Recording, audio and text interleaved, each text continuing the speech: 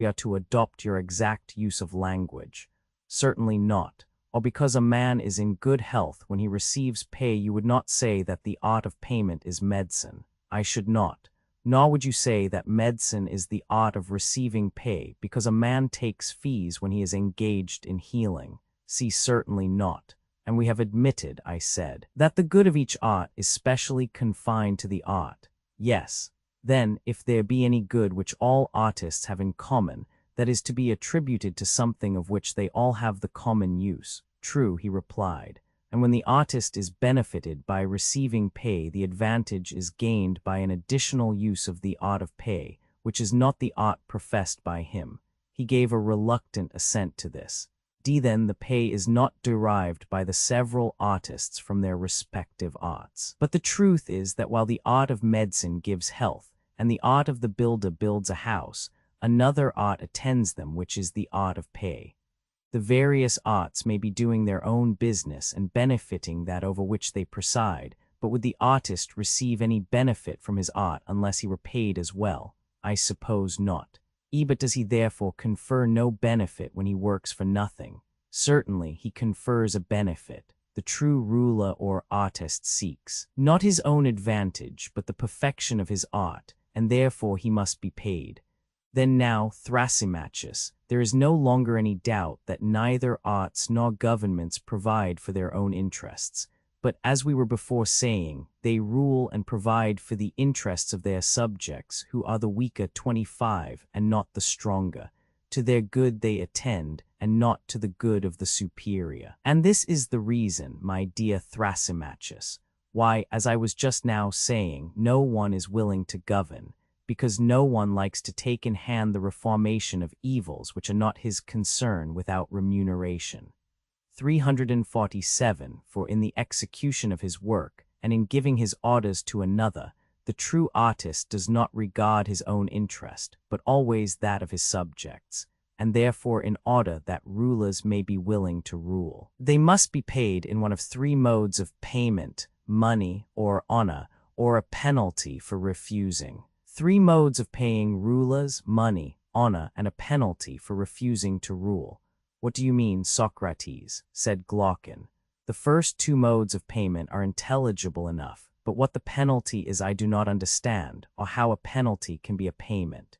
You mean that you do not understand the nature of this payment, which to the best men is the great inducement to rule.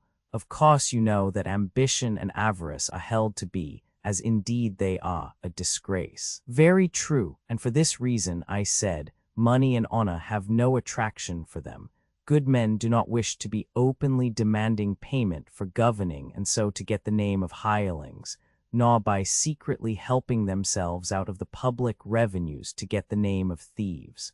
And not being ambitious, they do not care about honor. Wherefore necessity must be laid upon them, and they must be induced to serve from the fear of punishment. The penalty is the evil of being ruled by an inferior. And this, as I imagine, is the reason why the forwardness to take office, instead of waiting to be compelled, has been deemed dishonorable. Now the worst part of the punishment is that he who refuses to rule is liable to be ruled by one who is worse than himself. And the fear of this, as I conceive, induces the good to take office, not because they would, but because they cannot help, not under the idea that they are going to have any benefit or enjoyment themselves. In a city composed wholly of good men, there would be a great unwillingness to rule, but as a necessity, and because they are not able to commit the task of ruling to anyone who is better than themselves, or indeed as good. For there is reason to think that if a city were composed entirely of good men, then to avoid office would be as much an object of contention as to obtain office is at present. Then we should 26 have plain proof that the true ruler is not meant by nature to regard his own interest, but that of his subjects. And every one who knew this would choose rather to receive a benefit from another than to have the trouble of conferring one. So far am I from agreeing with Thrasymachus that justice is the interest of the stronger. Thrasymachus maintains that the life of the unjust is better than the life of the just. This latter question need not be further discussed at present, but when Thrasymachus says that the life of the unjust is more advantageous than that of the just, his new statement appears to me to be of a far more serious character. Which of us has spoken truly, and which sort of life, Glaucon, do you prefer? I for my part deem the life of the just to be the more advantageous, he answered. Socrates, Glaucon, Thrasymachus. 348. Did you hear all the advantages of the unjust which Thrasymachus was rehearsing? Yes, I heard him, he replied, but he has not convinced me. Then shall we try to find some way of convincing him, if we can, that he is saying what is not true? Most certainly, he replied. If I said he makes a set speech and we make another recounting all the advantages of being just, and he answers and we rejoin, there must be a numbering and measuring both the goods which are claimed on either side, and in the end we shall want judges to decide. But if we proceed in our inquiry as we lately did, by making admissions to one another, we shall unite the offices of judge and advocate in our own persons. Very good, he said. And which method do I understand you to prefer? I said. That which you propose. Well then, Thrasymachus, I said, suppose you begin at the beginning and answer me. You say that perfect injustice is more gainful than perfect justice. See, yes, that is what I say, and I have given you my reasons. And what is your view about them? Would you call one of them virtue and the other vice? Certainly. A paradox still more extreme, that injustice is virtue. I suppose that you would call justice virtue and injustice vice. What a charming notion. So likely too, seeing that I affirm injustice to be profitable and justice not. 27. What else then would you say? Socrates, Thrasymachus. The opposite, he replied. And would you call justice vice? No, I would rather say sublime simplicity.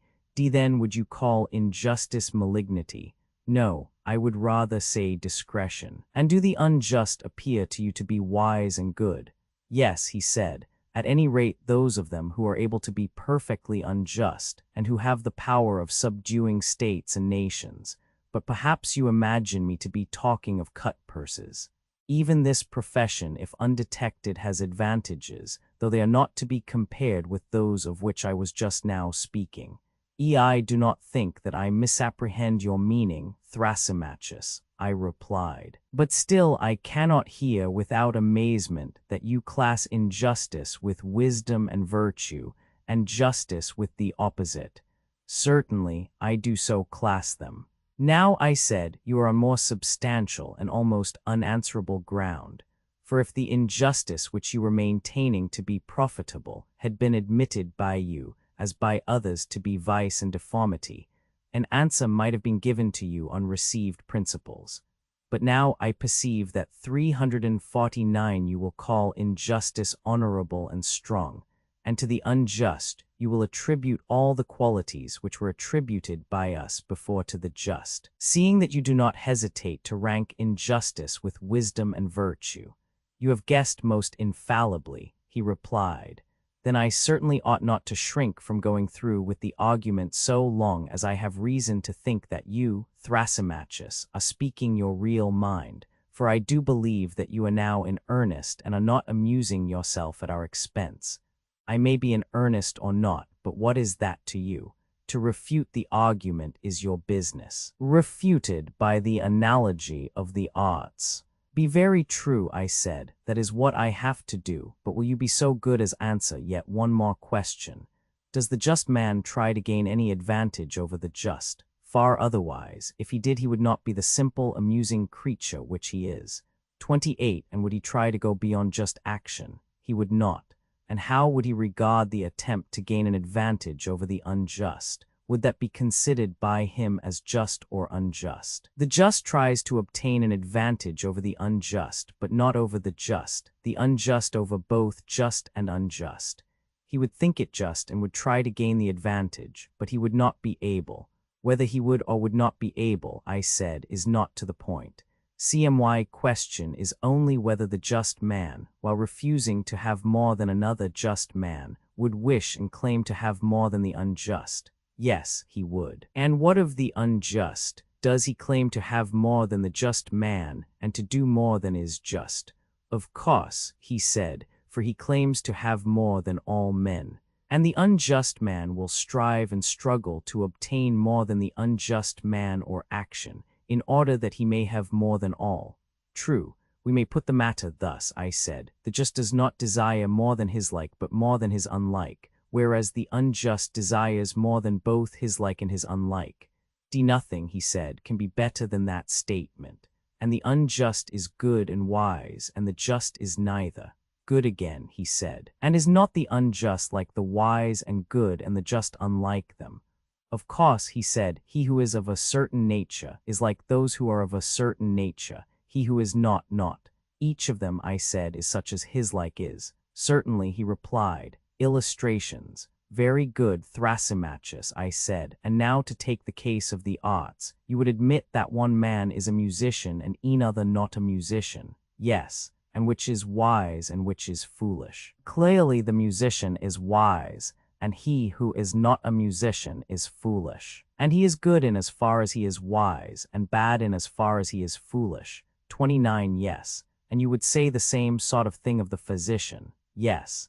And do you think, my excellent friend, that a musician, when he adjusts the lyre, would desire or claim to exceed or go beyond a musician in the tightening and loosening the strings? I do not think that he would, but he would claim to exceed the non-musician, of course. 350. And what would you say of the physician? In prescribing meats and drinks, would he wish to go beyond another physician or beyond the practice of medicine? He would not, but he would wish to go beyond the non-physician. Yes. The artist remains within the limits of his art, and about knowledge and ignorance in general. See whether you think that any man who has knowledge ever would wish to have the choice of saying or doing more than another man who has knowledge. Would he not rather say or do the same as his like in the same case? That, I suppose, can hardly be denied. And what of the ignorant? Would he not desire to have be more than either the knowing or the ignorant? I dare say. And the knowing is wise, yes, and the wise is good, true. Then the wise and good will not desire to gain more than his like, but more than his unlike and opposite, I suppose so. Whereas the bad and ignorant will desire to gain more than both, yes. But did we not say, Thrasymachus, that the unjust goes beyond both his like and unlike? Were not these your words? They were. And similarly, the just man does not exceed the limits of other just men. See, and you also said that the just will not go beyond his like, but his unlike. 30. Yes. Then the just is like the wise and good, and the unjust like the evil and ignorant. That is the inference. And each of them is such as his like is. That was admitted. Then the just has turned out to be wise and good, and the unjust evil and ignorant. Thrasymachus perspiring and even blushing. Thrasymachus made all these admissions, not fluently, as die repeat them, but with extreme reluctance.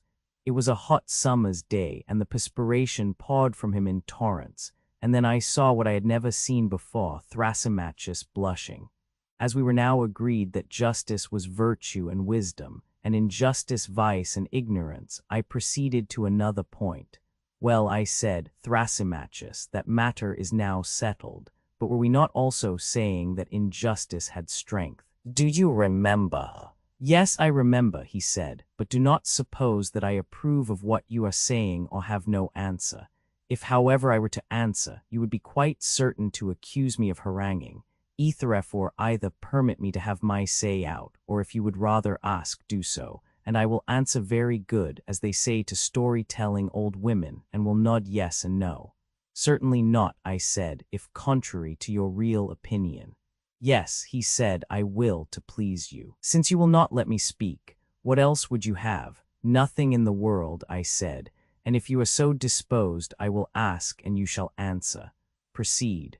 Then I will repeat the question which I asked before, in 351 order that our examination of the relative nature of justice and injustice may be carried on regularly. A statement was made that injustice is stronger and more powerful than justice, but now justice, having been identified with wisdom and virtue, is easily shown to be stronger than injustice, if injustice is ignorance. This can no longer be questioned by anyone.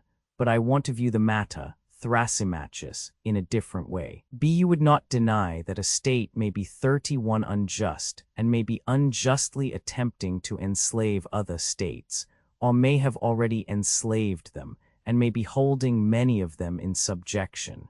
True, he replied, and I will add, that the best and most perfectly unjust state will be most likely to do so.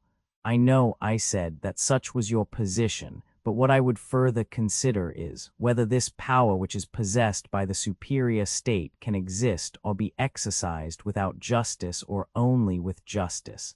At this point, the temper of Thrasymachus begins to improve. CP 5, 450a 6, 498c. If you are right in your view and justice is wisdom, then only with justice, but if I am right, then without justice. I am delighted, Thrasymachus, to see you not only nodding assent and dissent, but making answers which are quite excellent. That is out of civility to you, he replied. You are very kind, I said, and would you have the goodness also to inform me whether you think that a state, or an army, or a band of robbers and thieves, or any other gang of evil-doers could act at all if they injured one another? D&O indeed, he said, they could not. But if they abstained from injuring one another, then they might act together better. Yes, and this is because injustice creates divisions and hatreds and fighting, and justice imparts harmony and friendship. Is not that true, Thrasymachus? Perfect injustice, whether in state or individuals, is destructive to them. I agree, he said, because I do not wish to quarrel with you. How good of you, I said, but I should like to know also whether injustice, having this tendency to arouse hatred, wherever existing among slaves or among freemen, will not make them hate one another and set them at variance and render them incapable of common action. Certainly. And even if injustice be found in two only, will they not quarrel and fight, and become enemies to one another and to the just? They will. And suppose injustice abiding in a single person, would your wisdom say that she loses, or that she retains her natural power? 32. Let us assume that she retains her power. Yet is not the power which injustice exercises of such a nature that wherever she takes up her abode, whether in a city, in an army, in a family, or in any other body, that body is, 352 to begin with, rendered incapable of united action by reason of sedition and distraction? And does it not become its own enemy and at variance with all that opposes it and with the just? Is not this the case? Yes, certainly. And is not injustice equally fatal when existing in a single person? In the first place, rendering him incapable of action because he is not at unity with himself, and in the second place, making him an enemy to himself and the just. Is not that true, Thrasymachus? Yes. And O my friend, I said, surely the gods are just. Granted that they are. But if so, the unjust will be the enemy of the gods, and the just will be their friend. Feast away in triumph. And take your fill of the argument. I will not oppose you, lest I should displease the company. Recapitulation. Well then, proceed with your answers, and let me have the remainder of my repast. For we have already shown that the just are clearly wiser and better and abler than the unjust, and that the unjust are incapable of common action. Sine ma, that to speak as we did of men who are evil acting at any time vigorously together, is not strictly true, for if they had been perfectly evil, they would have laid hands upon one another. But it is evident that there must have been some remnant of justice in them, which enabled them to combine. If there had not been, they would have injured one another as well as their victims. They were but half villains in their enterprises, for had they been whole villains and utterly unjust, they would have been utterly incapable of action. That, as I believe, is the truth of the matter, and not what you said at first. But whether the just have a better and happier life than the unjust is a further question which we also propose to consider. I think that they have, and for the reasons which I have given, but but still 33 I should like to examine further, for no light matter is at stake, nothing less than the rule of human life. Proceed. Illustrations of ends and excellences preparatory to the inquiry into the end and excellence of the soul. I will proceed by asking a question. Would you not say that a horse has some end? I should. And the end or use of a horse or of anything would be that which could not be accomplished, or not so well accomplished, by any other thing. I do not understand, he said. Let me explain. Can you see except with the eye? Certainly not. Or hear except with the ear? No. These then may be truly said to be the ends of these organs. They may. 353 But you can cut off a vine branch with a dagger or with a chisel, and in many other ways, of course, and yet not so well as with a pruning hook made for the purpose. True. May we not say that this is the end of a pruning hook? We may. Then now I think you will have no difficulty in understanding my meaning when I ask the question whether the end of anything would be that which could not be accomplished, or not so well accomplished, by any other thing. I understand your meaning, he said, and assent. All things which have ends have also virtues and excellences by which they fulfill those ends, and that to which an end is appointed has also an excellence. Need I ask again whether the eye has an end? It has. And has not the eye an excellence? Yes. And the ear has an end and an excellence also. True. And the same is true of all other things. They have each of them an end and a special excellence. That is so. Well, and can the eyes fulfill their end if they are 34 wanting sin their own proper excellence and have a defect instead? How can they, he said, if they are blind and cannot see? You mean to say if they have lost their proper excellence, which is sight, but I have not arrived at that point yet. I would rather ask the question more generally, and only inquire whether the things which fulfill their ends fulfill them by their own proper excellence, and fail of fulfilling them by their own defect. Certainly, he replied. I might say the same of the ears. When deprived of their own proper excellence, they cannot fulfill their end. True. And the same observation will apply to all other things. I agree. And the soul has a virtue and an end, the virtue justice, the end happiness. Well, and has not the soul an end which nothing else can fulfill? For example, to superintend and command and deliberate and the like. Are not these functions proper to the soul, and can they rightly be assigned to any other? To no other. And is not life to be reckoned among the ends of the soul? Assuredly, he said. And has not the soul an excellence also? Yes. And can she or can she not fulfill her own ends when deprived of that excellence? She cannot. Then an evil soul must necessarily be an evil ruler and superintendent, and the good soul a good ruler. Yes, necessarily. Hence justice and happiness are necessarily connected, and we have admitted that justice is the excellence of the soul, and injustice the defect of the soul. That has been admitted. Then the just soul and the just man will live well, and the unjust man will live ill. That is what your argument proves. 354 And he who lives well is blessed and happy, and he who lives ill the reverse of happy. Certainly. Then the just is happy, and the unjust miserable. 35 So be it. But happiness and not misery is profitable, of course. Then, my blessed Thrasymachus, injustice can never be more profitable than justice. Let this, Socrates, he said, be your entertainment at the Bendidia. Socrates is displeased with himself and with the argument, for which I am indebted to you, I said, now that you have grown gentle towards me and have left off scolding. Nevertheless, I have not been well entertained, but that was my own fault and not yours. As an epicure snatches a taste of every dish which is successively brought to table, he not having allowed himself time to enjoy the one before, so have I gone from one subject to another without having discovered what I sought at first, the nature of justice. I left that inquiry and turned away to consider whether justice is virtue and wisdom or evil and folly. And when there arose a further question about the comparative advantages of justice and injustice, I could not refrain from passing on to that. And the result of the whole discussion has been that I know nothing at all.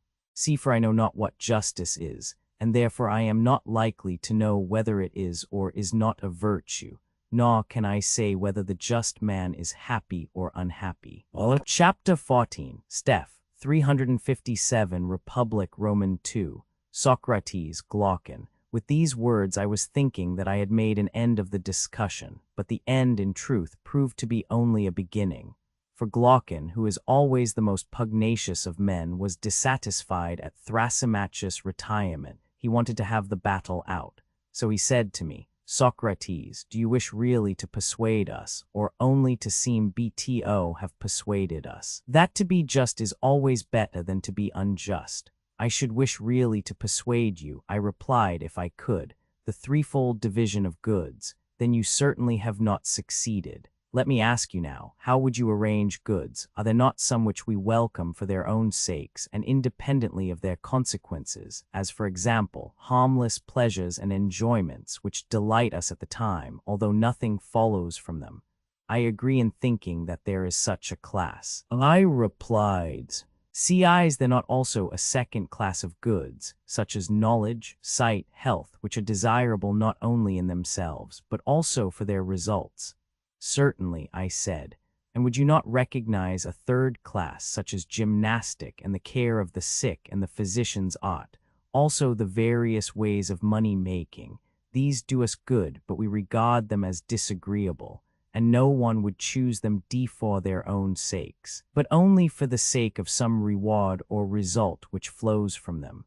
There is, I said, this third class also. But why do you ask? Because I want to know in which of the three classes you would place justice. 358 in the highest class, I replied, among those goods which 37 he who would be happy desires both for their own sake and for the sake of their results. Then the many are of another mind. They think that justice is to be reckoned in the troublesome class, among goods which are to be pursued for the sake of rewards and of reputation, but in themselves are disagreeable and rather to be avoided. I know, I said, that this is their manner of thinking, and that this was the thesis which Thrasymachus was maintaining just now, when he censured justice and praised injustice. But I am too stupid to be convinced by him. Three heads of the argument. 1. The nature of justice. 2. Justice a necessity but not a good. 3. The reasonableness of this notion. I wish, he said, that you would hear me as well as him, and then I shall see whether you and I agree. For Thrasymachus seems to me like a snake to have been charmed by your voice sooner than he ought to have been. But to my mind the nature of justice and injustice have not yet been made clear, setting aside their rewards and results. I want to know what they are in themselves, and how they inwardly work in the soul. If you please, then, I will revive the argument of Thrasymachus. See, and first, I will speak of the nature and origin of justice according to the common view of them. Secondly, I will show that all men who practice justice do so against their will, of necessity, but not as a good. And thirdly, I will argue that there is reason in this view, for the life of the unjust is after all better far than the life of the just. If what they say is true, Socrates, since I myself am not of their opinion. But still I acknowledge that I am perplexed when I hear the voices of Thrasymachus and myriads of others dinning in my ears, and on the other hand, I have never yet heard the superiority of justice to injustice maintained by anyone in a satisfactory way. I want to hear justice praised in respect of itself, then I shall be satisfied, and you are the person from whom I think that I am most likely to hear this. And therefore I will praise the unjust life to the utmost of my power, and my manner of speaking will indicate the manner in which I desire to hear you too praising justice and censuring injustice. Will you say whether you approve of my proposal? Indeed I do. Nor can I imagine any theme about which a man of sense would oftener wish to converse. 38 Glaucon. I am delighted, he replied, to hear you say so, and shall begin by speaking, as I proposed, of the nature and origin of justice. Justice a compromise between doing and suffering evil. They say that to do injustice is by nature good, to suffer injustice evil. but that the evil is greater than the good. And so when men have both done and suffered injustice, and 359 have had experience of both, not being able to avoid the one and obtain the other, they think that they had better agree among themselves to have neither. Hence there arise laws and mutual covenants, and that which is ordained by law is termed by them lawful and just. This they affirm to be the origin and nature of justice. It is a mean or compromise between the best of all, which is to do injustice and not be punished, and the worst of all, which is to suffer injustice without the power of retaliation. And justice, being at a middle point between the two, is tolerated not as a good, but as the lesser evil, and honored by reason of the inability of men to do injustice. For no man who is worthy to be called a man would ever submit to such an agreement if he were able to resist. He would be mad if he did. Such is the received account, Socrates, of the nature and origin of justice. Now that those who practice justice do so involuntarily, and because they have not the power to be unjust, will best appear if we imagine something of this kind. Having given both to the just and the unjust power to do what they will, let us watch and see whither desire will lead them. Then we shall discover in the very act the just and unjust man to be proceeding along the same road, following their interest, which all natures deem to be their good, and are only diverted into the path of justice by the force of law. The liberty which we are supposing may be most completely given to them in the form of such a power as is said to have been depossessed by Gyges, the ancestor of Croesus the Lydian one. The story of Gyges. According to the tradition, Gyges was a shepherd in the service of the king of Lydia. There was a great storm, and an earthquake made an opening in the earth at the place where he was feeding his flock. Amazed at the sight, he 39 descended into the opening, where, among other marvels, he beheld a hollow brazen horse, having doors, at which he stooping and looking in saw a dead body of stature, as appeared to him, more than human, and having nothing on but a gold ring. Ethys he took from the finger of the dead and rescinded. Now the shepherds met together, according to custom, that they might send their monthly report about the flocks to the king. Into their assembly he came having the ring on his finger, and as he was sitting among them, he chanced to turn the collet of the ring inside his hand, when instantly he became invisible to the rest of the company, and they began to speak of him as if he were no longer present. 360 he was astonished at this, and again touching the ring, he turned the collet outwards and reappeared. He made several trials of the ring, and always with the same result. When he turned the collet inwards, he became invisible. When outwards, he reappeared.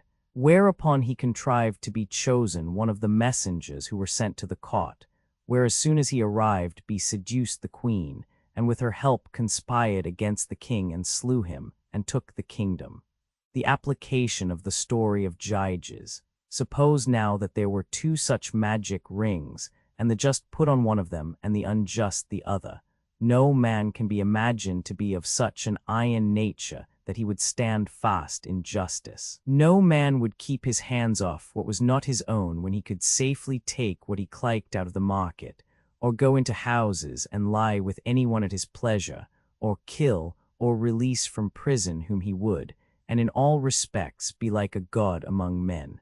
Then the actions of the just would be as the actions of the unjust. They would both come at last to the same point. And this we may truly affirm to be a great proof that a man is just, not willingly, or because he thinks that justice is any good to him individually, but of necessity.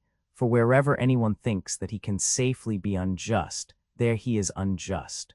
For dull men believe in their hearts that injustice is far more profitable to the individual than justice, and he who argues as I have been supposing will say that they are right. If you could imagine anyone obtaining this power of becoming invisible, and never doing any wrong or touching what was another's, he would be thought by the lookers-on to be a 40-most wretched idiot, although they would praise him to one another's faces, and keep up appearances with one another from a fear that they too might suffer injustice. Enough of this. 1 reading gamma, upsilon nu letter 1 fc3, tau letter 1 ff7, kappa rho omicron iota sigma omicron upsilon, tau omicron letter 1 fe6, lambda upsilon delta omicron letter 1 fe6, pi rho omicron gamma omicron nu letter 1 ff3. Now, if we are to form a real judgment of the life of the just and unjust, we must isolate them. There is no other way. And how is the isolation to be effected? I answer, let the unjust man be entirely unjust, and the just man entirely just. Nothing is to be taken away from either of them, and both are to be perfectly furnished for the work of their respective lives.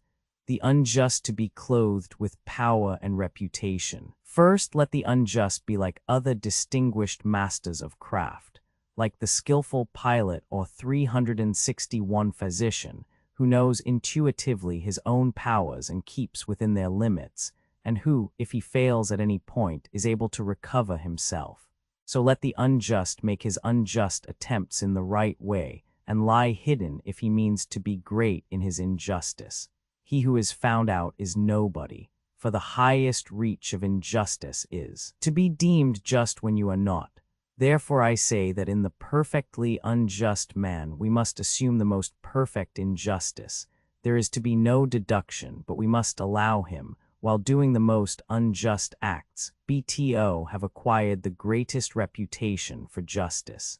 If he have taken a false step, he must be able to recover himself. He must be one who can speak with effect, if any of his deeds come to light, and who can force his way where force is required by his courage and strength, and command of money and friends.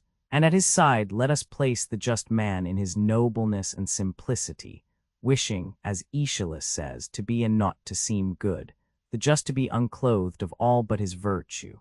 There must be no seeming, for if he seem to be just he will be honored and rewarded, and then we shall not know whether he is just for the sake of justice or for the sake of honors and rewards. Therefore, let him be clothed in justice only, and have no other covering. And he must be imagined in a state of life the opposite of the former. Let him be the best of men, and let him be thought the worst. Then he will have been put to the proof, and we shall see whether he will be affected by the fear of infamy and its consequences. And let him continue dethers to the hour of death, being just and seeming to be unjust. When both have reached the uttermost extreme, 41 the one of justice and the other of injustice. Let judgment be given which of them is the happier of the two. Socrates, Glaucon. Heavens, my dear Glaucon, I said, how energetically you polish them up for the decision, first one and then the other, as if they were two statues. I do my best, he said. And now that we know what they are like, there is no difficulty in tracing out the sort of life which awaits either of them. This I will proceed to describe, but as you may think the description a little too coarse, I ask you to suppose, Socrates, that the words which follow are not mine. Let me put them into the mouths of the eulogists of injustice. They will tell you that the just man who is thought unjust will be scourged, racked, bound, will have his eyes burnt out, and at last, after suffering every kind of evil, he will be impaled. Then he will understand that he 362 ought to seem only, and not to be, just. The just man will learn by each experience that he ought to seem and not to be just. The words of Aeschylus may be more truly spoken of the unjust than of the just. For the unjust is pursuing a reality. He does not live with a view to appearances. He wants to be really unjust and not to seem only. His mind has a soil deep and fertile, be out of which spring his prudent counsels. 2. In the first place, he is thought just and therefore bears rule in the city. He can marry whom he will and give in marriage to whom he will. The unjust who appears just will attain every sort of prosperity. Also, he can trade and deal where he likes, and always to his own advantage, because he has no misgivings about injustice. And at every contest, whether in public or private, he gets the better of his antagonists and gains at their expense, and is rich, and out of his gains he can benefit his friends and harm his enemies. Moreover, he can offer sacrifices and dedicate gifts to the gods abundantly and magnificently, and can honor the gods or any man whom he wants to honor in a far better style than the just, and therefore he is likely to be dearer than they are to the gods. And thus, Socrates, gods and men are said to unite in making the life of the unjust better than the life of the just. 2-7 against Thebes, 574. Adeimantus, Socrates. Di was going to say something in answer to Glaucon, when 42 Adeimantus, his brother, interposed. Socrates, he said, you do not suppose that there is nothing more to be urged. Why, what else is there? I answered. The strongest point of all has not been even mentioned, he replied. Well then, according to the proverb, let brother help brother. If he fails in any part, do you assist him? Although I must confess that Glaucon has already said quite enough to lay me in the dust and take from me the power of helping justice.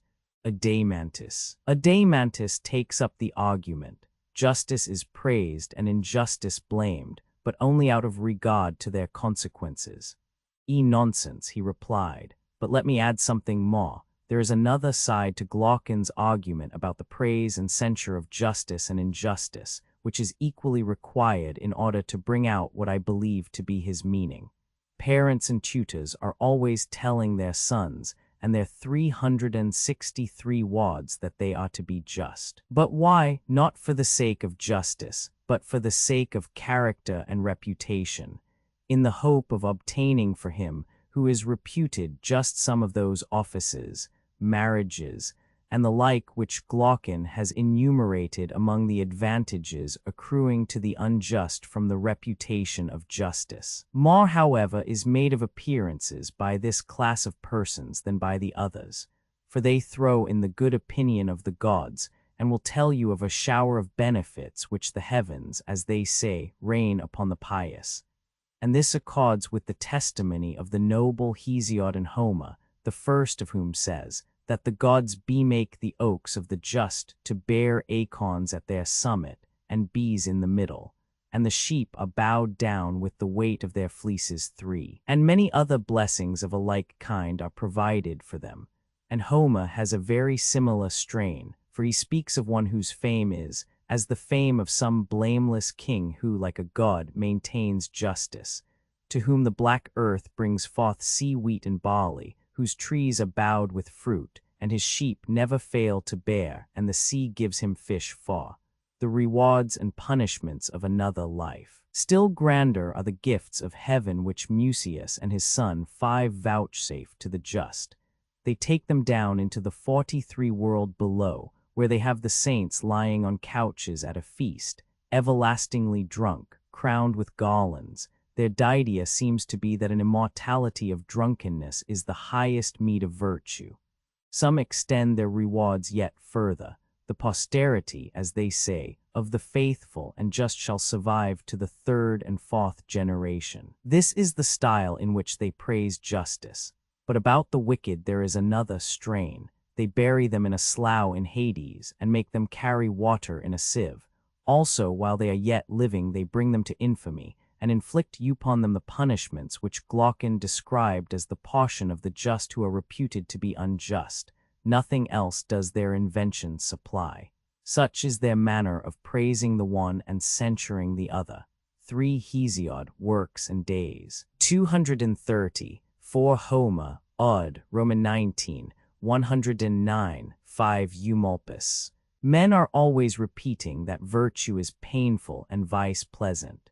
Once more, Socrates, I will ask you to consider another way of speaking about justice and injustice, which is not confined to the poets, 364, but is found in prose writers.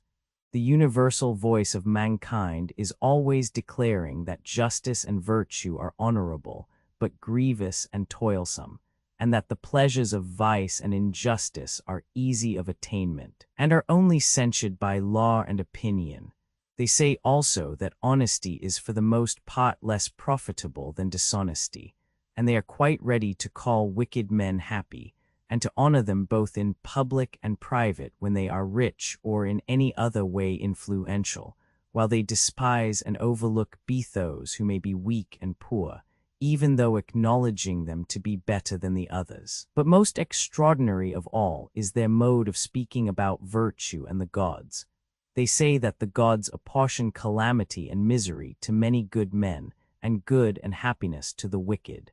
And mendicant prophets go to rich men's doors and persuade them that they have a power committed to them by the gods of making an atonement for man's own or his ancestors' sea sins by sacrifices or charms, with rejoicings and feasts, and they promise to harm an enemy, whether just or unjust, at a small cost, with magic arts and incantations binding heaven, as they say, to execute their will. And the poets are the authorities to whom they appeal, now smoothing the path of vice with the words of Hesiod. 44 vice may be had in abundance without trouble. Death way is smooth, and her dwelling place is near. But before virtue the gods have set toil 6, and a tedious and uphill road. Then citing Homer as a witness that the gods may be influenced by men, for he also says, the gods too may be turned from their purpose, and men pray to them and avert their wrath by sacrifices and soothing entreaties, and by libations and the odor of fat when they have sinned and transgressed 7. They are taught that sins may be easily expiated, and they produce a host of books written by Musaeus and Orpheus, who were children of the moon and the muses. That is what they say, according to which they perform their ritual, and persuade not only individuals but whole cities, that expiations and atonements for sin may be made by sacrifices and amusements which fill a vacant hour, and are equally at the service of the living and the dead. The latter 365 sought they call mysteries, and they redeem us from the pains of hell, but if we neglect them no one knows what awaits us. 6 Hesiod, Works and Days, 287. 7 Homer, Iliad, Roman 9, 493. The effects of all this upon the youthful mind. He proceeded, and now when the young hear all this said about virtue and vice, and the way in which gods and men regard them, how are their minds likely to be affected, my dear Socrates?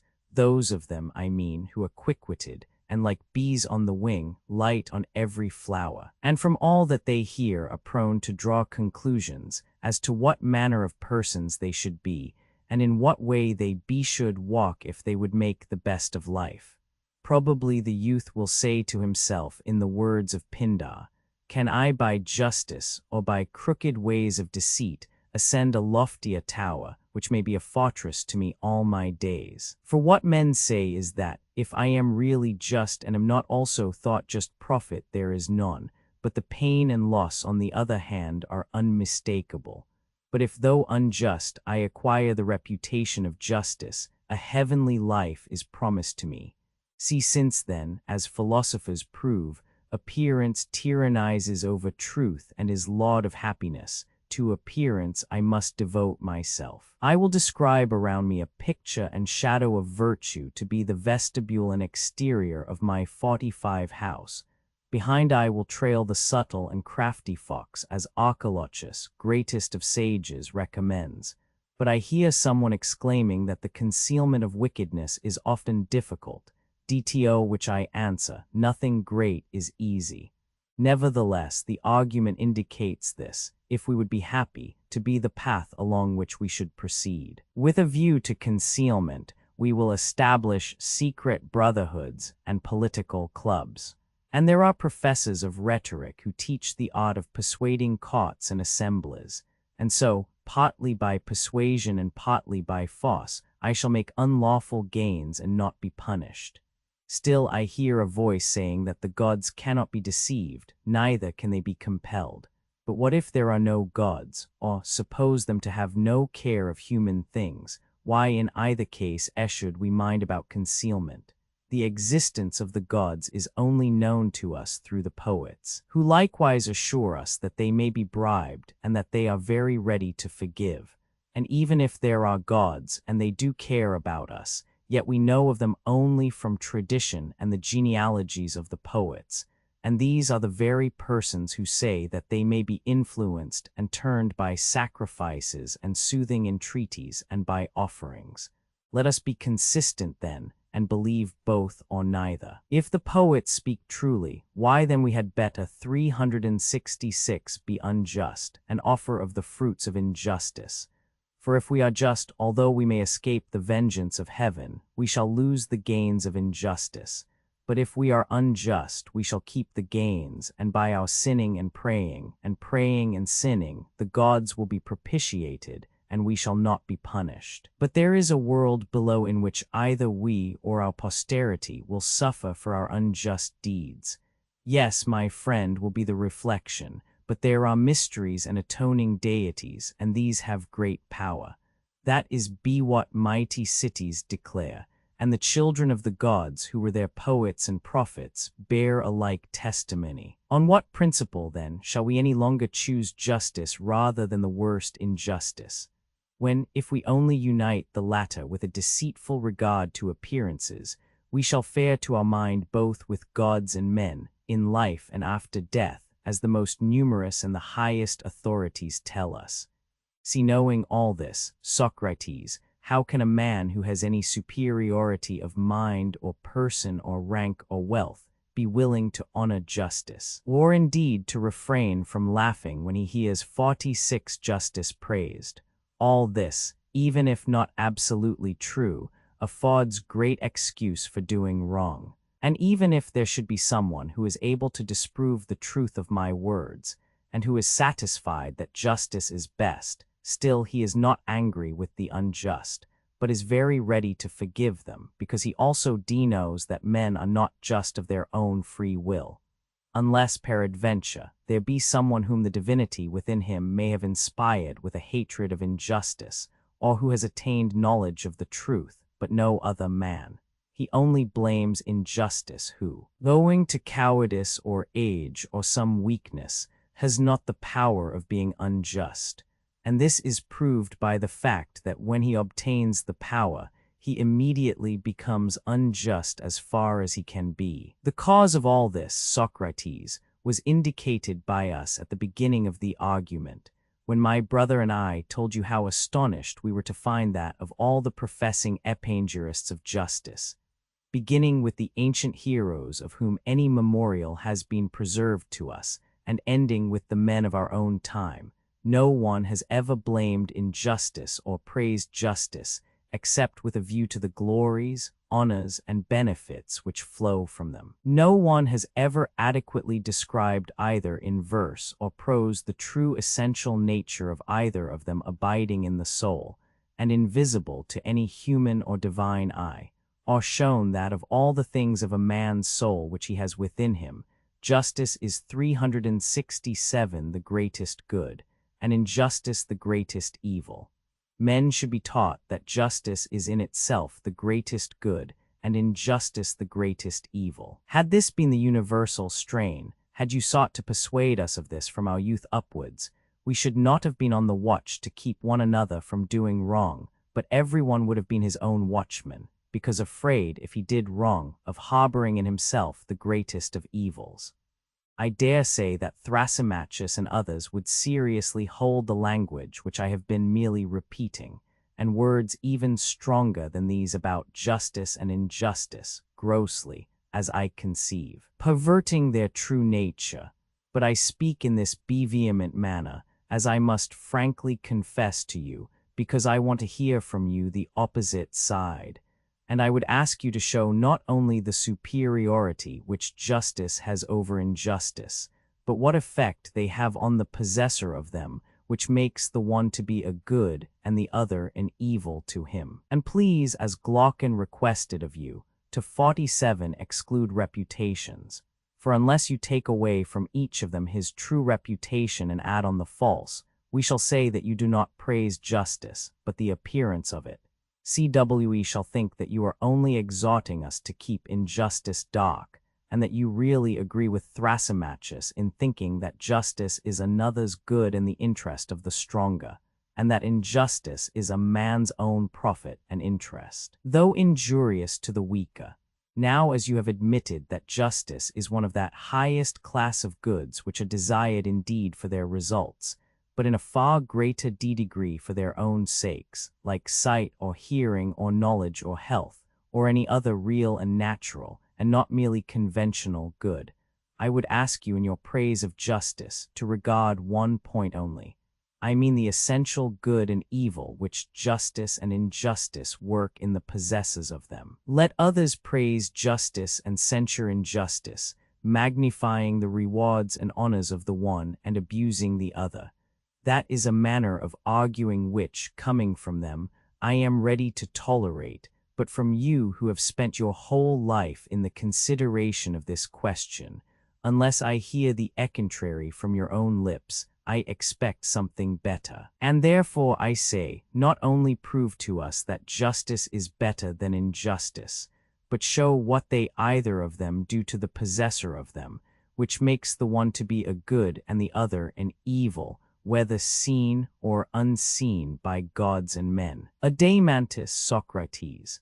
I had always admired the genius of Glaucon and Adeimantus, but on hearing these words I was quite delighted and said, 368 sons of an illustrious father, that was not a bad beginning of the elegiac verses which the admirer of Glaucon made in honor of you after you had distinguished yourselves at the battle of Megara.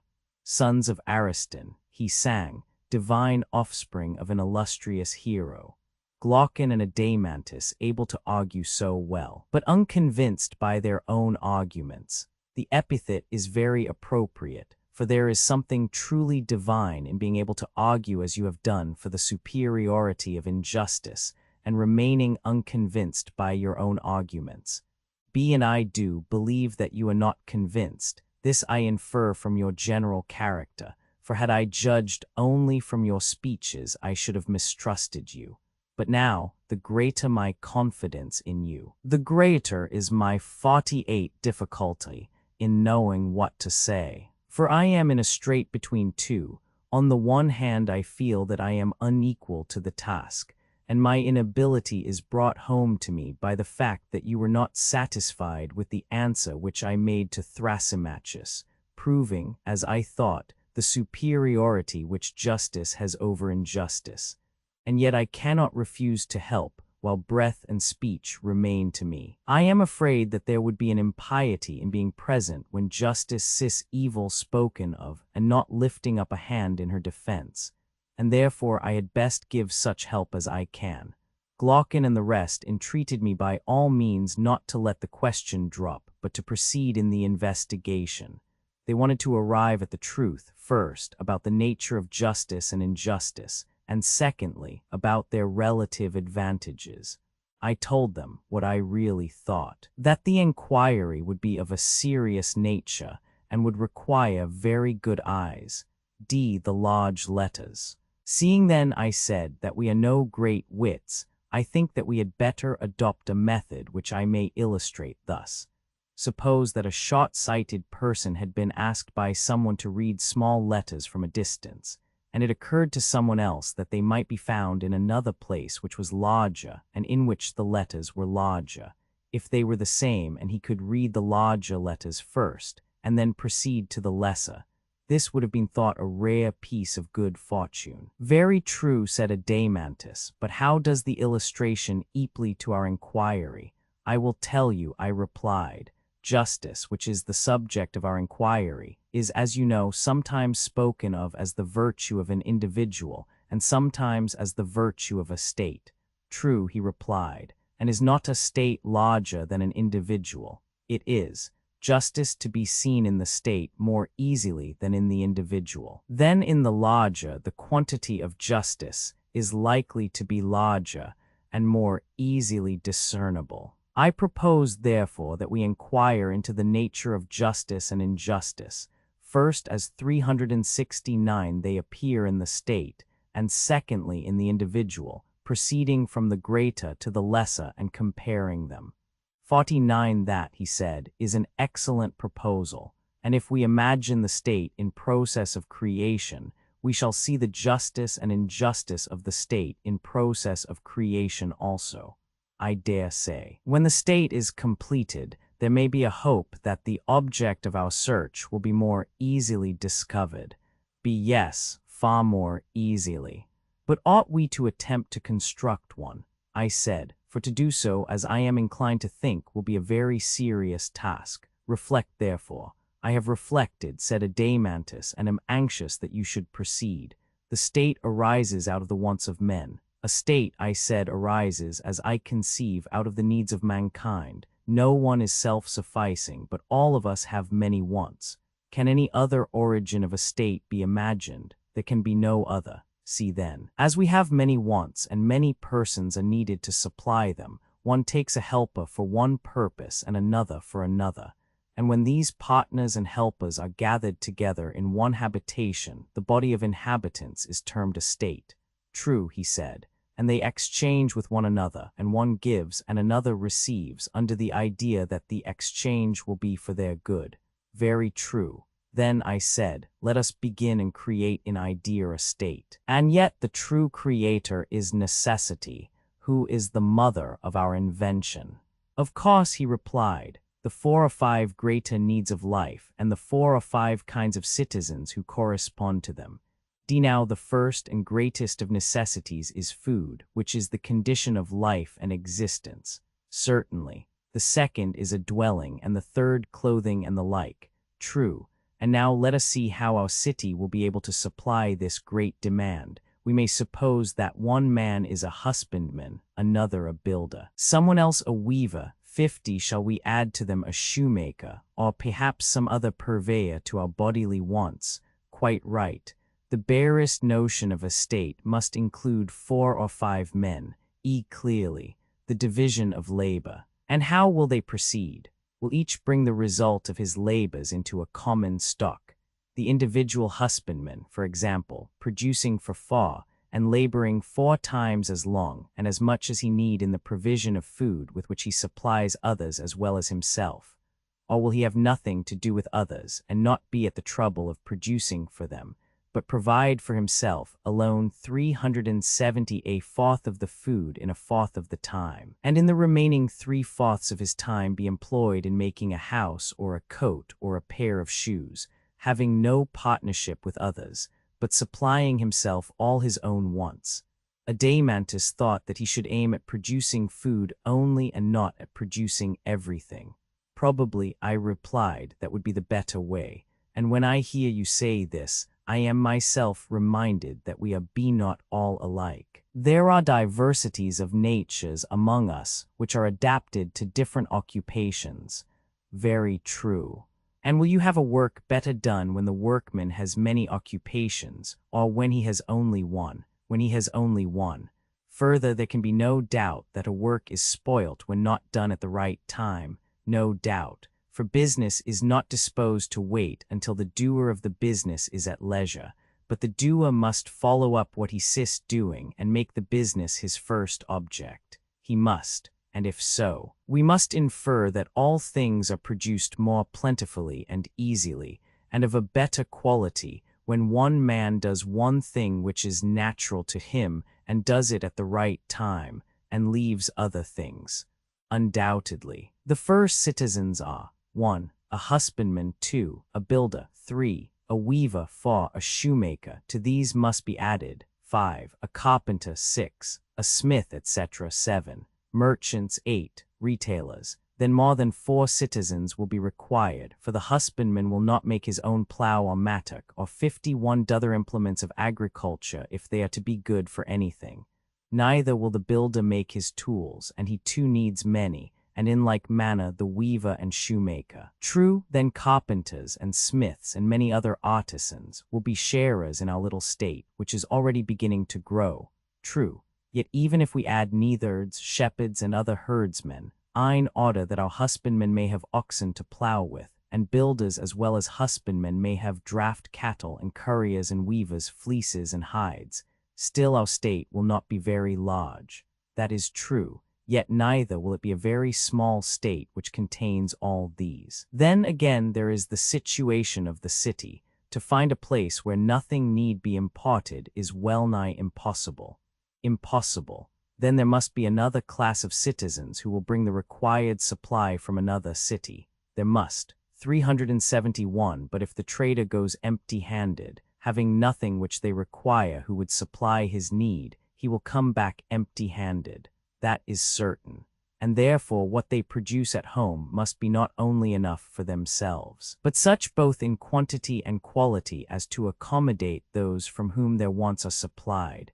Very true. Then more husbandmen and more artisans will be required. They will, not to mention the importers and exporters who are called merchants. Yes, then we shall want merchants, we shall. And if merchandise is to be carried over the sea, skillful sailors will also be needed, and in considerable numbers. Yes, in considerable numbers. Then again within the city, how will they exchange their 52 productions? To secure such an exchange was, as you will remember, one of our principal objects when we formed them into a society and constituted a state. Clearly they will buy and sell. Then they will need a marketplace and a money token for purposes of exchange. Certainly, the origin of retail trade. Suppose now that a husbandman or an artisan brings some production to market, and he comes at a time when there is no one to exchange with him. Is he to leave his calling and sit idle in the marketplace? Not at all. He will find people there who, seeing the want, undertake the office of salesmen. In well-ordered states, they are commonly those who are the weakest in bodily strength, and therefore of little use for any other purpose. Their duty is to be in the market, and to give money in exchange for goods to those who desire to sell, and to take money from those who desire to buy. This want then creates a class of retail traders in our state. Is not retailer the term which is applied to those who sit in the marketplace engaged in buying and selling, while those who wander from one city to another are called merchants? Yes, he said. And there is another class of servants who are intellectually hardly on the level of companionship. Still they have plenty of bodily strength for labor, which accordingly they sell, and are called, if I do not mistake, hirelings. Hire being the name which is given to the price of their labor. True, then hirelings will help to make up our population. Yes. And now, Adamantus, is our state matured and perfected? I think so. Where then is justice, and where is injustice, and in what part of the state did they spring up? 372 probably in the dealings of these citizens with one another. I cannot imagine that they are more likely to be found anywhere else. I dare say that you are right in your suggestion, I said. 53 We had better think the matter out, and not shrink from the inquiry. A picture of primitive life. Let us then consider, first of all, what will be their way of life, now that we have thus established them. Will they not produce corn and wine and clothes and shoes, and build houses for themselves? And when they are housed, they will work in summer, commonly, stripped and barefoot, but in winter substantially clothed and shod. They will feed on barley meal and flour of wheat, baking and kneading them, making noble cakes and loaves. These they will serve up on a mat of reeds or on clean leaves, themselves reclining the while upon beds strewn with yew or myrtle. And they and their children will feast, drinking of the wine which they have made, wearing garlands on their heads, and hymning the praises of the gods, in happy converse with one another. And they will take care that their families do not exceed their means, having an eye to poverty or war. Socrates, Glaucon. But said Glaucon, interposing, you have not given them a relish to their meal. True, I replied, I had forgotten. Of course they must have a relish, salt and olives and cheese, and they will boil roots and herbs such as country people prepare. For dessert we shall give them figs and peas and beans, and they will roast myrtle berries and acorns at the fire, drinking in moderation. And with such a diet they may be expected to live in peace and health to a good old age, and bequeath a similar life to their children after them. Yes, Socrates, he said, and if you were providing for a city of pigs, how else would you feed the beasts? But what would you have, Glaucon? I replied. Why, he said, you should give them the ordinary conveniences of life.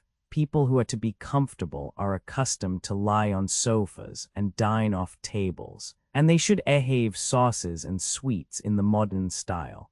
A luxurious state must be called into existence. Yes, I said, now I understand.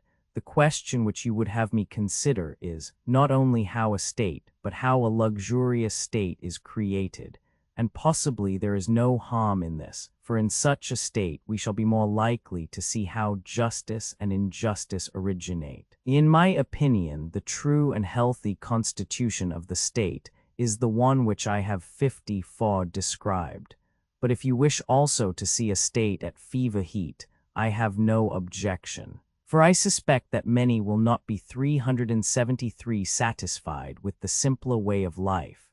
They will be for adding sofas and tables and other furniture, also dainties and perfumes and incense and courtesans and cakes, all these not of one sort only, but in every variety.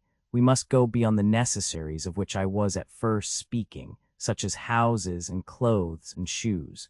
The arts of the painter and the embroiderer will have to be set in motion, and gold and ivory and all sorts of materials must be procured. Be true, he said, and in this many new callings will be required. Then we must enlarge our borders, for the original healthy state is no longer sufficient.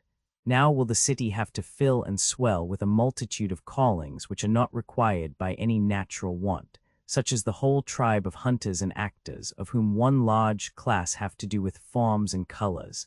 Another will be the votaries of music, poets, and their attendant train of rhapsodists, players, dancers, contractors. Also makers of divers kinds of articles, including women's dresses, and we shall want more servants.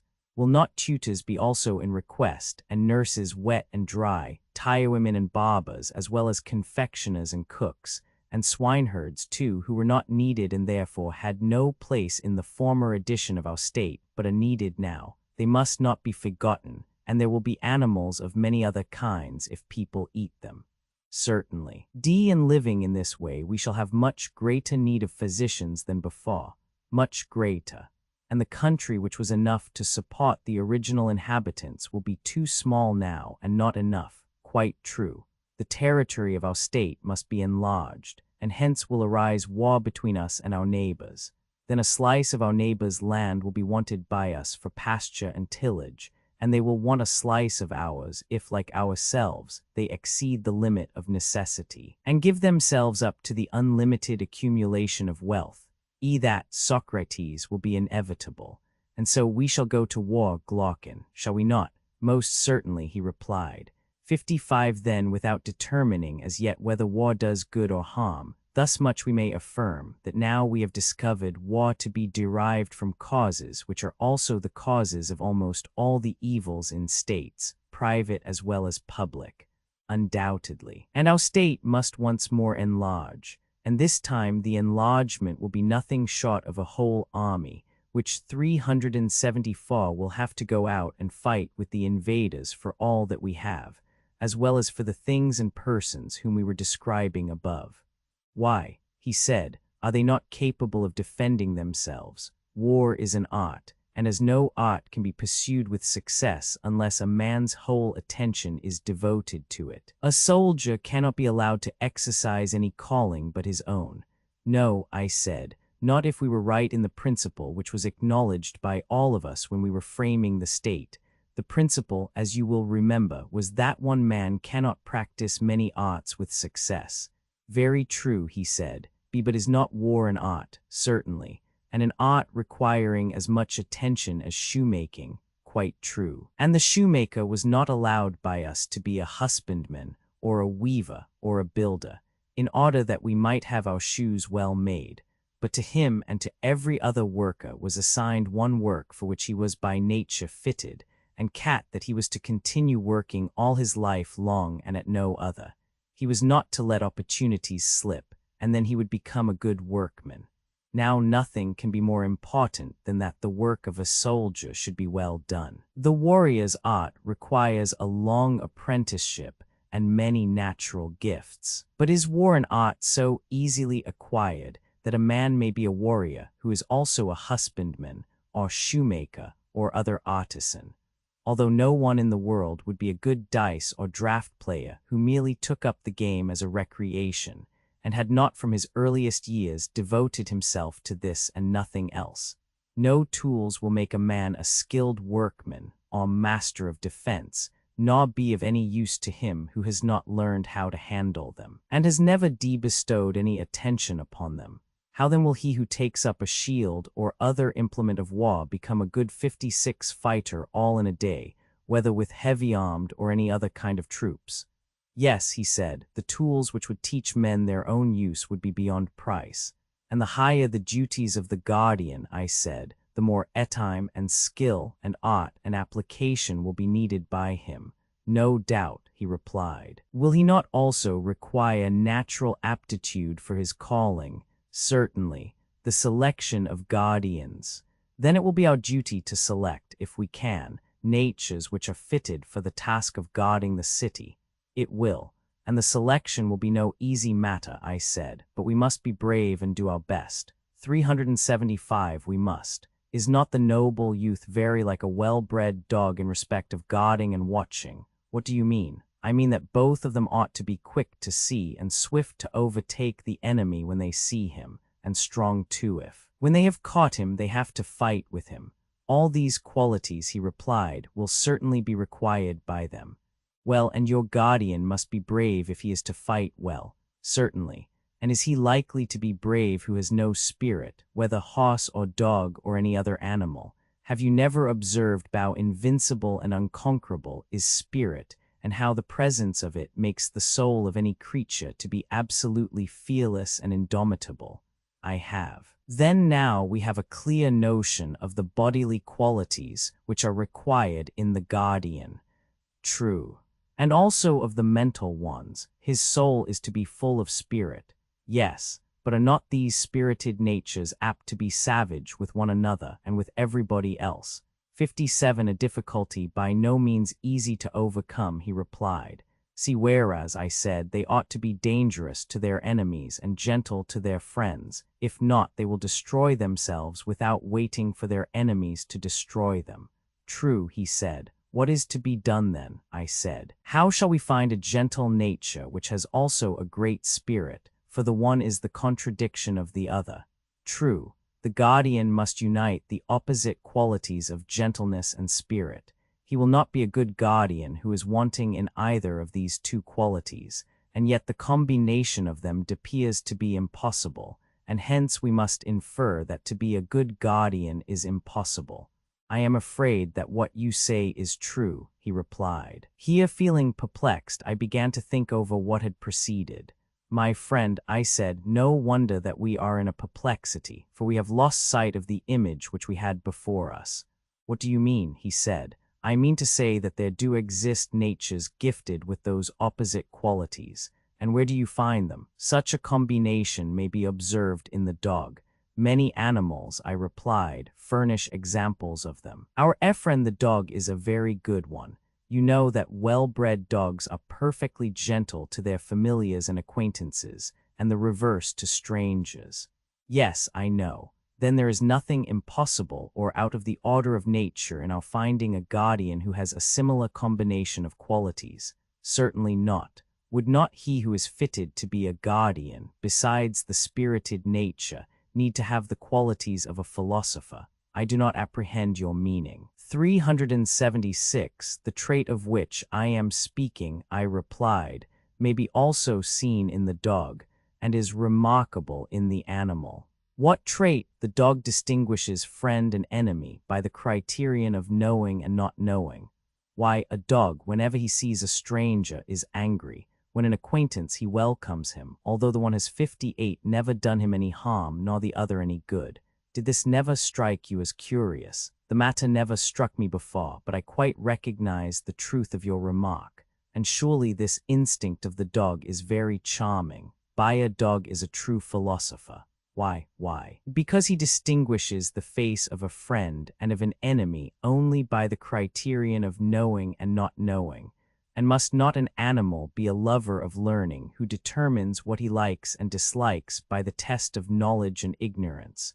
Most assuredly, whereby he is shown to be a philosopher. And is not the love of learning the love of wisdom, which is philosophy? They are the same, he replied. And may we not say confidently of man also, that he who is likely to be gentle to his friends and acquaintances, must by nature be a lover of wisdom and knowledge, that we may safely affirm. Then he who is to be a really good and noble guardian of the state will require to unite in himself philosophy and spirit and swiftness and strength, undoubtedly. How are our citizens to be reared and educated? Then we have found the desired natures, and now that we have found them, how are they to be reared and educated? Is not this an inquiry which may be expected to throw light on the greater inquiry which is our final end? How do justice and injustice grow up in states? For we do not want either to omit what is to the point or to draw out the argument to an inconvenient length. Socrates, Adeimantus. Adeimantus thought that the inquiry would be of great service to us.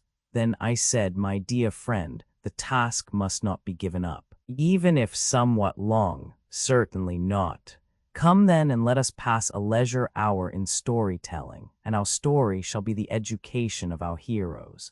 By all means, and what shall be their education? Can we find a better 59 than the traditional sought? And this has two divisions, gymnastic for the body and music for the soul.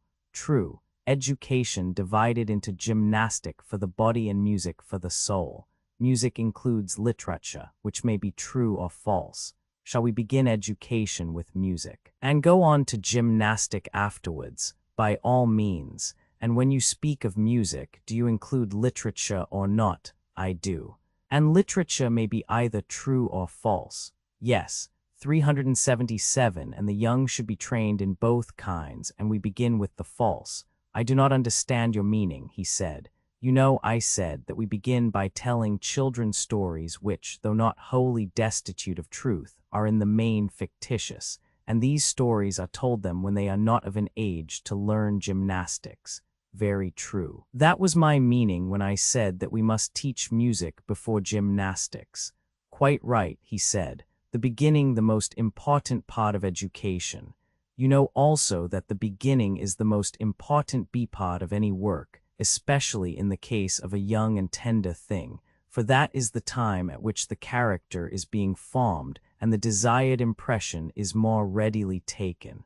Quite true. And shall we just carelessly allow children to hear any casual tales which may be devised by casual persons, and to receive into their minds ideas, for the most part the very opposite of those which we should wish them to have when they are grown up? We cannot. Works of fiction to be placed under a censorship. Then the first thing will be to establish a censorship of writers of fiction, and let the censors receive any tale of fiction which is good, and reject the bad. And we will desire mothers and nurses to tell their children the authorized ones only. Let them fashion the mind with such tales, even more fondly than they mold the body with their hands, but most of those which are now in use must be discarded. 60 of what tales are you speaking? He said.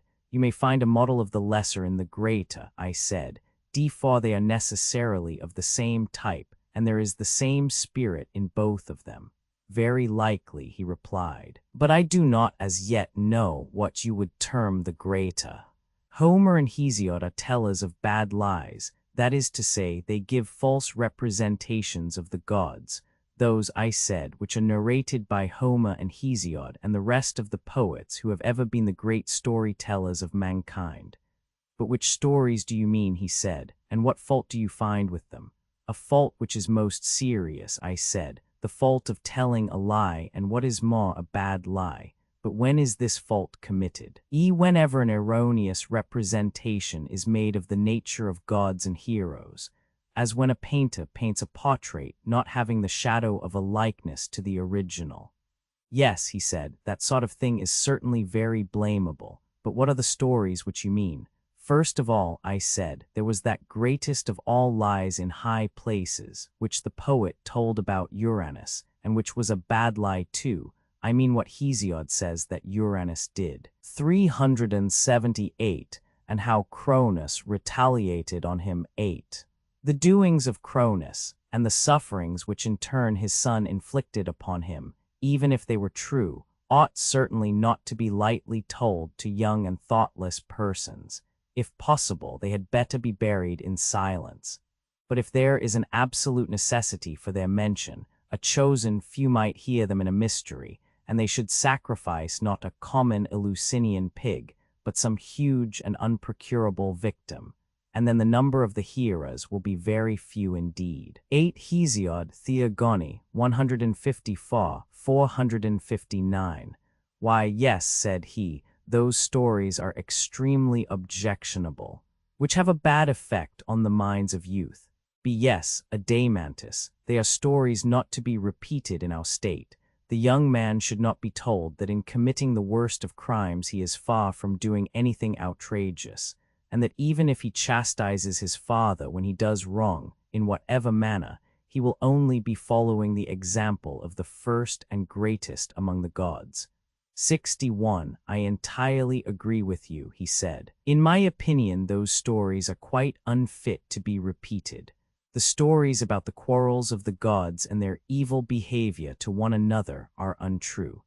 Neither, if we mean our future guardians to regard the habit of quarreling among themselves as of all things the basest, should any word be said to them of the wars in heaven, canned of the plots and fightings of the gods against one another, for they are not true. No, we shall never mention the battles of the giants, or let them be embroidered on garments, and we shall be silent about the innumerable other quarrels of gods and heroes with their friends and relatives. If they would only believe us, we would tell them that quarreling is unholy, and that never up to this time has there been any quarrel between citizens. This is what old men and old women should begin by telling children, and when they grow up. The poets also should be told to compose for them in a similar spirit. 9. But the narrative of Hephaestus binding here his mother, or how on another occasion Zeus sent him flying for taking her part when she was being beaten, and all the battles of the gods in Homer, and allegorical interpretations of them, are not understood by the young. These tales must not be admitted into our state, whether they are supposed to have an allegorical meaning or not. For a young person cannot judge what is allegorical, and is literal. Anything that he receives into his mind at that age is likely to become indelible and unalterable, and therefore it is most important that the tales which the young first hear should be models of virtuous thoughts. 9. Placing the comma after gamma rho alpha upsilon sigma iota, and not after gamma iota gamma nu omicron nu epsilon nu omicron iota sigma. There you are right, he replied. But if anyone asks where are such models to be found, and of what tales are you speaking, how shall we answer him? 379. I said to him, you and I, Adamantus, at this moment are not poets, but founders of a state. Now the founders of a state ought to know the general forms in which poets should cast their tales, and the limits which must be observed by them, but to make the tales is not their business. Very true, he said. But what are these forms of theology which you mean? God is to be represented as he truly is. Something of this kind, I replied. God is always to be represented as he truly is, whatever be the sort of poetry, epic, lyric, or tragic in which the representation is given.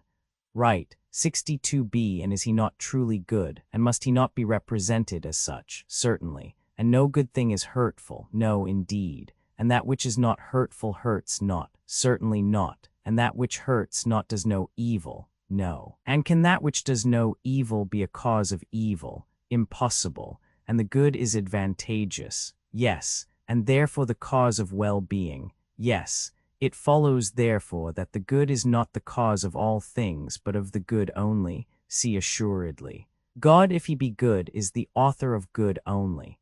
Then God, if he be good, is not the author of all things, as the many assert, but he is the cause of a few things only, and not of most things that occur to men. For few are the goods of human life, and many are the evils, and the good is to be attributed to God alone. Of the evils the causes are to be sought elsewhere, and not in him. That appears to me to be most true, he said, the fictions of the poets. Then we must not listen to Homer, or to any other poet who is guilty of the folly of saying that 2 casks lie at the threshold of Zeus. full of lots, one of good, the other of evil lots 10, and that he to whom Zeus gives a mixture of the two sometimes meets with evil fortune, at other times with good, but that he to whom is given the cup of unmingled ill, him wild hunger drives o'er the beauteous earth. And again, Zeus, who is the dispenser of good and evil to us. And if anyone asserts that the violation of oaths and treaties, 63, which was really the work of Pandarus 11, was brought about by Athene and Zeus, or that the strife and contention of the gods was instigated by Themis and Zeus 12, he shall not have our approval. Neither will we allow our young men to hear the words of Aeschylus, that 380 god plants guilt among men when he desires utterly to destroy a house. And if a poet writes of the sufferings of Niobe, the subject of the tragedy in which these iambic verses occur, or of the house of Pelops, or of the Trojan War, or on any similar theme, either we must not permit him to say that these are the works of God, or if they are of God, he must devise some explanation of them such as we are seeking, only that evil which is of the nature of punishment to be attributed to God. He must say that God did what was just and right, and they were the better for being punished, but that those who are punished are miserable, and that God is the author of their misery. The poet is not to be permitted to say, though he may say that the wicked are miserable because they require to be punished, and are benefited by receiving punishment from God, but that God being good is the author of evil to anyone is to be strenuously denied, and not to be said or sung or heard in verse or prose by anyone whether old or young in any well-ordered commonwealth. Such a fiction is suicidal, ruinous, impious. 10 Iliad, Roman 24, 527, 11 Iliad, Roman 2, 69, 12 Ib, Roman 20. I agree with you, he replied, and am ready to give my assent to the law. Let this then be one of our rules and principles concerning the gods, to which our poets and reciters will be expected to conform, that God is not the author of all things, but of good only. That will do, he said. And what do you think of a second principle? Shall I ask you whether God is a magician, and of a nature to appear insidiously now in one shape, and now in another, sometimes himself changing and passing into many forms, sometimes deceiving us with the semblance of such transformations? Or is he one and the same immutably fixed in his own proper image? 64 I cannot answer you, he said, without more thought. Things must be changed either by another or by themselves. Well, I said, but if we suppose a change in anything, that change must be effected either by the thing itself or by some other thing, most certainly. And things which are at their best are also least liable to be altered or discomposed. For example, when healthiest and strongest, the human frame is least liable to be affected by meats and drinks, and the plant which is in the fullest vigor also suffers least from winds or the heat of the sun or any similar causes. Of course, 381, and will not the bravest and wisest soul be least confused or deranged by any external influence? True. And the same principle, as I should suppose, applies to all composite things, furniture, houses, garments. When good and well made, they are least altered by time and circumstances. Very true. Be then everything which is good, whether made by art or nature, or both, is least liable to suffer change from without. True. But surely God and the things of God are in every way perfect. Of course they are. But God cannot be changed by other, and will not be changed by himself. Then he can hardly be compelled by external influence to take many shapes. He cannot. But may he not change and transform himself? Clearly, he said, that must be the case if he is changed at all. And will he then change himself for the better and fairer, or for the worse and more unsightly? If he change at all, he can only change for the worse, for we cannot suppose him to be deficient either in virtue or beauty. Very true, Adeimantus, but then, would any one, whether God or man, desire to make himself worse? Impossible. Then it is impossible that God should ever be willing to 65 change. being, as is supposed, the fairest and best that is conceivable, every god remains absolutely and forever in his own form. That necessarily follows, he said, in my judgment. Then I said, my dear friend, let none of the poets tell us that the gods, taking the disguise of strangers from other lands, walk up and down cities in all sorts of forms. 13. And let no one slander Proteus and Thetis, neither let anyone, either in tragedy or in any other kind of poetry, introduce here disguised in the likeness of a priestess asking an alms for the life-giving daughters of Inachus the river of Argos.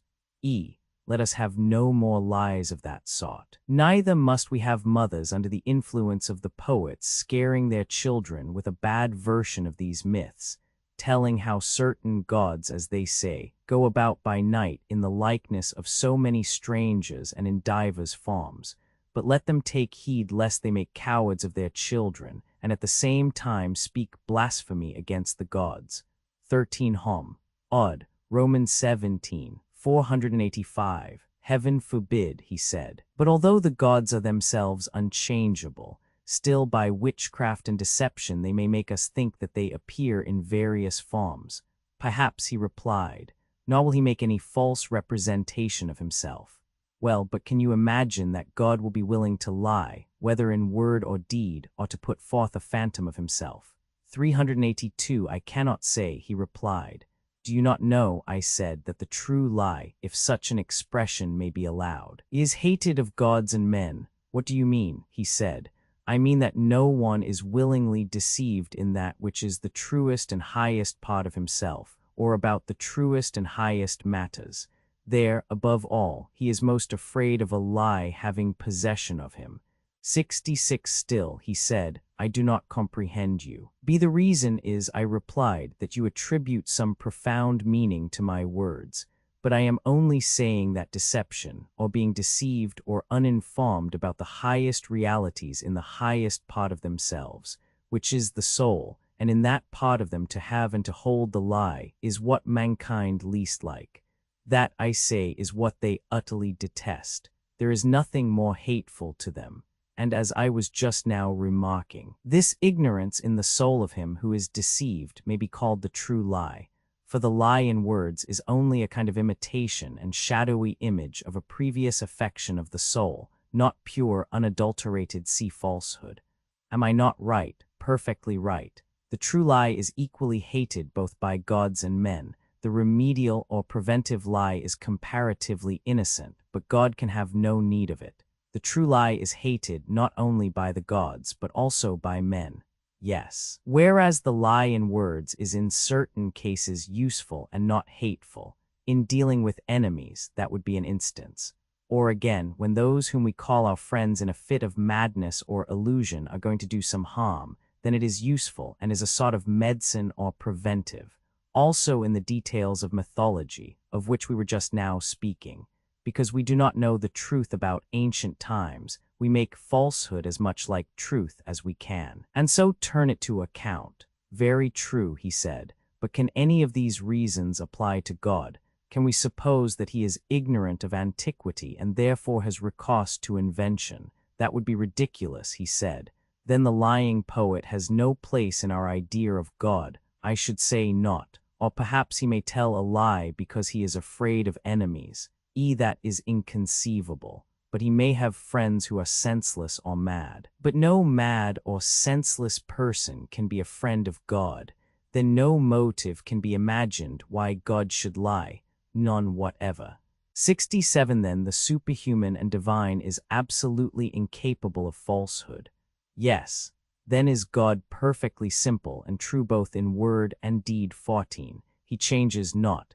He deceives not, either by sign or word, by dream or waking vision. 14 Omitting kappa alpha tau let 1 f70 phi alpha nu tau alpha sigma iota alpha sigma. 383 Your thoughts, he said, are the reflection of my own.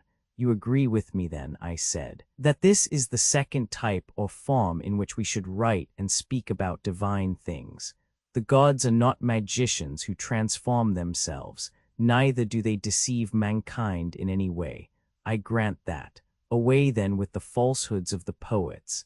Then, although we are admirers of Homer, we do not admire the lying dream which Zeus sends to Agamemnon. Neither will we praise the verses of Aeschylus in which Thetis says that Apollo at her nuptials was celebrating in song her fair progeny, whose days were to be long, and to know no sickness. And when he had spoken of my lot, as in all things blessed of heaven, he raised a note of triumph and cheered my soul. And I thought that the word of Phoebus, being divine and full of prophecy, would not fail. And now he himself who uttered the strain, he who was present at the banquet, and who said this, he it is who has slain my son 15 from a lost play. See, these are the kind of sentiments about the gods which will arouse our anger, and he who utters them shall be refused a chorus. Neither shall we allow teachers to make use of them in the instruction of the young, meaning, as we do, that our guardians, as far as men can be, should be true worshippers of the gods and like them. I entirely agree, he said, in these principles, and promised to make them my laws. Chapter 15, Steph, 386, Republic, Roman 3, Socrates, Adamantus, the discouraging lessons of mythology. Such then, I said, are our principles of theology. Some tales are to be told, and others are not to be told to our disciples from their youth upwards, if we mean them to honor the gods and their parents, and to value friendship with one another. Yes, and I think that our principles are right, he said, but if they are to be courageous, must they not learn other lessons besides these, and lessons of such a kind as will take away the fear of death? Can any man be courageous who has the fear of death in him? Certainly not, he said. And can he be fearless of death, or will he choose death in battle rather than defeat in slavery, who believes the world below to be real and terrible? Impossible. The description of the world below in Homer. Then we must assume a control over the narrators of this class of tales as well as over the others, and beg them not simply to revile, but rather to commend the world below, intimating to them that their descriptions are untrue and will do harm to our future warriors. That will be our duty, he said. Then I said, we shall have to obliterate many obnoxious passages, beginning with the verses. I would rather be a serf on the land of a poor and portionless man than rule over all the dead who have come to not one. We must also expunge the verse, which tells us how Plato feared, lest the mansions grim and squalid which the gods abhor should be seen both of mortals and immortals too. 69 And again, O heavens! Verily in the house of Hades there is soul and ghostly form, but no mind at all three. Again of Tiresias, to him even after death did Persephone grant mind, that he alone should be wise, but the other souls are flitting shades far. Again, the soul flying from the limbs had gone to Hades, lamenting her fate, leaving manhood and youth 5. Again, 387 And the soul, with shrilling cry, passed like smoke beneath the earth 6. And as bats in hollow of mystic cavern, whenever any of them has dropped out of the string and falls from the rock, fly shrilling and cling to one another, so did they with shrilling cry hold together as they moved 7.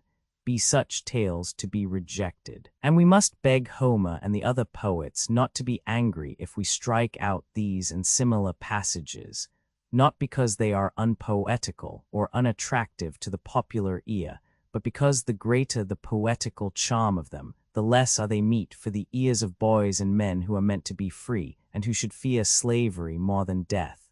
1 Odd, Roman 11, 489, 2 Ill, Roman 20, 64, 3 Ill, Roman 23, 103, 4 Odd X, 495, 5 Ill, Roman 16, 856, 6 Ib, Roman 23, 100, 7 Odd, Roman 24, 6, undoubtedly.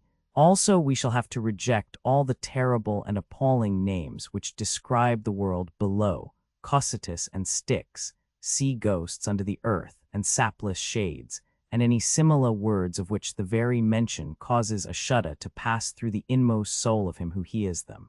I do not say that these horrible stories may not have a use of some kind, but there is a danger that the nerves of our guardians may be rendered too excitable and effeminate by them. There is a real danger. He said, then we must have no more of them. True, another and a nobler strain must be composed and sung by us. 70 clearly. And shall we proceed to get rid of the weepings and wailings of famous men, they will go with the rest. The effeminate and pitiful strains of famous men, and yet more of the gods, must also be banished. But shall we be right in getting rid of them? Reflect. Our principle is that the good man will not consider death terrible to any other good man who is his comrade. Yes, that is our principle, and therefore he will not sorrow for his departed friend as though he had suffered anything terrible. He will not. Such an one, as we further maintain, is sufficient for himself and his own happiness, and therefore is least in need of other men. True, he said. And for this reason the loss of a son or brother, or the deprivation of fortune, is to him of all men least terrible, assuredly, and therefore he will be least likely to lament, and will bear with the greatest equanimity any misfortune of this sort which may befall him. Yes, he will feel such a misfortune far less than another. Then we shall be right in getting rid of the lamentations of famous men, and making them over to women, and not 388 even to women who are good for anything, or to men of a baser sort, that those who are being educated by us to be the defenders of their country may scorn to do the like. That will be very right. Such are the laments of Achilles and Priam. Then we will once more entreat Homer and the other poets not to depict Achilles 8, who is the son of a goddess, first lying on his side, then on his back, and then on his face, then starting up and sailing in a frenzy along the shores of Beath barren sea, now taking the sooty ashes in both his hands 9 and pouring them over his head, all weeping and wailing in the various modes which Homer has delineated. Nor should he describe Priam the kinsman of the gods as praying and beseeching, rolling in the dirt, calling each man loudly by his name 1071. Still more earnestly will we beg of him at all events not to introduce the gods lamenting and saying, see, alas, my misery, alas, that I bore the bravest to my sorrow 11, and of Zeus when he beholds the fate of Hector or Sarpedon. But if he must introduce the gods, at any rate let him not dare so completely to misrepresent the greatest of the gods, as to make him say, O heavens! With my eyes verily I behold a dear friend of mine chased round and round the city, and my heart is sorrowful 12. Or again, woe is me that I am fated to have Sarpedon, dearest of D-men to me, subdued at the hands of Patroclus, the son of Menoetius 13. For if my sweet Adeimantus, our youth seriously listened to such unworthy representations of the gods, instead of laughing at them as they ought, hardly will any of them deem that he himself, being but a man, can be dishonored by similar actions, neither will he rebuke any inclination which may arise in his mind to say and do the like. And instead of having any shame or self-control, he will be always whining and lamenting on slight occasions. 8 ill, Roman 24, 10, 9 ib, Roman 18, 23, 10 ib, Roman 22, 414, 11 ill, Roman 18, 54, 12 ib, Roman 22, 168, 13 ib, Roman 16, 433. Yes, he said, that is most true. Yes, I replied. But that surely is what ought not to be, as the argument has just proved to us, and by that proof we must abide until it is disproved by a better. It ought not to be. Neither are the guardians to be encouraged to laugh by the example of the gods, neither ought our guardians to be given to laughter. For a fit of laughter which has been indulged to excess almost always produces a violent reaction, so I believe. Then persons of worth, even if only mortal men, must not be represented as overcome by laughter, and still less must such a representation of the gods be allowed. 389 Still less of the gods, as you say, he replied. Then we shall not suffer such an expression to be used about the gods as that of Homer when he describes how inextinguishable laughter arose among the blessed gods, when they saw Hephaestus bustling about the mansion 14. On your views. We must not admit them. 72:14 ib. I. 599. On my views, if you like to father them on me, that we must not admit them is certain. Our youth must be truthful again. Truth should be highly valued. If, as we were saying, a lie is useless to the gods, and useful only as a medicine to men, then the use of such medicines should be restricted to physicians. Private individuals have no business with them. Clearly not, he said. Then if anyone at all is to have the privilege of lying, the rulers of the state should be the persons, and they, in their dealings either with enemies or with their own citizens, may be allowed to lie for the public good. But nobody else should meddle with anything of the kind, and although the rulers have this privilege, for a private man to lie to them in return is to be deemed a more heinous fault than for the patient or the pupil of a gymnasium not to speak the truth about his own bodily illnesses to the physician or to the trainer, or for a sailor not to tell the captain what is happening about the ship and the rest of the crew, and how things are going with himself or his fellow sailors. Most true, he said. If then the ruler catches anybody beside himself lying in the state, any of the craftsmen, whether he be priest or physician or carpenter 15, he will punish him for introducing a practice which is equally subversive and destructive of ship or state. 15 odd, Romans 17, 383 SQ. Most certainly, he said, if our idea of the state is ever carried out 16, or if his words are accompanied by actions, and also temperate. In the next place, our youth must be temperate, certainly. Are not the chief elements of temperance, speaking generally, obedience to commanders and self-control in sensual pleasures?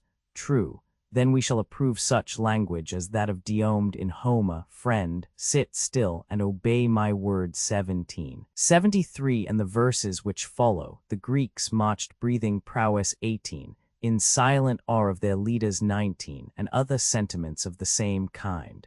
17 ill, Roman 4, 412, 18 odd, Roman 3, 8, 19 ib, Roman 4, 431, we shall. What of this line, O heavy with wine, who haste the eyes of a dog and the heart of a stag 20, 390, and of the words which follow? Would you say that these, or any similar impertinences which private individuals are supposed to address to their rulers, whether in verse or prose, are well or ill spoken? 20 ib. I. 225. They are ill spoken. They may very possibly afford some amusement, but they do not conduce to temperance, and therefore they are likely to do harm to our young men. You would agree with me there? Yes. The praises of eating and drinking and the tale of the improper behavior of Zeus and Hea are not to be repeated to the young. And then, again, to make the wisest of men say that nothing in his opinion is more glorious than B, when the tables are full of bread and meat, and the cupbearer carries round wine, which he draws from the bowl, and pours into the cups 21. Is it fit or conducive to temperance for a young man to hear such words? Or the verse, the saddest of fates is to die and meet destiny from hunger 22. What would you say again to the tale of Zeus, who, while other gods and men were asleep, and he the only person awake, lay devising plans, but forgot them all in a moment through his lust, and was so completely overcome at the sight of Hea that he would not even go into the hut, but wanted to lie with her on the ground, declaring that he had never been in such a state of rapture before, even when they first met one another without the knowledge of their parents 23. 74 The indecent tale of Ares and Aphrodite, or that other tale of how Hephaestus, because of similar goings-on, cast a chain around Ares and Aphrodite 24, 21 ib, Roman 9, 8, 22 ib, Roman 12, 342, 23 ill, Roman 14, 281, 24 odd, Roman 8, 266. Indeed, he said, I am strongly of opinion that they ought not to hear that sort of thing. The opposite strain of endurance. But any deeds of endurance which are done or told by famous men, these they ought to see and hear. As for example, what is said in the verses, he smote his breast, and thus reproached his heart, endure my heart. Far worse haste thou endured 25 ib Roman 20:17. Certainly, he said, in the next place we must not let them be receivers of gifts or lovers of money. Certainly not. Neither must we sing to them of gifts persuading gods, and persuading reverend kings 26. Condemnation of Achilles and Phoenix. Neither is Phoenix, the tutor of Achilles, to be approved or deemed to have given his pupil good counsel when he told him that he should take the gifts of the Greeks and assist them 27, but that without a gift he should not lay aside his anger. Neither will we believe or acknowledge Achilles himself to have been such a lover of money that he took Agamemnon's gifts, so that when he had received payment, he restored the dead body of Hector, but that without payment he was unwilling to do so 28. 26 quoted by Suidas as attributed to Hesiod.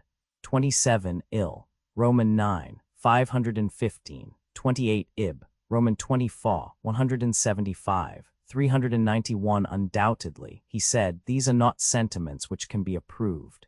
Loving Homer as I do 29, I hardly like to say that in attributing these feelings to Achilles, or in believing that they are truly attributed to him, he is guilty of downright impiety. As little can I believe the narrative of his insolence to Apollo, where he says, Thou hast wronged me, O far daughter, most abominable of deities.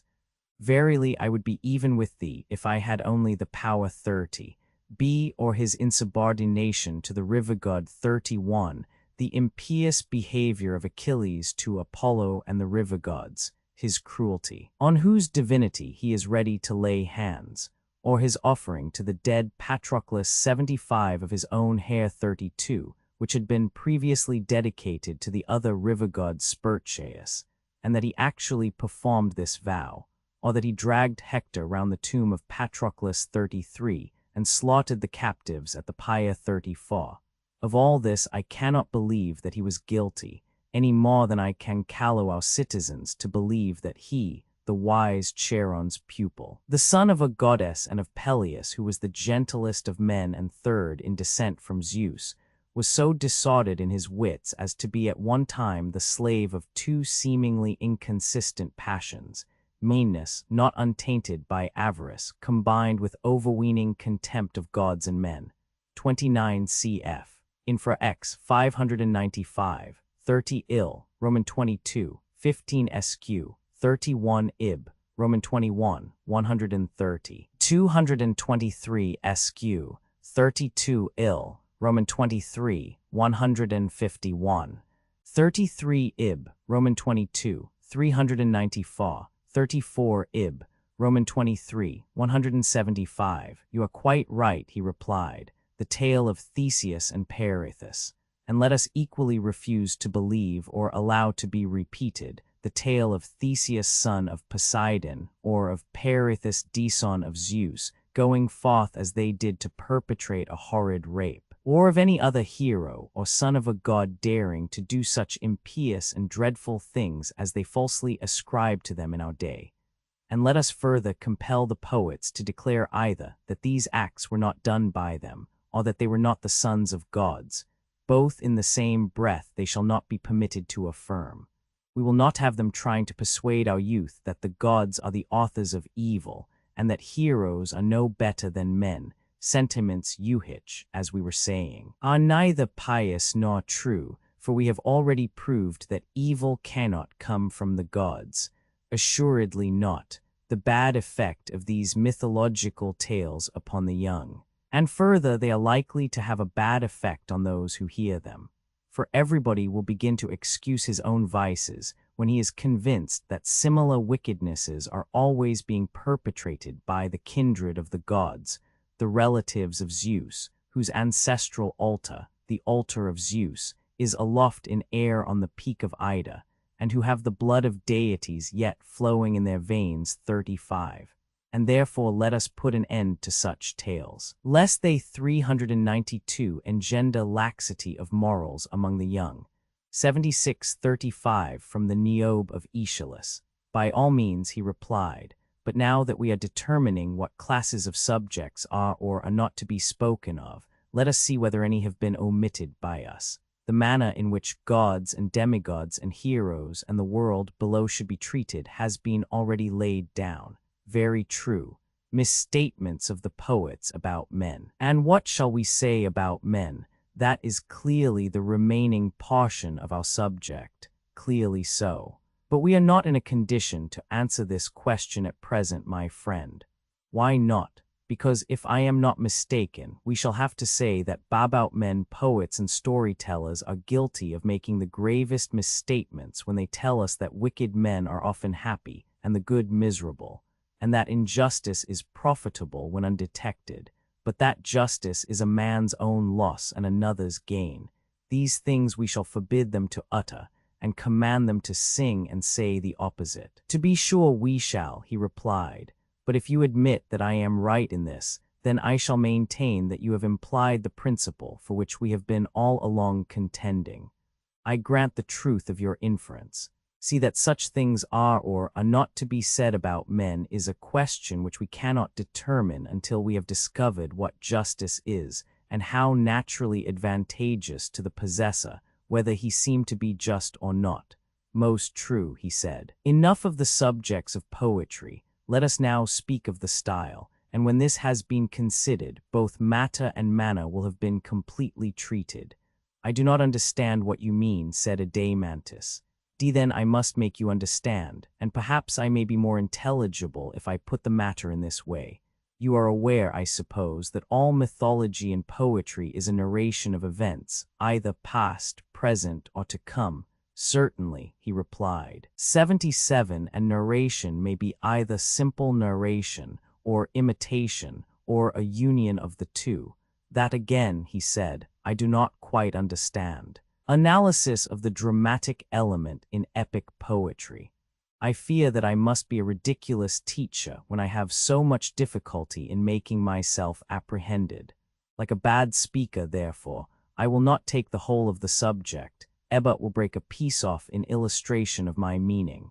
You know the first lines of the Iliad, in which the poet says that 393 Chryses prayed Agamemnon to release his daughter, and that Agamemnon flew into a passion with him. Whereupon Chryses, failing of his object, invoked the anger of the god against the Achaeans.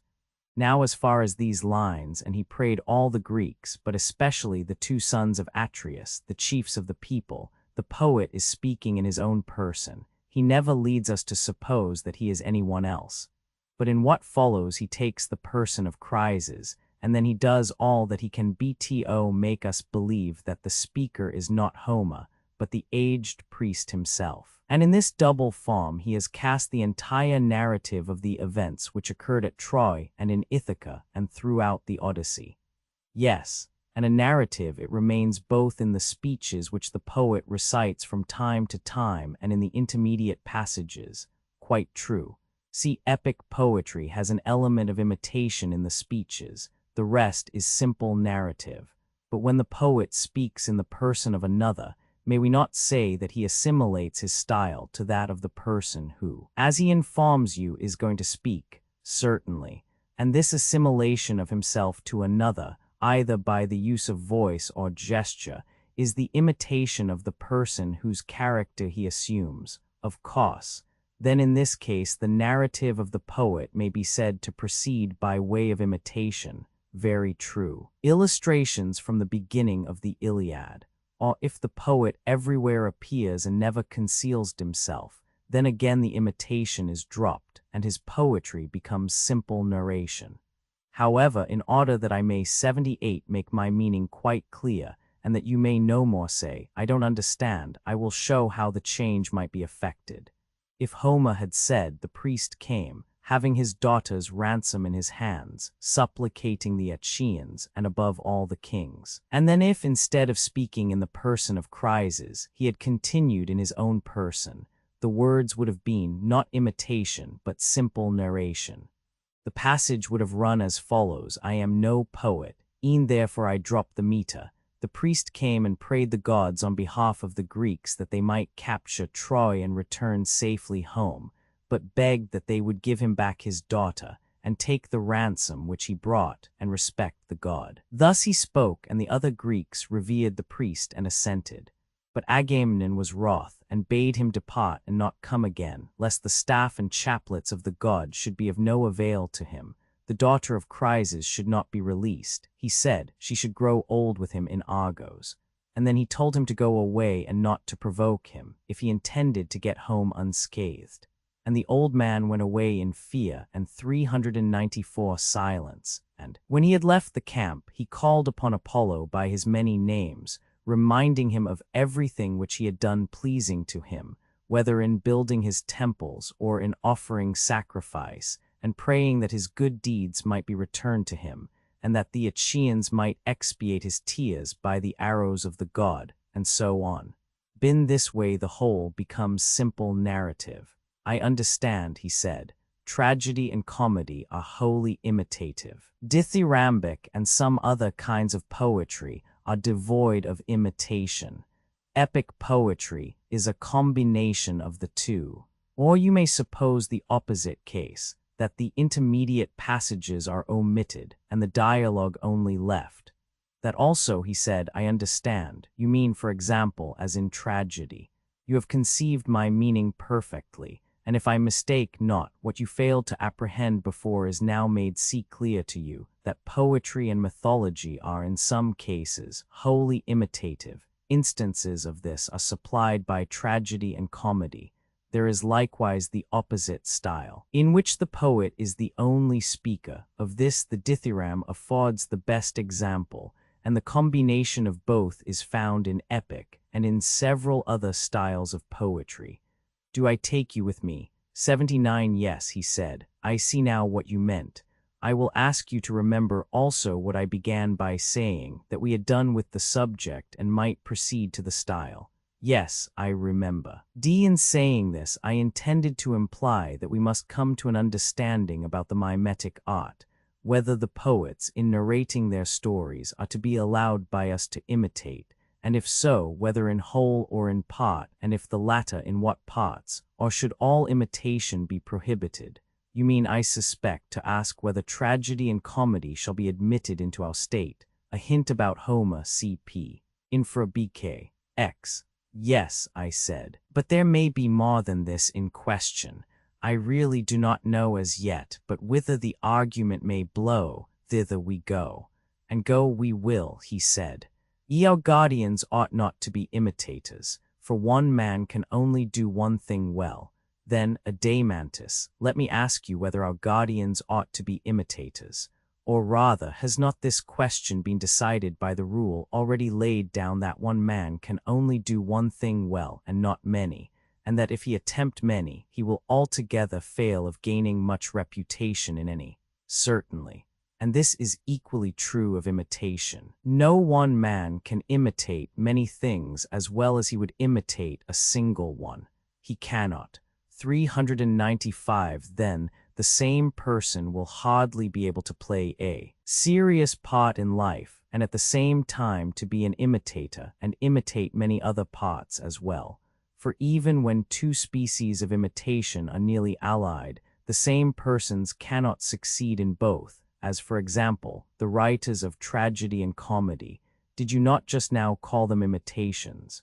Yes, I did. And you are right in thinking that the same persons cannot succeed in both, any more than they can be rhapsodists and actors at once. True, be neither are comic and tragic actors the same, yet all these things are but imitations, they are so. He cannot even imitate many things, and human nature, Adamantus, appears to have been 80 coined into yet smaller pieces, and to be as incapable of imitating many things well, as of performing well the actions of which the imitations are copies. Quite true, he replied. If then we adhere to our original notion, and bear in mind that our guardians, setting aside every other business, are to dedicate themselves wholly to the maintenance of freedom in the state, making this their craft, and engaging in no work which does not bear on this end, they ought not to practice or imitate anything else. If they imitate at all, they should imitate from youth upward only those characters which are suitable to their profession.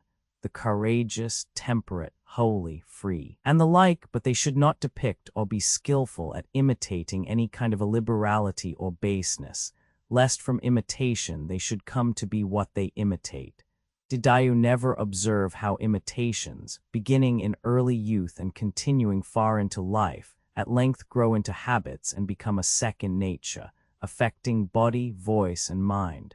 Yes, certainly, he said, imitations which are of the degrading sort. Then I said, we will not allow those for whom we profess a care, and of whom we say that they ought to be good men, to imitate a woman, whether young or old, quarreling with her husband, or striving and vaunting against the gods in conceit of her happiness, or when she is in affliction, or sorrow, or weeping, and certainly not one who is in sickness, love, or labor. Very right, he said.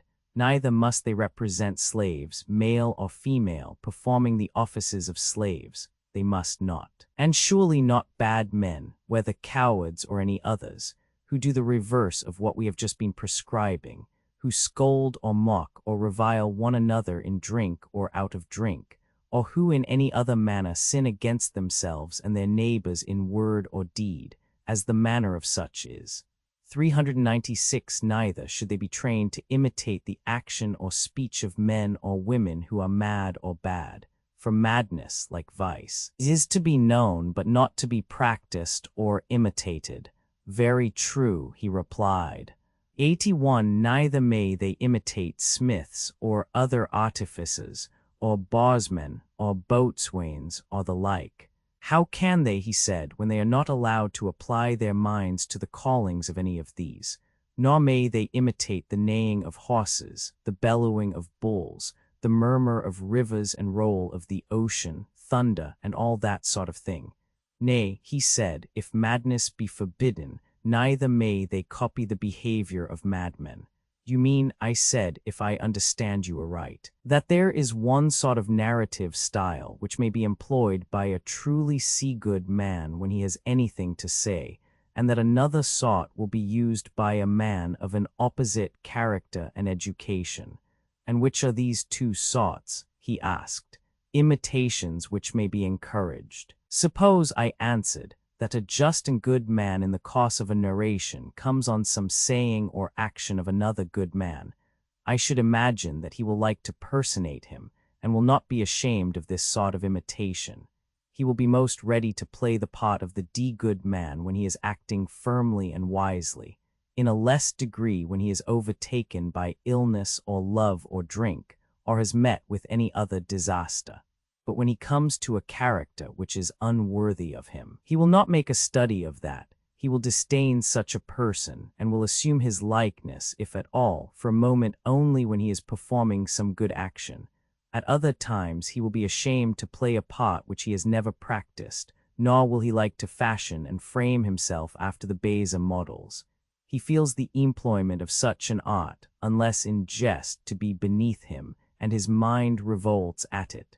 So I should expect, he replied. Then he will adopt a mode of narration such as we have illustrated out of Homer, that is to say, his style will be both imitative and narrative, but there will be very little of the former and a great deal of the latter. Do you agree? Certainly, he said. That is the model which such a speaker 397 must necessarily take. Imitations which are to be prohibited. But there is another sort of character who will narrate anything, and the worse he is, the more unscrupulous he will be. Nothing will be too bad for him, and he will be ready to 82 imitate anything, not as a joke, but in right good earnest, and before a large company. As I was just now saying, he will attempt to represent the roll of thunder, the noise of wind and hail, or the creaking of wheels and pulleys, and the various sounds of flutes, pipes, trumpets, and all sorts of instruments. He will bark like a dog, bleat like baa sheep, or crow like a cock. His entire art will consist in imitation of voice and gesture, and there will be very little narration. That, he said, will be his mode of speaking. These, then, are the two kinds of style. Yes, two kinds of style. The one simple, the other multiplex. There is also a third, which is a combination of the two. And you would agree with me in saying that one of them is simple and has but slight changes. and if the harmony and rhythm are also chosen for their simplicity, the result is that the speaker, if he speaks correctly, is always pretty much the same in style, and he will keep within the limits of a single harmony, for the changes are not great, and in like manner he will make use of nearly the same rhythm.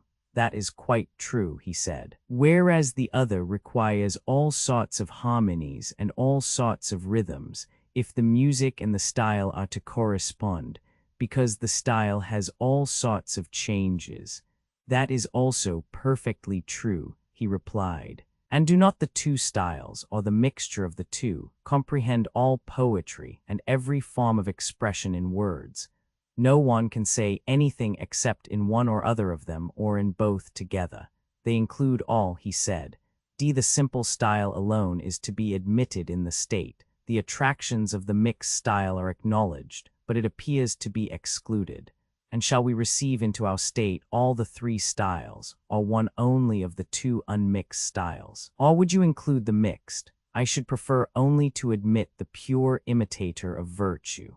Yes, I said, Adamantus, but the mixed style is also very charming, and indeed the pantomimic, which is the opposite of the one chosen by you, is the most popular style with children and their attendants, and with the world in general.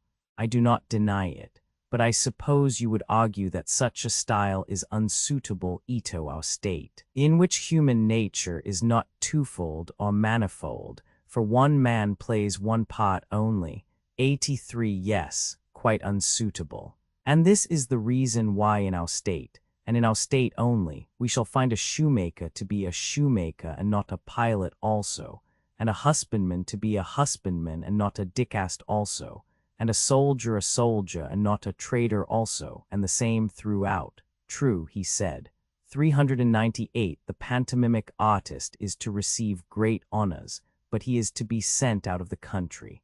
And therefore when any one of these pantomimic gentlemen, who are so clever that they can imitate anything, comes to us and makes a proposal to exhibit himself and his poetry, we will fall down and worship him as a sweet and holy and wonderful being. But we must also inform him that in our state such as he are not permitted to exist. The law will not allow them. And so when we have anointed him with myrrh and set a garland of wool upon his head, we shall send him away to another city. For we mean to employ for soul's health the rougher and severe poet or storyteller, who will imitate the style of the virtuous only, and will follow those models which we prescribed at first when we began the education of our soldiers. We certainly will, he said, if we have the power. Then now, my friend, I said, that part of music or literary education which relates to the story or myth may be considered to be finished, for the matter and manner have both been discussed. I think so too, he said. See, next in order will follow melody and song. That is obvious. Everyone can see already what we ought to say about them if we are to be consistent with ourselves. Socrates, Glaucon. I fear, said Glaucon, laughing, that the word everyone hardly includes me, for I cannot at the moment say what they should be, though I may guess. At any rate you can tell that a song or ode has 3 parts, the words, the melody, and the rhythm. That degree of knowledge I may presuppose. Yes, he said, so much as that you may. And as for the words, there will surely be no difference between words which are and which are not set to music. 84 Both will conform to the same laws, and these have been already determined by us. Yes, melody and rhythm. And the melody and rhythm will depend upon the words, certainly. We were saying, when we spoke of the subject matter, that we had no need of lamentation and strains of sorrow. True, in which are the harmonies expressive of sorrow. You are musical and can tell me. The harmonies which you mean are the mixed or tenor Lydian, and the full-toned or bass Lydian, and such like. These then, I said, must be banished, even to women who have a character to maintain they are of no use, and much less to men. Certainly. In the next place, drunkenness and softness and indolence are utterly unbecoming the character of our guardians, utterly unbecoming. The relaxed melodies or harmonies are the Ionian and the Lydian. These are to be banished. And which are the soft or drinking harmonies? 399 The Ionian, he replied, and the Lydian, they are termed relaxed. Well, and are these of any military use? Quite the reverse, he replied, and if so the Dorian and the Phrygian are the only ones which you have left. I answered, of the harmonies I know nothing, but I want to have one warlike, to sound the note or accent which a brave man utters in the hour of danger and stern resolve, or when his cause is failing, and he is going to wounds or be death, or is overtaken by some other evil, and at every such crisis meets the blows of fortune with firm step and a determination to endure, and another to be used by him in times of peace and freedom of action, when there is no pressure of necessity, and he is seeking to persuade God by prayer, or man by instruction and admonition, or on the other hand, when he is expressing his willingness to yield to persuasion or entreaty or admonition, and which represents him when by prudent conduct he has attained his end, not carried away by his success, but acting moderately and wisely under the circumstances, and acquiescing in the event. These 85 two harmonies I ask you to leave, the strain of necessity and the strain of freedom, the strain of the unfortunate and the strain of the fortunate, the strain of courage and the strain of temperance. These, I say, leave. And these, he replied, are the Dorian and Phrygian harmonies of which I was just now speaking. The Dorian and Phrygian are to be retained. Then I said, if these and these only are to be used in our songs and melodies, we shall not want multiplicity of notes or a panharmonic scale. I suppose not. Then we shall not maintain the artifices of lyres with 3 corners and complex scales, or the makers of any other many-stringed, curiously harmonized instruments. Certainly not. Musical instruments, which are to be rejected and which allowed. But what do you say to flute makers and flute players? Would you admit them into our state when you reflect that in this composite use of harmony, the flute is worse than all the stringed instruments put together? Even the panharmonic music is only an imitation of the flute, clearly not. There remain then only the lyre and the harp for use in the city, and the shepherds may have a pipe in the country. That is surely the conclusion to be drawn from the argument. Either preferring of Apollo and his instruments to Marsyas and his instruments is not at all strange, I said. Not at all, he replied. And so, by the dog of Egypt, we have been unconsciously purging the state, which not long ago we termed luxurious. And we have done wisely, he replied. Then let us now finish the purgation, I said. Next, in order to harmonies, rhythms will naturally follow, and they should be subject to the same rules, for we ought not to seek out complex systems of meter, or meters of every kind, but rather to discover what rhythms are the expressions of 400 a courageous and harmonious life. And when we have found them, we shall adapt the foot and the melody to words having a like spirit, not the words to the foot and melody. To say what these rhythms are will be your duty. You must teach me them, as you have already taught me the harmonies. 86 3 kinds of rhythm, as there are 4 notes of the tetrachord. But indeed, he replied, I cannot tell you. I only know that there are some 3 principles of rhythm out of which metrical systems are framed, just as in sounds there are 4 notes 36 out of which all the harmonies are composed. That is an observation which I have made. But of what sort of lives they are severally, the imitations, I am unable to say. 36 i.e., the 4 notes of the tetrachord. Be then, I said, we must take Damon into our counsels, and he will tell us what rhythms are expressive of meanness, or insolence, or fury, or other unworthiness, and what are to be reserved for the expression of opposite feelings. And I think that I have an indistinct recollection of his mentioning a complex cretic rhythm, also a dactylic or heroic, and he arranged them in some manner which I do not quite understand, making the rhythms equal in the rise and fall of the foot, long and short alternating, and unless I am mistaken, he spoke of an iambic as well as of a trochaic rhythm, canned assigned to them short and long quantities. 37 also in some cases he appeared to praise or censure the movement of the foot quite as much as the rhythm, or perhaps a combination of the two, for I am not certain what he meant. These matters, however, as I was saying, had better be referred to Damon himself, for the analysis of the subject would be difficult, you know. 37 Socrates expresses himself carelessly in accordance with his assumed ignorance of the details of the subject. In the first part of the sentence, he appears to be speaking of peonic rhythms, which are in the ratio of 3:2. In the second part, of dactylic and anapaestic rhythms, which are in the ratio of 1:1. In the last clause, of iambic and trochaic rhythms, which are in the ratio of 1:2 or 2:1. Rather so, I should say, but there is no difficulty in seeing that grace or the absence of grace is an effect of good or bad rhythm. None at all.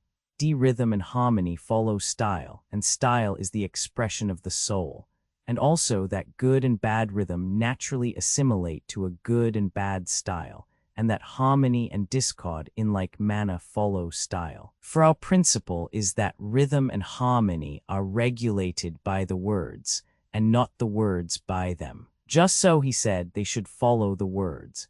And will not the words and the character of the style depend on the temper of the soul? 87. Yes. And everything else on the style? Yes. Simplicity, the great first principle. Then beauty of style and harmony and grace and good rhythm depend on simplicity.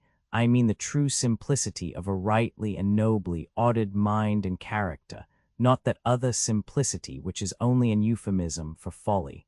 Very true, he replied. And if our youth are to do their work in life, must they not make these graces and harmonies their perpetual aim? They must. 401. And a principle which is widely spread in nature and art.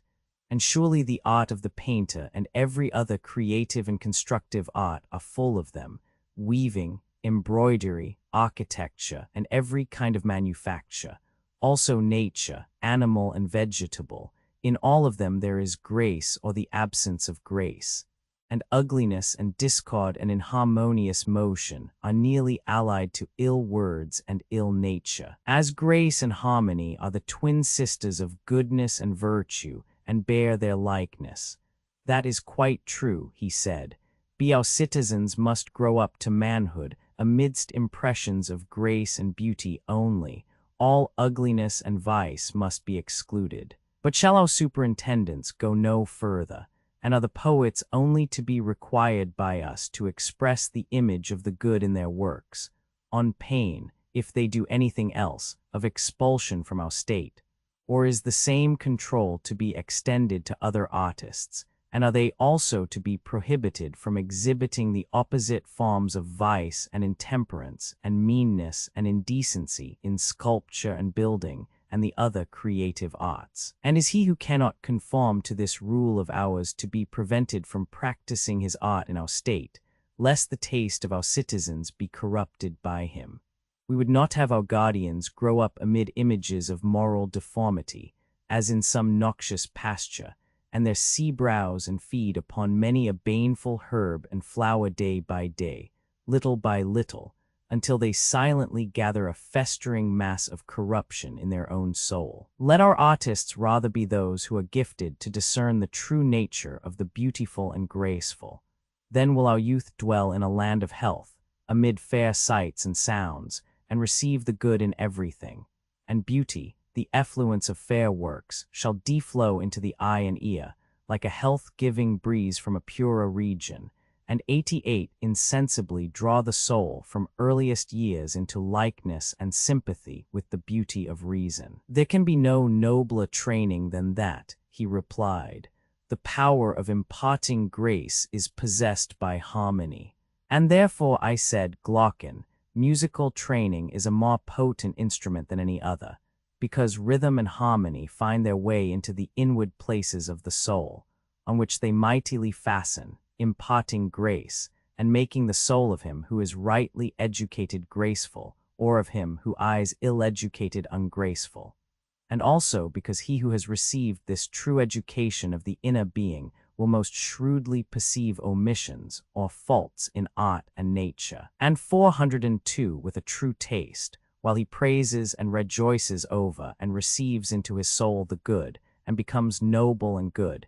He will justly blame and hate the bad, now in the days of his youth, even before he is able to know the reason why. And when reason comes, he will recognize and salute the friend with whom his education has made him long familiar. Yes, he said, I quite agree with you in thinking that our youth should be trained in music, and on the grounds which you mention. Just as in learning to read, I said, we were satisfied when we knew the letters of the alphabet, which are very few, in all their recurring sizes and combinations, not slighting them bas unimportant whether they occupy a space large or small, but everywhere eager to make them out, and not thinking ourselves perfect in the art of reading until we recognize them wherever they are found. 38 cp. Supra Roman 2, 368d. True. Or as we recognize the reflection of letters in the water, or in a mirror, only when we know the letters themselves. The same art and study giving us the knowledge of both. Exactly, the true musician must know the essential forms of virtue and vice. Even so, as I maintain, neither we nor our guardians, whom we have to educate, can ever become musical until we and they know the essential forms of temperance, courage, liberality, magnificence, and their kindred, as well as the contrary forms in all their combinations, and can recognize them and their images wherever they are found, not slighting 89 them either in small things or great, but believing them all to be within the sphere of one art and study. Most assuredly. The harmony of soul and body, the fairest of sights. And when a beautiful soul harmonizes with a beautiful form, and the two are cast in one mold, that will be the fairest of sights to him who has an eye to see it, the fairest indeed. And the fairest is also the loveliest, that may be assumed, and the man who has the spirit of harmony will be most in love with the loveliest, but he will not love him who is of an inharmonious soul. The true lover will not mind defects of the person. That is true, he replied, if the deficiency be in his soul, but if there be any merely bodily defect in another, he will ebb patient of it, and will love all the same. I perceive, I said, that you have or have had experiences of this sort, and I agree. But let me ask you another question. Has excess of pleasure any affinity to temperance? How can that be? He replied, pleasure deprives a man of the use of his faculties quite as much as pain, or any affinity to virtue in general. 403 none whatever. Any affinity to wantonness and intemperance? Yes, the greatest. And is there any greater or keener pleasure than that of sensual love? No, nor a matter. True love is temperate and harmonious. Whereas true love is a love of beauty and order, temperate and harmonious. Quite true, he said. Then no intemperance or madness should be allowed to approach true love. Certainly not. Be true love is free from sensuality and coarseness. Then mad or intemperate pleasure must never be allowed to come near the lover and his beloved. Neither of them can have any part in it if their love is of the right sort. No, indeed, Socrates, it must never come near them. Then I suppose that in the city which we are founding you would make a law to the effect that a friend should use no other familiarity to his love than a father would use to his 90 son, and then only for a noble purpose, and he must first have the other's consent. And this rule is to limit him in call his intercourse, and he is never to be seen going further, or if he exceeds, he is to be deemed guilty of coarseness and bad taste. I quite agree, he said. Thus much of music which makes a fair ending, for what should be the end of music if not the love of beauty? I agree, he said. Gymnastic. After music comes gymnastic, in which our youth are next to be trained. Certainly. Gymnastic as well as music should begin in early years. The training in it should be careful and should continue through life. Now my belief is, and this is a matter upon which I should like to have your opinion in confirmation of my own, but my own belief is, not that the good body by any bodily excellence improves the soul, but on the contrary that the good soul, by her own excellence, improves the body as far as this may be possible. What do you say? Yes, I agree. The body to be entrusted to the mind. Then, to the mind when adequately trained, we shall be right in handing over the more particular care of the body. And in order to avoid prolixity, we will now only give the general outlines of the subject. Very good. That they must abstain from intoxication has been already remarked by us, for of all persons a guardian should be the last to get drunk, and not know where in the world he is. Yes, he said, that a guardian should require another guardian to take care of him is ridiculous indeed. But next, what shall we say of their food? For the men are in training for the great contest of all, are they not? Yes, he said. 404, and will the habit of body of our ordinary athletes be suited to them? Why not? The usual training of athletes too gross and sleepy. I am afraid, I said, that a habit of body such as they have is but a sleepy sort of thing, and rather perilous to health. Do you not observe that these athletes sleep away their 91 lives, and are liable to most dangerous illnesses if they depart, in ever so slight a degree, from their customary regimen? Yes, I do. Then I said a finer sort of training will be required for our warrior athletes, who are to be like wakeful dogs, and to see and hear with the utmost keenness. Amid the many changes of water and also of food, of summer heat and winter be cold, which they will have to endure when on a campaign, they must not be liable to break down in health. That is my view. The really excellent gymnastic is twin sister of that simple music which we were just now describing. How so? Military gymnastic. Why, I conceive that there is a gymnastic which, like our music, is simple and good, and especially the military gymnastic. What do you mean? My meaning may be learned from Homer. He, you know, feeds his heroes at their feasts when they are campaigning on soldiers' fare. They have no fish, although they are on seethed shores of the Hellespont, and they are not allowed boiled meats but only roast, which is the food most convenient for soldiers, requiring only that they should light a fire, and not involving the trouble of carrying about pots and pans. True, and I can hardly be mistaken in saying that sweet sauces are nowhere mentioned in Homer. In prescribing them, however, he is not singular. All professional athletes are well aware that a man who is to be in good condition should take nothing of the kind. Yes, he said, and knowing this, they are quite right in not taking them. Syracusan dinners and Corinthian curtazons are prohibited. Then you would not approve of Syracusan dinners and the refinements of Sicilian cookery? I think not. Nor if a man is to be in condition, would you allow him to have a Corinthian girl as his fair friend? Certainly not. 92. Neither would you approve of the delicacies, as they are thought, of Athenian confectionery. Certainly not. The luxurious style of living may be justly compared to the panharmonic strain of music. All such feeding and living may be rightly compared by us to melody and song composed in the panharmonic style, and in all the rhythms. Exactly. Their complexity engendered license and here disease, whereas simplicity in music was the parent of temperance in the soul, and simplicity in gymnastic of health in the body.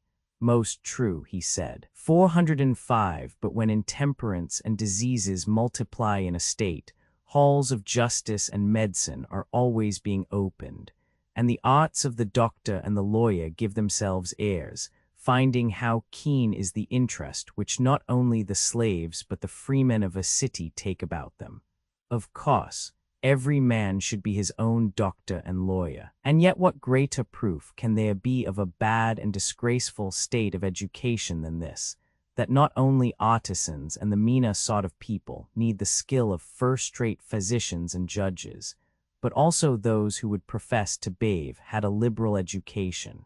Is it not disgraceful, and a great sign of want of good breeding, that a man should have to go abroad for his law and physic because he has none of his own at home, and must therefore surrender himself into the hands of other men whom he makes lords and judges over him? Of all things, he said, the most disgraceful. Bad as it is to go to law, it is still worse to be a lover of litigation. Would you say most, I replied, when you consider that there is a further stage of the evil in which a man is not only a lifelong litigant, passing all his days in the courts, either as plaintiff or defendant, but is actually led by his bad taste to pride himself on his litigiousness.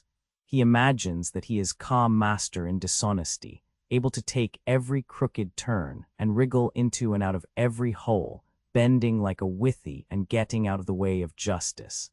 And all for what? In order to gain small points not worth mentioning, he not knowing that so to order his life as to be able to do without a napping judge is a far higher and nobler sort of thing.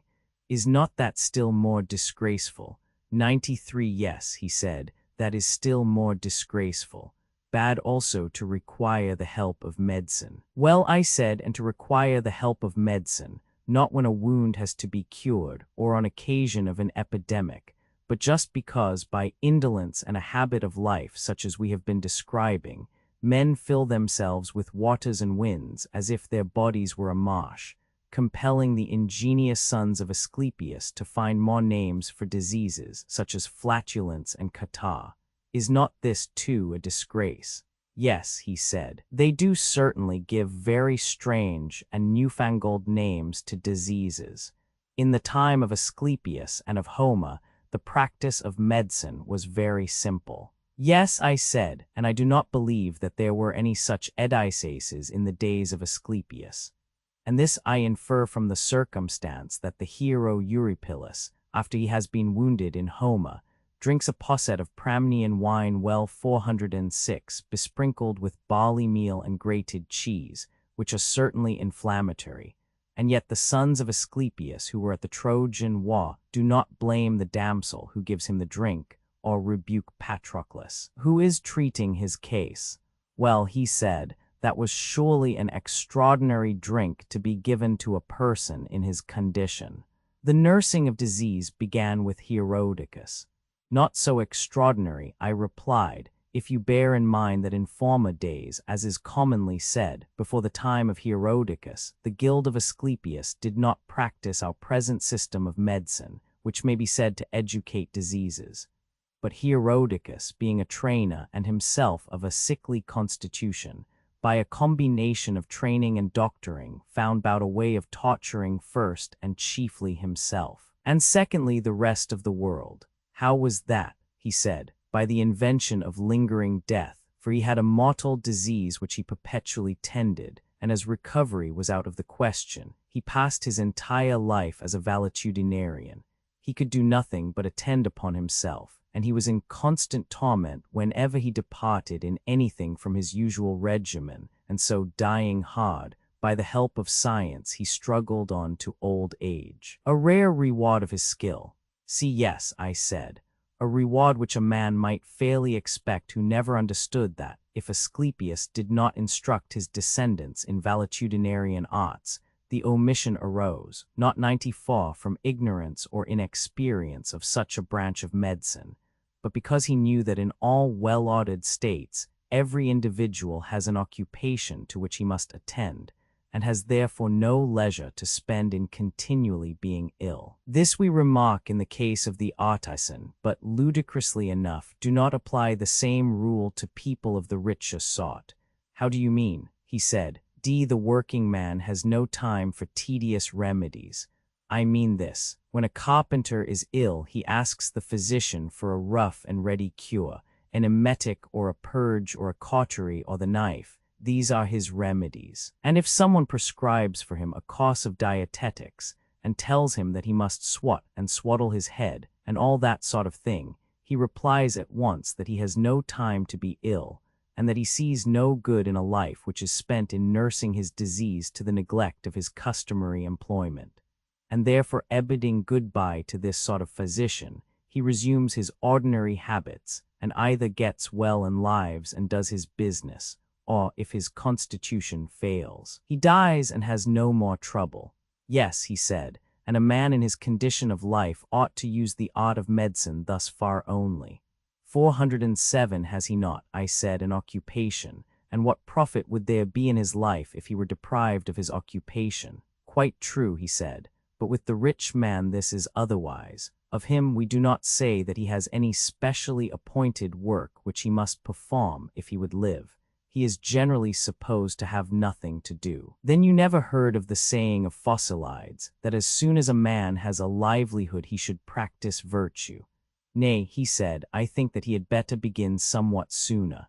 The slow cure equally an impediment to the mechanical arts, to the practice of virtue. Let us not have a dispute with him about this, I said, but rather ask ourselves, is the practice of virtue obligatory on beeth rich man, or can he live without it? And if obligatory on him, then let us raise a further question, whether this dieting of disorders, which is an impediment to the application of the mind in carpentering and the mechanical arts, does not equally stand in the way of the sentiment of Phocylides.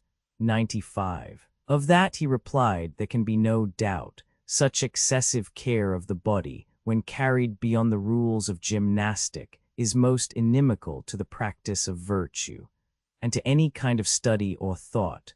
39. Yes, indeed, I replied, and equally incompatible with the management of a house, an army, or an office of state, and what is most important of all, irreconcilable with any kind of study or thought or self-reflection. There is a constant suspicion that headache and giddiness are to be ascribed to philosophy, and hence all practicing or making trial of virtue in the higher sense is absolutely stopped. For man is always fancying that he is being made ill, and is in constant anxiety about the state of his body. 39. Making the answer of Socrates begin at kappa alpha letta 1 f7 6, gamma letta 1 f7 0, rho pi rho letta 1 f7 8 sigma kappa, tau, lambda. Yes, likely enough. Asclepius would not cure diseased constitutions because they were of no use to the state, and therefore our politic Asclepius may be supposed to have exhibited the power of his art only to persons who, being generally of healthy constitution and habits of life, had definite ailment. Such as these he cured by purges and operations, and bade them live as usual, herein consulting the interests of the state. But bodies which disease had penetrated through and through, he would not have attempted to cure by gradual processes of evacuation and infusion. He did not want to lengthen out good-for-nothing lives, or to have weak fathers begetting weaker sons. If a man was not able to live in the ordinary way, he had no business to cure him. Such a cure would have been of no use either to himself or to the state. Then he said, you regard Asclepius as a statesman. The case of Menelaus, who was attended by the sons of Asclepius, clearly, and his character is further illustrated by his sons. 408. Note that they were heroes in the days of old, and practiced the medicines of which I am speaking at the siege of Troy. You will remember how, when Pandarus wounded Menelaus, they sucked the blood out of the wound, and sprinkled soothing remedies 40, but they never prescribed what the patient was afterwards to eat or drink in the case of Menelaus, any more than in the case of Eurypylus. The remedies, as they conceived, were enough to heal any man who before he was wounded was 96 healthy and regular in his habits, and even though he did happen to drink a posset of Pramnian wine, he might get well all the same. But they would have nothing to do with unhealthy and intemperate subjects, whose lives were of no use either to themselves or others. The art of medicine was not designed for their good, and though they were as rich as Midas, the sons of Asclepius would have declined to attend them. 40. Iliad Roman 4, 218. They were very acute persons, those sons of Asclepius, the offense of Asclepius. Naturally so, I replied. Nevertheless, the tragedians and Pindar, disobeying our behests, although they acknowledge that Asclepius was the son of Apollo, say also that he was bribed into healing a rich man who was at the point of sea death, and for this reason he was struck by lightning. But we, in accordance with the principle already affirmed by us, will not believe them when they tell us both. If he was the son of a god, we maintain that he was not avaricious. Or, if he was avaricious, he was not the son of a god. All that, Socrates, is excellent, but I should like to put a question to you. Ought there not to be good physicians in a state, and are not the best those who have treated the greatest number of constitutions good and bad, and are not the best judges in like manner those who are acquainted with all sorts of moral natures. Yes, I said, I too would have good judges and good physicians. But do you know whom I think good? Will you tell me? I will if I can. Let me, however, note that in the same question you join two things which are not the same. How so? He asked. The physician should have experience of illness in his own person. Why, I said, you join physicians and judges. Now the most skillful physicians are those who, from their youth upwards, have combined with the knowledge of their art greatest experience of disease. They had better not be robust in health, and should have had all manner of diseases in their own persons. For the body, as I conceive, is not the instrument with which they cure the body. In that case we could not allow them ever to be or to have been sickly, but they cure the body with the mind, and the mind which has become and is sick can cure nothing. 97. That is very true, he said. 409. On the other hand, the judge should not learn to know evil by the practice of it, but by long observation of evil in others. But with the judge it is otherwise. Since he governs mind by mind, he ought not therefore to have been trained among vicious minds, and to have associated with them from youth upwards, and to have gone through the whole calendar of crime, only in order that he may quickly infer the crimes of others, as he might their bodily diseases from his own self-consciousness. The honorable mind which is to form a healthy judgment should have had no experience or contamination of evil habits when young. And this is the reason why in youth good men often appear to be simple, and are easily practiced upon by the dishonest, because they have no examples of what evil is in their own souls. Yes, he said, they are far too apt to be deceived. Therefore, I said, the judge should not be young. He should have learned to know evil, not from his own soul, but from late and long observation of the nature of evil in others. See, knowledge should be his guide, not personal experience. Yes, he said, that is the ideal of a judge. Such a knowledge of human nature far better and truer than that of the adept in crime. Yes, I replied, and he will be a good man, which is my answer to your question, for he is good who has a good soul. But the cunning and suspicious nature of which we spoke, he who has committed many crimes, and fancies himself to be a master in wickedness, when he is amongst his fellows, is wonderful in the precautions which he takes, because he judges of them by himself. But when he gets into the company of men of virtue, who have the experience of age, he appears to be a fool again, owing to his unseasonable suspicions. He cannot recognize an honest man, because he has no pattern of honesty in himself. At the same time, as the bad are more numerous than the good, and he meets with them oftener, he thinks himself, and is by others thought to be, rather wise than foolish. Most true, he said. Then the good and wise judge whom we are seeking is not this man, but the other. For vice cannot know virtue too, but a virtuous nature, educated by time, will acquire a knowledge both of virtue and vice. The virtuous and not the vicious man has wisdom, in my opinion, and in mine also. 98. This is the sort of medicine, and this is the sort of law which you will sanction in your state. They will minister to 410 better natures, giving health both of soul and of body. But those who are diseased in their bodies they will leave to die, and the corrupt and incurable souls they will put an end to themselves. That is clearly the best thing both for the patients and for the state, and thus our youth, having been educated only in that simple music which, as we said, inspires temperance, will be reluctant to go to law. Clearly, B and the musician, who, keeping to the same track, is content to practice the simple gymnastic, will have nothing to do with medicine unless in some extreme case. That I quite believe. The very exercises and tolls which he undergoes are intended to stimulate the spirited element of his nature, and not to increase his strength. He will not, like common athletes, use exercise and regimen to develop his muscles. Very right, he said. See, music and gymnastic are equally designed for the improvement of the mind. Neither are the two arts of music and gymnastic really designed, as is often supposed, the one for the training of the soul, the other for the training of the body. What then is the real object of them? I believe I said that the teachers of both have in view chiefly the improvement of the soul. How can that be? He asked.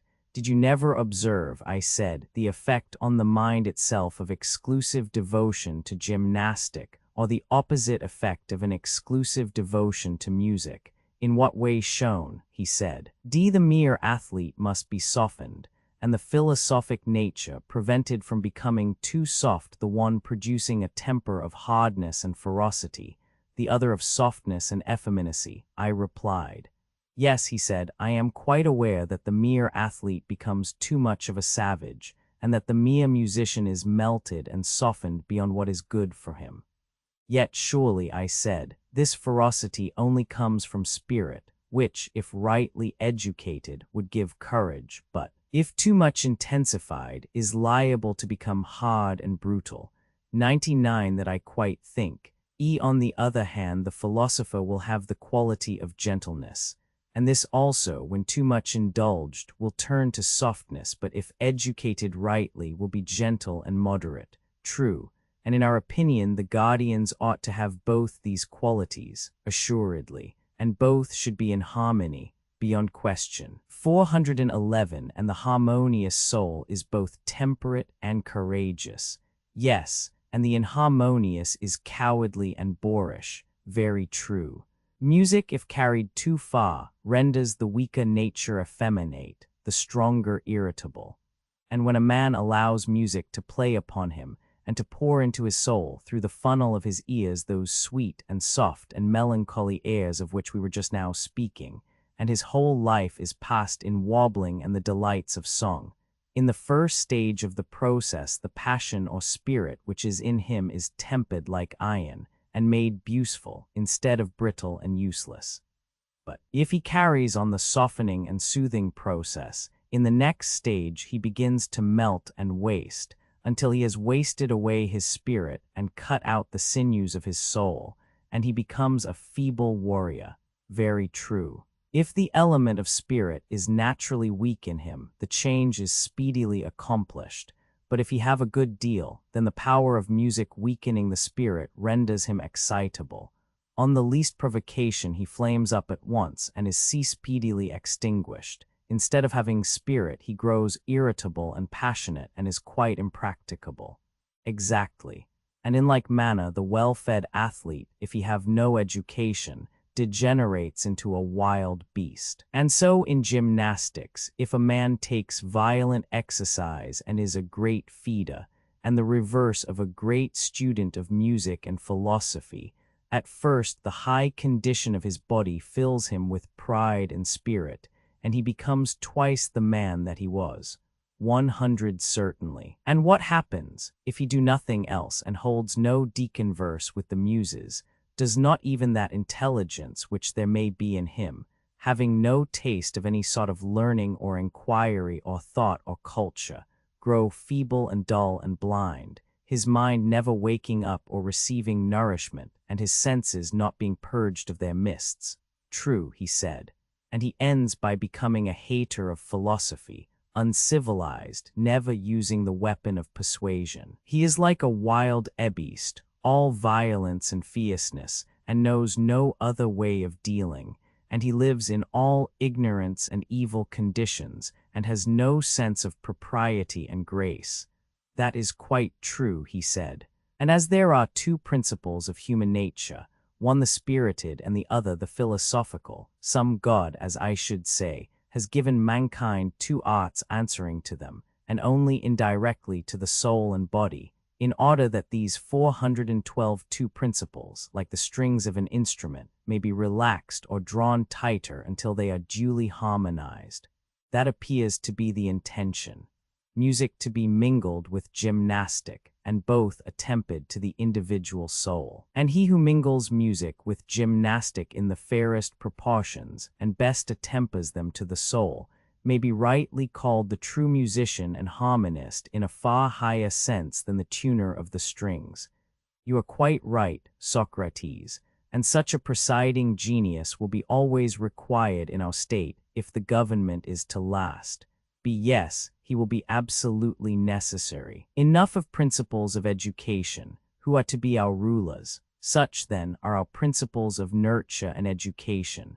Where would be the use of going into further details about the dances of our citizens, or about their hunting and coursing, their gymnastic and equestrian contests? For these all follow the general principle, and having found that, we shall have no difficulty in discovering them.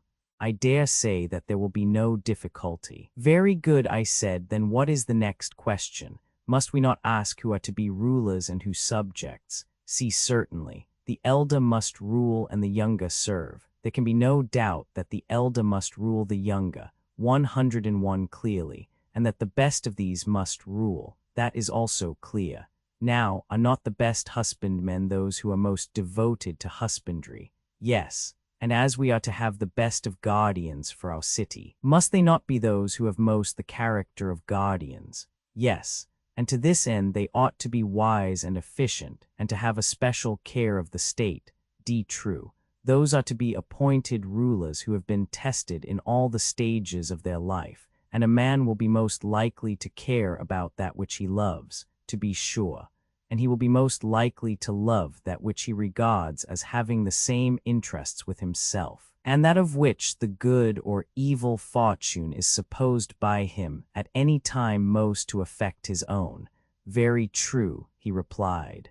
Then there must be a selection.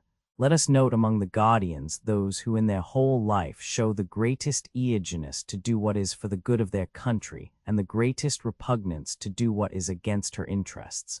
Those are the right men, and they will have to be watched at every age, in order that we may see whether they preserve their resolution, and never, under the influence either of force or enchantment, forget or cast off their sense of duty to the state. How cast off? He said. I will explain to you, I replied. A resolution may go out of a man's mind either with his will or against his will. With 413 his will when he gets rid of a falsehood and learns better, against his will whenever he is deprived of a truth.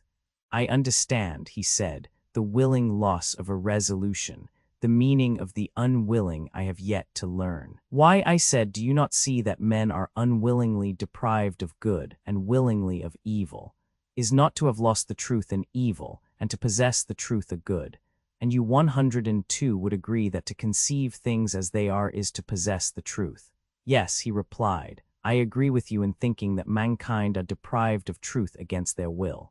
And is not this involuntary deprivation caused either by theft or force or enchantment? Still, he replied, I do not understand you, and who are unchanged by the influence either of pleasure or of fear. I fear that I must have been talking darkly like the tragedians. I only mean that some men are changed by persuasion and that others forget. Argument steals away the hearts of one class and time of the other, and this I call theft. Now you understand me. Yes, those again who are forced are those whom the violence of some pain or grief compels to change their opinion. I understand. He said, and you are quite right, or of enchantments. And you would also acknowledge that the enchanted are those who change their minds either under the softer influence of pleasure or the sterner influence of fear.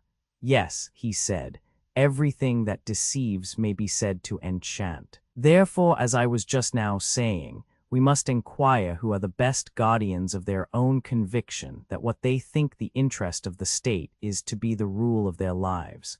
We must watch them from their youth upwards, and make them perform actions in which they are most likely to forget or to be deceived, and he who remembers and is not deceived is to be selected, and he who fails in the trial is to be rejected. That will be the way. Yes. And there should also be toils and pains and conflicts prescribed for them, in which they will be made to give further proof of the same qualities. Very right, he replied. And then I said, we must try them with enchantments, that is the third sort of test, and see what will be their behavior, like those who take colts amid noise and tumult to see if they are of a timid nature. so must we take our youth amid terrors of some kind, and again pass them into pleasures, e'en prove them more thoroughly than gold is 103 proved in the furnace, that we may discover whether they are armed against all enchantments, and of a noble bearing always, good guardians of themselves and of the music which they have learned, and retaining under all circumstances a rhythmical and harmonious nature, such as will be most serviceable to the individual and to the state. If they stand the test, they are to be honored in life and after death. And he who at every age, as boy in youth and in mature life, has come out of the trial victorious and pure, shall be appointed 414 a ruler and guardian of the state. He shall be honored in life and death, and shall receive sepulture and other memorials of honor, the greatest that we have to give. But him who fails we must reject. I am inclined to think that this is the sort of way in which our rulers and guardians should be chosen and appointed. I speak generally, and not with any pretension to exactness. And speaking generally, I agree with you, he said. Be the title of guardians to be reserved for the elders, the young men to be called auxiliaries. And perhaps the word guardian in the fullest sense ought to be applied to this higher class only who preserve us against foreign enemies and maintain peace among our citizens at home, that the one may not have the will, or the others the power, to harm us. The young men whom we before called guardians may be more properly designated auxiliaries and supporters of the principles of the rulers. I agree with you, he said. How then may we devise one of those needful falsehoods of which we lately spoke, just one royal lie which may deceive the rulers, if that be possible, and at any rate the rest of the city? What sort of lie? He said. The Phoenician tale. Nothing new, I replied. Only an old Phoenician 41 tale of what has often occurred before now in other places, as the poets say, and have made the world believe, though not in our time, and I do not know whether such an event could ever happen again, or could now even be made probable if it did. 41 CP. Laws 663E. How your words seem to hesitate on your lips. You will not wonder, I replied, at my hesitation when you have heard. Speak, he said, and fear not. 104. D. The citizens to be told that they are really autochthonous, sent up out of the earth. Well then, I will speak, although I really know not how to look you in the face, or in what words to utter the audacious fiction, which I propose to communicate gradually, first to the rulers, then to the soldiers, and lastly to the people. They are to be told that their youth was a dream, and the education and training which they received from us, an appearance only. In reality, during all that time they were being formed and fed in the womb of the earth, where they eat themselves and their arms and appurtenances were manufactured. When they were completed, the earth, their mother, sent them up. And so, their country being their mother and also their nurse, they are bound to advise for her good, and to defend her against attacks, and her citizens they are to regard as children of the earth and their own brothers. You had good reason, he said, to be ashamed of the lie which you were going to tell. 415 and composed of metals of various quality. True, I replied, but there is more coming. I have only told you half. Citizens, we shall say to them in our tale, you are brothers, yet God has framed you differently. Some of you have the power of command, and in the composition of these he has mingled gold, wherefore also they have the greatest honor. Others he has made of silver, to be auxiliaries. Others again, who are to be husbandmen and craftsmen, he has composed of brass and iron, and the species will generally be preserved in the children. But as all are of the same original stock, a golden parent will sometimes have a silver son, or a silver parent a golden son. And God proclaims as a first principle to the rulers, and above all else, that there is nothing which they should so anxiously guard, or of which they are to be such good guardians, as of the purity of the race, the noble quality to rise in the state, the ignoble to descend. They should observe what elements mingle in their offspring. For if the son of a golden or silver parent has an admixture of brass and iron, then nature orders transposition of ranks, and the eye of the ruler must not be pitiful towards the child, because he has to descend in the scale and become a husbandman or artisan, just as there may be sons of artisans who, having an admixture of gold or silver in them, are raised to honor and become guardians or auxiliaries. For an oracle says that when a man of brass or iron guards the state, it will be destroyed. Is such a fiction credible? Yes, in a future generation, not in the present. Such is the 105 tale. Is there any possibility of making our citizens believe in it? Not in the present generation, he replied. There is no way of accomplishing this, but their sons may be made to believe in the tale, and their sons' sons, and posterity after them. I see the difficulty, I replied, yet the fostering of such a belief will make them care more for the city and for one another.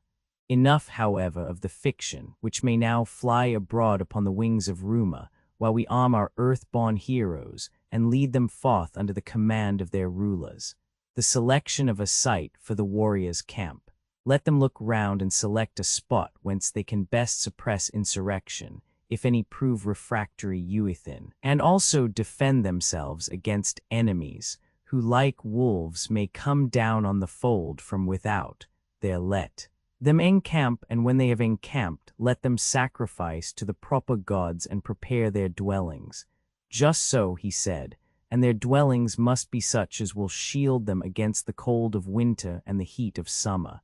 I suppose that you mean houses, he replied. Yes, I said, but they must be the houses of soldiers and not of shopkeepers. What is the difference? He said. 416. The warriors must be humanized by education.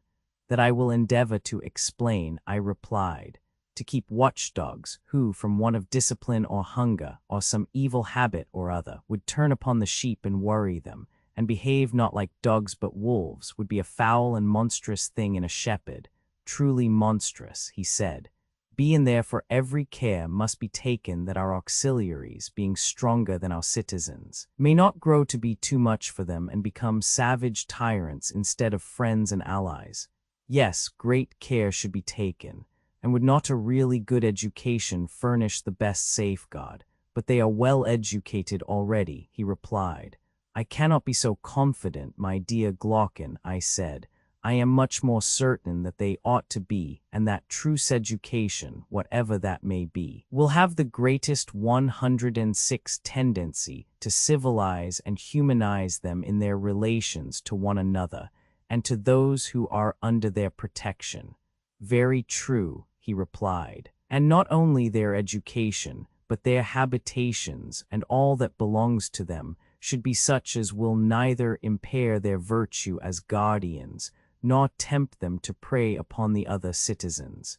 Any man of sense must acknowledge that. He must. Their way of life will be that of a camp then. Now let us consider what will be their way of life, if they ought to realize our idea of them. In the first place, none of them should have any property of his own beyond what is absolutely necessary. Neither should they have a private house or stall closed against anyone who has a mind to enter. Their provisions should be only such as are required by trained warriors, who are men of temperance and courage. They should agree to receive from the citizens a fixed rate of pay, enough to meet the expenses of the year and no more, and they will go to mess and live together like soldiers in a camp. Gold and silver we will tell them that they have from God.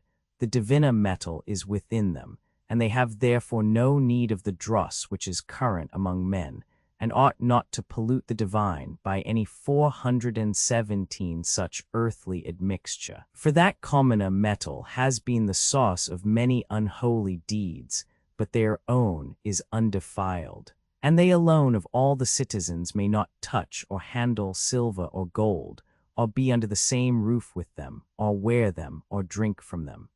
And this will be their salvation, and they will be the saviors of the state. They must have no homes or property of their own. But should they ever acquire homes or lands or monies of their own, they will become housekeepers and husbandmen instead of guardians, enemies and tyrants instead of allies of the other citizens.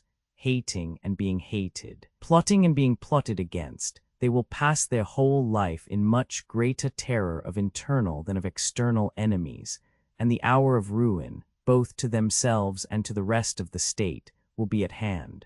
For all which reasons may we not say that thus shall our state be ordered, and that these shall be the regulations appointed by us for guardians concerning their houses and all other matters. Yes, said Glaucon. Chapter 16, Steph, 419 Republic Roman 4. Adeimantus Socrates. An objection that Socrates has made his citizens poor and miserable. Here Adeimantus interposed a question. How would you answer, Socrates, said he, if a person were to say that you are making these people miserable, and that they are the cause of their own unhappiness? The city, in fact, belongs to them, but they are none the better for it, whereas other men acquire lands, and build large and handsome houses, and have everything handsome about them, offering sacrifices to the gods on their own account, and practicing hospitality. Moreover, as you were saying just now, they have gold and silver, and all that is usual among the favorites of fortune. But our poor citizens are no better than mercenaries who are quartered in the city and are always mounting guard. That for their own good you are making these people miserable. 420, and worst of all, adds Socrates, they have no money. Yes, I said, and you may add that they are only fed and not paid in addition to their food like other men, and therefore they cannot, if they would, take a journey of pleasure. They have no money to spend on a mistress or any other luxurious fancy, which, as the world goes, is thought to be happiness, and many other accusations of the same nature might be added. But said he, let us suppose all this to be included in the charge. You mean to ask, I said, what will be our answer? Yes. Yet very likely they may be the happiest of mankind. If we proceed along the old path, my belief, I said, is that we shall find the answer. And our answer will be that, even as they are, our guardians may very likely be the happiest of men, but that our aim in founding the state was not the disproportionate happiness of any one class, but the greatest happiness of the whole. We thought that in a state 108, which is ordered with a view to the good of the whole, we should be most likely to find justice, and in the ill-ordered state injustice. And having found them, we might then decide which of the two is the happier. At present, I take it, we are fashioning the happy state, not piecemeal, or with a view of making a few happy citizens, but as a whole, and by we will proceed to view the opposite kind of state. The state, like a statue, must be judged of as a whole. Suppose that we were painting a statue, and someone came up to us and said, why do you not put the most beautiful colors on the most beautiful parts of the body? The eyes ought to be purple, but you have made them black. To him we might fairly answer, sir, you would not surely have us beautify the eyes to such a degree that they are no longer eyes. Consider rather whether, by giving this and the other features their due proportion, we make the whole beautiful. And so I say to you, do not compel us to assign to the guardians a sort of happiness which will make them anything but guardians. If we too can clothe our husbandmen in royal apparel, and set crowns of gold on their heads, and bid them till the ground as much as they like, and no more. Our potters also might be allowed to repose on couches, and feast by the fireside, passing round the wine-cup, while their wheel is conveniently at hand, and working at pottery only as much as they like. In this way we might make every class happy, and then, as you imagine, the whole state would be happy. But do not put this idea into our heads. For 421, if we listen to you, the husbandman will be no longer a husbandman, the potter will cease to be a potter, and no one will have the character of any distinct class in the state. Now this is not of much consequence where the corruption of society, and pretension to be what you are not, is confined to cobblers. But when the guardians of the laws and of the government are only seeming and not real guardians, then see how they turn the state upside down, and on the other hand they alone have the power of giving order and happiness to the state. The guardians must be guardians, not boon companions. We mean our guardians to be true saviors, and not the destroyers of the state, whereas our opponent is thinking of peasants at a festival, who are enjoying a life of revelry, not of citizens who are doing their duty to the state. But if so, we mean different things, and he is 109 speaking of something which is not a state. And therefore we must consider whether in appointing our guardians we would look to their greatest happiness individually, or whether this principle of happiness does not rather reside in the state as a whole. But if the latter be the truth, then the guardians and auxiliaries, and all others equally with them, must be compelled or induced to do their own work in the best way. And thus the whole state will grow up in a noble order, and the several classes will receive the proportion of happiness which nature assigns to them. I think that you are quite right. I wonder whether you will agree with another remark which occurs to me.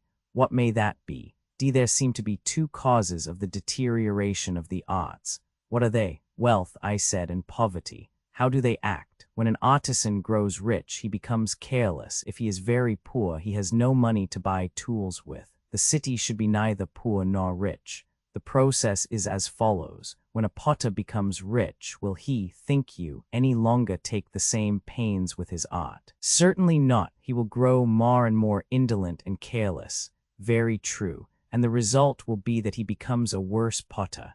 Yes, he greatly deteriorates. But on the other hand, if he has no money and cannot provide himself with tools or instruments, he will not work equally well himself, nor will he teach his sons or apprentices to work equally well.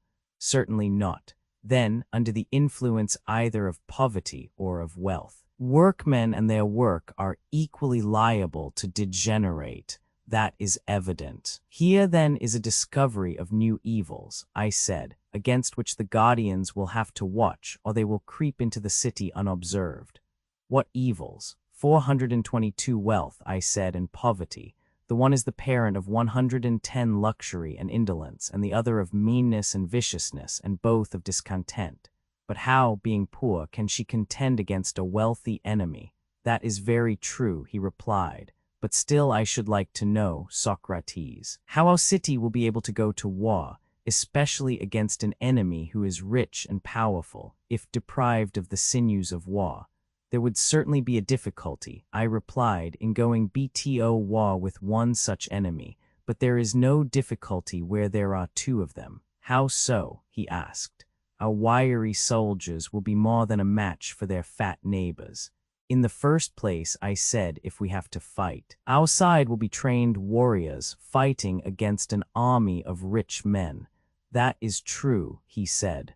And do you not suppose, Adamantus, that a single boxer who was perfect in his art would easily be a match for two stout and well-to-do gentlemen who were not boxers? Hardly, if they came upon him at once.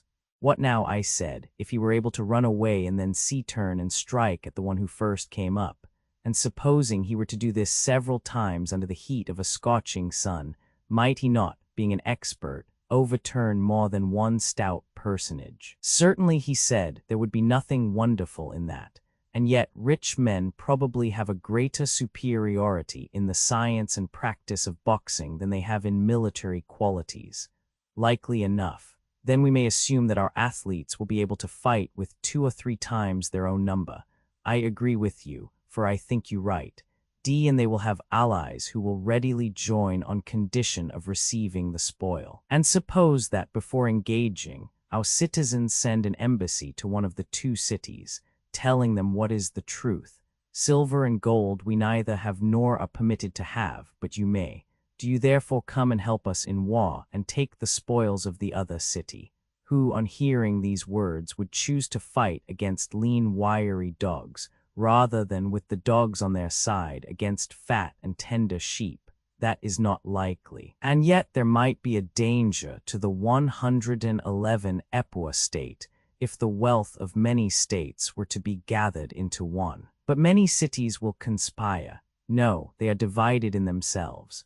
But how simple of you to use the term state at all of any but our own. Why so? You ought to speak of other states in the plural number. Not one of them is a city, but many cities, as they say in the game. For indeed any city, however small, is in fact divided into 2, one the city of the poor, the other of the rich. 423, these are at war with one another. And in either there are many smaller divisions, and you would be altogether beside the mark if you treated them all as a single state. But if you deal with them as many, and give the wealth or power or persons of the one to the others, you will always have a great many friends and not many enemies. Many states are contained in one and your state, while the wise order which has now been prescribed continues to prevail in her, will be the greatest of states. I do not mean to say in reputation or appearance, but in deed and truth, though she number not more than 1,000 defenders. A single state which is her equal you will hardly find, either among Hellenes or barbarians, though many that appear to be as great and many times greater. That is most true, he said. The limit to the size of the state, the possibility of unity.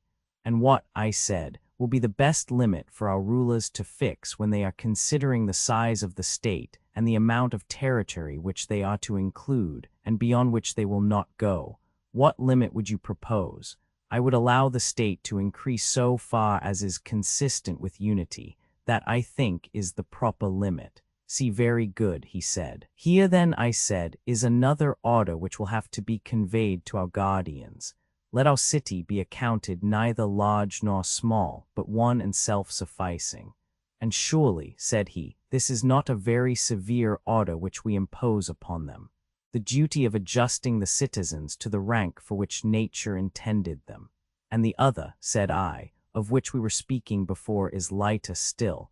I mean the duty of degrading the offspring of the guardians when inferior, and of elevating into the rank doth guardians the offspring of the lower classes, when naturally 112 superior. The intention was that, in the case of the citizens generally, each individual should be put to the use for which nature intended him, one-to-one work, and then every man would do his own business and be one and not many, and so the whole city would be one and not many. Yes, he said, that is not so difficult. The regulations which we are prescribing, my good Adeimantus, are not, as might be supposed, a number of great principles, but trifles all, if care be taken, as the saying is, off the one great thing, a thing, however, which I would rather call not great, but sufficient for our purpose. What may that be? He asked. Education, I said, and nurture. If our citizens are well educated and grow into sensible men, they will easily see their way through all these, as well as other matters which I omit, such, for example, as marriage, the possession of 424 women, and the procreation of children, which will all follow the general principle that friends have all things in common, as the proverb says. That will be the best way of settling them. Good education has a cumulative force and affects the breed. Also, I said, the state, if once started well, moves with accumulating force like a wheel. For good nurture and education implant good constitutions, and these good constitutions taking root in a good education improve more and more. This improvement affects the breed in man as in other animals. Very possibly, he said. No innovations to be made either in music or gymnastic. Then to sum up, this is the point to which, above all, the attention of our rulers should be directed, that music and gymnastic be preserved in their original form, and no innovation made. They must do their utmost to maintain them intact. And when anyone says that mankind most regard the newest song which the singers have too, see, they will be afraid that he may be praising, not new songs, but a new kind of song, and this ought not to be praised or conceived to be the meaning of the poet, for any musical innovation is full of danger to the whole state and ought to be prohibited. Damon. So Damon tells me, and I can quite believe 113 him. He says that when modes of music change, the fundamental laws of the state always change with them. Too odd. 352. Yes, said Adeimantus, and you may add my suffrage to Damon's and your own. Then, I said, our guardians must lay the foundations of their fortress in music. Yes, he said, the lawlessness of which you speak too easily steals in. Yes, I replied, in the form of amusement, and at first sight it appears harmless. The spirit of lawlessness, beginning in music, gradually pervades the whole of life. Why, yes, he said, and there is no harm, were it not that little by little this spirit of license, finding a home, imperceptibly penetrates into manners and customs, whence, issuing with greater force, it invades contracts between man and a man, and from contracts goes on to laws and constitutions, in utter recklessness, ending at last, Socrates, by an overthrow of all rights, private as well as public. Is that true? I said. That is my belief, he replied. Then, as I was saying, our youth should be trained from the first in a stricter system, for if amusements become 425 lawless, and the youths themselves become lawless, they can never grow up into well-conducted and virtuous citizens. Very true, he said. The habit of order the basis of education. And when they have made a good beginning in play, and by the help of music have gained the habit of good order, then this habit of order, in a manner how unlike the lawless play of the others, will accompany them in all their actions and be a principle of growth to them, and if there be any fallen places in the state, will raise them up again. Very true, he said. If the citizens have the root of the matter in them, they will supply the details for themselves. Thus educated, they will invent for themselves any lesser rules which their predecessors have altogether neglected.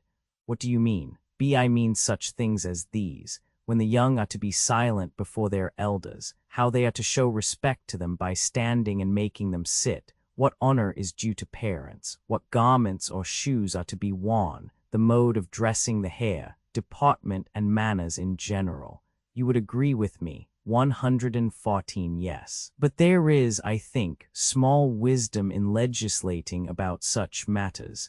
I doubt if it is ever done, nor are any precise written enactments about them likely to be lasting. Impossible. It would seem adamantus that the direction in which education starts a man will determine his future life.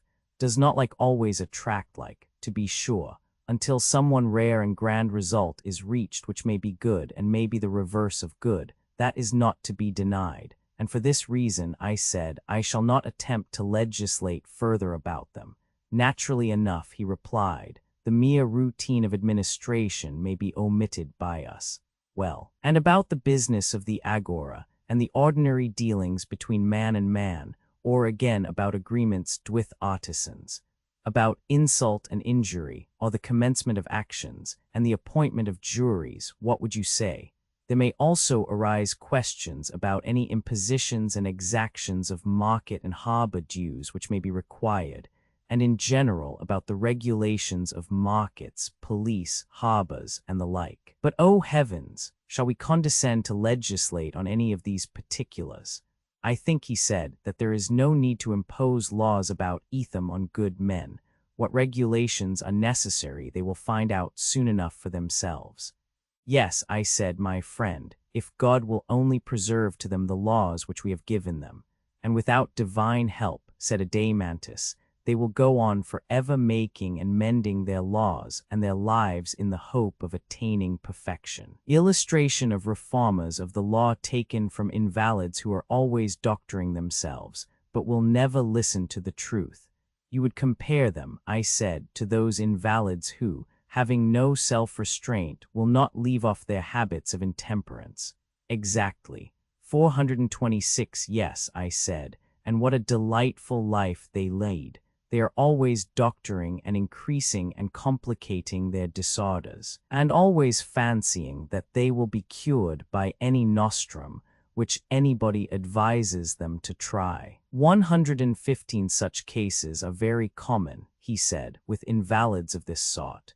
Yes, I replied, and the charming thing is that they deem him their worst enemy who tells them the truth, which is simply that, unless they give up eating and drinking and bewenching and idling, neither drug nor cautery nor spell nor amulet nor any other remedy will avail. Charming, he replied. I see nothing charming in going into a passion with a man who tells you what is right. These gentlemen, I said, do not seem to be in your good graces. Assuredly not. Nor would you praise the behavior of states which act like the men whom I was just now describing. For are there not ill-lauded states in which the citizens are forbidden under pain of death to alter the constitution?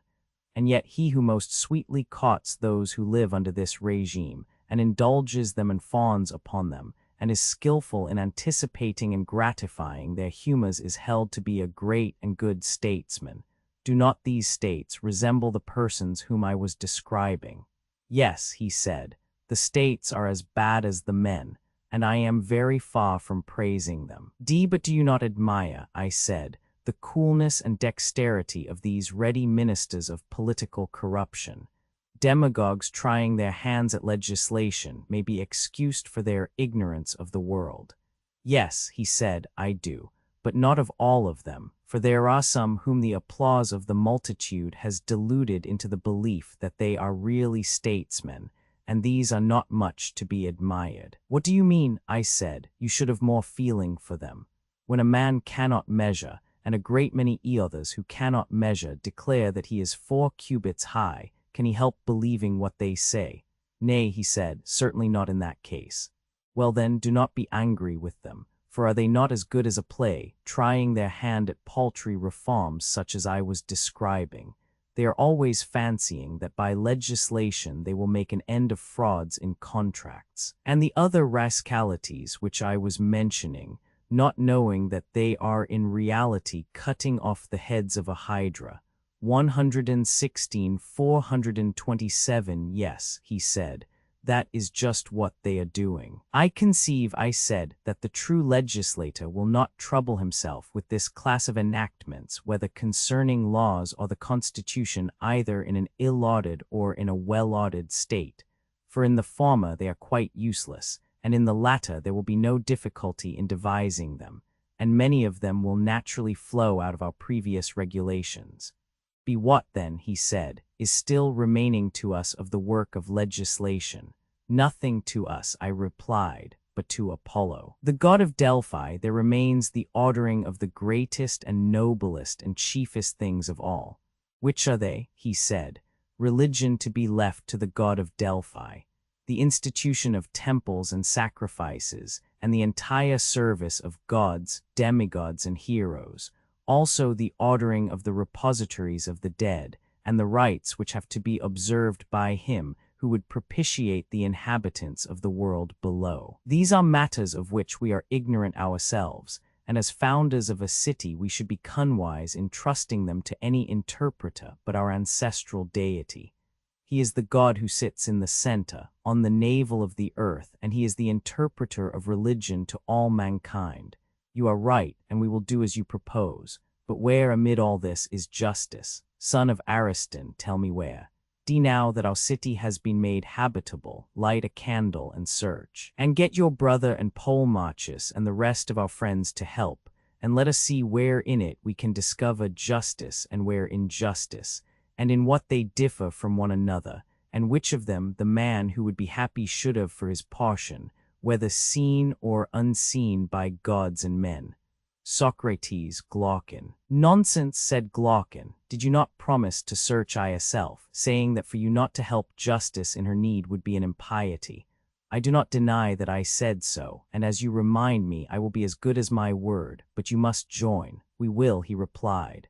Well then, I hope to make the discovery in this way. 117. I mean to begin with the assumption that our state, if rightly ordered, is perfect. That is most certain, and being perfect, is therefore wise and valiant and temperate and just. That is likewise clear. And whichever of these qualities we find in the state, the one which is not found will be the residue. 428. Very good. If there were 4 things, and we were searching for one of them, wherever it might be, the one sought for might be known to us from the first, and there would be no further trouble, or we might know the other 3 first, and then the 4th would clearly be the one left. Very true. Oh, he said. And is not a similar method to be pursued about the virtues, which are also 4 in number? Clearly. The place of the virtues in the state. 1. The wisdom of the statesman advises, not about particular arts or pursuits. First among the virtues found in the state, wisdom comes into view, and in this I detect a certain peculiarity. What is that? The state which we have been describing is said to be wise as being good in counsel. Very true.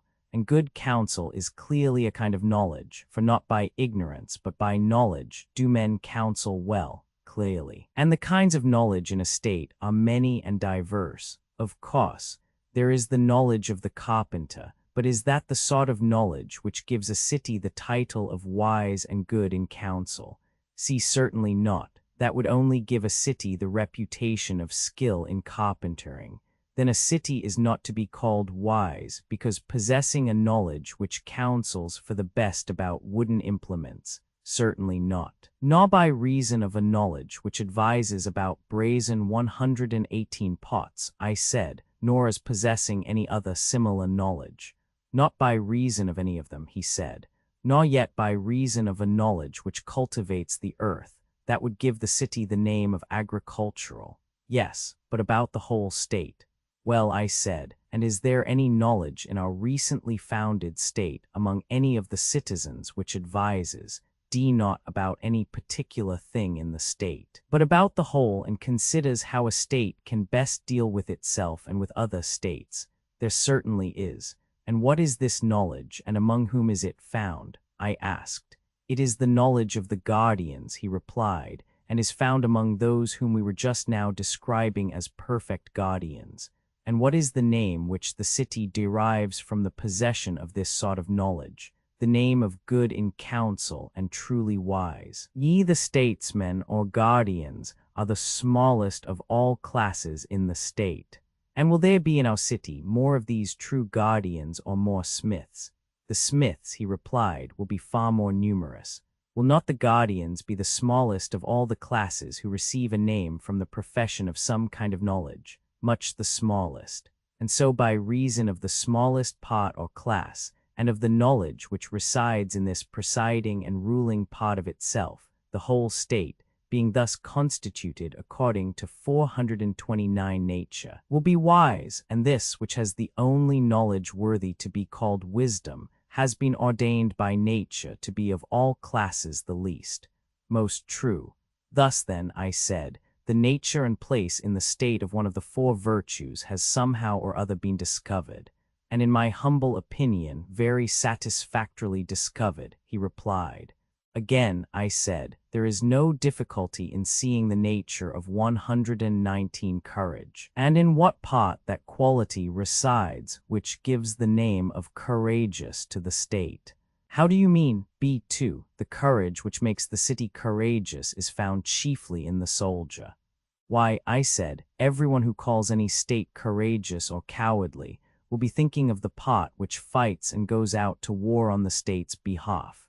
No one, he replied, would ever think of any other. The rest of the citizens may be courageous or may be cowardly, but their courage or cowardice will not, as I conceive, have the effect of making the city either the one or the other. Certainly not. It is the quality which preserves right opinion about things to be feared and not to be feared.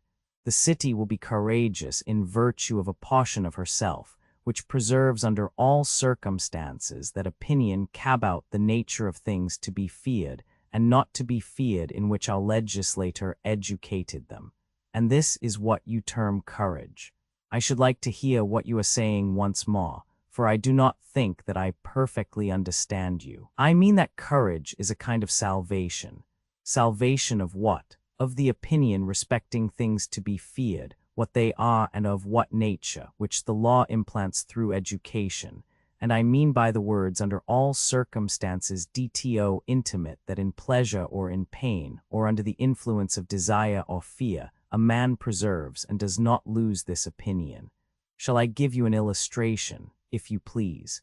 Illustration from the art of dyeing. You know, I said, that dyers, when they want to dye wool for making the true sea purple, begin by selecting their white color first. This they prepare and dress with much care and pains, in order that the white ground may take the purple hue in full perfection. The dyeing then proceeds, and Uhatever is dyed in this manner becomes a fast color, and no washing either with lyes or without them can take away the bloom. but when the ground has not been duly prepared. You will have noticed how poor is the look either of purple or of any other color. Yes, he said, I know that they have a washed-out and ridiculous appearance. 120, our soldiers must take the dye of the laws. Then now, I said, you will understand what our object was 430 in selecting our soldiers and educating them in music and gymnastic.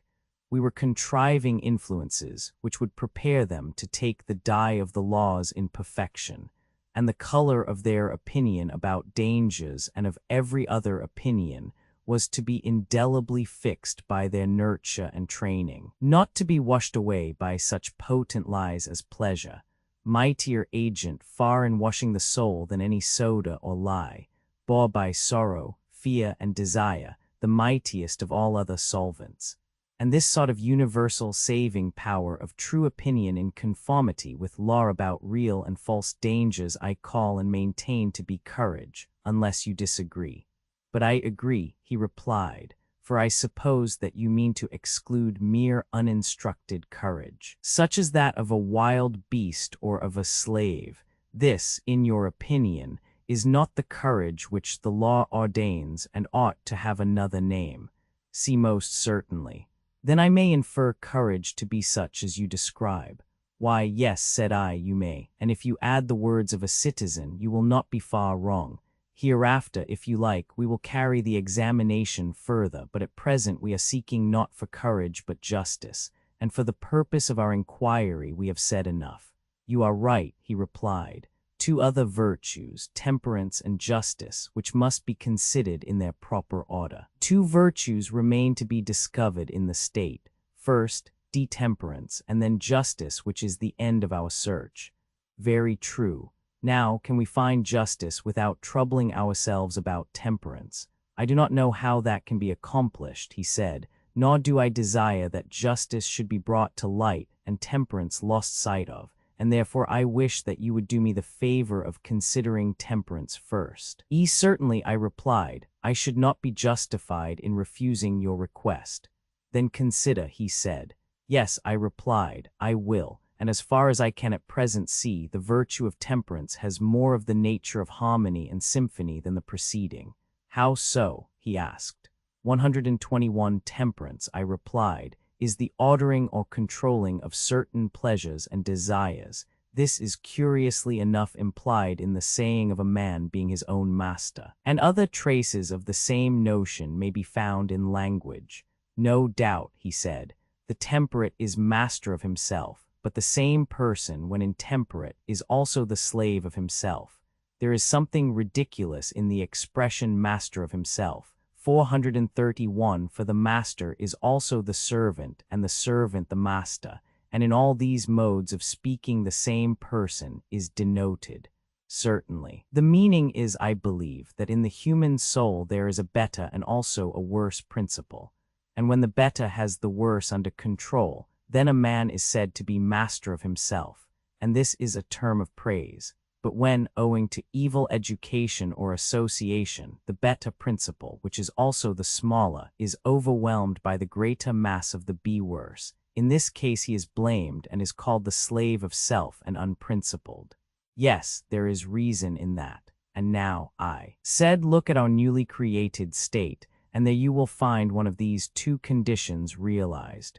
For the state, as you will acknowledge, may be justly called master of itself, if the words temperance and self-mastery truly express the rule of the better part over the worse. Yes, he said, I see that what you say is true. Let me further note that the manifold and complex pleasures, desires, and pains are generally found in children and women and servants, and in the freemen so-called who are of the lowest and more numerous class. Certainly, he said, whereas the simple and moderate desires which follow reason and are under the guidance of mind and true opinion are to be found only in a few, and those the best born and best educated. Very true. The state which has the passions and desires of the many controlled by the few may be rightly called temperate. These two, as you may perceive, have a place in our state. Dan, the meaner desires of the many are held down by the virtuous desires and wisdom of the few. That I perceive, he said. Then if there be any city which may be described as 122 master of its own pleasures and desires, and master of itself, ours may claim such a designation. Certainly. He replied, it may also be called temperate, and for the same reasons. Yes. And if there be any state in which rulers and subjects will ebb agreed as to the question who are to rule, that again will be our state, undoubtedly.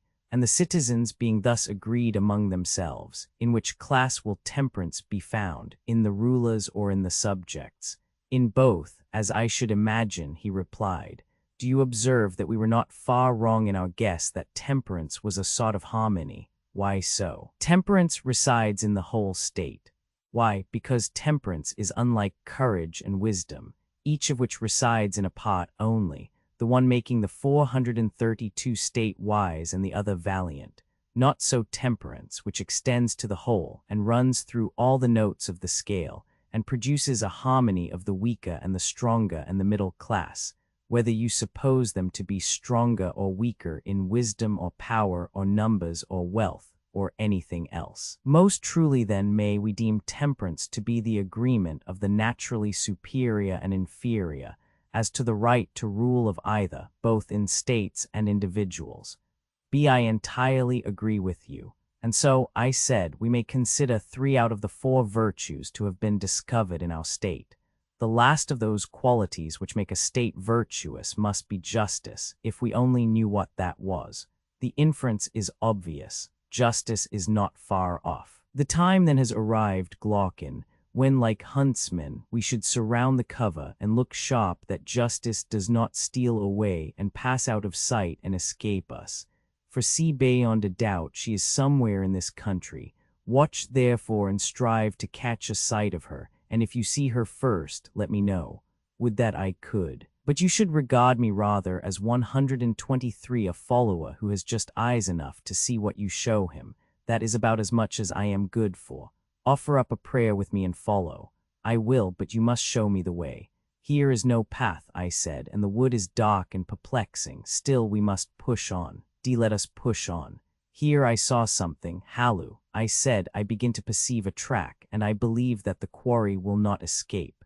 Good news, he said. Truly, I said, we are stupid fellows. Why so? Why, my good sir, at the beginning of our inquiry, ages ago, there was justice tumbling out at our feet, and we never saw her. Nothing could be more ridiculous. Like people who go about looking for what they have in their hands, that was the way with us.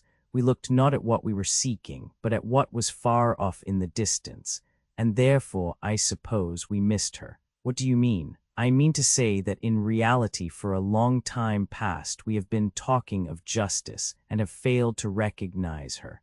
I grow impatient at the length of your exordium. 433, we had already found her when we spoke of one man doing one thing only. Well then, tell me, I said, whether I am right or not. You remember the original principle which we were always laying down at the foundation of the state, that one man should practice one thing only, the thing to which his nature was best adapted. Now justice is this principle or a part of it. Yes, we often said that one man should do one thing only. Further, we affirmed that justice was doing one's own business, and not being a busybody. We said so again and again, and many others have said the same to us. Yes, we said so. Then to do one's own business in a certain way may be assumed to be justice. Can you tell me whence I derive this inference? I cannot, but I should like to be told.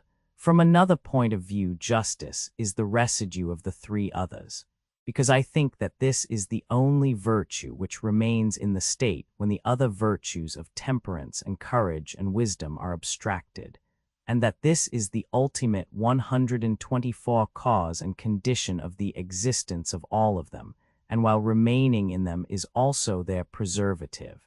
We were saying that if the 3 were discovered by us, justice would be the 4th or remaining one. That follows of necessity.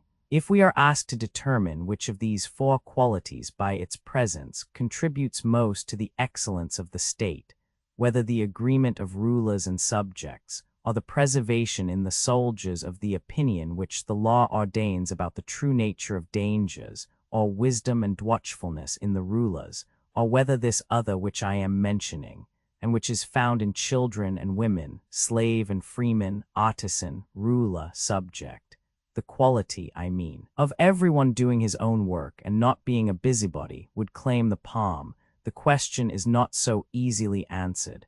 Certainly, he replied, there would be a difficulty in saying which.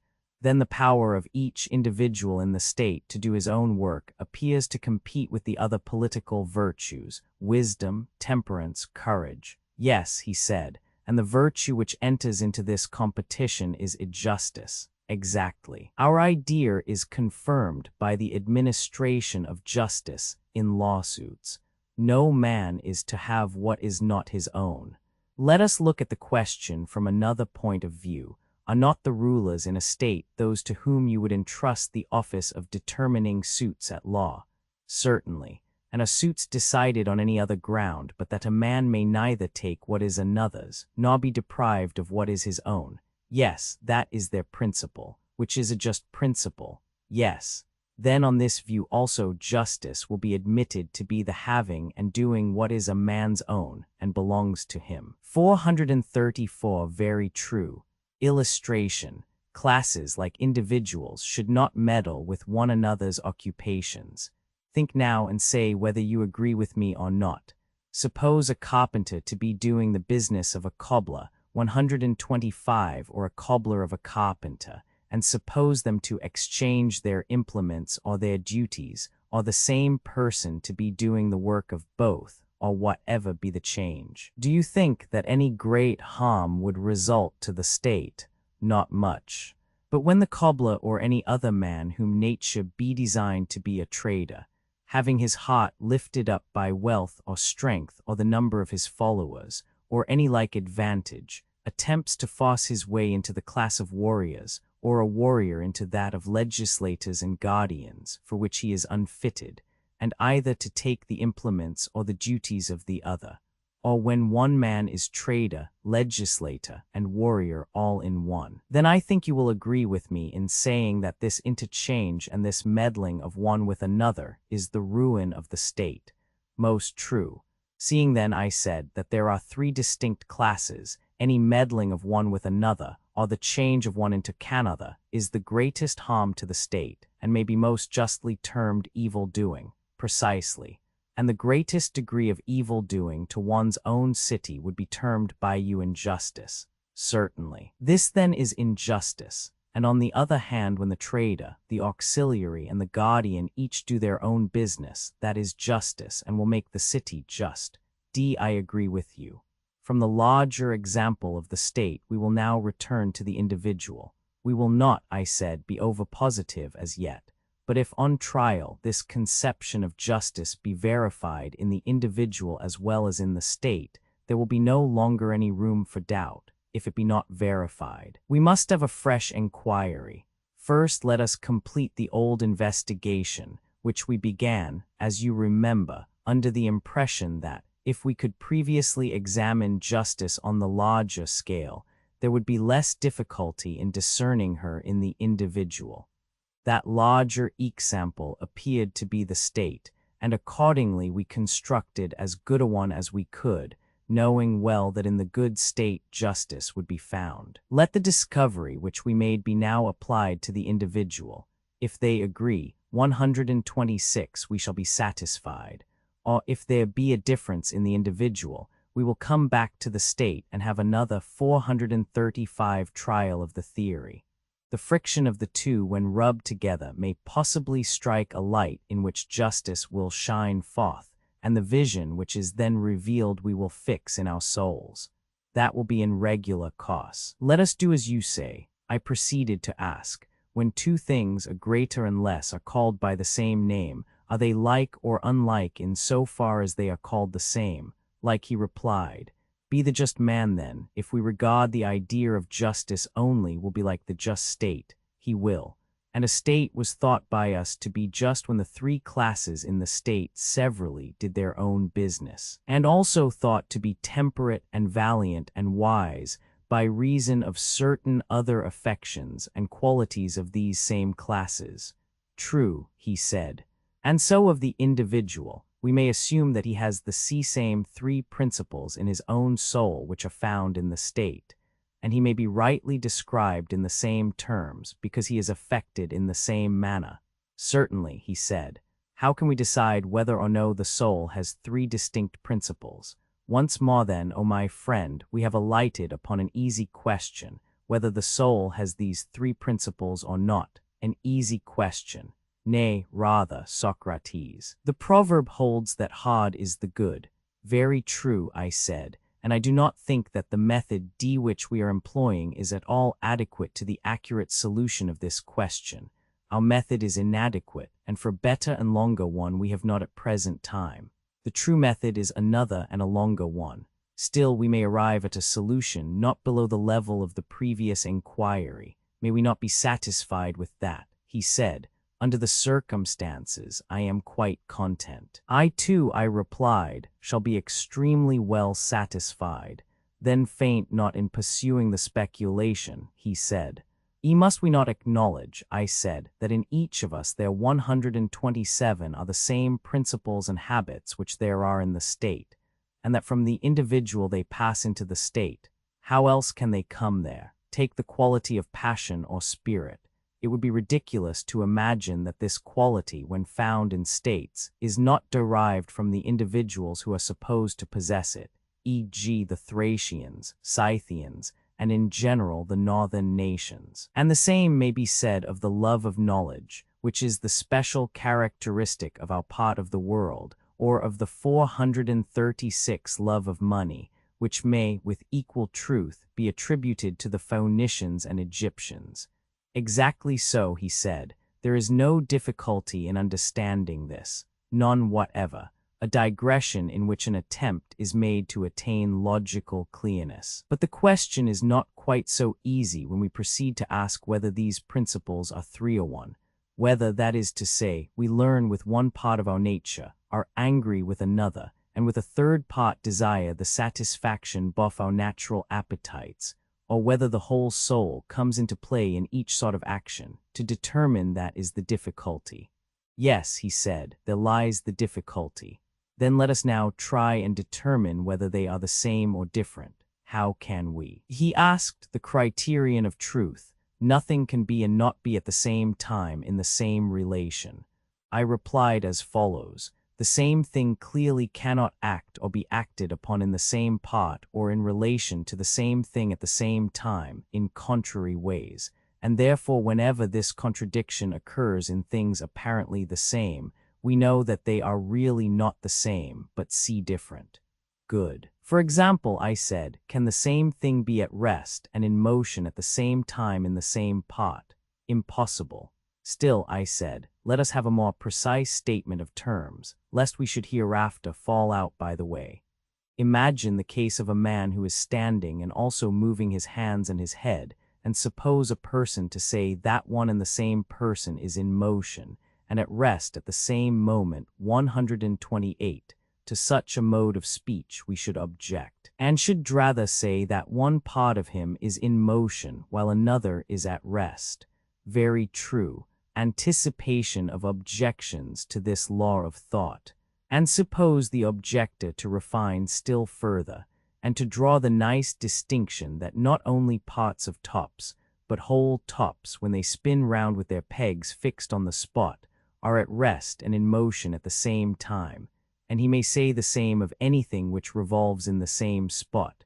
His objection would not be admitted by us, because in such cases things are not at rest and in motion in the same parts of themselves. We should rather say that they have both an axis and a circumference, and that the axis stands still, for there is no deviation from the perpendicular, and that the circumference goes round. But if while revolving the axis inclines either to the right or left, forwards or backwards, then in no point of view can they be at rest. That is the correct mode of describing them, he replied. Then none of these objections will confuse us, or incline us to believe that the same thing at the same time, in the 437 same pot, or in relation to the same thing, can act or be acted upon in contrary ways.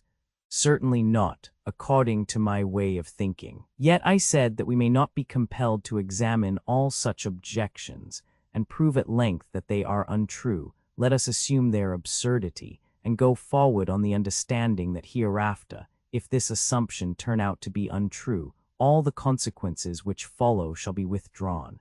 Yes, he said, that will be the best way. Likes and dislikes exist in many forms. Well, I said, would you not allow that assent and dissent, desire and aversion, attraction and repulsion, are all of them opposites, whether they are regarded as active or passive, for that makes no difference in the fact of their opposition. Yes, he said, they are opposites. Well, I said, and hunger and thirst, and the desires in general, and again willing and wishing, all these you would refer to the classes already mentioned. You would say, would you not, that the soul of him who desires is seeking 129 after the object of his desire, or that he is drawing to himself the thing which he wishes to possess? Or again, when a person wants anything to be given him, his mind, longing for the realization of his desire, intimates his wish to have it by a nod of assent, as if he had been asked a question. Very true. And what would you say of unwillingness and dislike and the absence of desire? Should not these be referred to the opposite class of repulsion and rejection? Certainly. Admitting this to be true of desire generally, let us suppose a particular class of desires, and out of these we will select hunger and thirst, as they are termed, which are the most obvious of them. Let us take that class, he said. The object of one is food and of the other drink. Yes. There may be simple thirst or qualified thirst, having respectively a simple or a qualified object. And here comes the point. Is not thirst the desire which the soul has of drink, and of drink only, not of drink qualified by anything else? For example, warm or cold, or much or little, or, in a word, drink of any particular sort.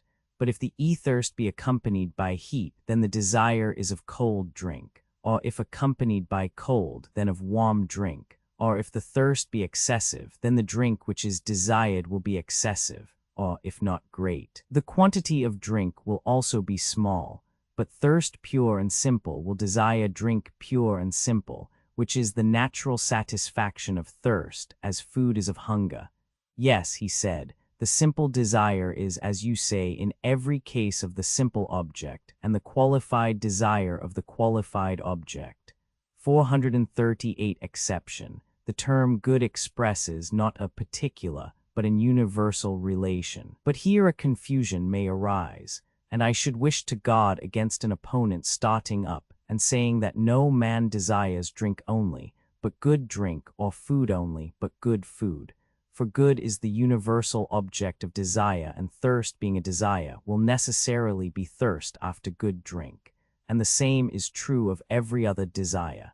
Yes, he replied, the opponent might have something to say. Nevertheless, I should still maintain that of relatives some 130 bave a quality attached to either term of the relation. Others are simple and have their correlatives simple. I do not know what you mean. Illustration of the argument from the use of language about correlative terms. Well, you know of course that the greater is relative to the less, certainly, and the much greater to the much less, yes, and the sometime greater to the sometime less, and the greater that is to be to the less that is to be. Certainly, he said. See, and so of more and less, and of other correlative terms, such as the double and the half, or again, the heavier and the lighter, the swifter and the slower, and of hot and cold, and of any other relatives.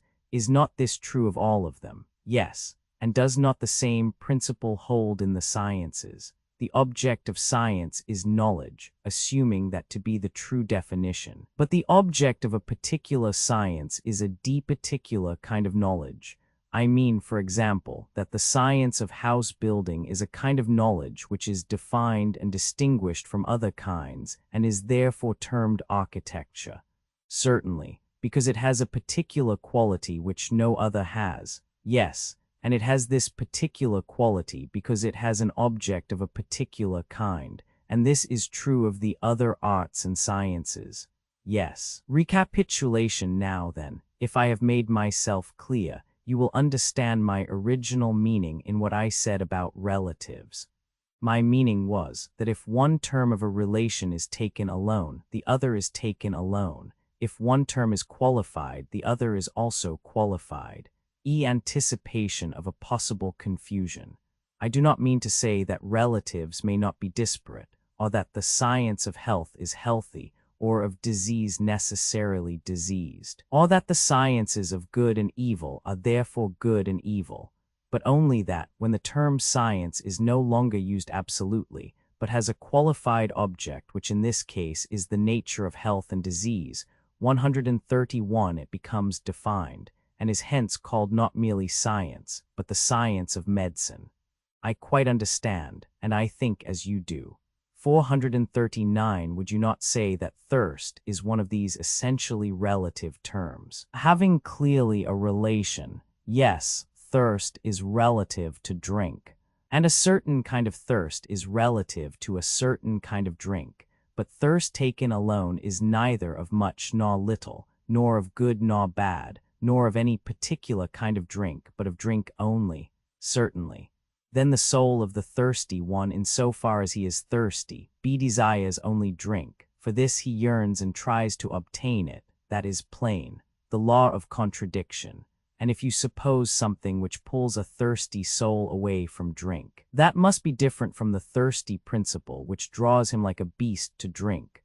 For, as we were saying, the same thing cannot at the same time with the same part of itself act in contrary ways about the same. Impossible. No more than you can say that the hands of the archer push and pull the bow at the same time, but what you say is that one hand pushes and the other pulls. See, exactly so, he replied. And might a man be thirsty, and yet unwilling to drink? Yes, he said. It constantly happens. And in such a case, what is one to say? Would you not say that there was something in the soul bidding a man to drink, and something else forbidding him, which is other and stronger than the principle which bids him? I should say so. The opposition of desire and reason, and the forbidding principle is derived from reason, and that which bids and attracts proceeds from passion and disease. Clearly. Then we may fairly assume that they are two, and that they differ from one another. The one with which a man reasons, we may call the rational principle of the soul. The other, with which he loves and hungers and thirsts and feels the 132 flutterings of any other desire, may be termed the irrational or appetitive, the ally of sundry pleasures and satisfactions. Yes, he said, we may fairly assume them to be different. Then let us finally determine that there are two principles existing in the soul. And what of passion, or spirit? Is it a third, or akin to one of the preceding? I should be inclined to say, akin to desire. The third principle of spirit or passion illustrated by an example. Well, I said, there is a story which I remember to have heard, and in which I put faith. The story is that Leontius, the son of Aglaon, coming up one day from the Piraeus, under the north wall on the outside, observed some dead bodies lying on the ground at the place of execution. He felt a desire to see them, and also a dread and abhorrence of them. 440 for time he struggled and covered his eyes, but at length the desire got the better of him, and forcing them open, he ran up to the dead bodies, saying, Look, ye wretches, take your fill of the fair sight. I have heard the story myself, he said. The moral of the tale is that anger at times goes to war with desire as though they were two distinct things. Yes, that is the meaning, he said. And are there not many other cases in which we observe that when a man's desires violently prevail over his reason, he reviles himself, and is angry at the violence within him, and that in this struggle, which is like the struggle of factions in a state, his spirit is on the side of his reason. Passion never takes part with desire against reason. But for the passionate or spirited element to take part with the desires when reason decides that she should not be opposed, is a sort of thing which I believe that you never observed occurring in yourself, nor, as I should imagine, in anyone else. 3. Reading mu letter 1 F7 for delta epsilon letter 1 FD6, nu letter 1 F00 nu tau iota pyro alpha tau epsilon iota nu, without a comma after delta epsilon letter 1 FD6 nu. Certainly not. See righteous indignation never felt by a person of noble character when he deservedly suffers. Suppose that a man thinks he has done a wrong to another, the nobler he is, the less able is he to feel indignant at any suffering, such as hunger or cold or any other pain, which the injured person may inflict upon him. These he deems to be just, and as I say, his anger refuses to be excited by them. True, he said, but when he thinks that he is the sufferer of the wrong, 133 then he boils and chafes, and is on the side of what he believes to be justice. And because he suffers hunger or cold or other pain, he is only the more determined to persevere and conquer. His noble spirit will not be quelled until he either slays or is slain, or until he hears the voice of the shepherd, that is, reason, bidding his dog bark no more. The illustration is perfect, he replied, and in our state, as we were saying, the auxiliaries were to be dogs, and to hear the voice of the rulers, who are their shepherds. I perceive, I said, that you quite understand me. There is, however, a further point which I wish you to consider. What point? You remember that passion or spirit appeared at first sight to be a kind of desire, but now we should say quite the contrary, for in the conflict of the soul's spirit is arrayed on the side of the rational principle. Most assuredly, not 2 but 3 principles in the soul, as in the state. But a further question arises, is passion different from reason also, or only a kind of reason? In which latter case, instead of 3 principles in the soul, there will only be 2, 441 the rational and the concupiscent, or rather, as the state was composed of 3 classes, traders, auxiliaries, counselors, so may there not be in the individual soul a third element which is passion or spirit, and when not corrupted by bad education is the natural auxiliary of reason. Yes, he said, there must be a third. Yes, I replied, if passion, which has already been shown to be different from desire, turn out also to be different from reason. But that is easily proved. We may observe even in young children that they are full of spirit almost as soon as they are born, whereas some of them never seem to attain to the use of reason, and most of them late enough. Excellent, I said, and you may see passion equally in brute animals, which is a further proof of the truth of what you are saying. Appeal to Homer. And we may once more appeal to the words of Homer, which have been already quoted by us. He smote his breast, and thus rebuked his soul for 134c. For in this verse Homer has clearly supposed the power which reasons about the better and worse to be different from the unreasoning anger which is rebuked by it. 4 odd. Roman 20, 17 quoted supra Roman 3, 390d. Very true, he said. The conclusion that the same 3 principles exist both in the state and in the individual applied to each of them. And so, after much tossing, we have reached land, and are fairly agreed that the same principles which exist in the state exist also in the individual, and that they are 3 in number. Exactly. Must we not then infer that the individual is wise in the same way, and in virtue of the same quality which makes the state wise? Certainly. Also that the same quality which constitutes courage in the state constitutes courage in the individual, and that both the state and the individual bear the same relation to all the other virtues. Assuredly. And the individual will be acknowledged by us to be just in the same way in which the state is just. That follows, of course. We cannot but remember that the justice of the state consisted in each of the 3 classes doing the work of its own class. We are not very likely to have forgotten, he said. We must recollect that the individual in whom the several qualities of his nature do their own work will be just and will do his own work. Yes, he said, we must remember that too. and ought not the rational principle, which is wise and has the care of the whole soul, to rule, and the passionate or spirited principle to be the subject and ally? Certainly.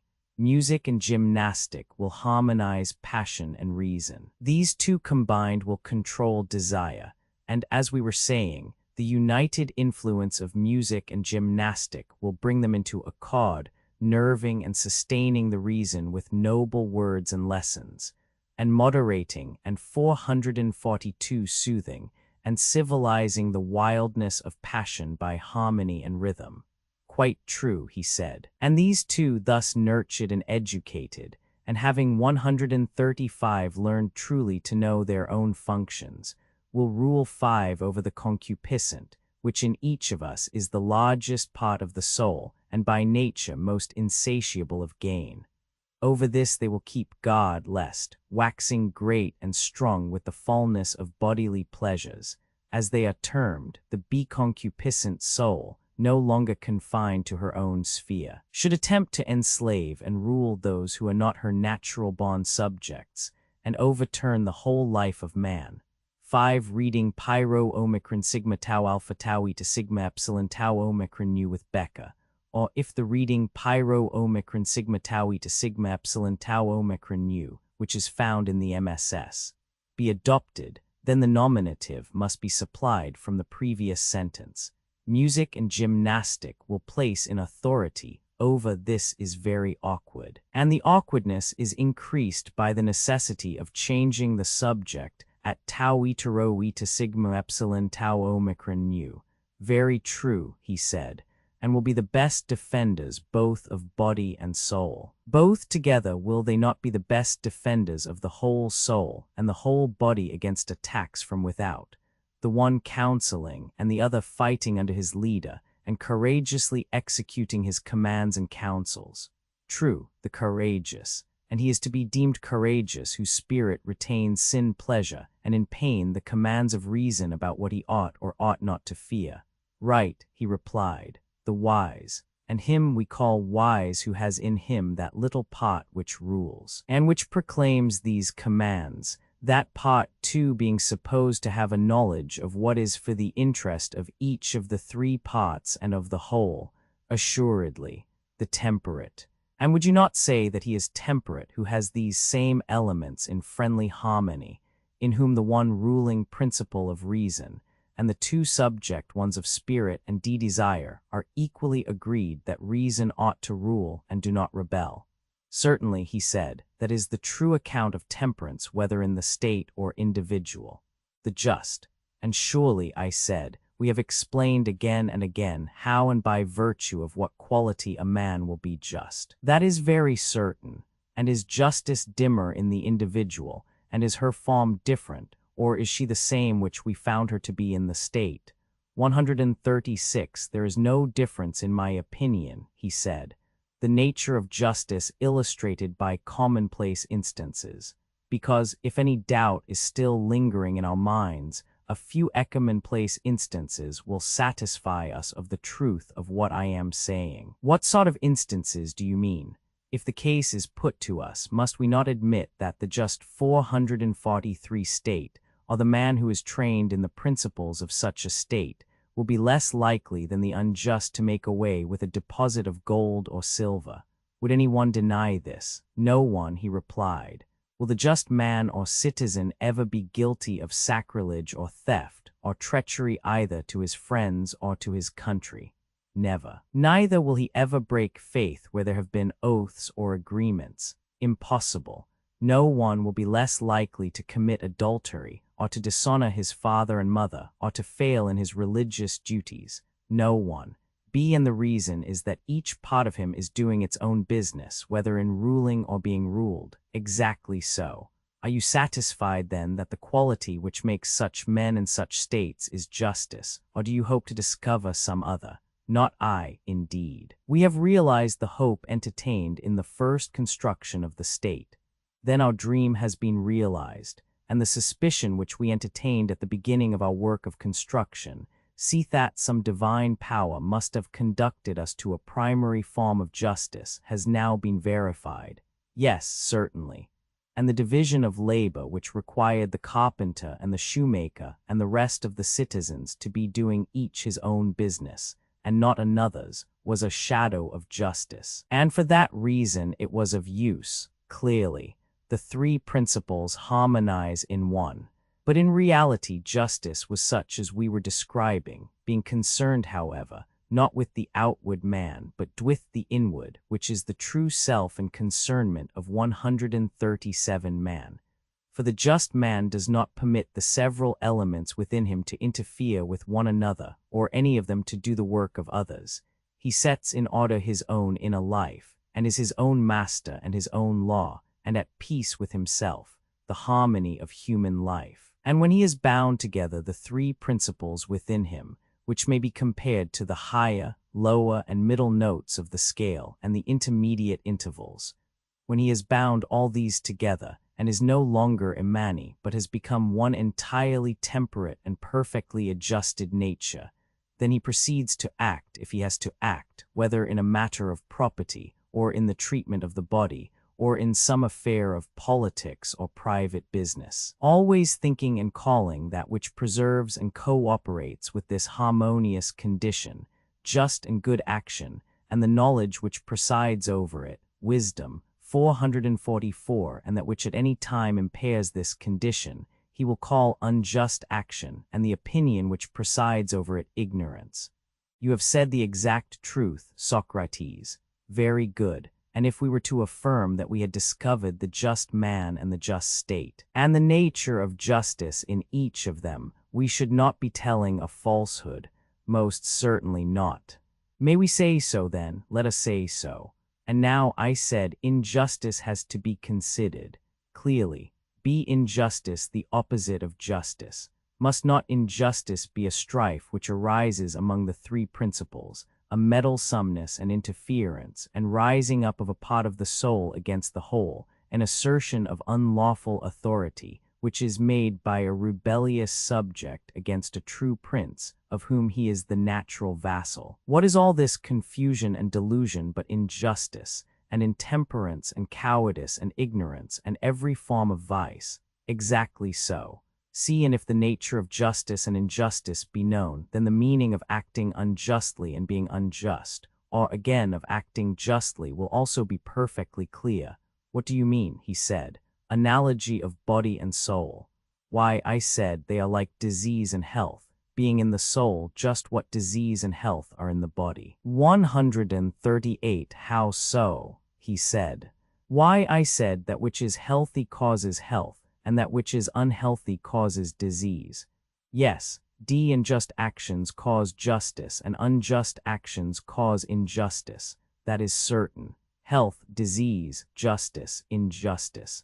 And the creation of health is the institution of a natural order and government of one by another in the parts of the body, and the creation of disease is the production of a state of things at variance with this natural order. True. And is not the creation of justice the institution of a natural order and government of one by another in the parts of the soul, and the creation of injustice the production of a state of things at variance with the natural order? Exactly so, he said. Then virtue is the health and beauty and well-being of the soul, and vice the disease and weakness and deformity of the same. True. And do not good practices lead to virtue, and evil practices to vice? Assuredly. 445. The old question, whether the just or the unjust is the happier, has become ridiculous. Still our old question of the comparative advantage of justice and injustice has not been answered. Which is the more profitable, to be just and act justly and practice virtue, whether seen or unseen of gods and men, or to be unjust and act unjustly, if only unpunished and unreformed? In my judgment, Socrates, the question has now become ridiculous. We know that when the bodily constitution is gone, life is no longer endurable, though pampered with all kinds of meats and drinks, and having all wealth and all power. And shall we be told that when the very essence of the vital principle is undermined and corrupted, life is bestial worth having to a man, if only he be allowed to do whatever he likes, with the single exception that he is not to acquire justice and virtue, or to escape from injustice and vice, assuming them both to be such as we have described. Yes, I said, the question is, as you say, ridiculous. Still, 139, as we are near the spot at which we may see the truth in the clearest manner with our own eyes, let us not faint by the way. Certainly not, he replied. See, come up hither, I said, and behold the various forms of vice, those of them, I mean, which are worth looking at. I am following you, he replied. Proceed. I said, the argument seems to have reached a height from which, as from some tower of speculation, a man may look down and see that virtue is one, but that the forms of vice are innumerable, there being 4 special ones which are deserving of note. What do you mean? He said. As many forms of the soul as of the state. I mean, I replied, that there appear to be as many forms of the soul as there are distinct forms of the state. How many? There are 5 of the state. And 5 of the soul, I said. What are they? The first, I said, is that which we have been describing, and which may be said to have 2 names, monarchy and aristocracy, accordingly as rule is exercised by one distinguished man or by many. True, he replied, but I regard the 2 names as describing one form only. Whether the government is in the hands of one or many, if the governors have been trained in the manner which we have supposed, the fundamental laws of the state will be maintained. That is true, he replied. Chapter 17, Steph, 449 Republic v. Socrates, Glaucon, Adeimantus, the community of women and children. Such is the good and true city or state, and the good and true man is of the same pattern. And if this is right, every other is wrong, and the evil is one which affects not only the ordering of the state, but also the regulation of the individual soul, and is exhibited in 4 forms. What are they? He said.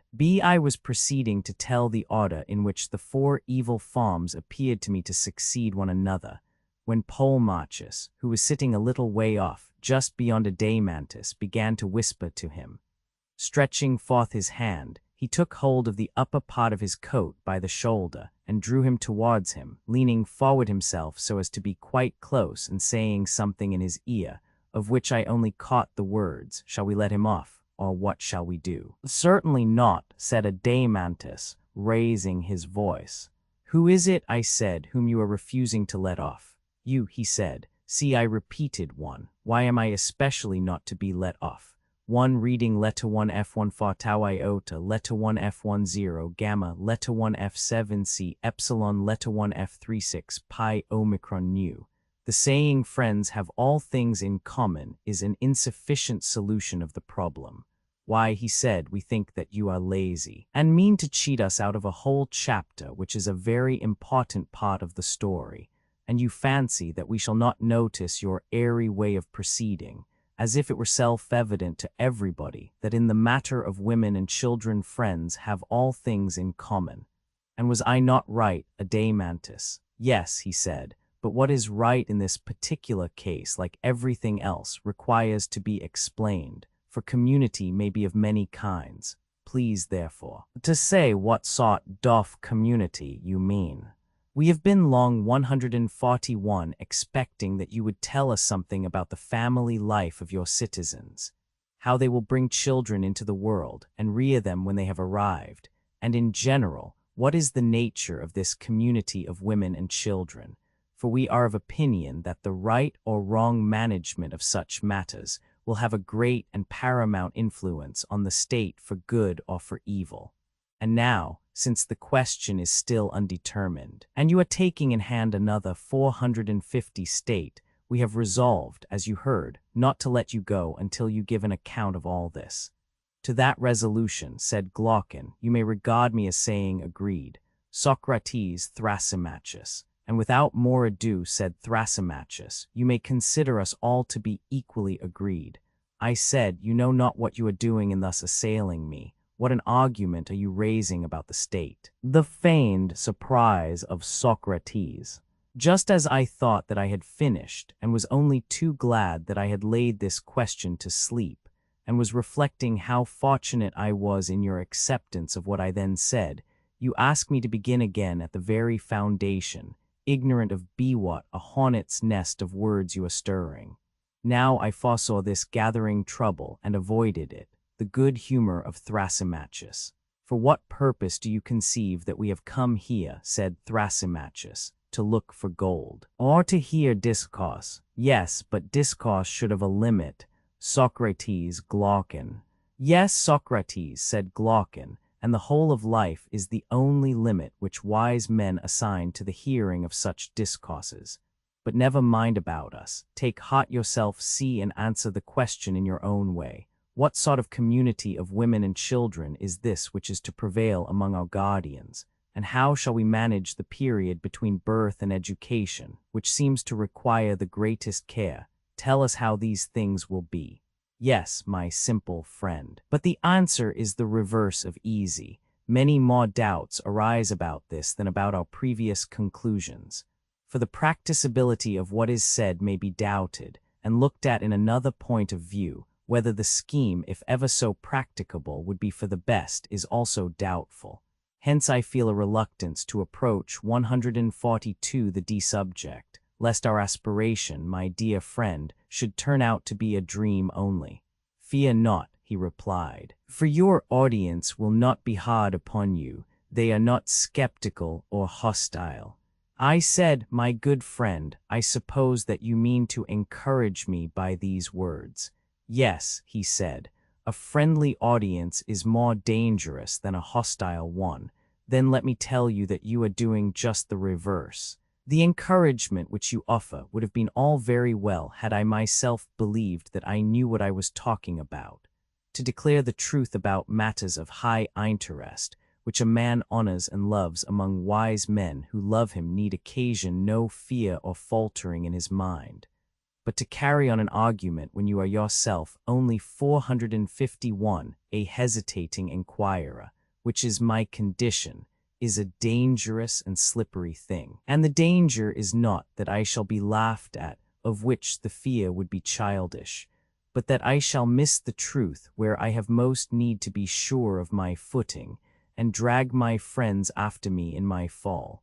And I pray Nemesis not to visit upon me the words which I am going to utter. For I do indeed believe that to be an involuntary homicide is a less crime than to be a deceiver about beauty or goodness or justice in the matter of laws too. And that is a risk which I would rather run among enemies than among friends, and therefore you do well to encourage BME 3. 2 or inserting kappa alpha letta 1 F76 before nu omicron mu iota mu omega nu, a deceiver about beauty or goodness or principles of justice or law. 3 reading letta 1 F65 sigma tau epsilon, epsilon letta 1 F56 mu epsilon pi alpha rho alpha mu upsilon theta epsilon letta 1 FD6.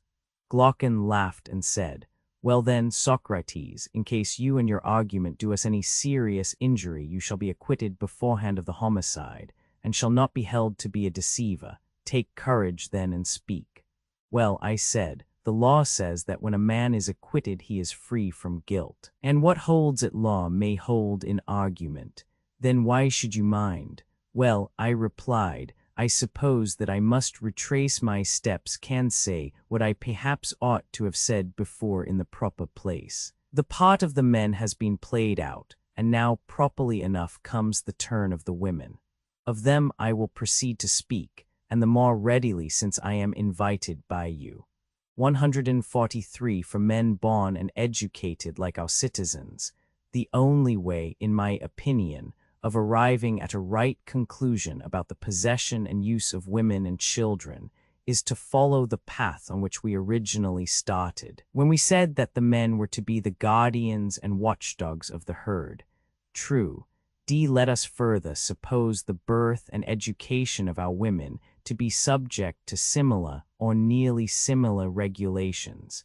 Then we shall see whether the result accords with our design. What do you mean? No distinction among the animals such as is made between men and women.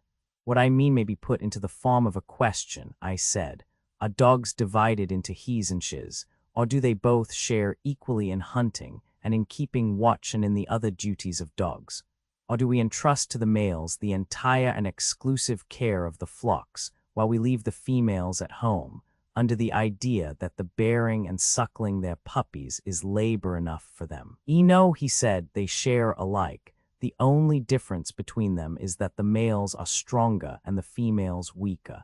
But can you use different animals for the same purpose unless they are bred and fed in the same way? You cannot.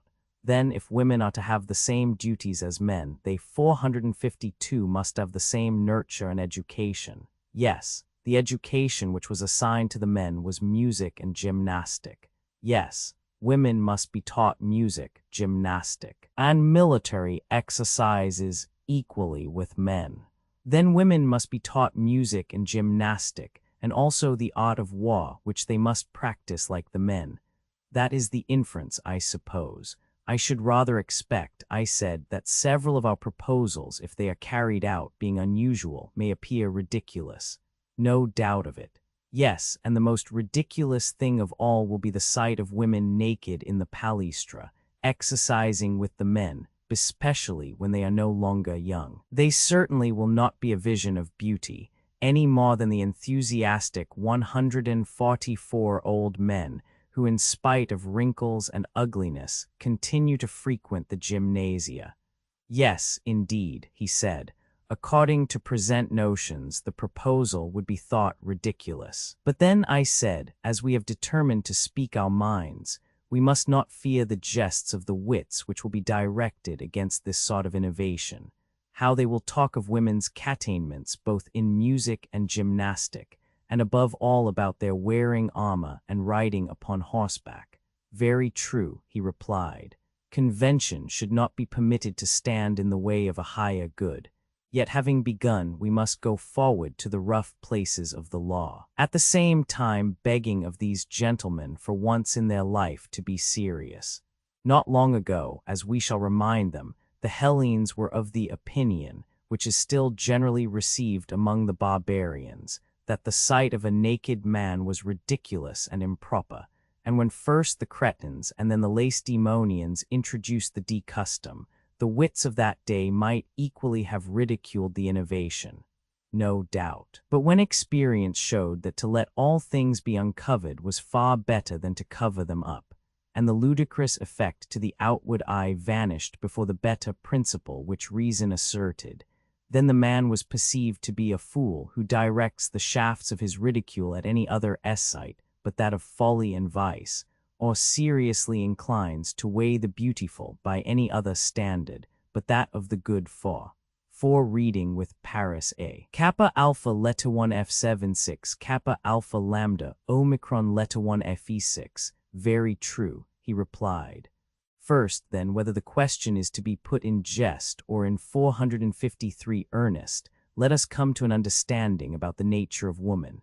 Is she capable of sharing either wholly or partially in the actions of men, or not at all? And is the art of war one of those arts in which she can or cannot share? That will be the best way of commencing the inquiry, and will probably lead to the fairest conclusion.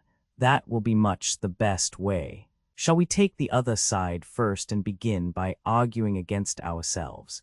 In this manner the adversary's position will not be undefended.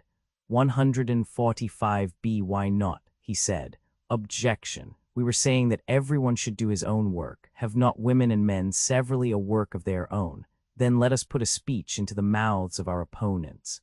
They will say, Socrates and Glaucon, no adversary need convict you for you yourselves. At the first foundation of the state, admitted the principle that everybody was to do the one work suited to his own nature. And certainly, if I am not mistaken, such an admission was made by us. And do not the natures of men and women differ very much indeed? And we shall reply, of course they do. Then we shall be asked whether the tasks assigned to men and to women should not be different, and such as are agreeable to their different natures. Certainly they should. But if so, have you not fallen into a serious inconsistency in saying that men and women, whose natures are so entirely different, ought to perform the same actions? What defense will you make for us, my good sir, against anyone who offers these objections? That is not an easy question to answer when asked suddenly, and I shall and I do beg of you to draw out the case on our side. These are the objections, Glaucon, and there are many d'others of a like kind, which I foresaw long ago. They made me afraid and reluctant to take in hand any law about the possession and nurture of women and children. By Zeus, he said, the problem to be solved is anything but easy. Why, yes, I said, but the fact is that when a man is out of his depth, whether he has fallen into a little swimming bath or into mid-ocean, he has to swim all the same. Very true. And must not we swim and try to reach the shore? We will hope that Arian's dolphin or some other miraculous help may save us. I suppose so, he said. Well then, let us see if any way of escape can be found. We acknowledged, did we not, that different natures ought to have different pursuits and that men's and women's natures are different. And now what are we saying? That different natures ought to have the same pursuits. This is the inconsistency which is charged upon us. 146 precisely. 454 verily, Glaucon, I said, glorious is the power of the art of contradiction. Why do you say so? The seeming inconsistency arises out of a verbal opposition, because I think that many a man falls into the practice against his will. When he thinks that he is reasoning, he is really disputing, just because he cannot define and divide, and so know that of which he is speaking, and he will pursue a merely verbal opposition in the spirit of contention and not of fair discussion. Yes, he replied, such is very often the case, but what has that to do with us and our argument? Be a great deal, for there is certainly a danger of our getting unintentionally into a verbal opposition. In what way? When we assigned to different natures different pursuits, we meant only those differences of nature which affected the pursuits. Why we valiantly and pugnaciously insist upon the verbal truth that different natures ought to have different pursuits. But we never considered at all what was the meaning of sameness or difference of nature, or why we distinguished them when we assigned different pursuits to different natures and the same to the same natures. Why, no, he said, that was never considered by us. See, I said, suppose that by way of illustration we were to ask the question whether there is not an opposition in nature between bald men and hairy men. And if this is admitted by us, then, if bald men are cobblers, we should forbid the hairy men to be cobblers and conversely. That would be a jest, he said. Yes, I said, a jest. And why? Because we never meant when we constructed the state that the opposition of natures should extend to every difference, but only to those differences which affected the pursuit in which the individual is engaged. We should have argued, for example, that a physician and one who is in mind a physician 5 may be said to have the same nature. 5 reading letter 1 F30, alpha tau rho letter 1 F78, nu mu letter 1 F72, nu kappa alpha letter 1 F76 letter 1 F30, alpha tau rho iota kappa letter 1 F78, nu tau letter 1 F74, nu psi upsilon chi letter 1 F74, nu letter 1 F44 nu tau alpha. True, whereas the physician and the carpenter have different natures. Certainly. 147, and if, I said, the male and female sex appear to differ in their fitness for any art or pursuit, we should say that such pursuit or art ought to be assigned to one or the other of them. But if the difference consists only in women bearing and men begetting children, this does not amount to a proof that a woman differs from a man in respect of the sort of education she should receive. And we shall therefore continue to maintain that our guardians and their wives ought to have the same pursuits. Very true, he said. Next, we shall ask our opponent how, in reference to any 455 of the pursuits or arts of civic life, the nature of a woman differs from that of a man. That will be quite fair, and perhaps he, like yourself, will reply that to give a sufficient answer on the instant is not easy, but after a little reflection there is no difficulty. Yes, perhaps. Suppose then that we invite him to accompany us in the argument, and then we may hope to show him that there is nothing peculiar in the constitution of women which would affect them in the administration of the state. By all means, the same natural gifts are found in both sexes, but they are possessed in a higher degree by men than women. Let us say to him, "Come now, and we will ask you a question. When you spoke of a nature gifted or not gifted in any respect, did you mean to say that one man will acquire a thing easily, another with difficulty? A little learning will lead the one to discover a great deal, whereas the other, after much study and application, no sooner learns than he forgets? Or again, did you mean that the one has a body which is a good servant to his mind, while the body of the other is a hindrance to him? Would not these be the sought-cough differences which distinguish the man gifted by nature from the one who is ungifted? No one will deny that. And can you mention any pursuit of mankind in which the male sex has not all these gifts and qualities in a higher degree than the female? Need I waste time in speaking of the art of weaving and the management of pancakes and preserves, in which womankind does really appear to be 148 great, and in which for her to be beaten by a man is of all things the most absurd? You are quite right, he replied, in maintaining the general inferiority of the female sex.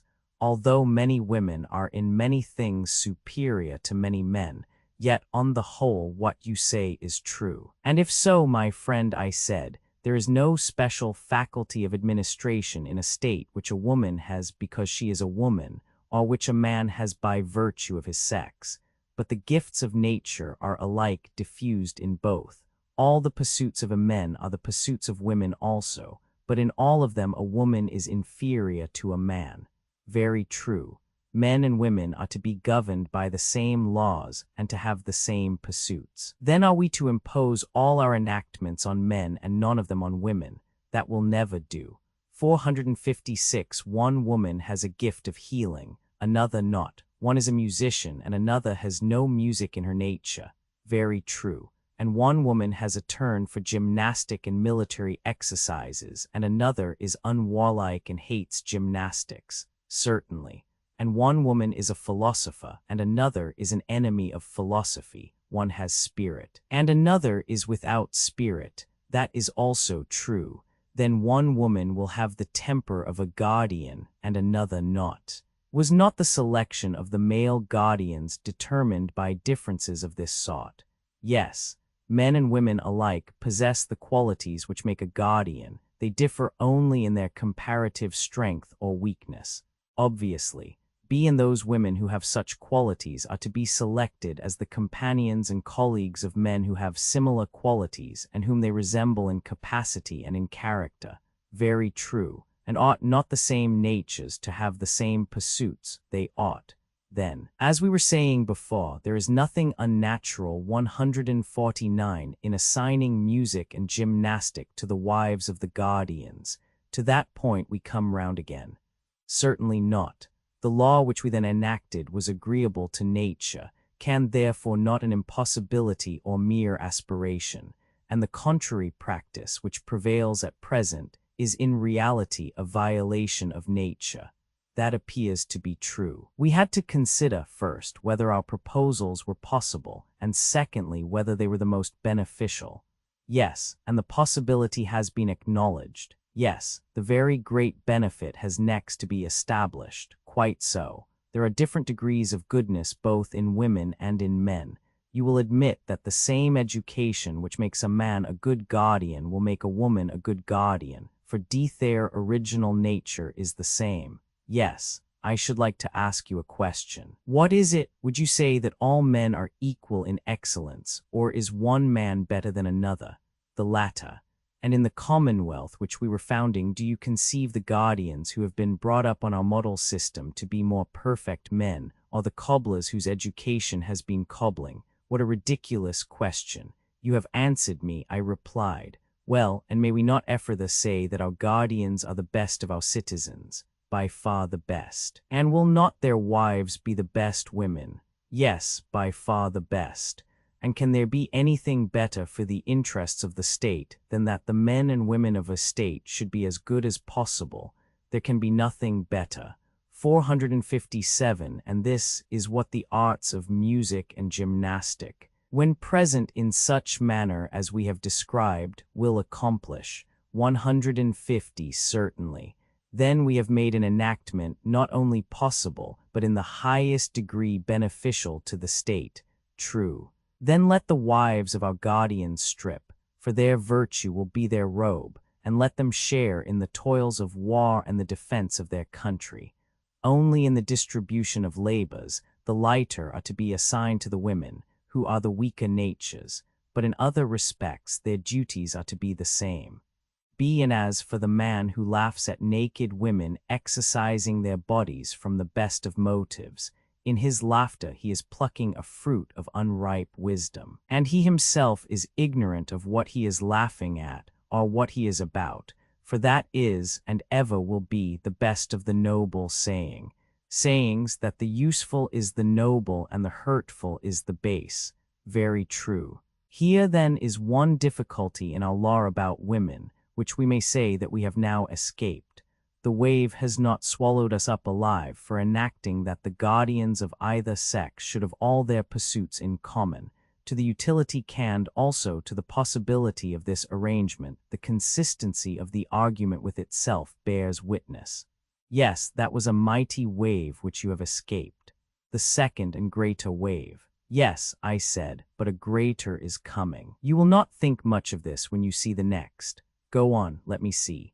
The law, I said, which is the sequel of this and of all that has preceded, is to the following effect, that the wives of dower guardians are to be common, and their children are to be common, and no parent is to know his own child, nor any child his parent. Yes, he said, that is a much greater wave than the other, and the possibility as well as the utility of such a law are far more questionable. I do not think, I said, that there can be any dispute about the very great utility of having wives and children in common. The possibility is quite another matter, and will be very much disputed. 151e, I think that a good many doubts may be raised about both. The utility and possibility of a community of wives and children.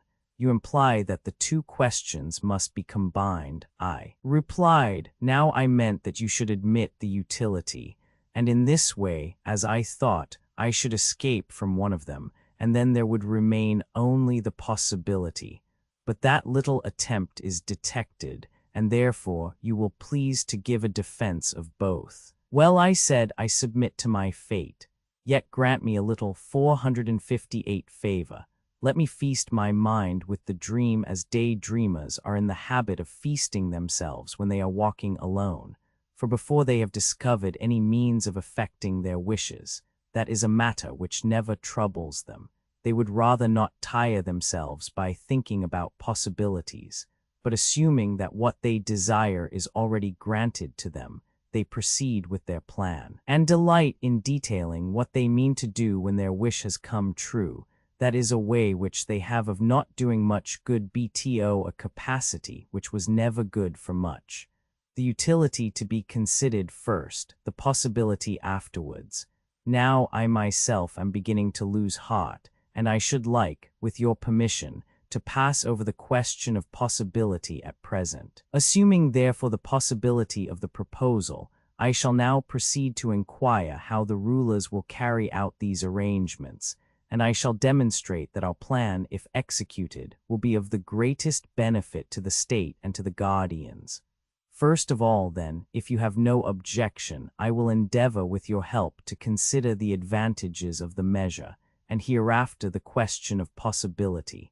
I have no objection. Proceed. First, I think that if our rulers and their auxiliaries are to be worthy of the name which they bear, there must be willingness to obey in the one and the power of command in the other. The guardians must themselves obey the laws, and they must also imitate the spirit of them in any details which are entrusted to their care. That is right, he said. The legislator will select guardians male and female, who will meet at common meals and exercises, and will be drawn to one another by an irresistible necessity.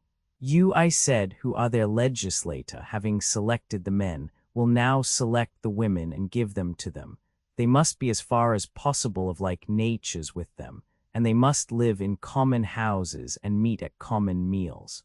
None of them will have anything specially his or her own. 152 Dithae will be together, and will be brought up together, and will associate at gymnastic exercises. And so they will be drawn by a necessity of their natures to have intercourse with each other. Necessity is not too strong a word, I think. Yes, he said, necessity, not geometrical, but another sort of necessity which lovers know, and which is far more convincing and constraining to the mass of mankind. True, I said, and this, Glaucon, like all the rest, must proceed after an orderly fashion. In a city of the blessed, licentiousness is an unholy thing which the rulers will forbid. Yes, he said, and it ought not to be permitted.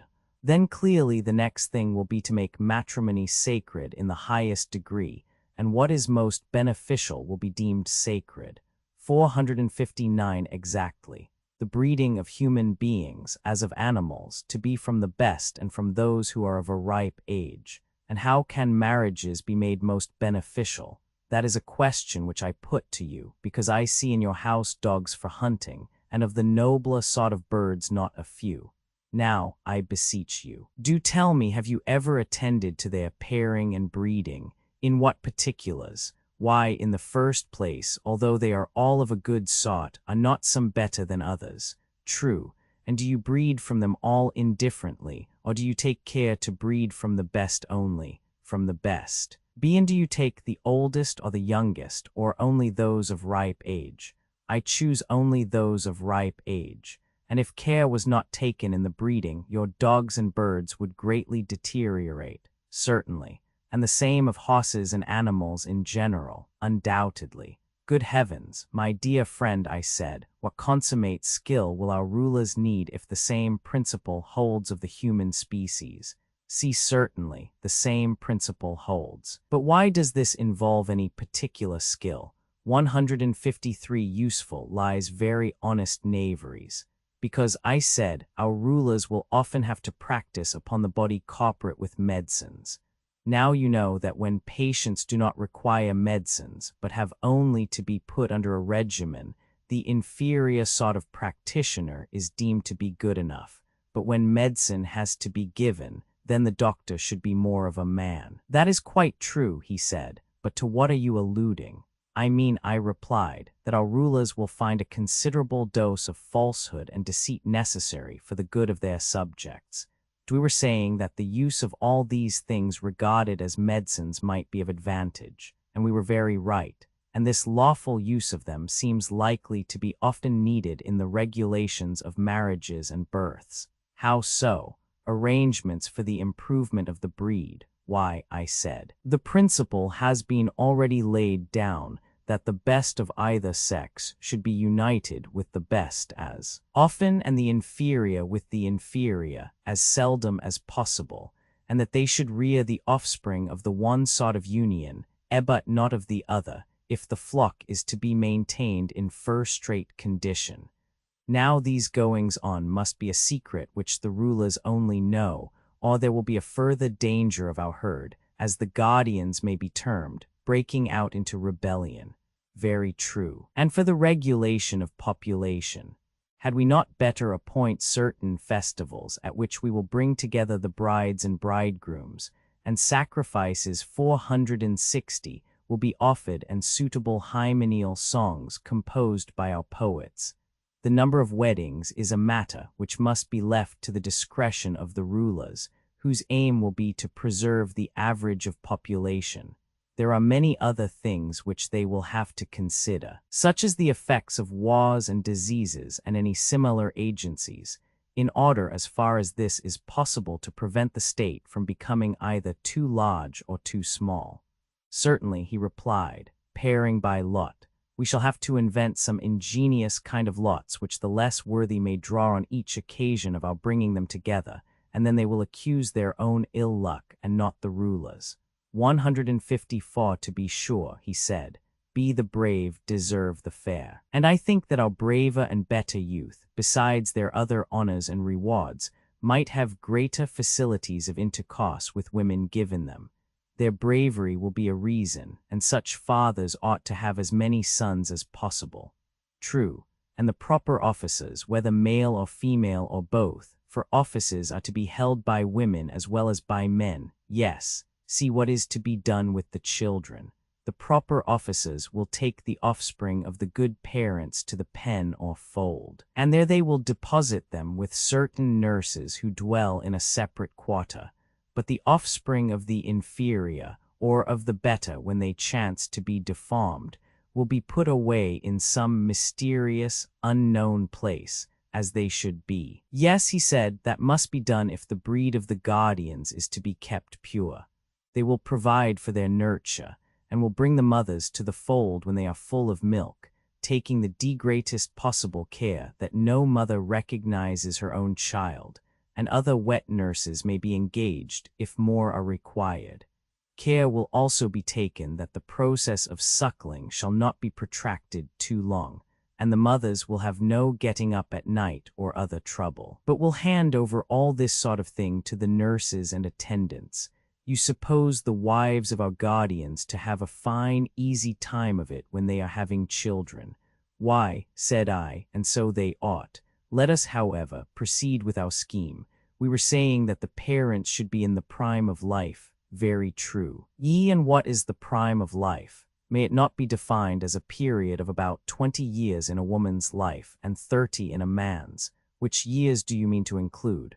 A woman to bear children from 20 to 40, a man to beget them from 25 to 55. A woman, I said, at 20 years of age may begin to bear children to the state, and continue to bear them until 40. A man may begin at 25. When he has passed the 155 point at which the pulse of life beats quickest, and continue to beget children until he be 55. 461 certainly, he said, both in men and women those years are the prime of physical as well as of intellectual vigor. Anyone above or below the prescribed ages who takes part in the public hymeneals shall be said to have done an unholy and unrighteous thing. The child of which he is the father, if it steals into life, will have been conceived under auspices very unlike the sacrifices and prayers, which at each hymeneal priestesses and priest and the whole city will offer, that the new generation may be better and more useful than their good and useful parents. Whereas his child will be the offspring of darkness and strange lust.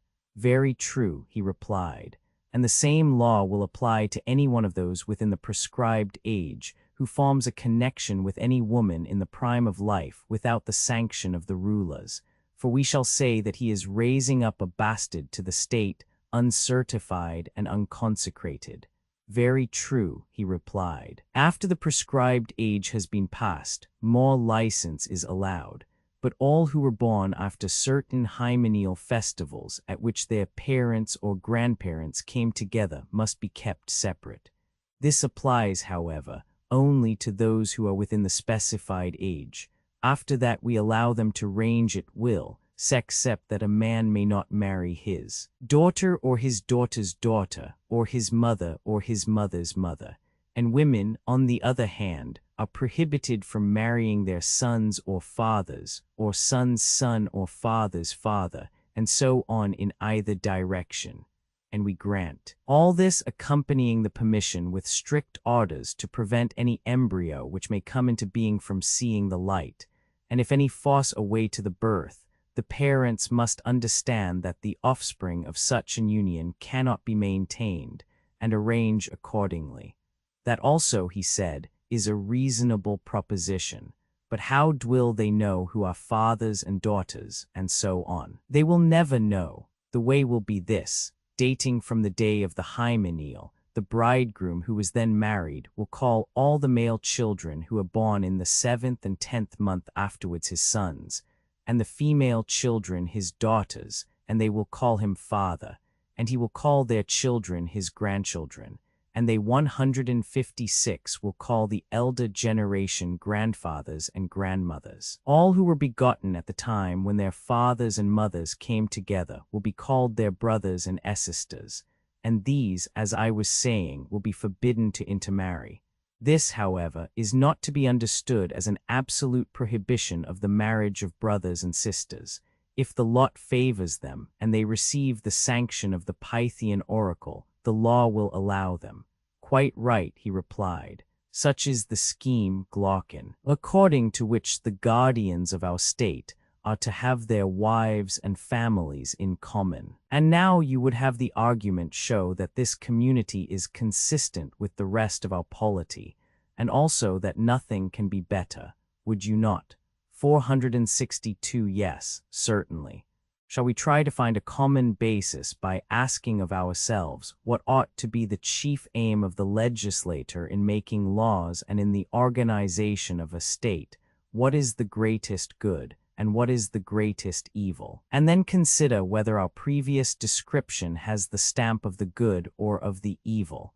By all means. The greatest good of states, unity; the greatest evil, discord.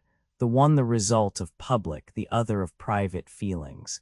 Can there be any greater evil than discord and distraction, band plurality where unity ought to reign, or any greater good than the bond of unity? There cannot. And there is unity where there is community of pleasures and pains, where all the citizens are glad or grieved on the same occasions of joy and sorrow. No doubt. Yes, and where there is no common but only private feeling, a state is disorganized, when you have one half of the world triumphing and the other plunged in grief at the same events happening to the city or the citizens. Certainly. Such differences commonly originate in a disagreement about the use of the terms mine and not mine, his and not his. Exactly so. And is not that the best ordered state, in which the greatest 157 number of persons apply the terms mine and not mine in the same way to the same thing? Quite true.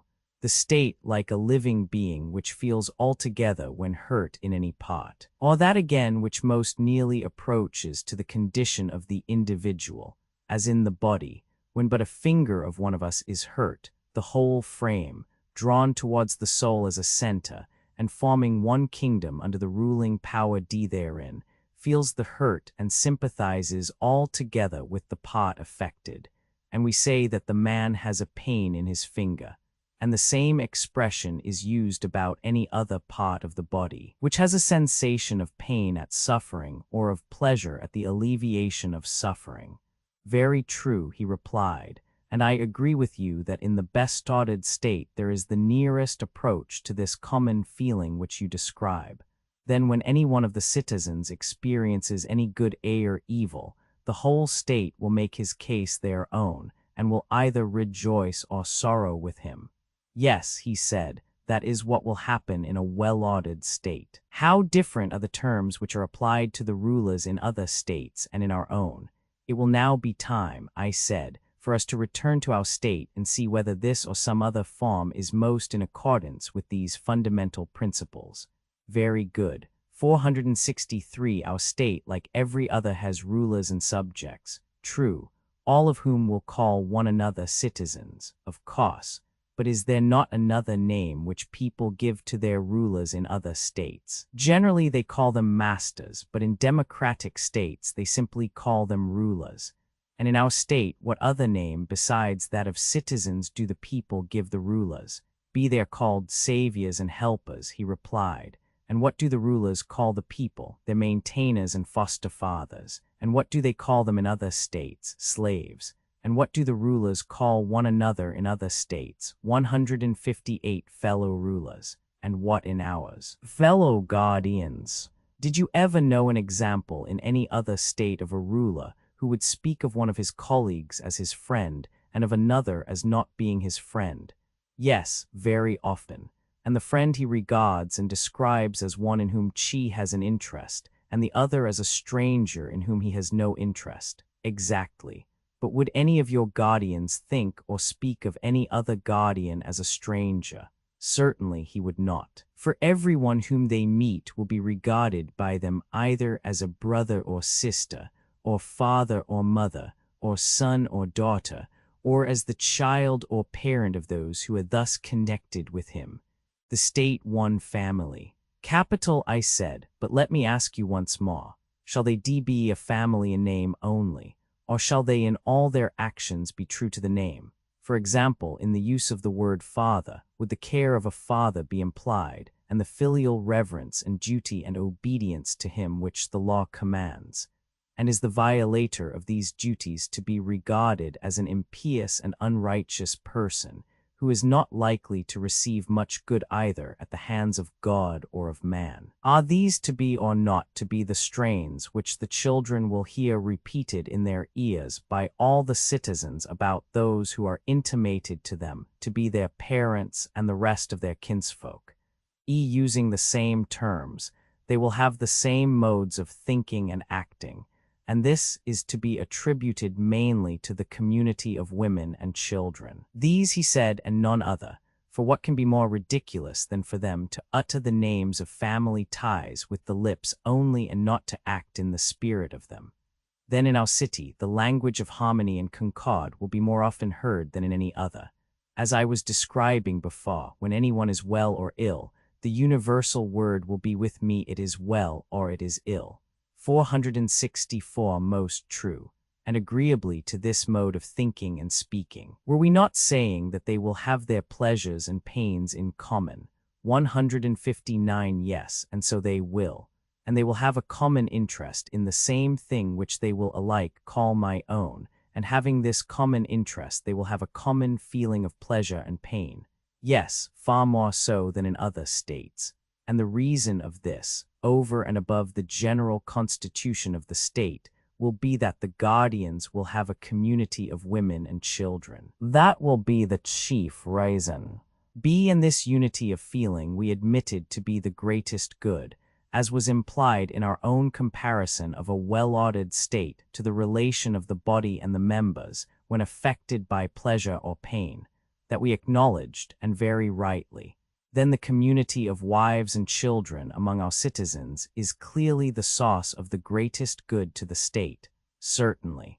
And this agrees with the other principle which we were affirming, that the guardians were not to have houses or clans or any other property. Their pay was to be their food, which they were to receive from the other citizens, and they were to have no private expenses, for we intended them to preserve their true character of guardians. Right, he replied. There will be no private interests among them, and therefore no lawsuits or trials for assault or violence to elders. Both the community of property and the community of families, as I am saying, tend to make them more truly guardians. They will not tear the city in pieces by differing about mine and not mine, each man dragging any acquisition which he has made into a separate house of his own, where he has a separate wife and children and private pleasures and pains. But all will be affected as far as may be by the same pleasures and pains, because they are all of one opinion about what is near and dear to them, and therefore they all tend towards a common end. Certainly, he replied, and as they have nothing but their persons which they can call their own, suits and complaints will have no existence among them. They will be delivered from all those quarrels of which money or children or relations are the occasion. 160 of course they will. Neither will trials for assault or insult ever be likely to occur among them. For that equals should defend themselves against equals we shall maintain to be honorable and right. 465 we shall make the protection of the person a matter of necessity. That is good, he said. Yes, and there is a further good in the law, viz., that if a man has a quarrel with another, he will satisfy his resentment then and there, and not proceed to more dangerous lengths. Certainly, to the elder shall be assigned the duty of ruling and chastising the younger. Clearly, nor can there be a doubt that the younger will not strike or do any other violence to an elder, unless the magistrates command him, nor will he slight him in any way. For there are two guardians, shame and fear, mighty to prevent him. Shame, which makes men refrain from laying hands on those who are to them in the relation of parents. Fear that the injured one will be succored by the others who are his brothers, sons, fathers. That is true, he replied. Then in every way the laws will help the citizens to keep the peace with one another. Yes, there will be no want of peace. From how many other evils will our citizens be delivered? And as the guardians will never quarrel among themselves, there will be no danger of the rest of the city being divided either against them or against one another.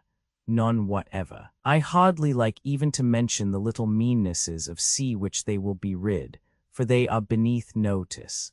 Such, for example, as the flattery of the rich by the poor, and all the pains and pangs which men experience in bringing up a family, and in finding money to buy necessaries for their household, borrowing and then repudiating, getting how they can, and giving the money into the hands of women and slaves to keep.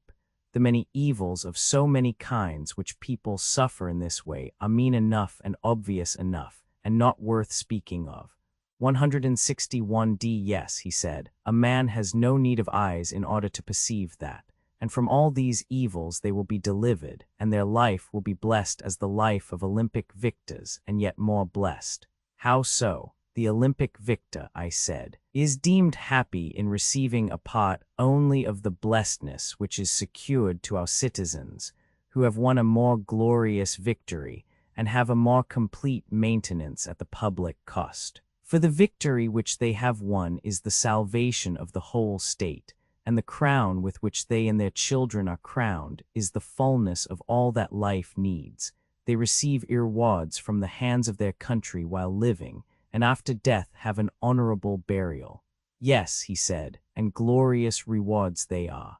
Answer to the charge of Adamantus that we made our citizens unhappy for their own good. Do you remember, I said, how in the course of the previous 466 discussions someone, who shall be nameless, accused us of making our guardians unhappy?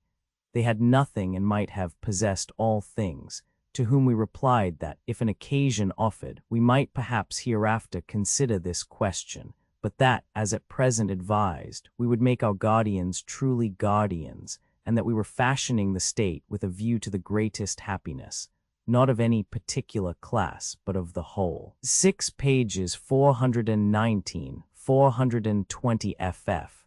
Yes, I remember. Their life not to be compared with that of citizens in ordinary states.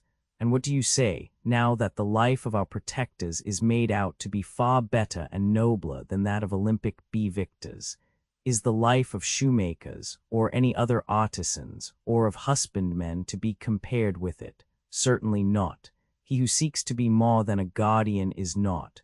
At the same time, I ought here to repeat what I have said elsewhere, that if any of our guardians shall try to be happy in such a manner that he will cease to be a guardian, and is not content with this safe and harmonious life, which, in our judgment, is of all lives the best, but infatuated by some youthful conceit of happiness which gets up into his head seek to appropriate the whole state to himself, then he 162 will have to learn how wisely Hesiod spoke when he said, half is more than the whole. If he were to consult me, I should say to him, stay where you are when you have the offer of such a life. The common way of life includes common education, common children, common services and duties of men and women. You agree then, I said, that men and women are to have a common way of life such as we have described, common education, common children, and they are to watch over the citizens in common whether abiding in the city or going out to war. They are to keep watch together, and to hunt like dogs, and always and in all things as far as they are able. Women are to share with the men, and in so doing they will do what is best and will not violate but preserve the natural relation of the sexes. I agree with you, he replied. The inquiry, I said, has yet to be made whether such a community be found possible, as among other animals, so also among men, and if possible, in what way possible. You have anticipated the question which I was about to suggest. There is no difficulty, I said, in seeing how war will be carried on by them. How the children to accompany their parents on military expeditions. Why, of course they will go on expeditions together, and will take with them any of their children who are strong enough, that, after the manner of the artisan's child, they may look on at the work which they will have to do when they are grown up. 467. And besides looking on, they will have to help and be of use in war, and to wait upon their fathers and mothers. Did you never observe in the arts how the potter's boys look on and help, long before they touch the wheel? Yes, I have. And shall potters be more careful in educating their children, and in giving them the opportunity of seeing and practicing their duties than our guardians will be? The idea is ridiculous, he said. There is also the effect on the parents, with whom, as with other animals, the presence of their young ones will be the greatest incentive to valor. That is quite true, Socrates, and yet if they are defeated, which may often happen in war, how great the danger is. 163. The children will be lost as well as their parents, and the state will never recover. True, I said, but would you never allow them to run any risk? I am far from saying that.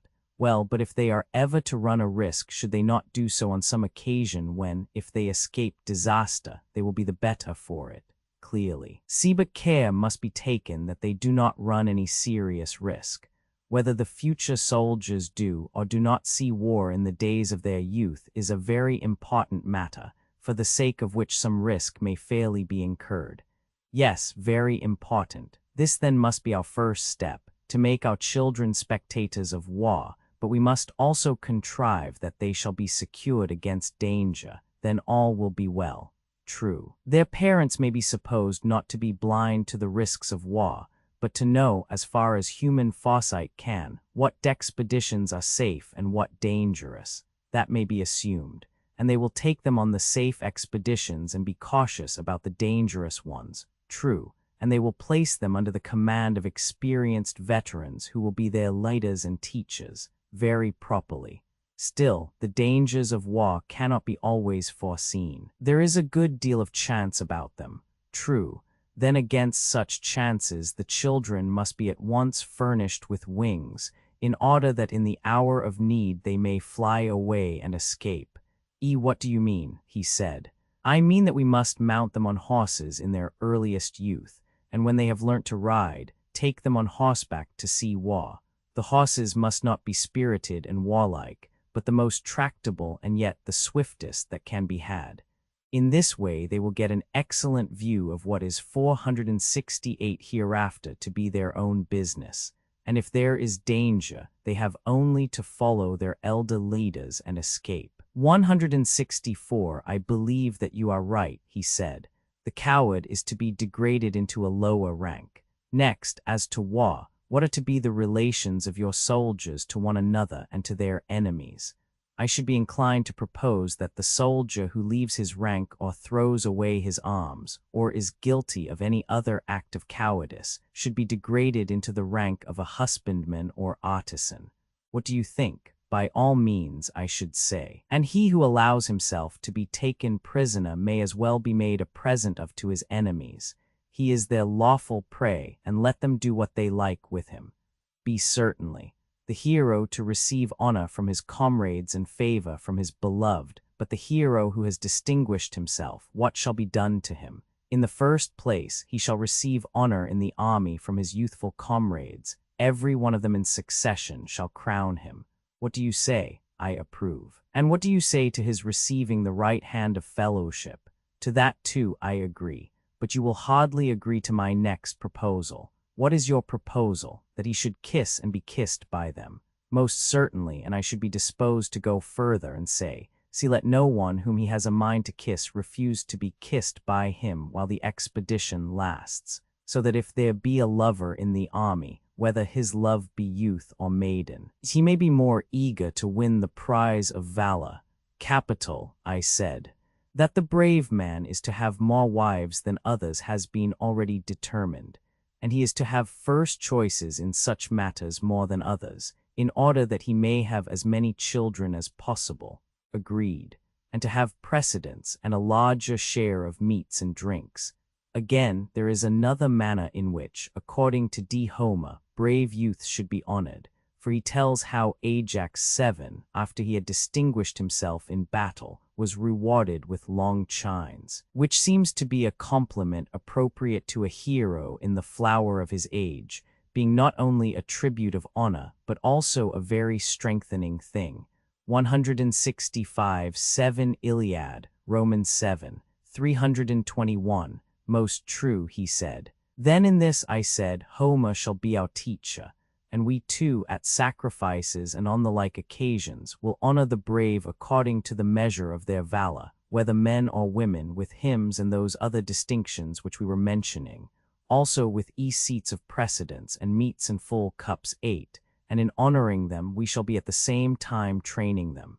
8 Iliad, Roman 8, 161. That, he replied, is excellent. Yes, I said. And when a man dies gloriously in war, shall we not say in the first place that he is of the golden race, to be sure, also to be worshipped after death? Nay, have we not the authority of Hesiod for affirming that when they are dead 469 they are holy angels upon the earth, authors of good, averters of evil, the guardians of speech-gifted men, 9 probably works and days, 121 fall.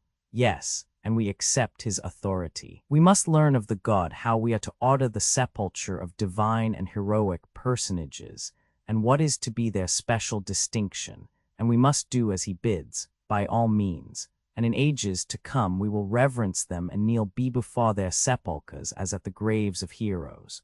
And not only they but any who are deemed preeminently good, whether they die from age or in any other way, shall be admitted to the same honors. That is very right, he said. Behavior to enemies. Next, how shall our soldiers treat their enemies? What about this? In what respect do you mean? First of all, in regard to slavery. Do you think it right that Hellenes should enslave Hellenic states, or allow others to enslave them if they can help? Should not their custom be to spare them, considering the danger which there is see that the whole race may one day fall under the yoke of the barbarians? To spare them is infinitely better. 166. No Hellene shall be made a slave. Then no Hellene should be owned by them as a slave. That is a rule which they will observe and advise the other Hellenes to observe. Certainly, he said, they will in this way be united against the barbarians and will keep their hands off one another. Next, as to the slain, ought the conquerors, I said, to take anything but their armor? Does not the practice of despoiling an enemy afford an excuse for not facing the battle? Cowards skulk about the dead, pretending that they are fulfilling a duty, and many an army before now has been lost from this love of plunder. Very true, those who fall in battle are not to be despoiled. And is there not a liberality and avarice in robbing a corpse, and also a degree of meanness and womanishness in making an enemy of the dead body when the real enemy has flown away and left only his fighting gear behind him? Is not this rather like a dog who cannot get at his assailant, quarreling with the stones which strike him instead? Very like a dog, he said. Then we must abstain from spoiling the dead or hindering their burial. Yes, he replied, we most certainly must. The alms of Hellenes are not to be offered at temples, neither shall we offer up alms at the temples of the gods, 470 least of all the alms of Hellenes, if we care to maintain good feeling with other Hellenes. And indeed, we have reason to fear that the offering of spoils taken from kinsmen may be a pollution unless commanded by the god himself. Very true. Again, as to the devastation of Hellenic territory or the burning of houses, what is to be the practice? May I have the pleasure, he said, of hearing your opinion? Both should be forbidden in my judgment. I would take the bannual produce and no more. Shall I tell you why? Pray do. Nor Hellenic territory devastated. Why, you see, there is a difference in the names discord and war, and I imagine that there is also a difference in their natures. The one is expressive of what is internal and domestic, the other of what is external and foreign, and the first of the two is termed discord, and only the second, war. 167. That is a very proper distinction, he replied. See, and may I not observe with equal propriety that the Hellenic race is all united together by ties of blood and friendship, and alien and strange to the barbarians. Very good, he said. And therefore when Hellenes fight with barbarians and barbarians with Hellenes, they will be described by us as being at war when they fight, and by nature enemies, and this kind of antagonism should be called war.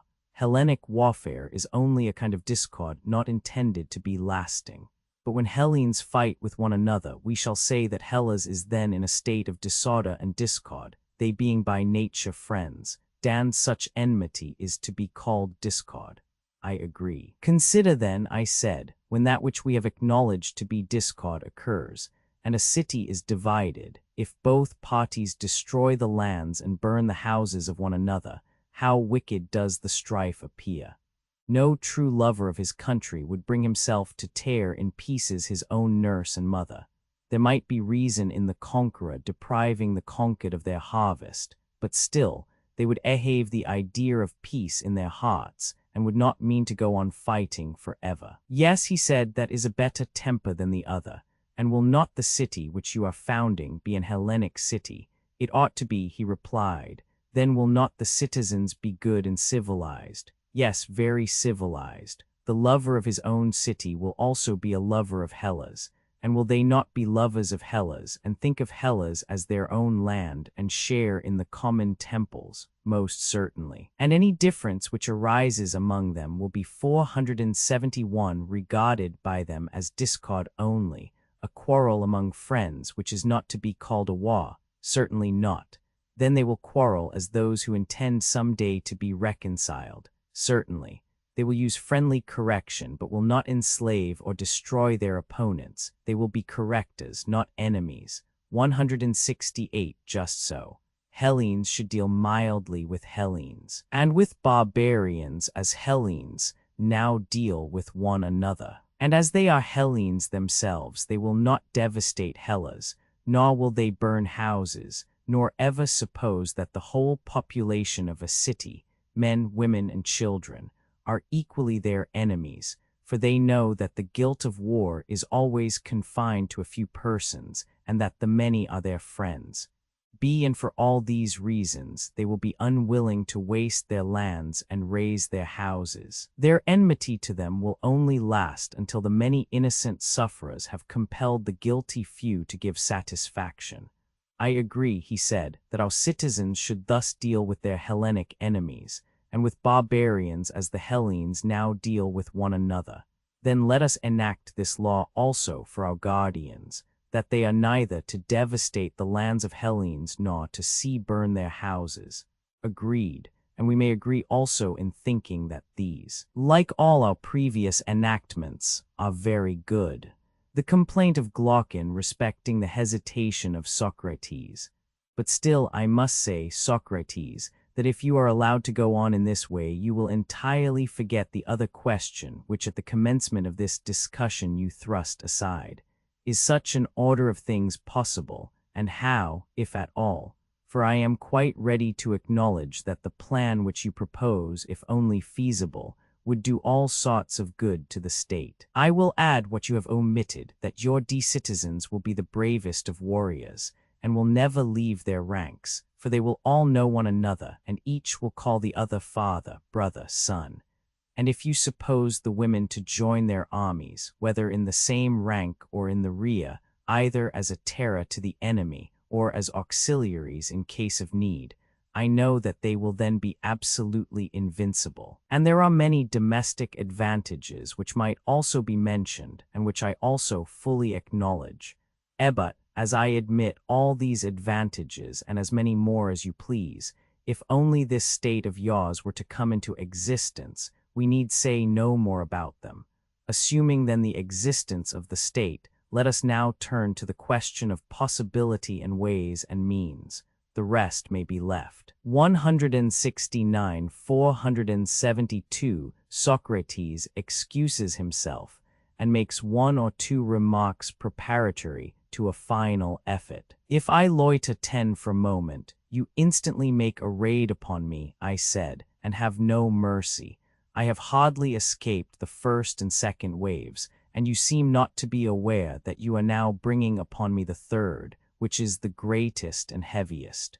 When you have seen and heard the third wave, I think you will be more considerate, and will acknowledge that some fear and hesitation was natural respecting a proposal so extraordinary as that which I have now to state and investigate. 10 reading sigma tau rho alpha gamma gamma epsilon upsilon omicron mu epsilon nu letter 1 ff3. The more appeals of this sort which you make, he said, the be more determined are we that you shall tell us how such a state is possible. Speak out, and at once. Let me begin by reminding you that we found our way hither in the search after justice and injustice. True, he replied, but what of that? I was only going to ask whether, if we have discovered them, we are to require that the just man should in nothing fail of absolute justice, or may we be satisfied with an approximation? Can the attainment in him of a higher degree of justice than is to be found in other men? The approximation will be enough. We were inquiring into the nature of absolute justice and into the character of the perfectly just, and into injustice and the perfectly unjust, that we might have an ideal. 1. The ideal is a standard only which can never be perfectly realized. We were to look at these in order that we might judge of our own happiness and unhappiness according to the standard which they exhibited and the degree in which we resembled them, but not with any view of showing that they could exist in fact.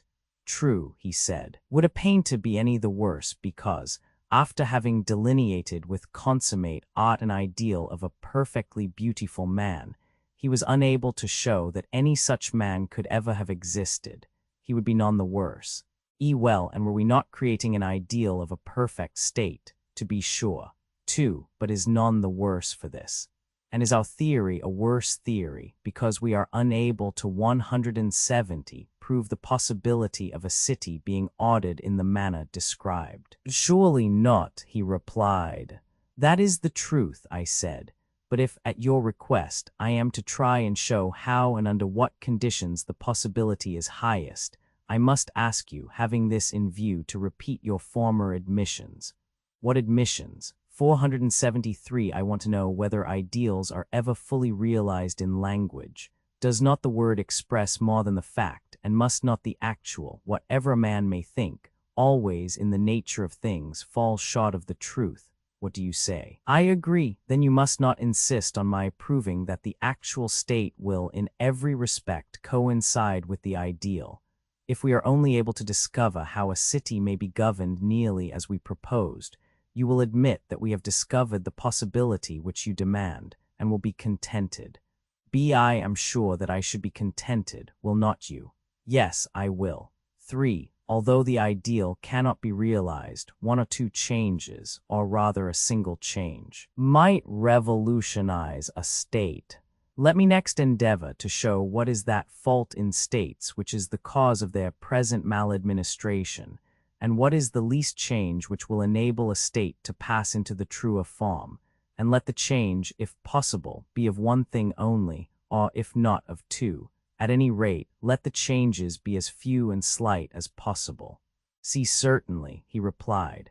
I think I said that there might be a reform of the state if only one change were made, which is not a slight or easy though still a possible one. What is it? He said. Socrates goes forth to meet the wave. Now then, I said, I go to meet that which I liken to the greatest of the waves, yet shall the word be spoken, even though the wave break and drown me in laughter and dishonor. And do you mock my words? Proceed. Cities will never cease from ill until they are governed by philosophers. I said, until philosophers are kings, or the kings and princes of this world have the spirit and power of philosophy, and deep political greatness and wisdom meet in one, and those 171 commoner natures who pursue either to the exclusion of the other are compelled to stand aside, cities will never have rest from their evils, nor the human race, as I believe, and then only will this eerer state have a possibility of life and behold the light of day. Such was the thought, my dear Glaucon, which I would fain have uttered if it had not seemed too extravagant, for to be convinced that in no other state can there be happiness private or public is indeed a hard thing. What will the world say to this? Socrates, what do you mean?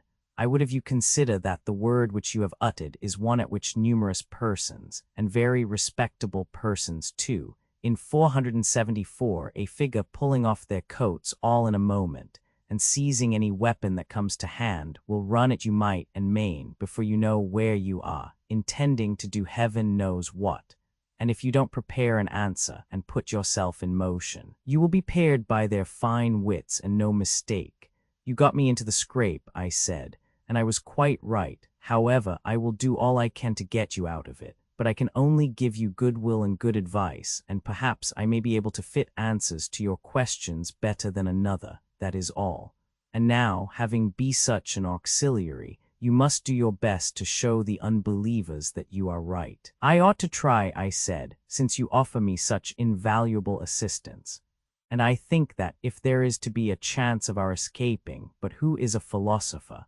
We must explain to them whom we mean when we say that philosophers are to rule in the state.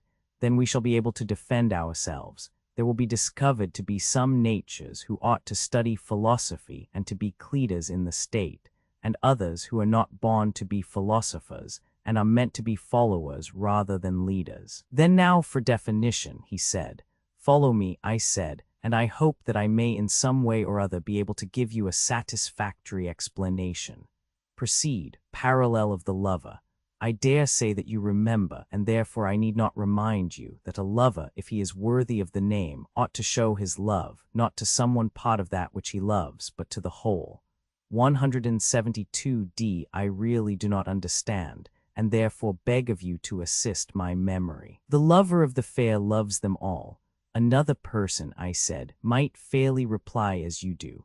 But a man of pleasure like yourself ought to know that all who are in the flower of youth do somehow or other raise a pang or emotion in a lover's breast, and are thought by him to be worthy of his affectionate regards.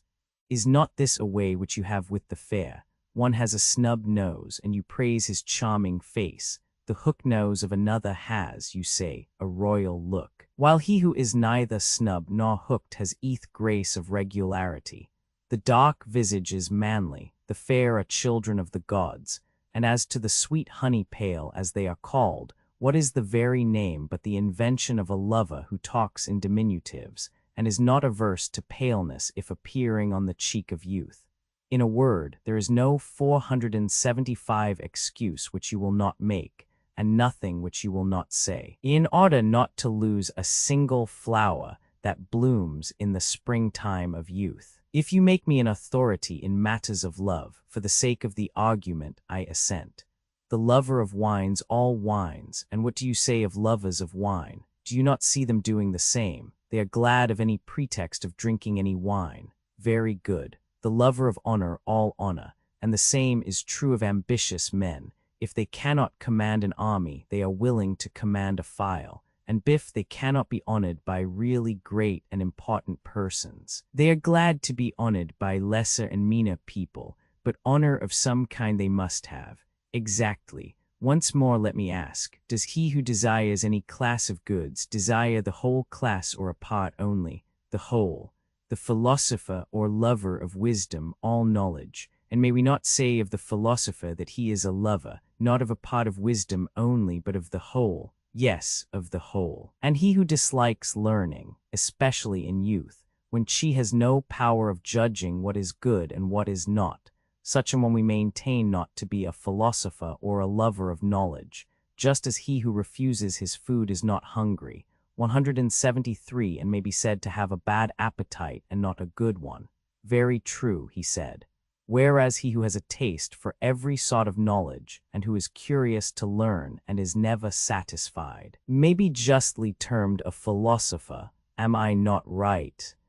Under knowledge, however, are not to be included sights and sounds, or under the lovers of knowledge, musical amateurs and the like. Glaucon said, if curiosity makes a philosopher, you will find many a strange being will have a title to the name. All the lovers of sights have a delight in learning, and must therefore be included.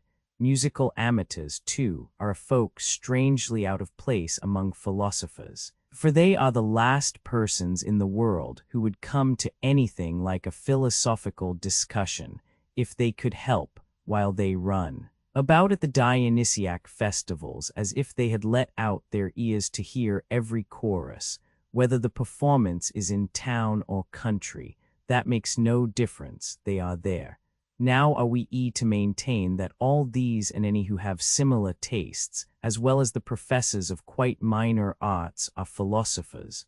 Certainly not, I replied. They are only an imitation. He said, who then are the true philosophers? Those, I said, who are lovers of the vision of truth. That is also good, he said, but I should like to know what you mean. To another, I replied, I might have a difficulty in explaining, but I am sure that you will admit a proposition which I am about to make. What is the proposition? That since beauty is the opposite of ugliness, they are two, certainly. 476, and inasmuch as they are two, each of them is one, true again. And of just and unjust, good and evil, and of every other class, the same remark holds.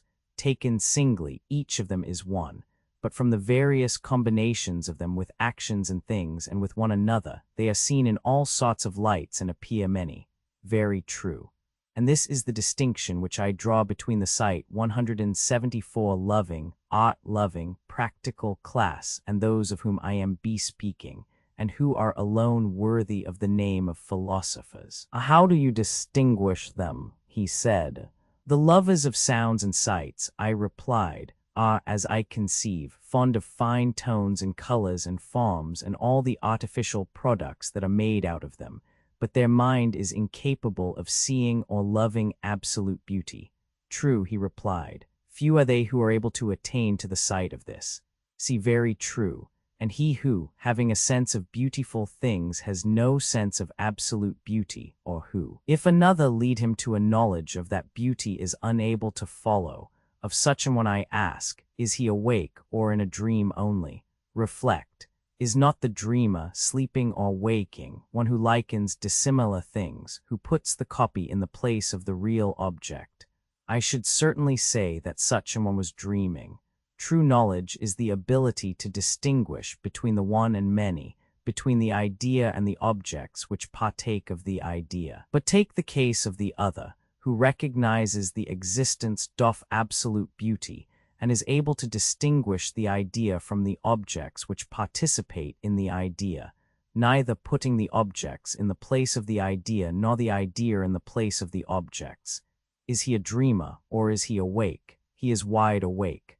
And may we not say that the mind of the one who knows has knowledge, and that the mind of the other, who opines only, has opinion? Certainly. But suppose that the latter should quarrel with us and dispute our statement, can we administer any soothing cordial or advice to him, without revealing to him that there is sad disorder in his wits? We must certainly offer him some good advice, he replied. Come then and let us think of something to say to him. Shall we begin by assuring him that he is welcome to any knowledge which he may have, and that we are rejoiced at his having it? But we should like to ask him a question. Does he who has knowledge know something or nothing? You must answer for him. I answer that he knows something. 175. Something that is or is not. Something that is, for how can that which is not ever be known? 477. There is an intermediate between being and not being, and a corresponding intermediate between ignorance and knowledge. This intermediate is a faculty termed opinion. And are we assured, after looking at the matter from many points of view, that absolute being is or may be absolutely known, but that the utterly non-existent is utterly unknown? Nothing can be more certain. Good. But if there be anything which is of such a nature as to be and not to be, that will have a place intermediate between pure being and the absolute negation of being. Yes, between them.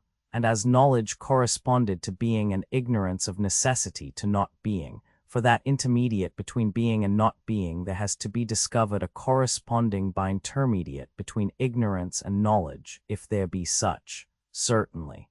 Do we admit the existence of opinion? Undoubtedly. As being the same with knowledge or another faculty, then opinion and knowledge have to do with different kinds of matter corresponding to this difference of faculties. Yes, and knowledge is relative to being and knows being. But before I proceed further, I will make a division. What division? See, I will begin by placing faculties in a class by themselves. They are powers in us, and in all other things by which we do as we do. Sight and hearing, for example, I should call faculties. Have I clearly explained the class which I mean? Yes, I quite understand. Then let me tell you my view about them.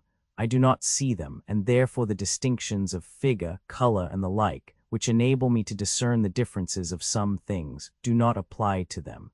In speaking of a faculty, I think only of its sphere and its result, and that which has the same sphere and the same result I call the same faculty. But that which has another sphere and another result I call different. Would that be your way of speaking? 176. Yes. And will you be so very good as to answer one more question? Would you say that knowledge is a faculty, or in what class would you place it? Certainly knowledge is a faculty, and the mightiest of all faculties. And is opinion also a faculty? Certainly, he said, for opinion is that with which we are able to form an opinion. And yet you were acknowledging a little while ago that knowledge is not the same as opinion. Opinion differs from knowledge because the one errs and the other is unerring. Why, yes, he said, how can any reasonable being ever identify that which is infallible with that which errs? 478, an excellent answer, proving, I said, that we are quite conscious of a distinction between them.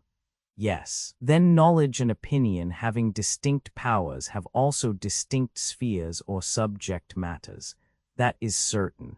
Being is the sphere or subject matter of knowledge, and knowledge is to know the nature of being. Yes. And opinion is to have an opinion. Yes. And do we know what we opine? Or is the subject matter of opinion the same as the subject matter of knowledge? Nay, he replied, that has been already disproven. If difference in faculty implies difference in the sphere or be subject matter, and if, as we were saying, opinion and knowledge are distinct faculties, then the sphere of knowledge and of opinion cannot be the same.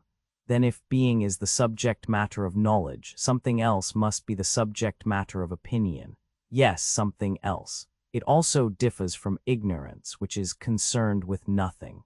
Well then, is not being the subject matter of opinion? Or rather, how can there be an opinion at all about not being? Reflect. When a man has an opinion, has he not an opinion about something? Can he have an opinion which is an opinion about nothing? Impossible. 177. He who has an opinion about some one thing. Yes, and not being is not one thing, but properly speaking, see nothing. True. Of not being, ignorance was assumed to be the necessary correlative. Of being, knowledge. True, he said. Then opinion is not concerned either with being or with not being, not with either, and can therefore neither be ignorance nor knowledge. That seems to be true. Its place is not to be sought without or beyond knowledge or ignorance, but between them. But is opinion to be sought without and beyond either of them, in a greater clearness than knowledge, or in a greater darkness than ignorance? In neither. Then I suppose that opinion appears to you to be darker than knowledge, but lighter than ignorance. Both. And in no small degree. And also to be within and between them. Yes. Then you would infer that opinion is intermediate, no question. But were we not saying before that if anything appeared to be of a sort which is and is not at the same time, that sort of thing would appear also to lie in the interval between pure being and absolute not being, and that the corresponding faculty is neither knowledge nor ignorance, but will be found in the interval between them? True. And in that interval there has now been discovered something which we call opinion. There has. Then what remains to be discovered is the object which partakes equally of the nature of being and not being, and cannot rightly be termed either pure and simple.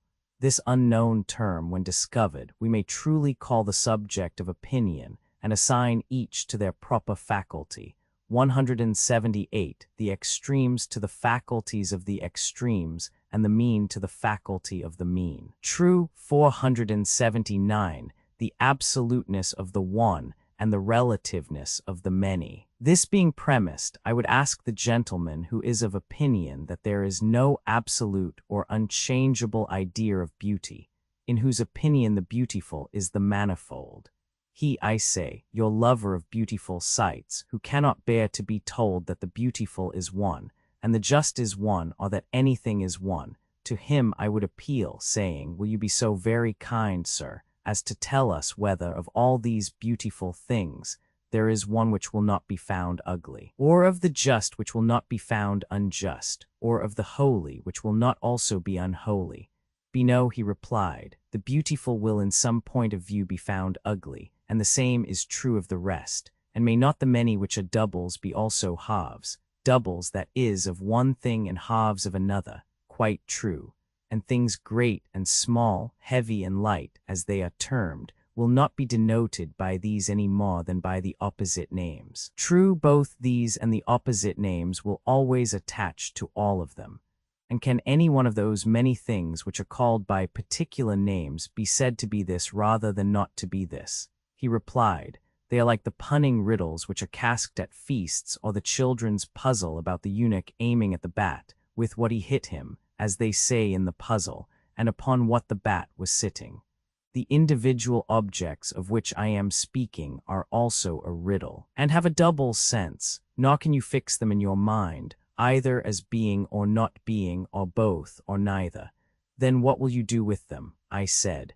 Can they have a better place than between being and not being? For they are clearly not in greater darkness or negation than not being, nor more full of light and existence than being. That is quite true, he said. Thus then we seem to have discovered that the many ideas which the multitude entertain about the beautiful, and about 179, all other things are tossing about in some region which is halfway between pure being and pure not being. We have. Yes, and we had before agreed that anything of this kind which we might find was to be described as matter of opinion, and not as matter of knowledge, being the intermediate flux which is caught and detained by the intermediate faculty. Quite true. Opinion is the knowledge, not of the absolute, but of the many.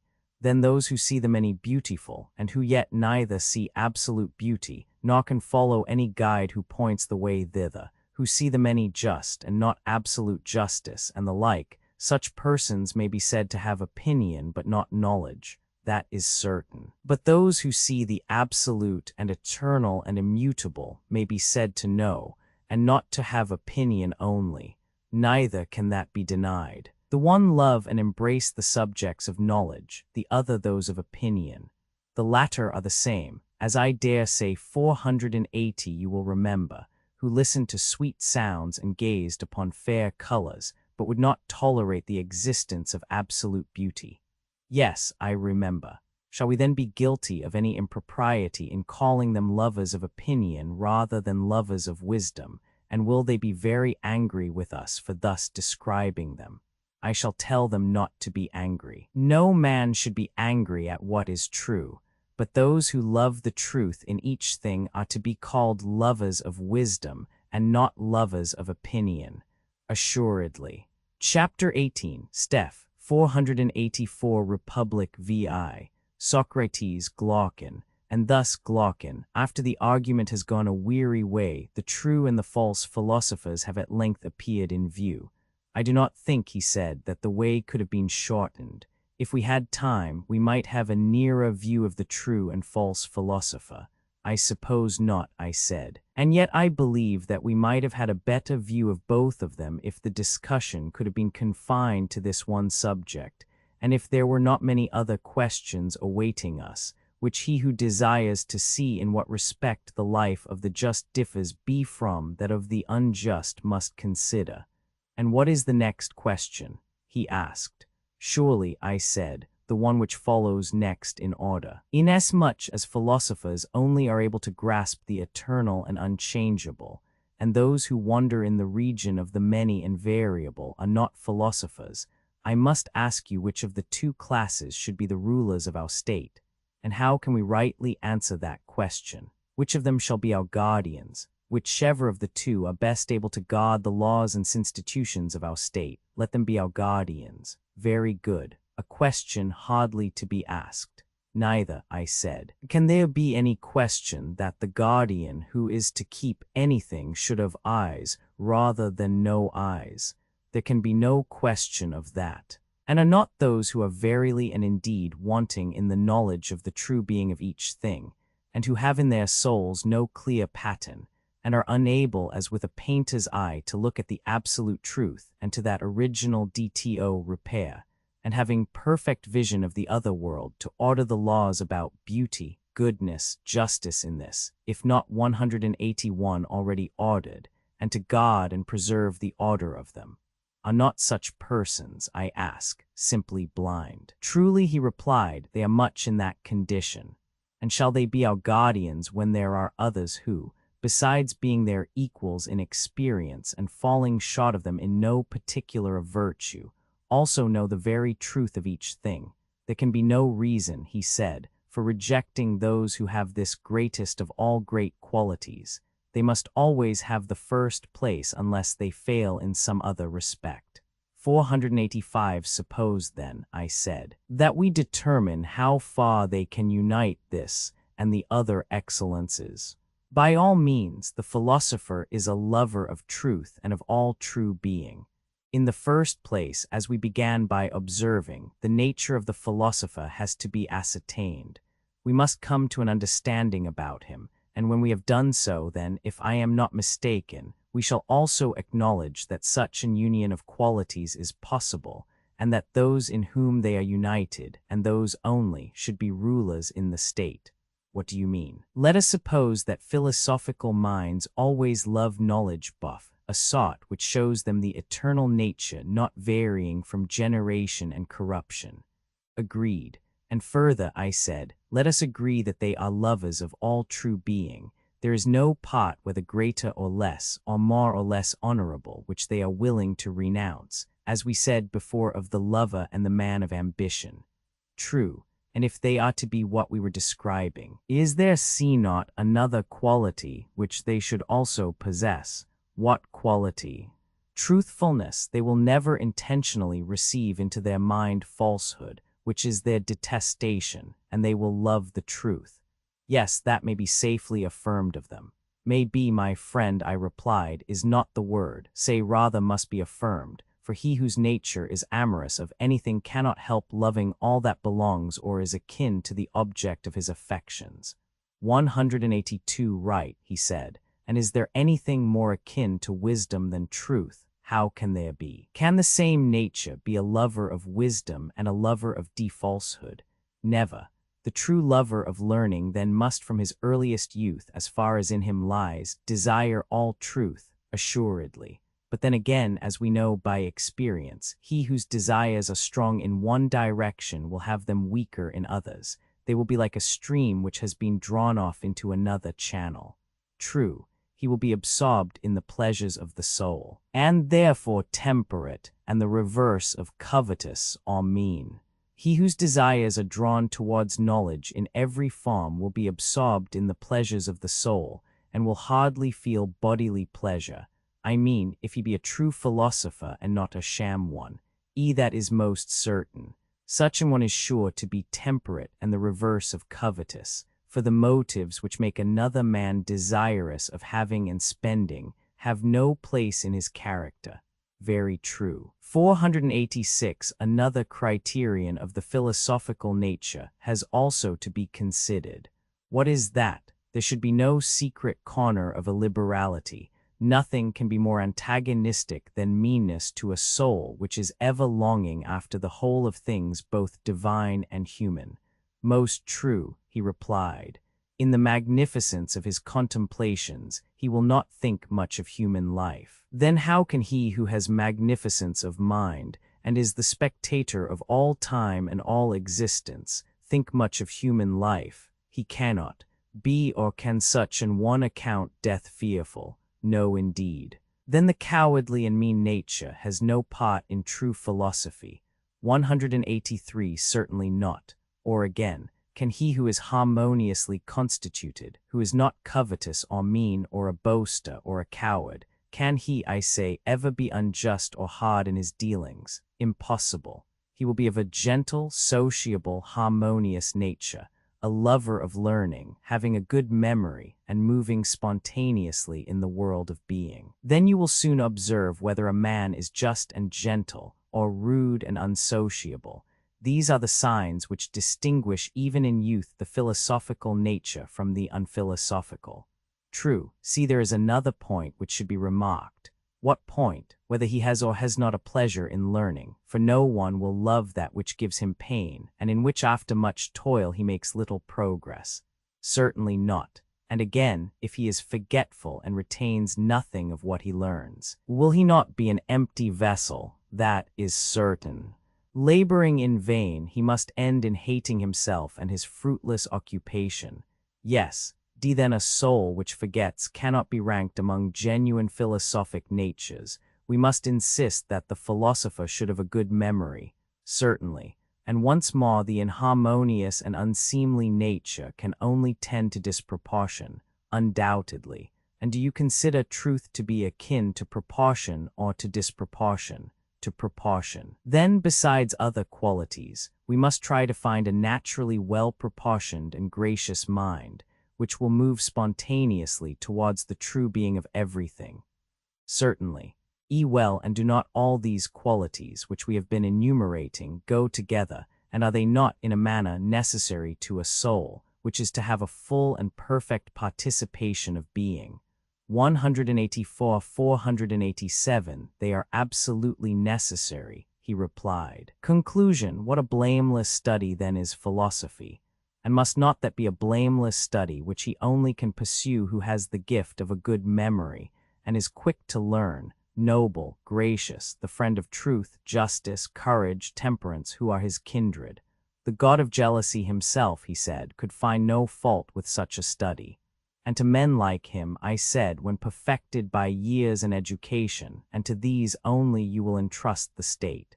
Be Socrates. Adeimantus. Nay, says Adeimantus, you can prove anything, but your hearers are unconvinced all the same. Here Adeimantus interposed and said, to these statements, Socrates, no one can offer a reply, but when you talk in this way, a strange feeling passes over the minds of your hearers. They fancy that they are led astray a little at each step in the argument, owing to their own want of skill in asking and answering questions. These littles accumulate, and at the end of the discussion they are found to have sustained a mighty overthrow, and all their former notions appear to be turned upside down. And as unskillful players of draughts are at last shut up by their more skillful adversaries, and chave no piece to move, so they too find themselves shut up at last. For they have nothing to say in this new game of which words are the counters, and yet all the time they are in the right. The observation is suggested to me by what is now occurring. For any one of us might say that although in words he is not able to meet you at each step of the argument, he sees as a fact that the votaries of philosophy, common opinion declares philosophers to be either rogues or useless. When they carry on the study, not only in youth as a part of education, but as the pursuit of their maturer years, most of them become strange monsters, not to say utter rogues, and that those who may be considered the best of them are made useless to the world by the very study which you extol. Well, and do you think that those who say so are wrong? I cannot tell, he replied, but I should like to know what is your opinion. Socrates, instead of denying this statement, admits the truth of it. Hear my answer. I am of opinion that they are quite right. Then how can you be justified in saying that cities will not cease from evil until philosophers rule in them, when philosophers are acknowledged by us to be of no use to them?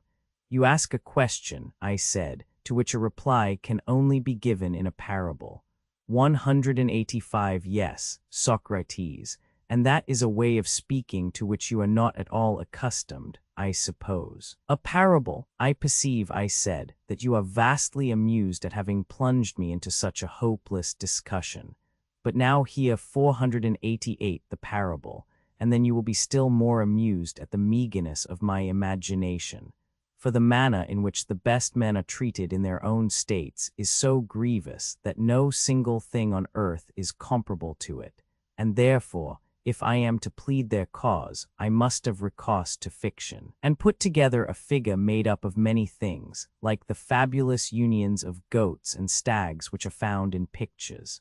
The noble captain whose senses are rather dull, the people in their better mind, the mutinous crew the mob of politicians, and the pilot the true philosopher. Imagine then a fleet or a ship in which there is bar captain who is taller and stronger than any of the crew, but he is a little deaf and has a similar infirmity in sight, and his knowledge of navigation is not much better. The sailors are quarreling with one another about the steering. Every one is of opinion that he has a right to steer, though he has never learned the art of navigation and cannot tell who taught him or when he learned, and will further assert that it cannot be taught, and they are ready to cut in pieces any cone who says the contrary. They throng about the captain, begging and praying him to commit the helm to them, and if at any time they do not prevail, but others are preferred to them, they kill the others or throw them overboard, and having first chained up the noble captain's senses with drink or some narcotic drug, they mutiny and take possession of the ship and make free with the stars. Thus, eating and drinking, they proceed on their voyage in such manner as might be expected of them. Him who is their partisan and cleverly aids them in their plot, forgetting the ship out of the captain's hands into their own, whether by force or persuasion, they compliment with the name of sailor, pilot, able seaman, and abuse the other sort of man, whom they call a good-for-nothing. But that the true pilot must pay attention to the year and seasons, and sky and stars and winds, and whatever else belongs to his art, if he intends to be really qualified for the command of a ship, and that he must and you will be the steerer, whether other people like or not. The possibility of this union of authority with the steerer's art has never seriously entered into their thoughts, or been made 489 part 186 of their calling one. Now in vessels which are in a state of mutiny, and by sailors who are mutineers, how will the true pilot be regarded? Will he not be called by them a praetor, a stargazer, a good-for-nothing? 1 or, applying letter 1 f for 5 pi omega sigma, delta letter 1 f 7 to cap upsilon beat epsilon rho nu eta sigma epsilon iota to the mutineers. But only understanding, letter 1 f 10 pi alpha letter 390 omicron nu tau alpha sigma, that he, the mutinous pilot, must rule in spite of other people, never considering that there is an art of command which may be practiced in combination with the pilot's art. Of course, said Adeimantus, the interpretation. Then you will hardly need, I said, to hear the interpretation of the figure which describes the true philosopher in his relation to the state. For you understand already, certainly. Then suppose you now take this parable to the gentleman who is surprised at finding that philosophers have no honor in their cities. Explain it to him, and try to convince him that their having honor would be far more extraordinary. I will. The uselessness of philosophers arises out of the unwillingness of mankind to make use of them. Say to him that, in deeming the best votaries of philosophy to be useless to the rest of the world, he is right, but also tell him to attribute their uselessness to the fault of those who will not use them, and not to themselves. The pilot should not humbly beg the sailors to be commanded by him.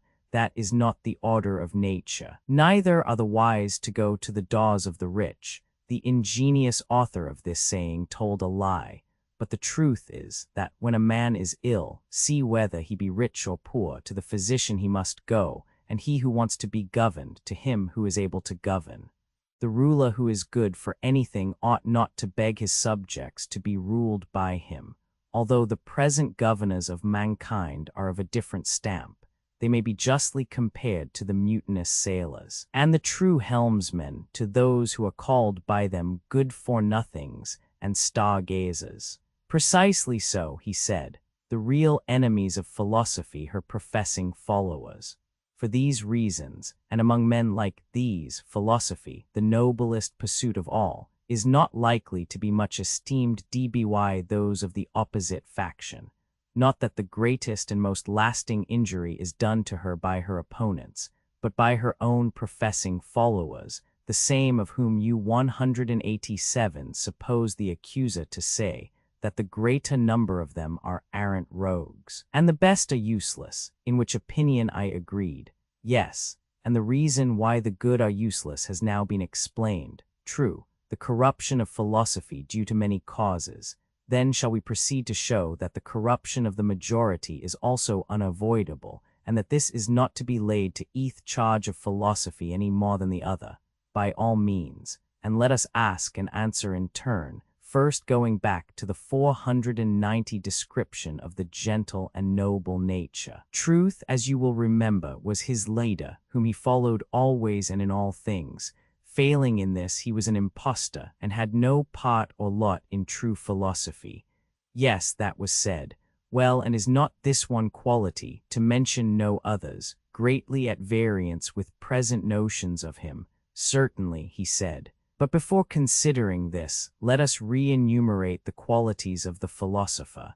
And have we not a right to say in his defense that the true lover of knowledge is always striving after being? That is his nature.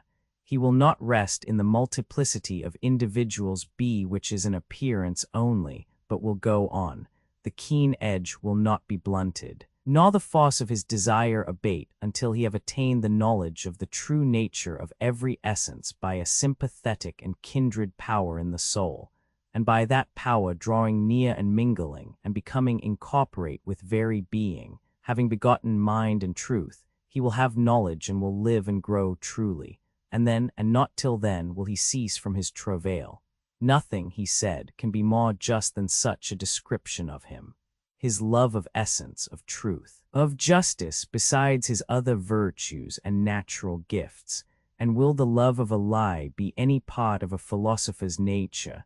Will he not utterly hate a lie? See, he will. And when truth is the captain, we cannot suspect any evil of the band which he leads. Impossible. 188 Justice and health of mind will be of the company, and temperance will follow after. True, he replied. Neither is there any reason why I should again set in array the philosopher's virtues, as you will doubtless remember that courage, magnificence, apprehension, memory were his natural gifts. And you objected that, although no one could deny what I then said, still, if you leave words and look at facts, the persons who are thus described are some of them manifestly useless, and the greater number utterly depraved. We were then led to inquire into the grounds of these accusations, and have now arrived at the point of asking why are the majority bad, which question of necessity brought us back to the examination and definition of the true philosopher. Exactly. The reasons why philosophical natures so easily deteriorate. And we have next to consider the corruptions of the philosophic nature, why so many are spoiled and so few escape spoiling. I am speaking of those who were said to be 491 useless but not wicked, and when we have done with them, we will speak of the imitators of philosophy. What manner of men are they who aspire after a profession which is above them and of which they are unworthy, and then, by their manifold inconsistencies, bring upon philosophy and upon all philosophers that universal reprobation of which we speak. What are these corruptions? He said. One, there are but a few of them. I will see if I can explain them to you. Every one will admit that a nature having in perfection all the qualities be which we required in a philosopher is a rare plant which is seldom seen among men. Rare indeed. And what numberless and powerful causes tend to destroy these rare natures? What causes, too, and they may be distracted from philosophy by their own virtues. In the first place there are their own virtues, their courage, temperance, and the rest of them, every one of which praiseworthy qualities, and this is a most singular circumstance, destroys and distracts from philosophy the soul which is the possessor of them. That is very singular, he replied. 189. See then, there are all the ordinary goods of life, beauty, wealth, strength, rank, and great connections in the state. You understand, and also, 3, by the ordinary goods of life. The sort of things, these also have a corrupting and distracting effect. I understand, but I should like to know more precisely what you mean about them. Grasp the truth as a whole, I said, and in the right way. You will then have no difficulty in apprehending the preceding remarks, and they will no longer appear strange to you. And how am I to do so? He asked. I said, we know that all germs or seeds, whether vegetable or animal, when they fail to meet with proper nutriment or climate or soil, in proportion to their vigor, are all the more sensitive to the want of a suitable environment. For evil is a greater enemy to what is good than to what is not. Very true. For the finer natures more liable to injury than the inferior. There is reason in supposing that the finest natures, when under alien conditions, receive more injury than the inferior, because the contrast is greater. Certainly. E'en may we not say, Adamantus, that the most gifted minds, when they are ill-educated, become preeminently bad. Do not great crimes and the spirit of pure evil spring out of a fallness of nature, ruined by education rather than from any inferiority, whereas weak natures are scarcely capable of any very great good or very great evil? There I think that you are right. 492. 5. They are not corrupted by private sophists, but compelled by the opinion of the world meeting in the assembly or in some other place of resort. And our philosopher follows the same analogy. He is like a plant which, having proper nurture, must necessarily grow and mature into all virtue, but if sown and planted in an alien soil, becomes the most noxious of all weeds, unless he be preserved by some divine power. Do you really think, as people so often say, that our youth are corrupted by sophists, or that private teachers of the art corrupt them in any degree worth speaking of? Are not the public who say these things be the greatest of all sophists? And do they not educate to perfection young and old, men and women alike, and fashion them after their own hearts? When is this accomplished? He said. 190. When they meet together, and the world sits down at an assembly, or in a court of law, or a theatre, or a camp, or in any other popular resort, and there is a great uproar, and they praise some things which are being said or done, and blame other things, equally exaggerating both, shouting and sea-clapping their hands, and the echo of the rocks and the place in which they are assembled redoubles the sound of the praise or blame. At such a time will not a young man's heart, as they say, leap within him? Will any private training enable him to stand firm against the overwhelming flood of popular opinion, or will he be carried away by the stream? Will he not have the notions of good and evil which the public in general have? He will do as they do, and as they are, such will he be. Yes, Socrates, necessity will compel him. 6. The other compulsion of violence and death. And yet, I said, there is a still greater necessity, which has not been mentioned. What is that? The gentle force of attainder or confiscation or death, which, as you are aware, these new sophists and educators, who are the public, apply when their words are powerless. Indeed they do, and in right good earnest. Now what opinion of any other sophist or of any private person can be expected to overcome in such an unequal contest? None, he replied. They must be saved, if at all, by the power of God. No, indeed, I said. Even to make the attempt is a great piece of folly. There neither is, nor has been, nor is ever likely to be, any different type of character which has had no other training in virtue, but that which is supplied by public opinion too. I speak, my friend, of human virtue only. What is more than human, as the proverb says, is not included. For I would not have you ignorant that, in the present evil state of governments, whatever is saved and comes to good is 493 saved by the power of God, as we may truly say. 2 are taking pi alpha rho letter 1 F70 in another sense, trained to virtue on their principles. I quite assent, he replied. Then let me crave your assent also to a further observation. What are you going to say? Why, that all those mercenary individuals, whom the many 191 call sophists and whom they deem to be their adversaries, do, in fact, teach nothing but the opinion of the many, that is to say, the opinions of their assemblies, and this is their wisdom. The great brute, his behavior and temper, the people looked at from their worst side. I might compare them to a man who should study the tempers and desires of a mighty strong beast who is fed by him. He would learn how to approach and handle him, also at what times and from what causes he is dangerous or the reverse, and what is the meaning of his several cries, and by what sounds, when another utters them, he is soothed or infuriated.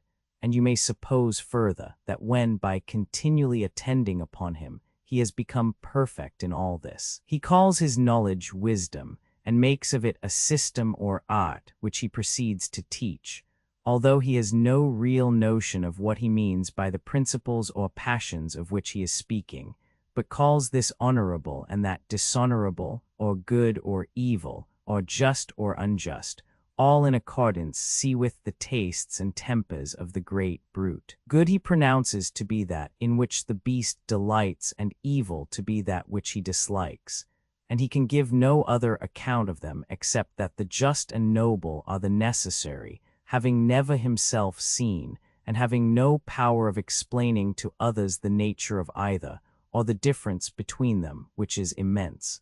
By heaven, would not such an one be a rare educator? Indeed he would. And in what way does he who thinks that wisdom is discernment of the tempers and tastes of the motley multitude, whether in painting or music, or, finally, in politics, differ from him whom I have been describing? He who associates with the people will conform to their tastes, and will produce only what pleases them. For when a man consorts with the many, and exhibits to them his poem or other work of art or the service which he has done the state, making them his judges three when he is not obliged, the so-called necessity of diomed will oblige him to produce whatever they praise. And yet the reasons are utterly ludicrous which they give in confirmation of their own notions about the honorable and good. Did you ever hear any of them which were not? 3. Putting a comma after tau letter 1 ff6 new letter 1 f00 new alpha new gamma kappa alpha iota omega nu. No, nor am I likely to hear. You recognize the truth of what I have been saying. Then 192. Let me ask you to consider further whether the world will ever be induced to believe in the existence of absolute 494 beauty rather than of the many beautiful, or of the absolute in each kind rather than of the many in each kind. Certainly not. Then the world cannot possibly be a philosopher. Impossible. And therefore philosophers must inevitably fall under the censure of the world. They must. And of individuals who consort with the mob and seek to please them. That is evident. Then do you see any way in which the philosopher can be preserved in his calling to the end? And remember what we were saying of him, that he was to have quickness and memory and courage and magnificence. These were admitted by us to be the true philosopher's gifts. Yes, the youth who has great bodily and mental gifts will be flattered from his childhood. Will not such an one from his early childhood be in all things first among all? Especially if his bodily endowments are like his mental ones. Certainly, he said. And his friends and fellow citizens will want to use him as he gets older for their own purposes. No question. See, falling at his feet, they will make requests to him and do him honor and flatter him, because they want to get into their hands now the power which he will one day possess. That often happens, he said, and what will a man such as he is be likely to do under such circumstances, especially if he be a citizen of a great city, rich and noble, and a tall proper youth? Will he not be full of boundless aspirations, and fancy himself able to manage the affairs of Hellenes and of barbarians, and having got such notions into his head, Will he not dilate and elevate himself in the fullness of vain pomp and senseless pride? To be sure he will, and being incapable of having reason, will be easily drawn away from philosophy. Now, when he is in this state of mind, if someone gently comes to him and tells him that he is a fool and must get 193 understanding, which can only be got by slaving for it, do you think that, under such adverse circumstances, he will be easily induced to listen? Far otherwise. And even if there be someone who through inherent ego-oddness or natural reasonableness has had his eyes opened a little, and is humbled and taken captive by philosophy, how will his friends behave when they think that they are likely to lose the advantage which they were hoping to reap from his companionship? Will they not do and say anything to prevent him from yielding to his better nature, and to render his teacher powerless, using to this end private intrigues as well as public prosecutions? 495. There can be no doubt of it. And how can one who is thus circumstanced ever become a philosopher? Impossible. The very qualities which make a man a philosopher may also divert him from philosophy. Then were we not right in saying that even the very qualities which make a man a philosopher may, if he be ill-educated, divert him from philosophy, no less than riches and their accompaniments and the other so-called goods of life? We were quite right. Thus, my excellent friend, is brought about all that ruin and befailure which I have been describing of the natures best adapted to the best of all pursuits. They are natures which we maintain to be rare at any time. This being the class out of which come the men who are the authors of the greatest evil to states and individuals. Great natures alone are capable either of great good or great evil, and also of the greatest good when the tide carries them in that direction. But a small man never was the doer of any great thing either to individuals or to states. That is most true, he said. And so philosophy is left desolate, with her marriage rites incomplete, for her own have fallen away and forsaken her, and while they are leading a false and unbecoming life, other unworthy persons, seeing that she has no kinsmen to be her protectors, enter in and dishonor her, and fasten upon her the reproaches which, as you say, her reprovers utter, who affirm of her votaries that some are good for nothing, and that the greater number deserve the severest punishment. 194. That is certainly what people say. The attractiveness of philosophy to the vulgar. Yes, and what else would you expect, I said, when you think of the puny creatures who, seeing this land open to them, a land well stocked with fair names and showy titles, like prisoners running out of prison into a sanctuary, take a leap out of their trades into philosophy, those who do so being probably the cleverest hands at their own miserable crafts. For although philosophy be in this evil case, still there remains a dignity about her which is not to be found in the arts, and many are thus attracted by her whose natures are imperfect, and whose souls are maimed and disfigured by their meannesses, as their bodies are by their trades and crafts. Is not this unavoidable? Yes. Are they not exactly like a bald little tinker who has just got out of durance and come into a fortune? He takes a bath and puts on a new coat, and is decked out as a bridegroom going to marry his master's daughter, who is left poor and desolate. 496. A most exact parallel. What will be the issue of such marriages? Will they not be vile and bastard? There can be no question of it. The mésalliance of philosophy. And when persons who are unworthy of education approach philosophy, and make an alliance with her, who is in a rank above them, what sort of ideas and opinions are likely to be generated? For will they not be sophisms captivating to the ear, having nothing in them genuine, or worthy of or akin to true wisdom?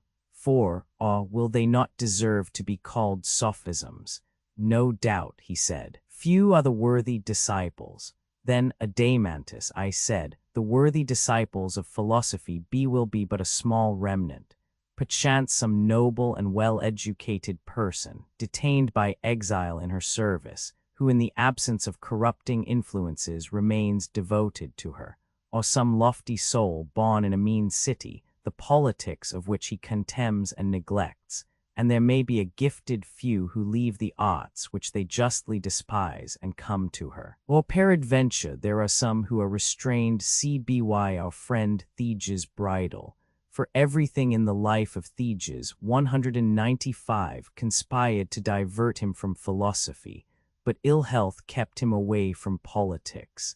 My own case of the internal sign is hardly worth mentioning, for rarely, if ever, has such a monitor been given to any other man. Those who belong to this small class have tasted how sweet and blessed a possession philosophy is, and these are unable to resist the madness of the world, and have also seen enough of the madness of the multitude, and they know that no politician is honest, nor is there any champion of justice at whose side they may fight and be saved. Such an one may be compared to a man who has fallen among wild beasts. He will not join in the wickedness of his fellows, but neither is he able singly to resist all their fierce natures, and therefore seeing that he would be of no use to the state or to his friends, and reflecting that he would have to throw away his life without doing any good either to himself or others, he holds his peace and goes his own way. They therefore, in order to escape the storm, take shelter behind a wall and live their own life. He is like one who, in the storm of dust and sleet which the driving wind hurries along, retires under the shelter of a wall, and seeing the rest of mankind full of wickedness, he is content, if only he can live his own life and be pure from evil or unrighteousness, and depart in peace and goodwill with bright hopes. Yes, he said, and he will have done a great work before he departs. A great work, yes, but not the greatest, unless he find 497 a state suitable to him. For in a state which is suitable to him, he will have a larger growth and be the savior of his country, as well as of himself. The causes why philosophy is in such an evil name have now been sufficiently explained. The injustice of the charges against her has been shown. Is there anything more which you wish to say? Nothing more on that subject, he replied. But I should like to know which of the governments now existing is, in your opinion, the one adapted to her. Be no existing state suited to philosophy. Not any of them, I said, and that is precisely the accusation which I bring against them. Not one of them is worthy of the philosophic nature, and hence that nature is warped and estranged. As the exotic seed which is sown in a foreign land becomes denaturalized, and is wont to be overpowered and to lose itself in the new soil, even so this growth 196 of philosophy, instead of persisting, degenerates and receives another character. But if philosophy ever finds in the state that perfection which she herself is, then will be seen that she is in truth divine, and that all other things, whether natures of men or institutions, are but human. And now I know that you are going to ask what that state is. No, he said, there you are wrong, for I was going to ask another question, whether it is the state of which we are the founders and inventors or some other. Even our own state requires the addition of the living authority. Yes, I replied, ours in most respects, but you may remember my saying before, that some living authority would always be required in the state, having the same idea of the constitution which guided you when as legislator you were laying down the laws. That was said, he replied. Yes, but not in a satisfactory manner. You frightened us by interposing objections, which certainly showed that the discussion would be long and difficult, and what still remains is the reverse of easy. What is there remaining? The question how the study of philosophy may be so ordered as not to be the ruin of the state. All great attempts are attended with risk. Hard is the good, as men say. Still, he said, let the point be cleared up, and the inquiry will then be complete. I shall not be hindered, I said, by any one of will, but if at all, by a one of power.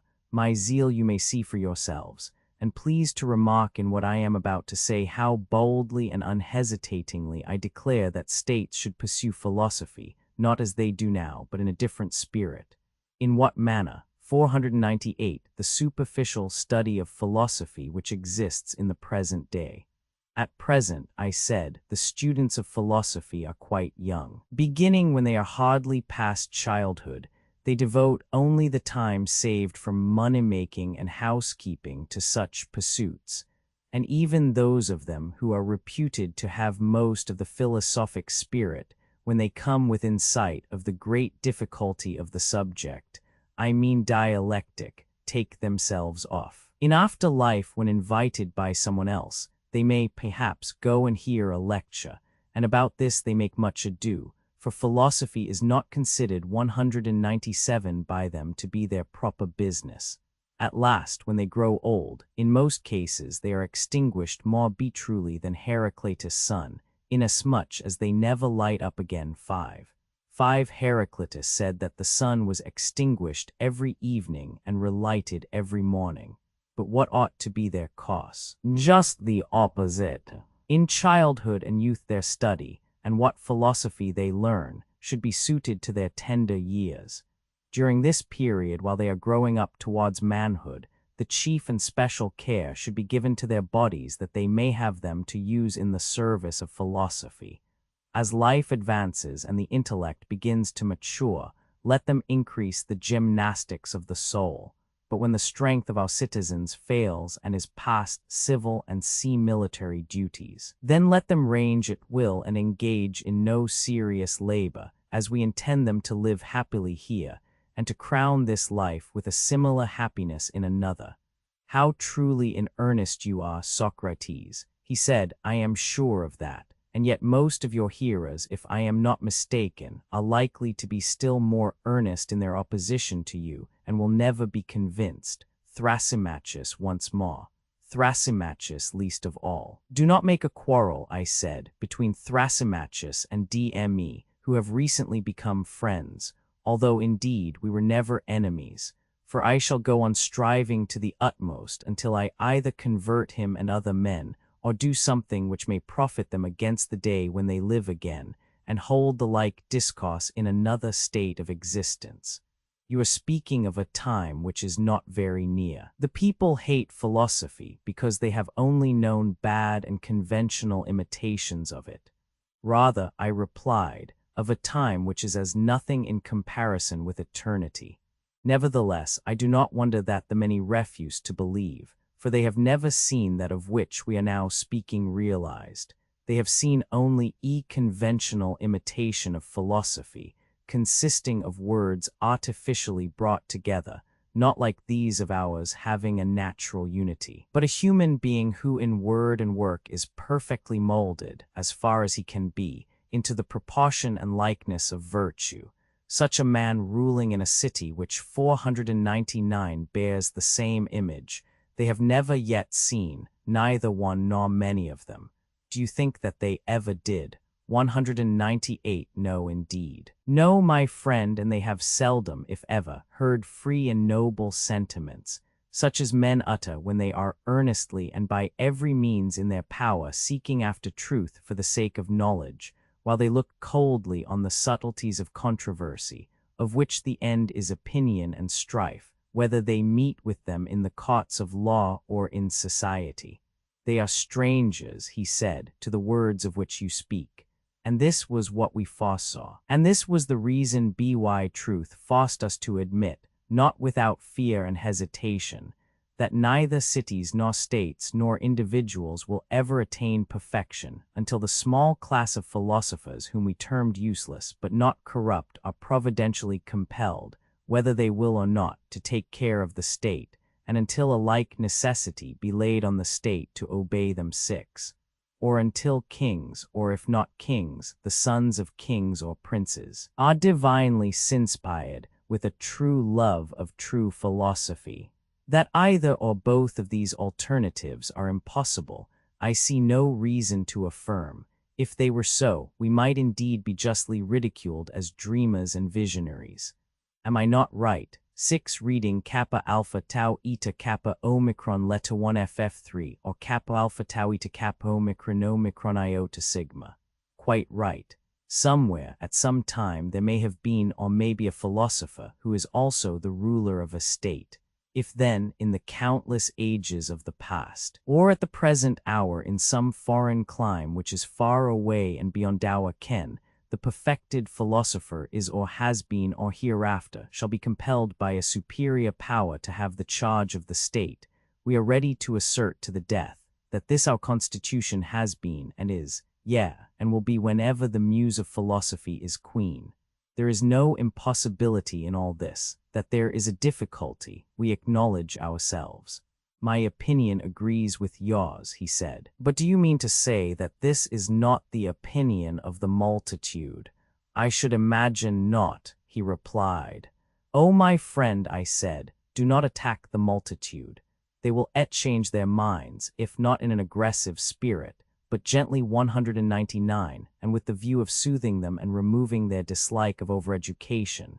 You show them your philosophers as they really are and describe as you were just now doing 500 their character and profession, and then mankind will see that he of whom you are speaking is not such as they supposed. If they view him in this new light, they will surely change their notion of him, and answer in another strain 7. Who can be at enmity with one who loves them, who that is himself gentle and free from envy, will be jealous of one in whom there is no jealousy?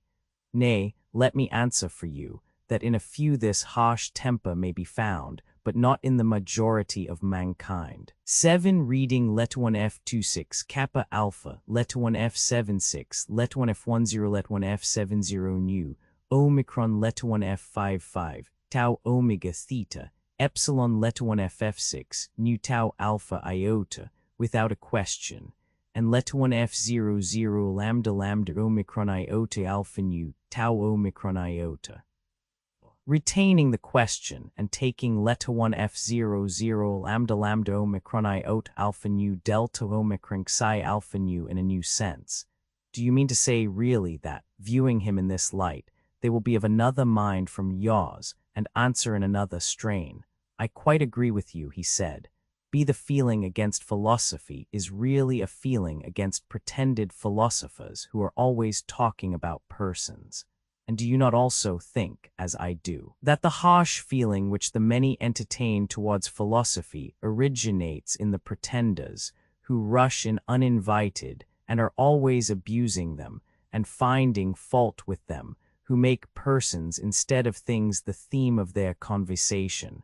And nothing can be more unbecoming in philosophers than this. It is most unbecoming. For he, Adamantus, whose mind is fixed upon true being, has surely no time to look down upon the affairs of earth, or be filled with malice and envy, contending against men.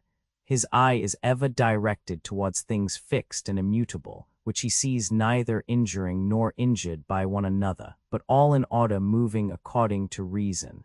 These he imitates, and to these he will, as far as he can, conform himself. The true philosopher, who has his eye fixed upon immutable principles, will fashion states after the heavenly image. Can a man help imitating that with which he holds reverential converse? Impossible. And the philosopher holding converse with the divine order becomes orderly and divine as far as the nature of man allows, but like everyone else he will suffer from detraction. Of course, 200, and if a necessity be laid upon him of fashioning, not only himself, but human nature generally, whether in states or individuals, into that which he beholds elsewhere, will he, think you, be an unskillful artificer of justice, temperance, and every civil virtue?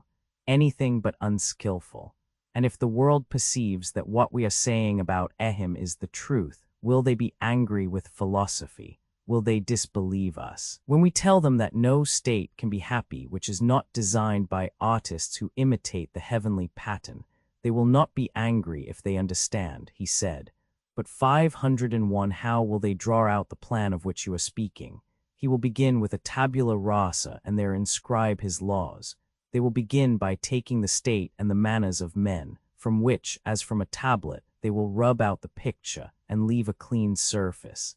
This is no easy task. But whether easy or not, herein will lie the difference between them and every other legislator. They will have nothing to do either with individual or state, and will inscribe no laws until they have either found or themselves made a clean surface. They will be very right, he said. Having effected this, they will proceed to trace an outline of the Constitution, no doubt. Be and when they are filling in the work, as I conceive. They will often turn their eyes upwards and downwards. I mean that they will first look at absolute justice and beauty and temperance, and again at the human copy, and will mingle and temper the various elements of life into the image of a man, and this they will conceive according to that other image, which, when existing among men, Homer calls the form and likeness of God. Very true, he said, and one feature they will erase, and another they will put sin, until they have made the ways of men, as far as possible, agreeable to the ways of God. Indeed, he said, in no way could they make a fairer picture.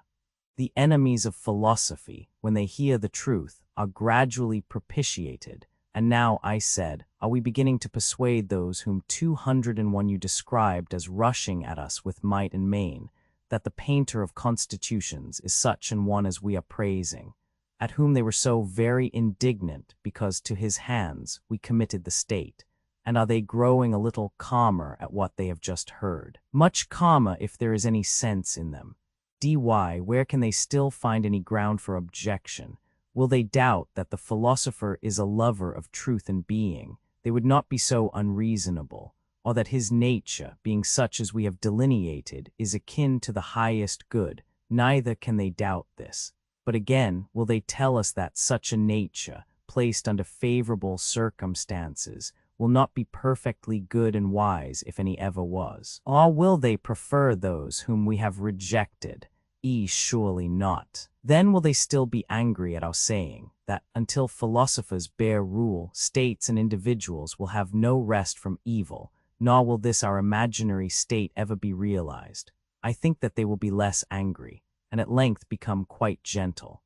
Shall we assume that they are not only less angry, but 502 quite gentle, and that they have been converted, and for very shame, if for no other reason, cannot refuse to come to terms? By all means, he said. There may have been one son of a king, a philosopher, who has remained uncorrupted, and has a state obedient to his will. Then let us suppose that the reconciliation has been effected.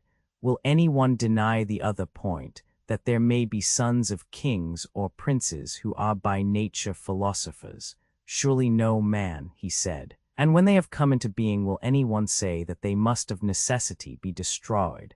That they can hardly be saved is not denied even by us, but that in the whole course of ages no single one of them can escape. Who will venture to affirm this? Who indeed? But said I, one is enough. Let there be one man who has a city obedient to his will, and he might bring into existence the ideal polity about which the world is so incredulous. Yes, one is enough. 202. The ruler may impose the laws and institutions which we have been describing, and the citizens may possibly be willing to obey them. Certainly. And that others should approve of what we approve is no miracle or impossibility. See, I think not. But we have sufficiently shown in what has preceded that all this, if only possible, is assuredly for the best. We have. Our constitution then is not unattainable. And now we say not only that our laws, if they could be enacted, would be for the best, but also that the enactment of them, though difficult, is not impossible. Very good. And so with pain and toil we have reached the end of one subject, but more remains to be discussed. How and by what studies and pursuits will the saviors of the Constitution be created, and at what ages are they to apply themselves to their several studies? Certainly. Recapitulation.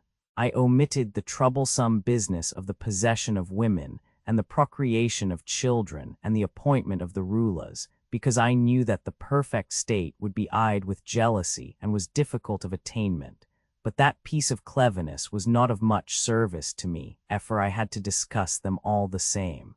The women and children are now disposed of, but the other question of the rulers must be investigated from the very beginning. We were saying, as you will remember, that they were to be lovers 503 of their country, tried by the test of pleasures and pains, and neither in hardships, nor in dangers, nor at any other critical moment were to lose their patriotism. He was to be rejected who failed, but he who always came forth pure, like gold tried in the refiner's fire, was to be made a ruler, and to receive honors and rewards in life and after death. This was the sort of thing which was being said, and then the argument turned aside and veiled her face, not liking to bestir the question which has now arisen. "I perfectly remember," he said. "Yes, my friend," I said, and I then shrank from hazarding 203 the bold word. "But now let me dare to say the guardian must be a philosopher, and a philosopher must be a person of rare gifts, that the perfect guardian must be a philosopher." "Yes," he said, "let that be affirmed. And do not suppose that there will be many of them, for the gifts which were deemed by us to be essential rarely grow together. They are mostly found in shreds and patches." "See, what do you mean?" he said. "The contrast of the quick and solid temperaments." "You are aware," I replied, "that quick intelligence, memory, sagacity, cleverness, and similar qualities do not often grow together, and that persons who possess them and are at the same time high-spirited and magnanimous are not so constituted by nature as to live orderly and in a peaceful and settled manner. They are driven any way by their impulses, and all solid principle goes out of them." "Very true," he said. "On the other hand, those steadfast natures which can better be depended upon, which in a battle are impregnable to fear and immovable, are equally immovable when there is anything to be learned. They are always in a torpid state, and are apt to yawn and go to sleep over any intellectual toil." "Quite true, they must be united. And yet we were saying that both qualities were necessary in those to whom the higher education is to be imparted, and who are to share in any office or command." "Certainly," he said. "And will they be a class which is rarely found?" "Yes, indeed. He who is to hold command must be tested in many kinds of knowledge. Then the aspirant must not only be tested in those labors and dangers and pleasures which we mentioned before, but there is another kind of probation which we did not mention. He must be exercised also in many kinds of knowledge, to see whether the soul will be able to endure the highest of all, 504, or will faint under them, as in any other studies and exercises." "Yes," he said, "you are quite right in testing him, but what do you mean by the highest of all knowledge?" "You may remember," I said, "that we divided the soul into 3 parts, and distinguished the several natures of justice, temperance, courage, and wisdom." "Indeed," he said, "if I had forgotten, I should not deserve to hear more." 204, and do you remember the word of caution which preceded the discussion of them? 8 CP, Roman 435 D. To what do you refer? Be the shorter exposition of education, which has been already given, inadequate? We were saying, if I am not mistaken, that he who wanted to see them in their perfect beauty must take a longer and more circuitous way, at the end of which they would appear, but that we could add on a popular exposition of them on a level with the discussion which had preceded. And you replied that such an exposition would be enough for you. And so the inquiry was continued in what to me seemed to be a very inaccurate manner. Whether you were satisfied or not, it is for you to say. "Yes," he said, "I thought and the others thought that you gave us a fair measure of truth."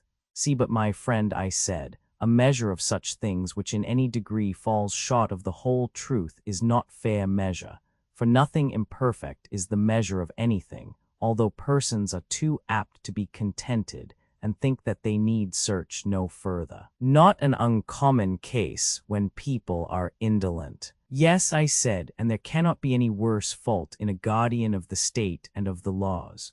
"True. The guardian must take the longer road of the higher learning. The guardian then," I said, "must be required to take the longer circuit, and toil at learning as well as at gymnastics, or he will never reach the highest knowledge of all which, as we were just now saying, is his proper calling." "What," he said, "is there a knowledge still higher than this, higher than justice and the other virtues. Yes, I said, there is. And of the virtues too we must behold not the outline merely, as at present, nothing short of the most finished picture should satisfy us. When little things are elaborated with an infinity of pains, in order that they may appear in their full beauty and utmost clearness, how ridiculous that we should not think the highest truths worthy of attaining the highest accuracy. A right noble thought 9. But do you suppose that we 205 shall refrain from asking you what is this highest knowledge? 9 Separating kappa alpha letta 1 f76 mu alpha lambda alpha from letta 1 f0 fox iota omicron nu. True, he said, and a noble thought. Or letta 1 f0 fox iota omicron nu tau letta 1 f78 delta iota alpha nu omicron eta mu alpha may be a gloss, which leads upwards at last to the idea of good. Nay, I said, ask if you will, but I am certain that you have heard the answer many times, and now you either do not understand me or, as I rather think, you are disposed to be 505 troublesome, for you have often been told that the idea of good is the highest knowledge, and that all other things become useful and advantageous only by their use of this. You can hardly be ignorant that of this I was about to speak, concerning which, as you have often heard me say, we know so little, and without which any other knowledge or possession of any kind will profit us nothing. Do you think that the possession of all other things is of any value if we do not possess the good, or the knowledge of all other things if we have no knowledge of beauty and goodness? Assuredly not. But what is the good? Some say pleasure, others knowledge, which they absurdly explain to mean knowledge of the good. You are further aware that most people affirm pleasure to be the good, but the finer sort of wits say it is knowledge. Yes, and you are aware too that the latter cannot explain what they mean by knowledge, but are obliged after all to say knowledge of the good. How ridiculous. See, yes, I said that they should begin by reproaching us with our ignorance of the good, and then presume our knowledge of it, for the good they define to be knowledge of the good, just as if we understood them when they use the term good. This is of course ridiculous. Most true, he said, and those who make pleasure their good are in equal perplexity, for they are compelled to admit that there are bad pleasures as well as good, certainly, and therefore to acknowledge that bad and good are the same. True. There can be no doubt about the numerous difficulties in which this question is involved. There can be none. Further, do we not see that many are willing to do or to 206 have or to seem to be what is just and honorable without the reality, but no one is satisfied with the appearance of good. The reality is what they seek. In the case of the good, appearance is despised by everyone. Very true, he said. Every man pursues the good, but without knowing the nature of it. Of this then which every soul of man pursues and makes end of all his actions, having a presentiment that there is such an end, and yet hesitating, because neither knowing 506 the nature nor having the same assurance of this as of other things, and therefore losing whatever good there is in other things, of a principle such and so great as this ought the best men in our state, to whom everything is entrusted, to be in the darkness of ignorance. Certainly not, he said. I am sure, I said, that he who does not know how the beautiful and the just are likewise good will be but a sorry guardian of them, and I suspect that no one who is ignorant of the good will have a true knowledge of them. That, he said, is a shrewd suspicion of yours. And if we only have a guardian who has this knowledge, our state will be perfectly ordered. The guardian ought to know these things. Of course, he replied, but I wish that you would tell me whether you conceive this supreme principle of the good to be knowledge or pleasure, or different from either. I said, I knew all along that a fastidious gentleman like you would not be contented with the thoughts of other people about these matters. 10 Reading Letter 1 F00. New letter 1 F74 rho kappa alpha lambda omicron sigma, or reading letter 1 F00 new letter 1 F74 rho kappa alpha lambda letter 1 FF6 sigma. I quite well knew from the very first that you and C True, Socrates, but I must say that one who like you has passed a lifetime in the study of philosophy should not be always repeating the opinions of others and never telling his own. Well, but has anyone a right to say positively what he does not know? Not, he said, with the assurance of positive certainty. He has no right to do that, but he may say what he thinks as a matter of opinion. And do you not know, I said, that all mere opinions are bad, and the best of them blind? You would not deny that 207 those who have any true notion without intelligence are only like blind men who feel their way along the road. Very true. And do you wish to behold what is blind and crooked and debase, when others will tell you of brightness and beauty? Socrates, Glaucon. Still, I must implore you, Socrates, said Glaucon, not to turn away just as you are reaching the goal. If you will only give such an explanation of the good as you have already given of justice and temperance and the other virtues, we shall be satisfied. We can only attain to the things of mind through the things of sense. The child of the good. Yes, my friend, and I shall be at least equally satisfied, but I cannot help fearing that I shall fail, and that my indiscreet zeal will bring ridicule upon me. No, sweet sirs, let us not eat present ask what is the actual nature of the good, for to reach what is now in my thoughts would be an effort too great for me. But of the child of the good who is likest him, I would fain speak. If I could be sure that you wished to hear, otherwise not. By all means, he said, tell us about the child, and you shall remain in our debt for the account of the parent. 507 I do indeed wish, I replied, that I could pay and you receive the account of the parent, and not, as now, of the offspring only. Take, however, this latter by way of interest 11, and at the same time have a care that I do not render a false account, although I have no intention of deceiving you. 11 a play upon tau omicron cap omicron sigma, which means both offspring and interest. Yes, we will take all the care that we can. Proceed. Yes, I said, but I must first come to an understanding with you and remind you of what I have mentioned in the course of this discussion and at many other times. Be what? The old story that there is a many beautiful and a many good, and so of other things which we describe and define. To all of them the term many is applied. True, he said, and there is an absolute beauty and an absolute good, and of other things to which the term many is applied there is an absolute, for they may be brought under a single idea, which is called the essence of each. Very true. 208 The many, as we say, are seen but not known, and the ideas are known but not seen. Exactly. See, and what is the organ with which we see the visible things? The sight, he said. And with the hearing, I said, we hear. And with the other senses perceive the other objects of sense. True.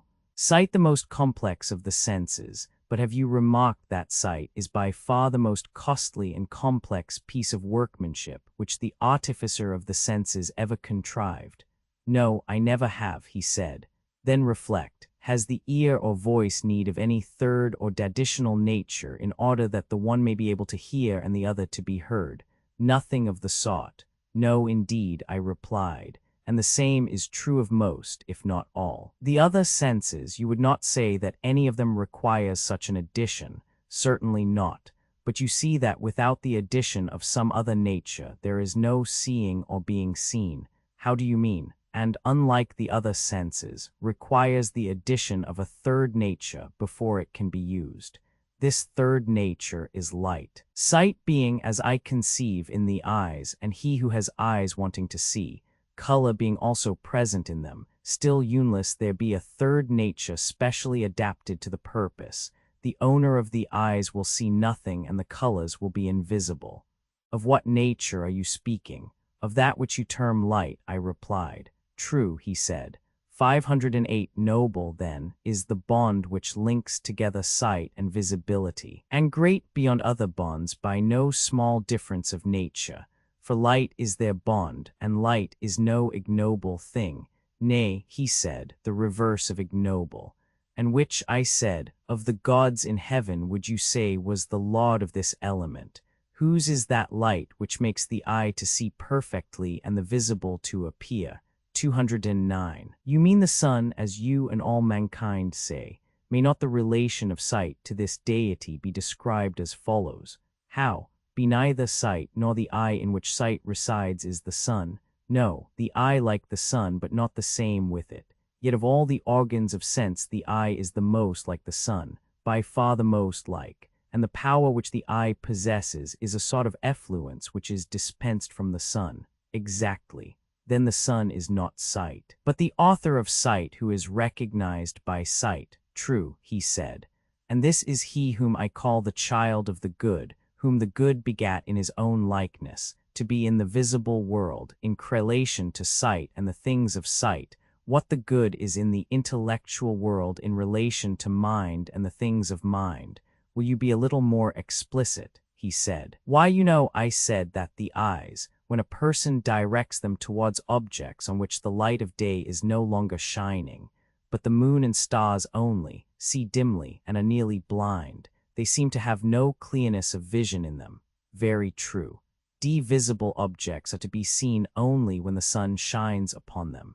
Truth is only known when illuminated by the idea of good, but when they are directed towards objects on which the sun shines. They see clearly and there is sight in them, certainly, and the soul is like the eye. When resting upon that on which truth and being shine, the soul perceives and understands and is radiant with intelligence. But when turned towards the twilight of becoming and perishing, then she has opinion only and goes blinking about, and is first of one opinion and then of another, and seems to have no intelligence. Just so. Ye the idea of good higher than science or truth, the objective than the subjective. Now that which imparts truth to the known and the power of knowing to the knower is what I would have you term the 210 idea of good, and this you will deem to be the cause of science 12, and of truth in so far as the latter becomes the subject of knowledge. Beautiful too, as a both truth and knowledge, you will be right in esteeming this other nature 509 as more beautiful than either. And as in the previous instance, light and sight may be truly said to be like the sun, and yet not to be the sun, so in this other sphere, science and truth may be deemed to be like the good, but not the good. The good has a place of honor yet higher. 12 reading delta iota alpha nu omicron letter 1 fe6. What a wonder of beauty that must be, he said, which is the author of science and truth, and yet surpasses them in beauty. For you surely cannot mean to say that pleasure is the good. God forbid, I replied, but may I ask you to consider the image in another point of view? Be in what point of view? You would say, would you not, that the sun is not only the author of visibility in all visible things, but of generation and nourishment and growth, though he himself is not generation. Certainly, as the sun is the cause of generation, so the good is the cause of being and essence. In like manner, the good may be said to be not only the author of knowledge to all things known, but of their being and essence, and yet the good is not essence, but far exceeds essence in dignity and power. C. Glaucon said, with a ludicrous earnestness, by the light of heaven, how amazing! Yes, I said, and the exaggeration may be set down to you, for you made me utter my fancies. And pray continue to utter them. At any rate, let us hear if there is anything more to be said about the similitude of the sun. Yes, I said, there is a great deal more. Then omit nothing, however slight. I will do my best, I said, but I should think that a great deal will have to be omitted. I hope not, he said. Do you have to imagine, then, that there are two ruling 211 powers, and that one of them is set over the intellectual world, the other over the visible? I do not say heaven, lest you should fancy that I am playing upon the name, Omicron letter 1 F50, rho alpha nu Omicron sigma, letter 1 F41 rho alpha tau Omicron sigma. May I suppose that you have this distinction of the visible and intelligible fixed in your mind? I have. The two spheres of sight and knowledge are represented by a line which is divided into two unequal parts. Now take a line which has been cut into two unequal 13 parts, and divide each of them again in the same proportion, and suppose the two main divisions to answer, one to the visible and the other to the intelligible, and then compare the subdivisions in respect of their clearness and one of eclearness, and you will find that the first section in the 510 sphere of the visible consists of images. And by images I mean, in the first place, shadows, and in the second place, reflections in water and in solid, smooth and polished bodies and the like. Do you understand? 13 reading, letter 1 F04 nu iota sigma alpha. Yes, I understand. Imagine now the other section, of which this is only the resemblance, to include the animals which we see and everything that grows or is made. Very good. Would you not admit that both the sections of this division have different degrees of truth, and that the copy is to the original as the sphere of opinion is to the sphere of knowledge? Be most undoubtedly. Next, proceed to consider the manner in which the sphere of the intellectual is to be divided. In what manner? Images and hypotheses. Thus, there are two subdivisions, in the lower of which the soul uses the figures given by the former division as images. The inquiry can only be hypothetical, and instead of going upwards to a principle, descends to the other end.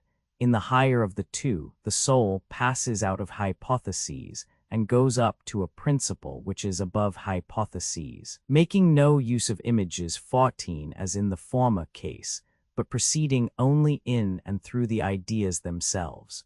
14 reading letter 1 F67 nu pi epsilon rho letter 1 F10 kappa epsilon letter 1 FD6 nu omicron epsilon letter 1 F30 kappa omicron nu omega nu. I do not quite understand your meaning, he said. 212 See the hypotheses of mathematics. Then I will try again. You will understand me better when I have made some preliminary remarks. You are aware that students of geometry, arithmetic, and the kindred sciences assume the odd and the even and the figures and three kinds of angles and the like in their several branches of science. These are their hypotheses, which they in every body are supposed to know, and therefore they do not deign to give any account of them either to themselves or others. But they begin with them and go on until they arrive at last, and in a consistent manner, at their conclusion. Yes, he said, I know. In both spheres hypotheses are used, in the lower taking the form of images, but in the higher the soul ascends above hypotheses to the idea of good.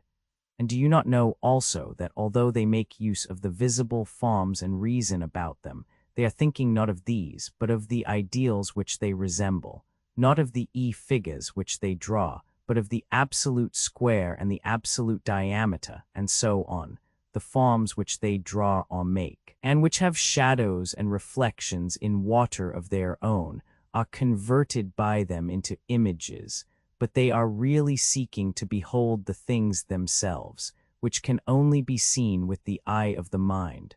511 That is true. And of this kind I spoke as the intelligible, although in the search after it, the soul is compelled to use hypotheses, not ascending to a first principle, because she is unable to rise above the region of hypothesis, but employing the objects of which the shadows below are resemblances in their turn as images, they having in relation to the shadows and reflections of them a greater distinctness, and therefore a higher value.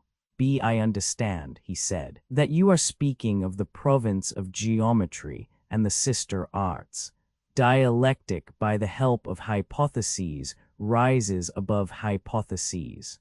And when I speak of the other division of the intelligible, you will understand me to speak of that other sort of knowledge which reason herself attains by the power of dialectic, using the hypotheses not as first principles, but only as hypotheses, that is to say, as steps and points of departure into a world which is above hypotheses, in order that she may soar beyond them to the first principle of the whole, and clinging to this and then to that which depends on this. By successive steps she descends again without the aid of 213 canny sensible object, from ideas, through ideas, and in ideas she ends. I understand you, he replied, not perfectly, for you seem to me to be describing a task which is really tremendous, But at any rate, I understand you to say that knowledge and being, which the science of dialectic contemplates, are clearer than the notions of the arts, as they are termed, which proceed from hypotheses only. These are also contemplated by the understanding, and not by the senses. Yet, because they start from hypotheses and do not ascend to a principle, those who contemplate them appear to you not to exercise the higher reason upon them, although when a first principle is added to them, they are cognizable by the higher reason.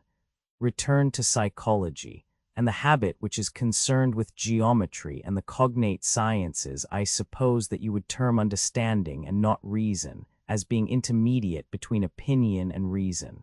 4 faculties: reason, understanding, faith, perception of shadows. You have quite conceived my meaning, I said. And now, corresponding to these 4 divisions, let there be 4 faculties in the soul: reason answering to the highest, understanding to the second, faith or conviction to the third, and perception of shadows to the last. And let there be a scale of them, and let us suppose that the several faculties have clearness in the same degree that their objects have truth. I understand, he replied, and give my assent, and accept your arrangement. Chapter 19, Steph, 514 Republic Roman 7. Socrates, Glaucon, the den, the prisoners, the light at a distance. And now, I said, let me show in a figure how far our nature is enlightened or unenlightened. Behold, human beings living in an underground den which has a mouth open towards the light and reaching all along the den. Here they have been from their childhood and have their legs and necks chained so that they cannot move, and can only see before them, being prevented by the chains from turning round their heads. Above and behind them a fire is blazing at a distance, and between the fire and the prisoners there is a raised way, and you will see, if you look, a low wall built along the way, like the screen which marionette players have in front of them over which they show the puppets. I see the low wall, and the moving figures of which the shadows are seen on the opposite wall of the den. And do you see, I said, men passing along the wall carrying all sorts of vessels, and statues and figures of animals 515 made of wood and stone and various materials, which appear over the wall. Some of them are talking, others silent. You have shown me a strange image, and they are strange prisoners. Like ourselves, I replied, and they see only their own shadows, or the shadows of one another, which the fire throws on the opposite wall of the cave. True. He said, how could they see anything but the shadows if they were never allowed to move their heads? And of the objects which are being carried in like manna, they would only see the shadows. Yes, he said, and if they were able to converse with one another, would they not suppose that they were naming what was actually before them? 215 1 reading pi alpha rho omicron nu tau alpha. Very true. The prisoners would mistake the shadows for realities. And suppose further that the prison had an echo which came from the other side. Would they not be sure to fancy, when one of the passers-by spoke, that the voice which they heard came from the passing shadow? No question, he replied. See to them, I said, the truth would be literally nothing but the shadows of the images. That is certain.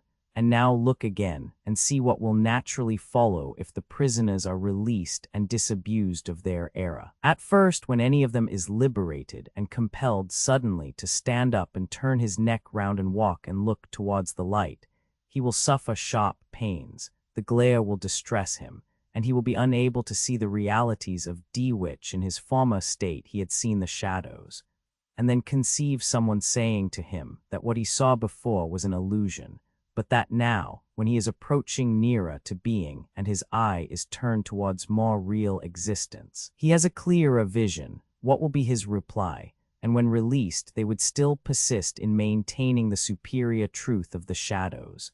And you may further imagine that his instructor is pointing to the objects as they pass and requiring him to name them. Will he not be perplexed? Will he not fancy that the shadows which he formerly saw are truer than the objects which are now shown to him?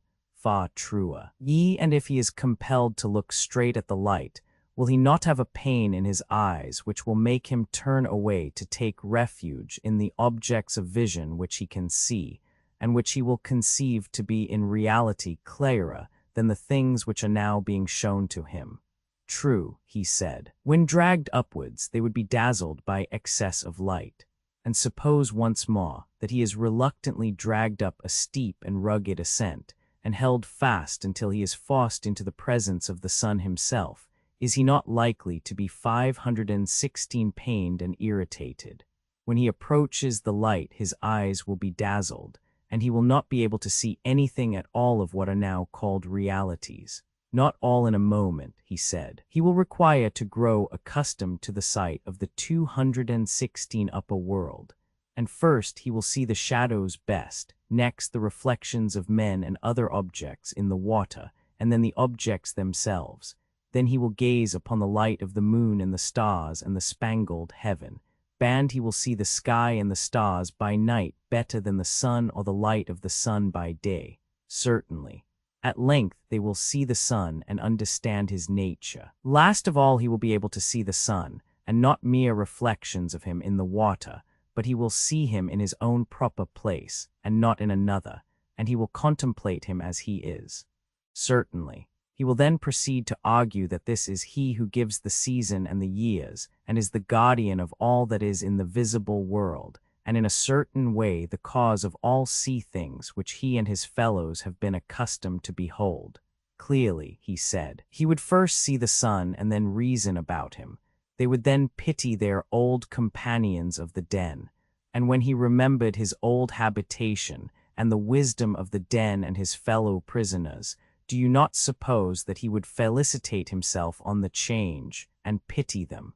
Certainly he would. And if they were in the habit of conferring honors among themselves on those who were quickest to observe the passing shadows and to remark which of them went before, and which followed after, and which were together, and who were therefore best able to draw conclusions as to the future, do you think that he would care for such honors and glories or envy the possessors of them? Would he not say with Homer, better to be the poor servant of a poor master, and to endure anything, rather than think as they do and live after their manner? Yes, he said, I think that he would rather suffer anything than entertain these false notions and live in this miserable manner. But when they returned to the den, they would see much worse than those who had never left it. Imagine once more, I said, such an one coming suddenly 217 out of the sun to be replaced in his old situation. Would he not be certain to have his eyes full of darkness? To be sure, he said. And if there were a contest, and he had to compete in measuring the shadows with the prisoners who had never 517 moved out of the den, while his sight was still weak, and before his eyes had become steady, and the time which would be needed to acquire this new habit of sight might be very considerable, would he not be ridiculous?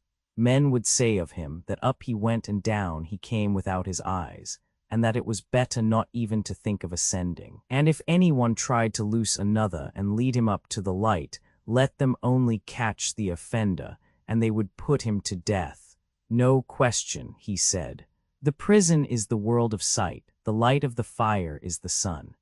This entire allegory, I said, you may now append dia be Glaucon to the previous argument. The prison house is the world of sight, the light of the fire is the sun, and you will not misapprehend me if you interpret the journey upwards to be the ascent of the soul into the intellectual world according to my poor belief, which, at your desire, I have expressed, whether rightly or wrongly God knows, but whether true or false. My opinion is that in the world of knowledge the idea of good appears last of all, and is seen can lie with an effort, and when seen, is also inferred to be the universal author of all things beautiful and right, parent of light, and of the Lord of light in this visible world, and the immediate source of reason and truth in the intellectual, and that this is the power upon which he who would act rationally either in public or private life must have his eye fixed. I agree, he said, as far as I am able to understand you.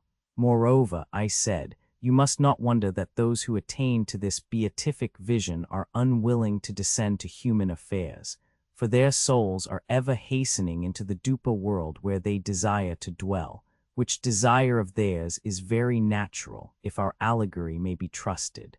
Yes, very natural. Nothing extraordinary in the philosopher being unable to see in the dark. And is there anything surprising in one who passes from divine contemplations to the evil state of man, misbehaving 218 himself in a ridiculous manner, if while his eyes are blinking and before he has become accustomed to the surrounding darkness, he is compelled to fight in courts of law or in other places, about the images or the shadows of images of justice, and is endeavoring to meet the conceptions of those who have never yet seen absolute justice. Anything but surprising, he replied.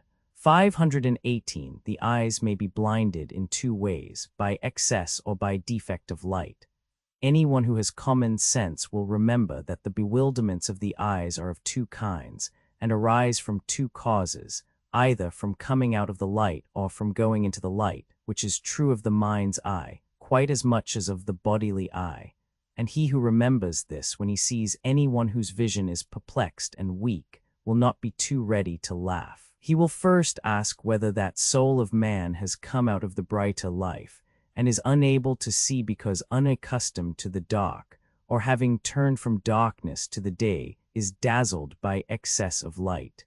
And he will count the one happy in his condition and state of being, and he will pity the other. Or, if he have a mind to laugh at the soul which comes from below into the light, there will be more reason in this than in the laugh which greets him who returns from above out of the light into the den. That, he said, is a very just distinction. The conversion of the soul is the turning round the eye from darkness to light. But then, if I am right, certain professors of education must be wrong when they say that they can put a knowledge into the soul which was not there before, like sight into blind eyes.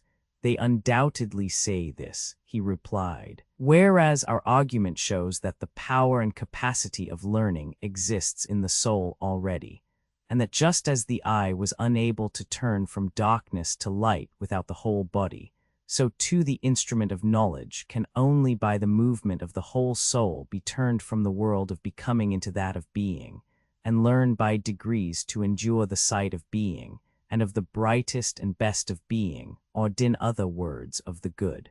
Very true. And must there not be some art which will effect conversion in the easiest and quickest manner, not implanting 219 the faculty of sight, for that exists already, but has been turned in the wrong direction, and is looking away from the truth? Yes, he said, such an art may be presumed. The virtue of wisdom has a divine power which may be turned either towards good or towards evil. And whereas the other so-called virtues of the soul seem to be akin to bodily qualities, for even when they are not originally innate, they can be implanted later by habit and exercise, the virtue of wisdom more than anything else contains a divine element which always remains, and by this conversion is rendered useful and profitable, or, on the other hand, hurtful and useless. Did you never observe the narrow 519 intelligence flashing from the keen eye of a clever rogue? How eager he is, how clearly his paltry soul sees the way to his end. He is the reverse of blind, but his keen eyesight is forced into the service of evil, and he is mischievous in proportion to his cleverness. Very true, he said. But what if there had been a circumcision of such natures in the days of their youth, and they had been severed from those sensual pleasures, such as eating and drinking, which, like leaden weights, were attached to them at their birth, and which drag them down and turn the vision of their souls upon the things that are below? If, I say, they had been released from these impediments and turned in the opposite direction, the very same faculty in them would have seen the truth as keenly as they see what their eyes are turned to now. Very likely, neither the uneducated nor the overeducated will be good servants of the state. Yes, I said, and there is another thing which is likely, or rather a necessary inference from what has preceded, that neither the uneducated and uninformed of the truth, nor it those who never make an end of their education, will be able ministers of state. not the former, because they have no single aim of duty which is the rule of all their actions, private as well as public, nor the latter, because they will not act at all except upon compulsion, fancying that they are already dwelling apart in the islands of the blessed. Very true, he replied. Then I said, the business of us who are the founders of the state will be to compel the best minds to attain that 220 knowledge which we have already shown to be the greatest of all. They must continue to ascend until they arrive at the good. But when they have ascended and seen enough, we must not allow them to do as they do now. What do you mean? Men should ascend to the upper world, but they should also return to the lower. I mean that they remain in the upper world, but this must not be allowed. They must be made to descend again among the prisoners in the den, and partake of their labors and honors, whether they are worth having or not. But is not this unjust? He said. Ought we to give them a worse life when they might have a better? You have again forgotten, my friend, I said, the intention of the legislator, who did not aim at making any one class in the state happy above the rest. The happiness was to be in the whole state, and he held the citizens together by persuasion and necessity, making them benefactors of the state, 520, and therefore benefactors of one another. To this end he created them, not to please themselves, but to be his instruments in binding up the state. True, he said. I had forgotten the duties of philosophers. Observe, Glaucon, that there will be no injustice in compelling our philosophers to have a care and providence of others. We shall explain to them that in other states men of their class are not obliged to share in the toils of politics, and this is reasonable, for they grow up at their own sweet will, and the government would rather not have them. Being self-taught, they cannot be expected to show any gratitude for a culture which they have never received. But we have brought you into the world to be rulers of the hive, kings of yourselves and of the other citizens, and have educated you far better and more perfectly than they have been educated, and you are better able to share in the double duty. Their obligations to their country will induce them to take part in her government. See wherefore each of you, when his turn comes, must go down to the general underground abode and get the habit of seeing in the dark. When you have acquired the habit, you will see 10,000 times better than the inhabitants of the den, and you will know what the several images are and what they represent, because you have seen the beautiful and just and good in their truth. And thus our state, which is also yours, will be a reality, and not a dream 221 only, and will be administered in a spirit unlike that of other states, in which men fight with one another about shadows only and are distracted in the struggle for power, which in their eyes is a great good. Whereas the truth is that the state in which the rulers are most reluctant to govern is always the best and most quietly governed, and the state in which they are most eager the worst. Quite true, he replied. And will our pupils, when they hear this, refuse to take their turn at the toils of state, when they are allowed to spend the greater part of their time with one another in the heavenly light? They will be willing but not anxious to rule. Impossible, he answered, for they are just men, and the commands which we impose upon them are just. There can be no doubt that every one of them will take office as a stern necessity, and not after the fashion of our present rulers of state. Yes, my friend, I said, and there lies the point. You 521 must contrive for your future rulers another and a better life than that of a ruler, and then you may have a well-ordered state. The statesman must be provided with a better life than that of a ruler, and then he will not covet office. For only in the state which offers this will they rule who are truly rich, not in silver and gold, but in virtue and wisdom, which are the true blessings of life. Whereas if they go to the administration of public affairs, poor and hungering after their own private advantage, thinking that hence they are to snatch the chief good, order there can never be, for they will be fighting about office, and the civil and domestic broils which thus arise will be the ruin of the rulers themselves and of the whole state. Most true, he replied, be and the only life which looks down upon the life of political ambition is that of true philosophy. Do you know of any other? Indeed, I do not, he said, and those who govern ought not to be lovers of the task, for if they are, there will be rival lovers, and they will fight. No question. Who then are those whom we shall compel to be guardians? Surely they will be the men who are wisest about affairs of 222 state, and by whom the state is best administered, and who at the same time have other honors and another and a better life than that of politics. They are the men, and I will choose them, he replied. See, and now shall we consider in what way such guardians will be produced, and how they are to be brought from darkness to light, as some are said to have ascended from the world below to the gods. By all means, he replied, the training of the guardians. The process, I said, is not the turning over of an oyster shell too, but the turning round of a soul passing from a day which is little better than night to the true day of being, that is, the ascent from below 3, which we affirm to be true philosophy.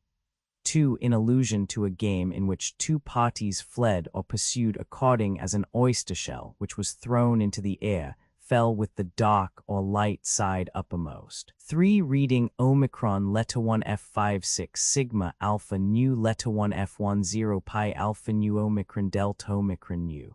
Quite so. And should we not inquire what sort of knowledge has the deep power of effecting such a change? Certainly. What knowledge will draw the soul upwards? What sort of knowledge is there which would draw the soul from becoming to being? And another consideration has just occurred to me. You will remember that our young men are to be warrior athletes. Yes, that was said. Then this new kind of knowledge must have an additional quality. What quality? Usefulness in war. Yes, if possible, recapitulation. There were two parts in our former scheme of education. You were there not. There were two parts in our former scheme of education, were there not? Just so. There was gymnastic, which presided over the growth and decay of the body, and may therefore be regarded as having to do with generation and corruption. True. 522 then, that is not the knowledge which we are seeking to discover. 223 no. But what do you say of music, which also entered to a certain extent into our former scheme?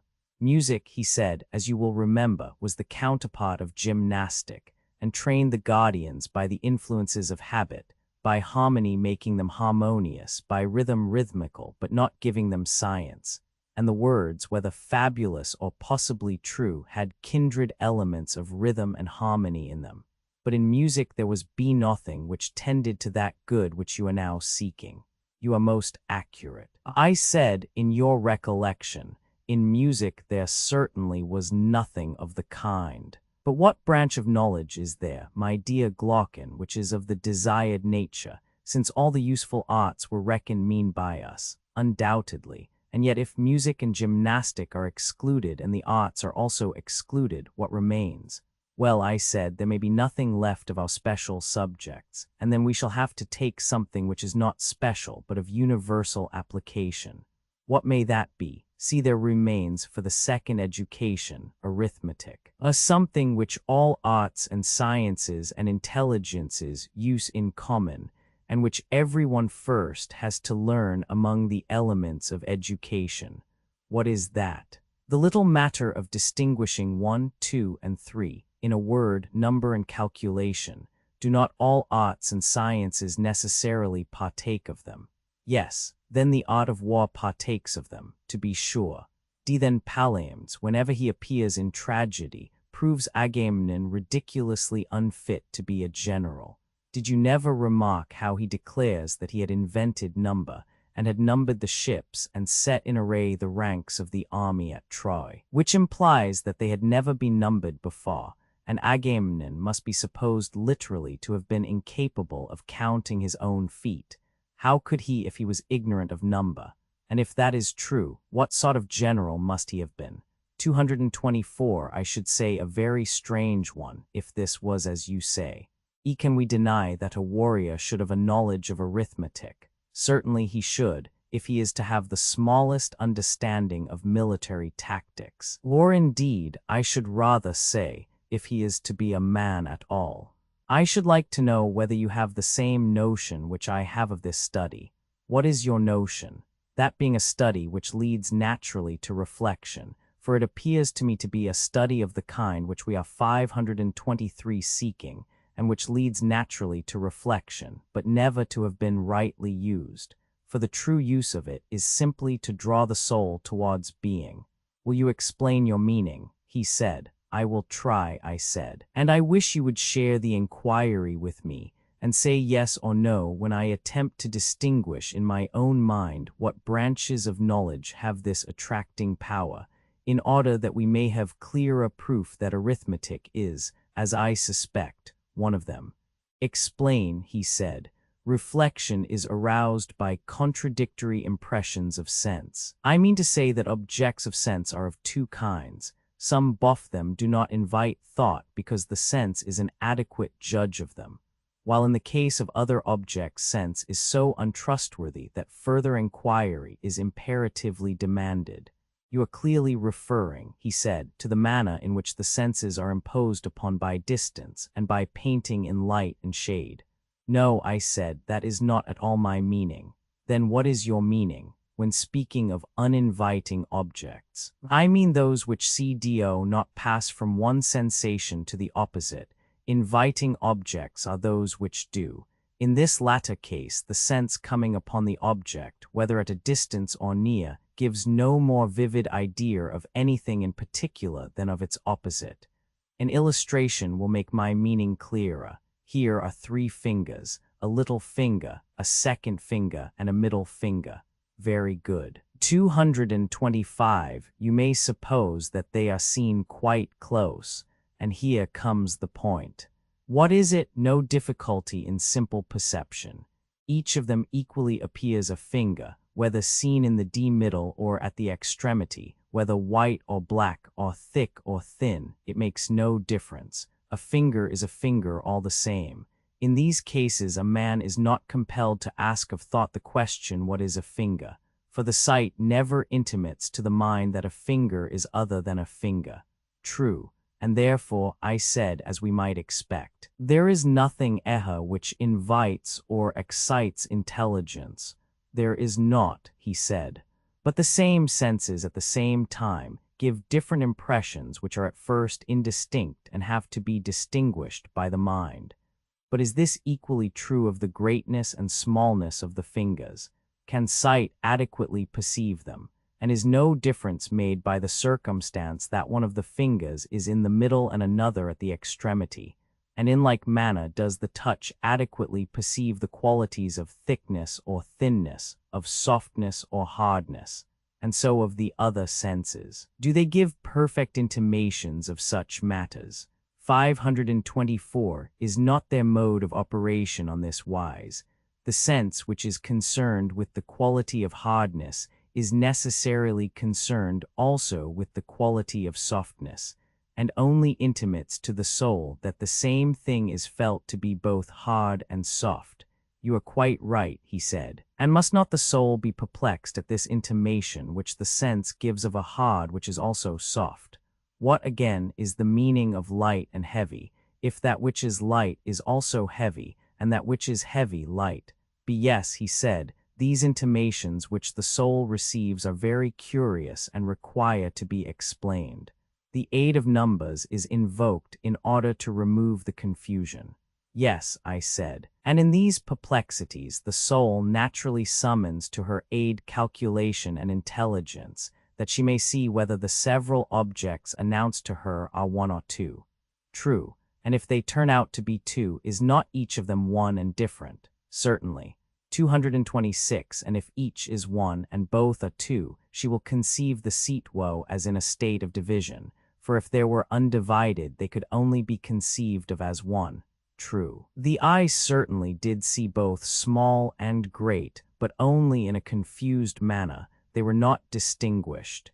Yes, the chaos then begins to be defined. Whereas the thinking mind, intending to light up the chaos, was compelled to reverse the process and look at small and great as separate and not confused. Very true. Was not this the beginning of the inquiry what is great, and what is small? Exactly so. the parting of the visible and intelligible, and thus arose the distinction of the visible and the intelligible. Most true. This was what I meant when I spoke of impressions which invited the intellect. Or the reverse, those which are simultaneous with opposite impressions, invite thought, those which are not simultaneous do not. I understand, he said, and agree with you. And to which class do unity and number belong? I do not know, he replied. Thought is aroused by the contradiction of the one and many. Think a little and you will see that what has preceded will supply the answer. For if simple unity could be adequately perceived by the sight or by any other sense, then, as we were saying in the case of the finger, there would be nothing to attract towards being. But when there is some contradiction always present, and one is the reverse of one and involves the conception of plurality, then thought begins to be aroused within us. And the soul, perplexed and wanting to arrive at a decision, asks what is absolute unity. This 525 is the way in which the study of the one has a power of drawing and converting the mind to the contemplation of true being. And surely, he said, this occurs notably in the case of one, for we see the same thing to be both one and infinite in multitude. Yes, I said, and this being true of one must be equally true of all number. 227, certainly. And all arithmetic and calculation have to do with number. Yes, and they appear to lead the mind towards truth. Yes, in a very remarkable manner. Arithmetic has a practical and also a philosophical use, the latter the higher. Then this is knowledge of the kind for which we are seeking, having a double use, military and philosophical. For the man of war must learn the art of number, or he will not know how to array his troops, and the philosopher also. Because he has to rise out of the sea of change and lay hold of true being, and therefore he must be an arithmetician. That is true, and our guardian is both warrior and philosopher, certainly. Then this is a kind of knowledge which legislation may fitly prescribe, and we must endeavor to persuade those who are to be the principal men of our state to go and learn arithmetic, not as amateurs, but they must carry on the study until they see the nature of numbers with the mind only. Nor again, like merchants or retail traders, with a view to buying or selling, but for the sake of their military use and of the soul herself. And because this will be the easiest way for her to pass from becoming to truth and being. That is excellent, he said. Yes, I said, and now having spoken of it, I must add how charming the science is, and in how many ways it conduces to our desired end if pursued in the spirit of a philosopher and not of a shopkeeper. How do you mean? The higher arithmetic is concerned, not with visible or tangible objects, but with abstract numbers. I mean, as I was saying, that arithmetic has a very great and elevating effect, compelling the soul to reason about abstract number, and rebelling against the introduction of visible or tangible objects into the argument. You know how steadily the masters of the art repel and ridicule anyone who attempts to divide absolute unity when he is calculating.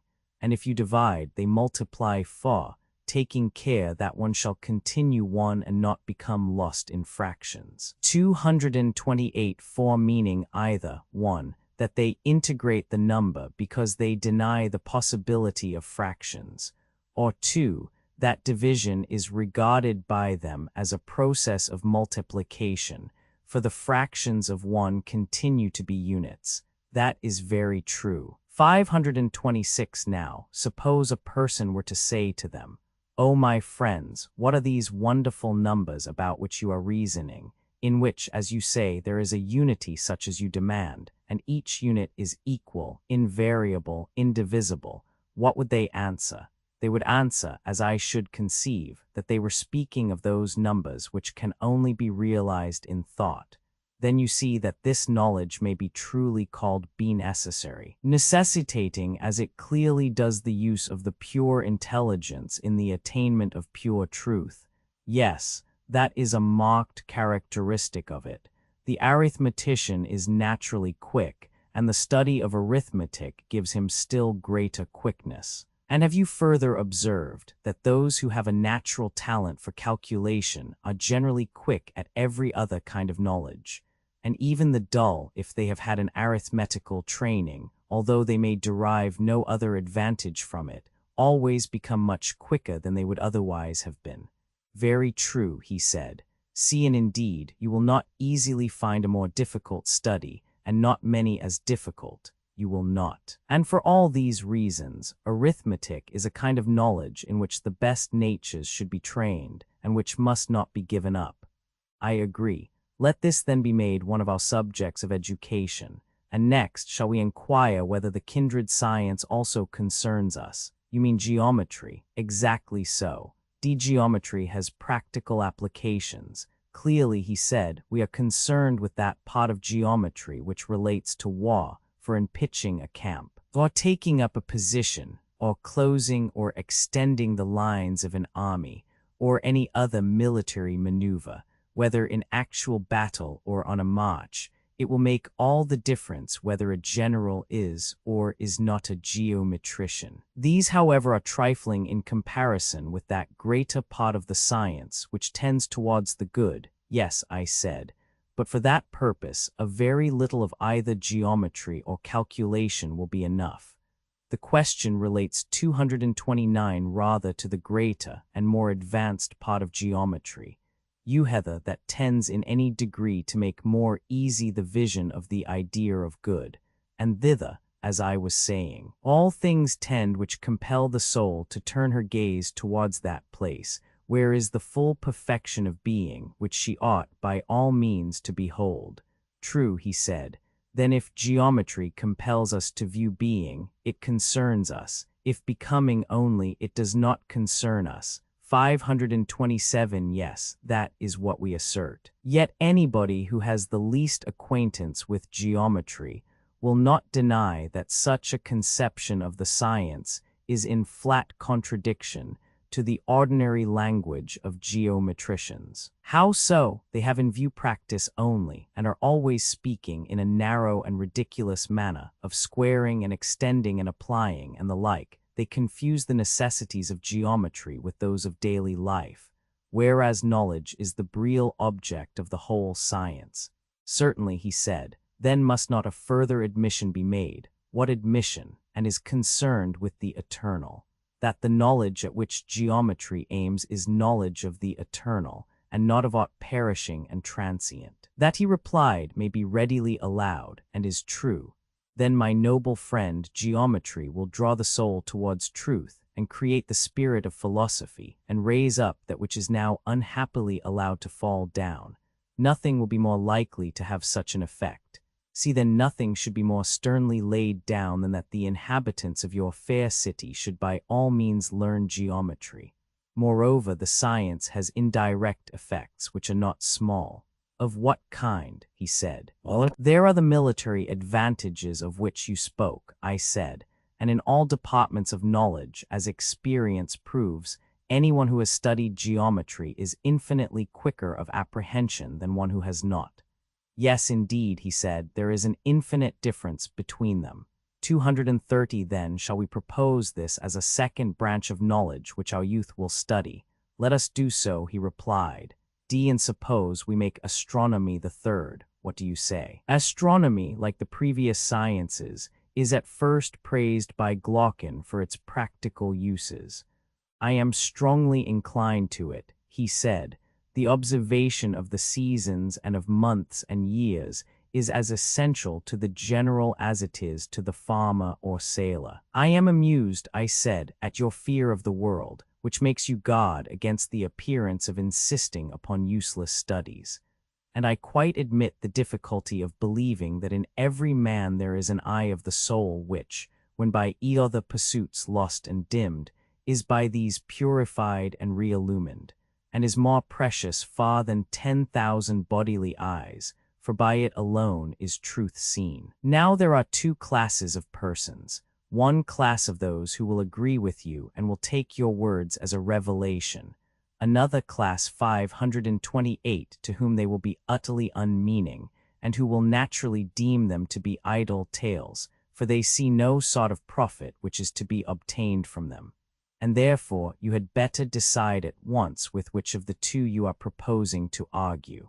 You will very likely say with neither, and that your chief aim in carrying on the argument is your own improvement. At the same time, you do not grudge to others any benefit which they may receive. I think that I should prefer to carry on the argument mainly on my own behalf. Correction of the order. Then take a step backward, for we have gone wrong in the order of the sciences. What was the mistake? He said. After plane geometry, I said, we proceeded at once to B-solids in revolution, instead of taking solids in themselves, whereas after the second dimension the third, which is concerned with cubes and dimensions of depth, ought to have followed. That is true, Socrates. But so little seems to be known as yet about these subjects. The pitiable condition of solid geometry. Why, yes, I said, and for two reasons. In the first place, no government patronizes them. This leads to a want of energy in the pursuit of them, and they are difficult. In the 231st place, students cannot learn them unless they have a director. But then a director can hardly be found, and even if he could, as matters now stand, the students, who are very conceited, would not attend to him. That, however, would be otherwise if the whole state became the director of these studies and gave honor to them. Then disciples would want to come, and there would be continuous and earnest search, and discoveries would be made, since even now, disregarded as they are by the world and maimed of their fair proportions, and although none of their votaries can tell the use of them, still these studies force their way by their natural charm, and very likely, if they had the help of the state, they would some day emerge into light. Yes, he said, there is a remarkable charm in them, but I do not clearly understand the change in the order. First you began with a geometry of plane surfaces. Yes, I said, and you placed astronomy next, and then you made a step backward, the motion of solids. Yes, and I have delayed you by my hurry, the ludicrous state of solid geometry, which in natural order should have followed, made me pass over this branch and go on to astronomy, or motion of solids. True, he said, then assuming that the science now omitted would come into existence if encouraged by the state, let us go on to astronomy, which will be fourth. Glaucon grows sentimental about astronomy. The right order, he replied. And now, Socrates, as you rebuked the vulgar manner in which I praised astronomy 529 before, my praise shall be given in your own spirit. For everyone, as I think, must see that astronomy compels the soul to look upwards, and leads us from this world to another. Everyone but myself, I said. To everyone else this may be clear, but not to me. And what then would you say? I should rather say that those who elevate astronomy into philosophy appear to me to make us look downwards and not upwards. What do you mean? He asked. 232, he is rebuked by Socrates. You, I replied, have in your mind a truly sublime conception of our knowledge of the things above. And I dare be say that if a person were to throw his head back and study the fretted ceiling, you would still think that his mind was the percipient, and not his eyes. And you are very likely right, and I may be a simpleton. But in my opinion, that knowledge only which is of being and of the unseen can make the soul look upwards, and whether a man gapes at the heavens or blinks on the ground, seeking to learn some particular of sense, I would deny that he can learn, for see nothing of that sort is matter of science. His soul is looking downwards, not upwards, whether his way to knowledge is by water or by land, whether he floats, or only lies on his back, who explains that the higher astronomy is an abstract science. I acknowledge, he said, the justice of your rebuke. Still, I should like to ascertain how astronomy can be learned in any manner more conducive to that knowledge of which we are speaking. I will tell you, I said. The starry heaven which we behold is wrought upon a visible ground, and therefore, although the fairest and most perfect of visible things, must necessarily be deemed inferior far to the true motions of absolute swiftness and absolute slowness, which are relative to each other, and carry with them that which is contained in them, in the true number and in every true figure. Now, these are to be apprehended by reason and intelligence, but not by sight. True, he replied. The spangled heavens should be used as a pattern, and with a view to that higher knowledge. Their beauty is like beauty of figures or pictures, excellently wrought by the hand of Daedalus, or some other great artist, which we may chance to behold. Any geometrician who saw them would appreciate the exquisiteness of their workmanship, but he would never dream of thinking that in them he could find the true equal or the true double, or the truth of any 530 other proportion. No, he replied, such an idea would be ridiculous. And will not a true astronomer have the same feeling when he looks at the movements of the stars? Will he not think that heaven and the things in heaven are framed by the 233 Creator of them in the most perfect manner? But he will never imagine that the proportions of night and day, or of both to the month, or of the month to the year, or of the B-stars to these, and to one another, and any other things that are material and visible, can also be eternal and subject to no deviation. That would be absurd, and it is equally absurd to take so much pains in investigating their exact truth. I quite agree, though I never thought of this before. The real knowledge of astronomy or geometry is to be attained by the use of abstractions. Then, I said, in astronomy, as in geometry, we should employ problems, and let the heavens alone, if we would approach the subject in the right way, and so make the natural gift of reason to be of any real use. That, he said, is a work infinitely beyond our present astronomers. Yes, I said, and there are many other things which must also have a similar extension given to them, if our legislation is to be of any value. But can you tell me of any other suitable study? No, he said, not without thinking. Motion, I said, has many forms, and not one only. Two of them are obvious enough even to wits no better than ours, and there are others, as I imagine, which may be left to wiser persons. But where are the two? There is a second, I said, which is the counterpart of the one already named. And what may that be? What astronomy is to the eye, harmonics are to the ear. The second, I said, would seem relatively to the ears to be what the first is to the eyes. For I conceive that as the eyes are designed to look up at the stars, so are the ears to hear harmonious motions, and these are sister sciences, as the Pythagoreans say, and we, Glaucon, agree with them. Yes, he replied. But this, I said, is a laborious study, and therefore we had better go and learn of them, and they will tell us whether there are any other applications of these sciences.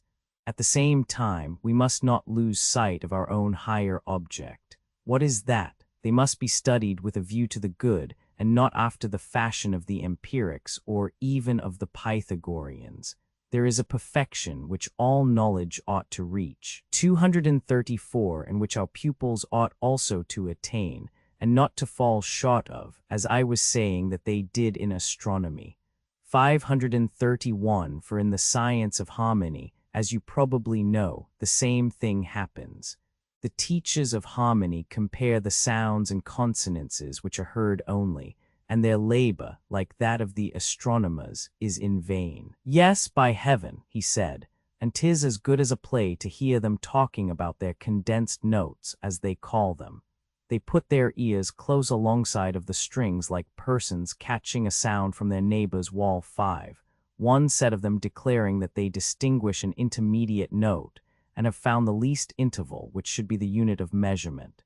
The others insisting that the two sounds have passed into the same, either party setting their ears before their understanding. 5, or close alongside of their neighbors' instruments, as if to catch a sound from them. You mean, I said, those gentlemen who tease and torture the strings and rack them on the pegs of the instrument. I might carry on the metaphor and speak after their manner of the blows which the plectrum gives, and make accusations against the strings, both of backwardness and forwardness to sound. But this would be tedious, and therefore I will only say that these are not the men, and that I am referring to the Pythagoreans, of whom I was just now proposing to inquire about harmony. For they too are in error, like the gastronomers. They investigate the numbers of the harmonies which are heard, but they never attain to problems. That is to say, they never reach the natural harmonies of number, or reflect why some numbers are harmonious and others not. That, he said, is a thing of more than mortal knowledge. A thing, I replied, which I would rather call useful, that is, if sought after with a view to the beautiful and good, but if pursued in any other spirit, useless. Very true. Well, he said, all these studies must be correlated with one another. Now, when all these studies reach the point of intercommunion and connection with one another, and come to be considered in their mutual affinities, then, I think, but not till then, will the pursuit of them have a value for our objects. Otherwise, there is no profit in them. 235, I suspect so, but you are speaking, Socrates, of a vast work. What do you mean, I said, the prelude or what? Do you not know that all this is but the prelude to the actual strain which we have to learn? For you surely would not regard the skilled mathematician as a dialectician, one of reasoning power in mathematicians. Assuredly not, he said. I have hardly ever known a mathematician who was capable of reasoning. But do you imagine that men who are unable to give and take a reason will have the knowledge which we require of them? Neither can this be supposed. 532 Dialectic proceeds by reason only, without any help of sense. And so, Glaucon, I said, we have at last arrived at the hymn of dialectic. This is that strain which is of the intellect only, but which the faculty of sight will nevertheless be found to imitate. For sight, as you may remember, was imagined by us after a while to behold the real animals and stars, and last of all the sun himself.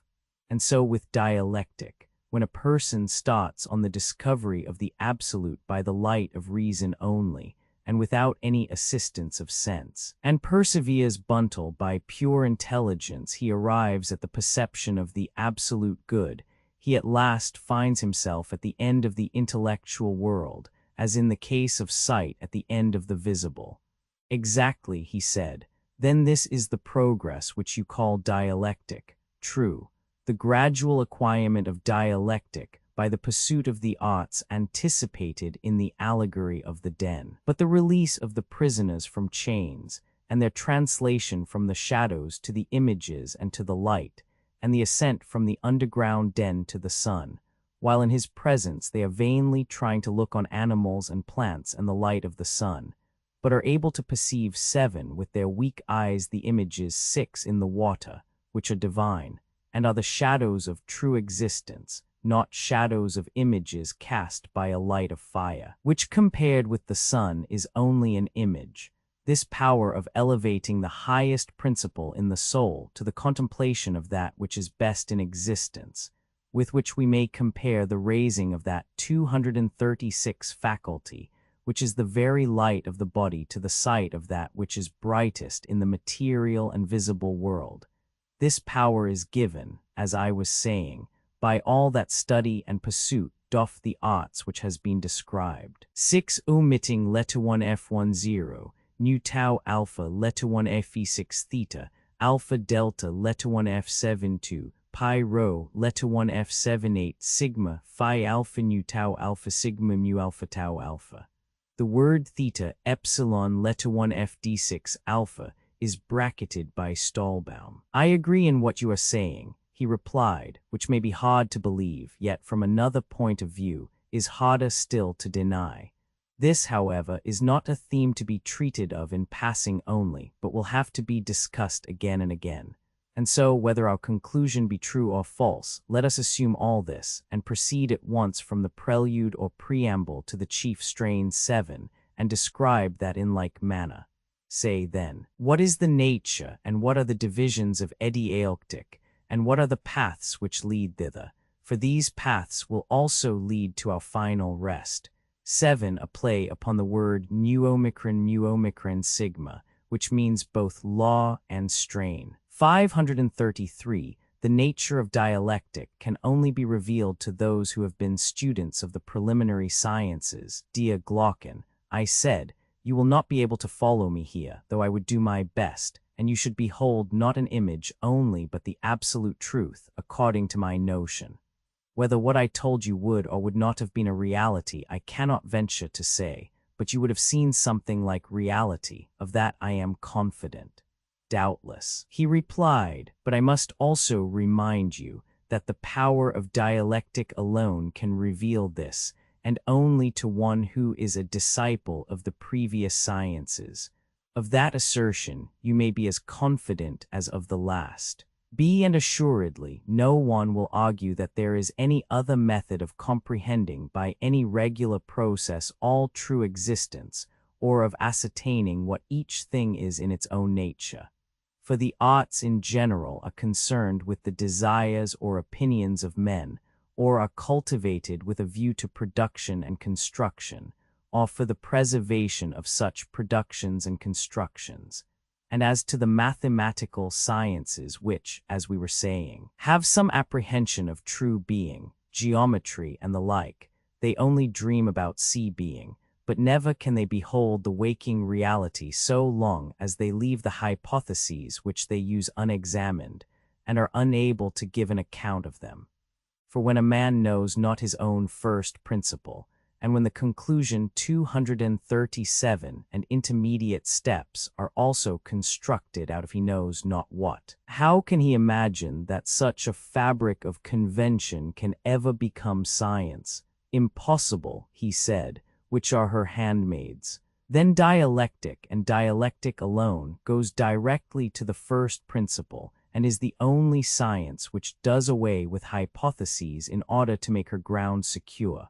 The eye of death's soul, which is literally buried in an outlandish slough, is by her gentle aid lifted upwards, and she uses as handmaids and helpers in the work of conversion, the sciences which we have been discussing.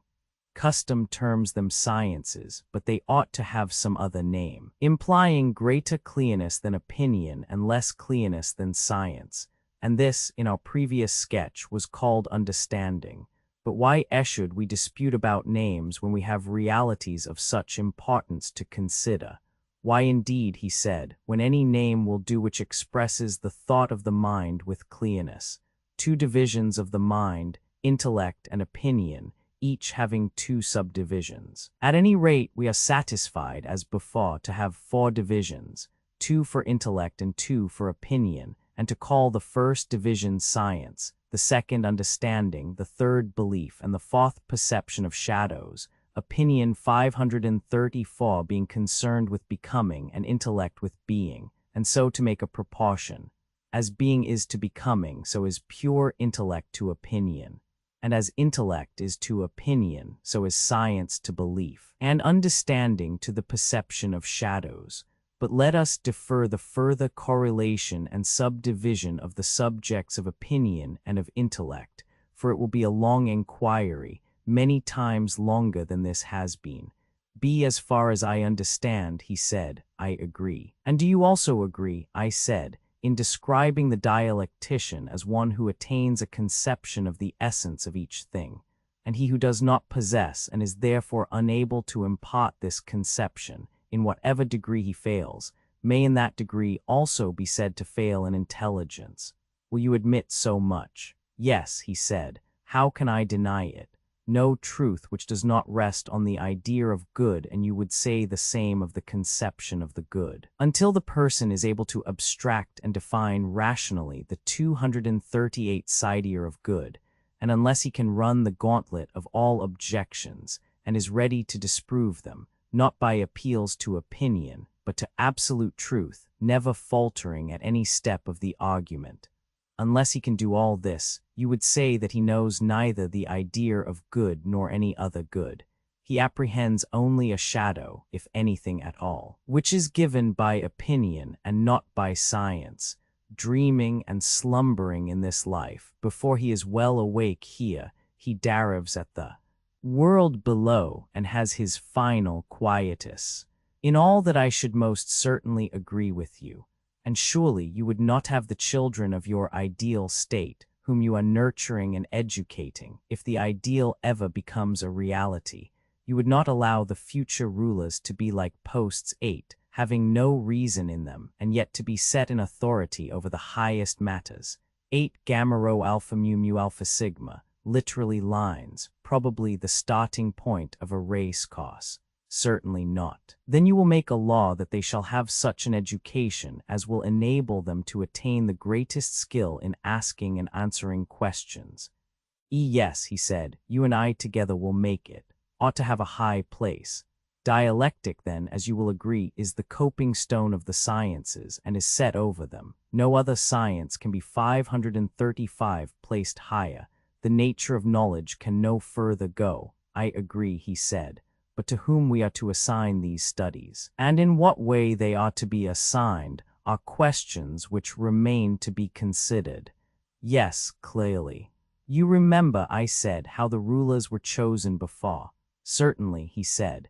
The same natures must still be chosen, and the preference again given to the surest and the bravest, and if possible, BTO the fairest. And having noble and generous tempers, they should also have the natural gifts which will facilitate their education. And what are these? The natural gifts which are required in the dialectician: a towardly understanding, a good memory, strength of character. Such gifts as keenness and ready powers of acquisition, for the mind more often faints from the severity of study 239 than from the severity of gymnastics. The toil is more entirely the mind's own, and is not shared with the body. Very true, he replied. See further, he of whom we are in search should have a good memory, and be an unwearied solid man who is a lover of labor in any line, or he will never be able to endure the great amount of bodily exercise and to go through all the intellectual discipline and study which we require of him. Certainly, he said, he must have natural gifts. The mistake at present is that those who study philosophy have no vocation, and this, as I was before saying, is the reason why she has fallen into disrepute. Her true sons should take her by the hand, and not bastards. What do you mean?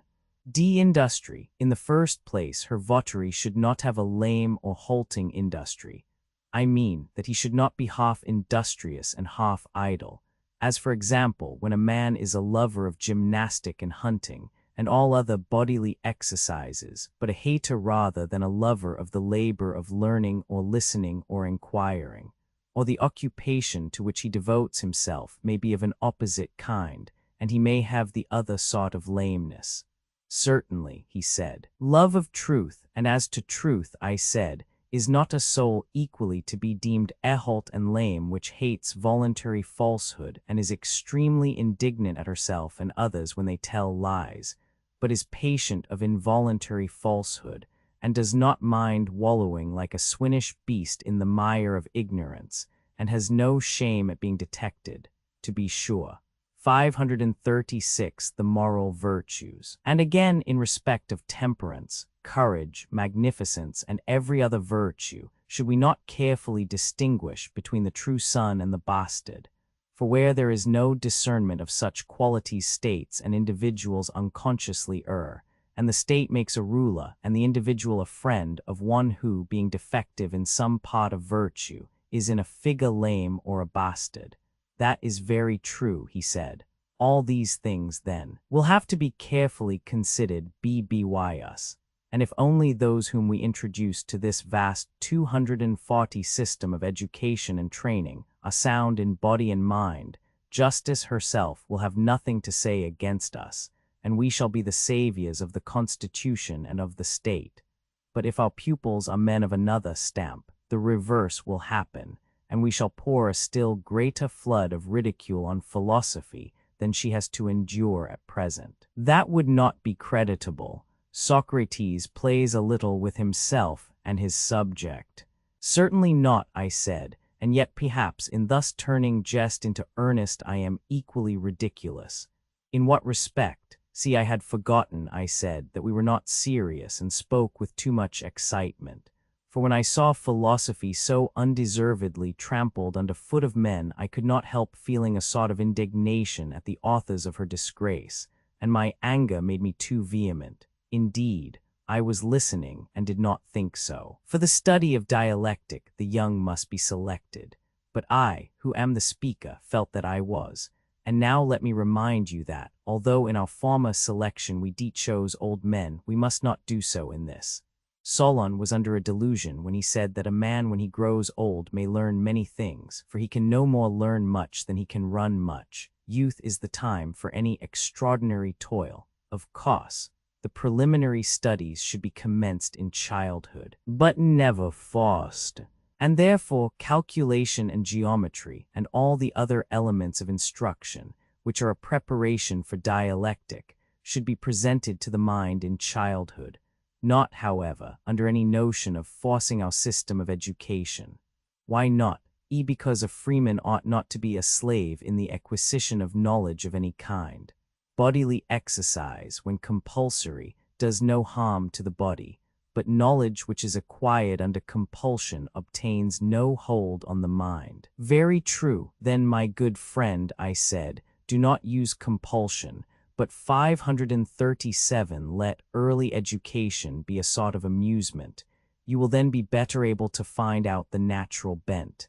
That is a very rational notion, he said. Do you remember that the children, too, were to be taken 241 to see the battle on horseback, and that if there were no danger they were to be brought close up and, like young hounds, have a taste of blood given them? Yes, I remember. The same practice may be followed, I said, in all these things, labors, lessons, dangers, and he who is most at home in all of them ought to be enrolled in a select number. Be at what age? The necessary gymnastics must be completed first. At the age when the necessary gymnastics are over, the period, whether of 2 or 3 years, which passes in this sort of training, is useless for any other purpose, for sleep and exercise are unpropitious to learning, and the trial of who is first in gymnastic exercises is one of the most important tests to which our youth are subjected. Certainly, he replied. At 20 years of age, the disciples will begin to be taught the correlation of the sciences. After that time, those who are selected from the class of 20 years old will be promoted to higher honor, and the sciences which they learned without any order in their early education will now be brought together, and they will be able to see the natural relationship of them to one another and to true being. Yes, he said, that is the only kind of knowledge which takes lasting root. Yes, I said, and the capacity for such knowledge is the great criterion of dialectical talent. The comprehensive mind is always the dialectical. I agree with you, he said. At 30, the most promising will be placed in a select class. These, I said, are the points which you must consider. Damn those who have most of this comprehension, and who are most steadfast in their learning, and in their military and other appointed duties, when they have arrived at the age of 30, have to be chosen by you out of the select class, and elevated to higher honor. And you will have to prove them by the help of dialectic, in order to learn which of them is able to give up the use of sight and the other senses, and in company with truth to attain absolute being. And here, my friend, great caution is required. Why great caution? The growth of skepticism, do you not remark, I said, how great is the evil which dialectic has introduced? 242 What evil? He said. The students of the art are filled with lawlessness. Quite true, he said. Do you think that there is anything so very unnatural or inexcusable in their case? Or will you make allowance for them? In what way make allowance? In the minds of the young, illustrated by the case of a supposititious son. I want you, I said, by way of parallel, to imagine a supposititious son who is brought up in great wealth. He 538 is one of a great and numerous family, and has many flatterers. When he grows up to manhood, he learns that his alleged are not his real parents, but who the real are he is unable to discover. Can you guess how he will be likely to behave towards his flatterers and his supposed parents, first of all during the period when he is ignorant of the false relation, and then again when he knows? Or shall I guess for you? if you please, who ceases to honor his father when he discovers that he is not his father, then I should say that while he is ignorant of the truth will be likely to honor his father and his mother and his supposed relations more than the flatterers. He will be less inclined to neglect them when in need, or to do or say anything against them, and he will be less willing to disobey them in any important matter. He will, but when he has made the discovery, I should imagine that he would diminish his honor and regard for them, and would become more devoted to the flatterers. Their influence over him would greatly increase. He would now live after their ways and openly associate with them, and unless he were of an unusually good disposition, he would trouble himself no more about his supposed parents or other relations. Well, all that is very probable. But how is the image applicable to the disciples of philosophy? In this way, you know that there are certain principles about justice and honor, which were taught us in childhood, and under their parental authority we have been brought up, obeying and honoring them. That is true. There are also opposite maxims and habits of pleasure 243 which flatter and attract the soul, but do not influence those of us who have any sense of right, and they continue to obey and honor the maxims of their fathers. True, so men who begin to analyze the first principles of morality cease to respect them. Now, when a man is in this state, and the questioning spirit asks what is fair or honorable, and he answers as the legislator has taught him, and then arguments many and diverse refute his words, until he is driven into believing that nothing is honorable any more than dishonorable, or just and good any more than the reverse. And so of all the notions which he most valued, do you think that he will still honor and obey them as before?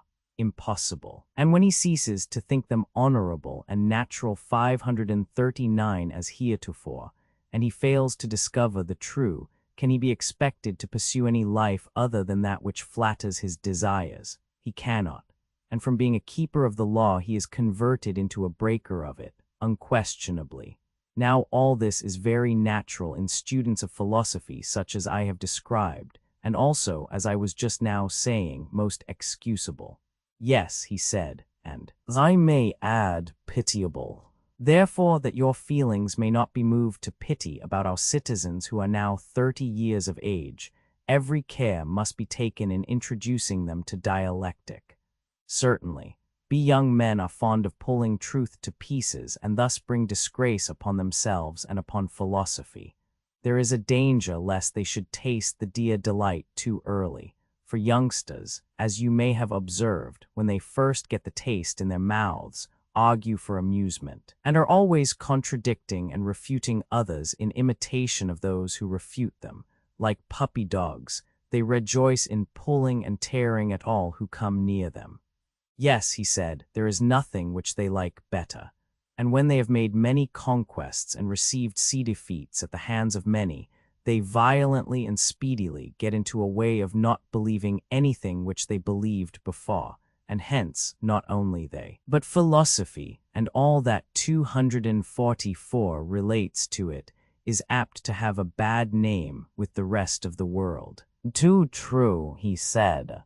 The dialectician and the eristic, but when a man begins to get older, he will no longer be guilty of such insanity. He will imitate the dialectician who is seeking for truth, and not the eristic who is contradicting for the sake of amusement, and the greater moderation of his character will increase instead of diminishing the honor of the pursuit. Very true, he said. And did we not make special provision for this, when we said that the disciples of philosophy were to be orderly and steadfast, not, as now, any chance aspirant or intruder? Very true. Suppose, I said, the study of philosophy to take the place of gymnastics and to be continued diligently and earnestly and exclusively for twice the number of years which were passed in bodily exercise, will that be enough? Would you say 6 or 4 years? He asked. The study of philosophy to continue for 5 years, 35. Say 5 years, I replied. At the end of the time they must be sent down again into the den, and compelled to hold any military or other office which young men are qualified to hold. In this way they will get their experience of life, and there will be an opportunity of trying whether, when they are drawn all manner of ways by temptation, they will stand firm or flinch. 540. And how long is this stage of their lives to last? During 15 years, 3550. They are to hold office.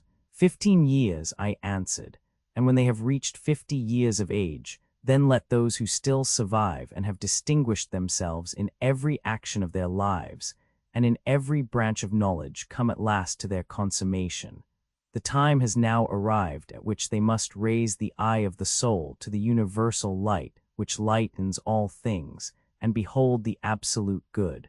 For that is the pattern according to which they are to order the state and the lives of individuals, and the remainder of their own lives also, making philosophy their chief pursuit.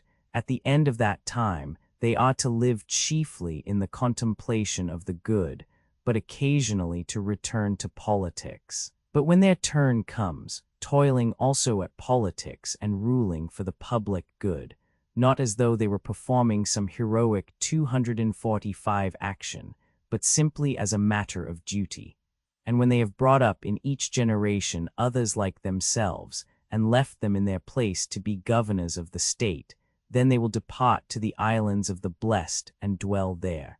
And the city will give them public memorials and sacrifices can honor them. If the Pythian oracle consent, as demigods, but if not, as in any case blessed and divine.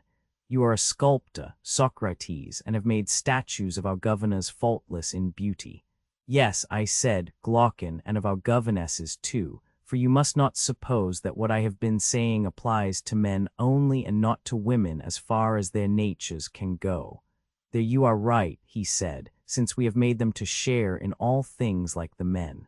Well, I said, and you would agree, would you not, that what has been said about the state and the government is not a mere dream, and although difficult, not impossible, but only possible in the way which has been supposed. That is to say, when the true philosopher kings are born in a state, one or more of them, despising the honors of this present world which they deem mean and worthless, esteeming above all things right, and the honor that springs from right, and regarding justice as the greatest and most necessary of all things, whose ministers they are, and whose principles will be exalted by them when they set in order their own city. How will they proceed? Practical measures for the speedy foundation of the state. They will begin by sending out into the country all the 541 inhabitants of the city who are more than 10 years old, and will take possession of their children, who will be unaffected by the habits of their parents. These they will train in their own habits and laws, I mean in the laws which we have given them. And in this way the state and constitution of which we were speaking will soonest and most easily attain happiness. And the nation which has such a constitution will gain most. Yes, that will be the best way. And I think, Socrates, be that you have very well described how, if ever, such a constitution might come into being. 246. Enough then of the perfect state, and of the man who bears its image. There is no difficulty in seeing how we shall describe him. There is no difficulty, he replied, and I agree with you in thinking that nothing more need be said. Chapter 20, Steph, 543 Republic Roman 8, Socrates Glaucon, recapitulation of Book V. And so, Glaucon, we have arrived at the conclusion that in the perfect state wives and children are to be in common, and that all education and the pursuits of war and peace are also to be common, and the best philosophers and the bravest warriors are to be their kings. That, replied Glaucon, has been acknowledged. Yes, I said. And we have further acknowledged that the governors, when appointed themselves, will take their soldiers and place them in houses such as we were describing, which are common to all and contain nothing private or individual. And about their property, you remember what we agreed. Yes, I remember that no one was to have any of the ordinary possessions of mankind. They were to be warrior cathletes and guardians, receiving from the other citizens, in lieu of annual payment, only their maintenance, and they were to take care of themselves and of the whole state. True, I said, and now that this division of our task is concluded, let us find the point at which we digressed, that we may return into the old path. Return to the end of book Roman 4. There is no difficulty in returning. You implied then as now that you had finished the description of the state. You said that such a state was good, and that the man was good D who answered to it, although, as now appears, you had more 544 excellent things to relate both of state and man. And you said further, that if this was the true form, then the others were false. And of the false forms you said, as I remember, that there were 4 principal ones, and that their defects, and the defects of the individuals corresponding to them, were worth examining. When we had seen all the individuals, and finally agreed as to who was the best and who was the worst, 248 of them, we were to consider whether the best was not also the happiest, and the worst the most miserable. I asked you what were the 4 forms of government of which Bayou spoke, and then Polemarchus and Adeimantus put in their word, and you began again, and have found your way to the point at which we have now arrived. Your recollection, I said, is most exact. Then like a wrestler he replied, you must put yourself again in the same position, and let me ask the same questions, and do you give me the same answer which you were about to give me then? Yes, if I can, I will, I said. I shall particularly wish to hear what were the 4 constitutions of which you were speaking.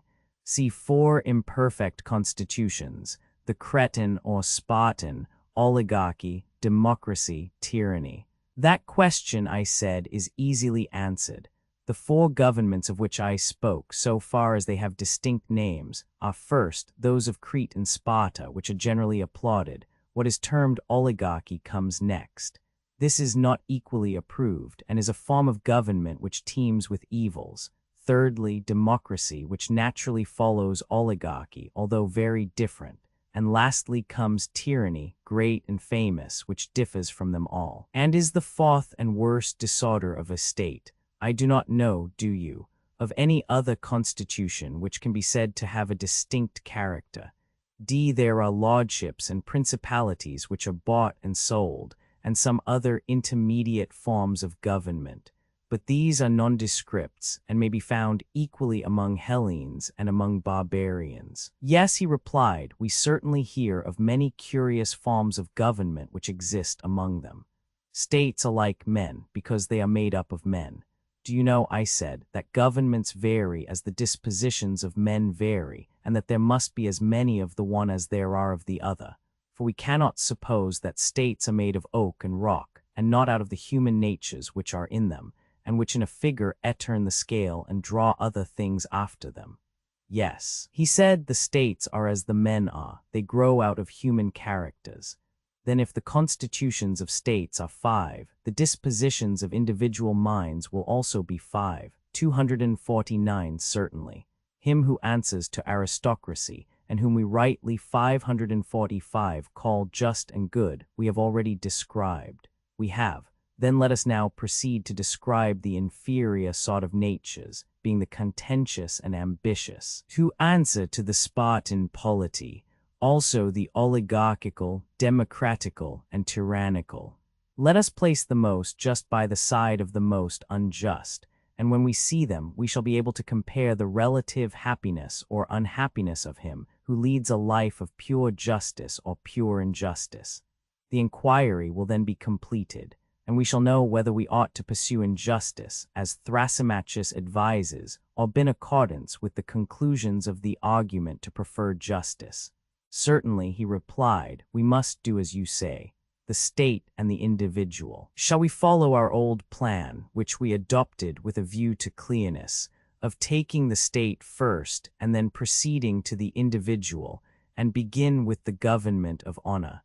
I know of no name for such a government other than timocracy, or perhaps timarchy. We will compare with this the like character in the individual, and after that, consider oligarchy and the oligarchical man, and then again we will turn our attention to democracy and the democratical man, and lastly we will go and view the city of tyranny, and once more take a look into the tyrant's soul and try to arrive at a satisfactory decision.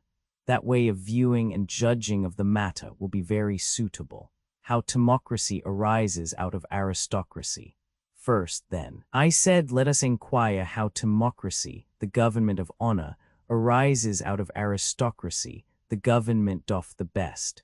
Clearly, all political changes originate in divisions of the actual governing power. A government which is united, however small, cannot be moved. Very true, he said. In what way, then, will our city be moved? And in what manner will the two classes of auxiliaries and rulers disagree among themselves or with one another? Shall we, after the manner of Homer, pray the Muses to tell us how discord at first arose? Shall we imagine them in solemn 250 mockery, to play and jest with us as if we were children, and to address us in a lofty tragic vein, making believe to be in earnest? How would they address us? 546. After this manner, a city which is thus constituted can hardly be shaken. But seeing that everything which has a beginning has also an end, even a constitution such as yours will not last forever, but will in time be dissolved. And this is the dissolution, in plants that grow in the earth, as well as in animals that move on the earth's surface. Fertility and sterility of soul and body occur when the circumferences of the circles of each are completed, which in short-lived existences pass over a short space, and in long-lived ones over a long space. The intelligence which is alloyed with sense will not know how to regulate births and deaths in accordance with the number which controls them. But to the knowledge of human fecundity and sterility, all the wisdom and education of your rulers will not attain. The laws which regulate them will not be discovered by an intelligence which is alloyed with sense, but will escape them, and they will bring children into the world when they ought not. Now that which is of divine birth has a period which is contained in a perfect number. One, but the period of human birth is comprehended in a number, in which first increments by involution and evolution are squared, and cubed, obtaining 3 intervals and 4 terms of like and unlike, waxing and waning numbers, make all the terms commensurable and agreeable to one another. To the base of these 3, with a third added, 4, when combined with 5, 20, and raised to the third power furnishes 2 harmonies. The first a square which is 100 times as great, 400 equals 4 times 100, 3, and the other a figure having one side equal to the former, but oblong, 4 consisting of 100 numbers squared upon rational diameters of a square, i.e., omitting fractions, the side of which is 5, 7 times 7 equals 49 times 100 equals 4900, each of them 251 being less by 1 than the perfect square which includes the fractions, sc. 50, or less by 5 2 perfect squares of irrational diameters, of a square the side of which is 5 equals 50 plus 50 equals 100, and 100 cubes of 3, 27 times 100 equals 2700 plus 4900 plus 400 equals 8000. Now this number represents a geometrical figure which has control over the good and evil of births. For when your guardians are ignorant of the law of births, and unite bride and bridegroom out of season, the children will not be goodly or fortunate. And though only the best of them will be appointed by their predecessors, still they will be unworthy to hold their fathers' places, and when they come into power as guardians, they will soon be found to fail in taking care of us, the Muses, first by undervaluing music, which neglect will soon extend to gymnastic, and hence the young men of your state will be less cultivated. In the succeeding generation, rulers will be appointed who have lost the guardian power of testing the metal of your different races, which, like Hesiod's, are of gold and silver 547 and brass and iron. And so iron will be mingled with silver, and brass with gold, and hence there will arise dissimilarity and inequality and irregularity, which always and in all places are causes of hatred and war. This the Muses affirm to be the stock from which discord has sprung, wherever arising, and this is their answer to us. 1 i.e. a cyclical number, such as 6, which is equal to the sum of its divisors 1, 2, 3, so that when the circle or time represented by 6 is completed, the lesser times or rotations represented by 1, 2, 3 are also completed. 2 probably the numbers 3, 4, 5, 6 of which the 3 first equals the sides of the Pythagorean triangle. The terms will then be 33, 43, 53, which together equals 63 equals 216. 3 or the first, a square, which is 100 times 100 equals 10,000. The whole number will then be 17,500 equals a square of 100. And an oblong of 100 by 75. 4 reading pyro omicron muita capuita delta epsilon. 5 or, consisting of two numbers squared upon irrational diameters, and c equals 100. For other explanations of the passage see introduction. Yes, and we may assume that they answer truly. Why, yes, I said, of course they answer truly. How can the Muses speak falsely? B. And what do the Muses say next? Then discord arose and individual took the place of common property. When discord arose, then the two races were drawn different ways. The iron and brass fell to acquiring money and land and houses and gold and silver.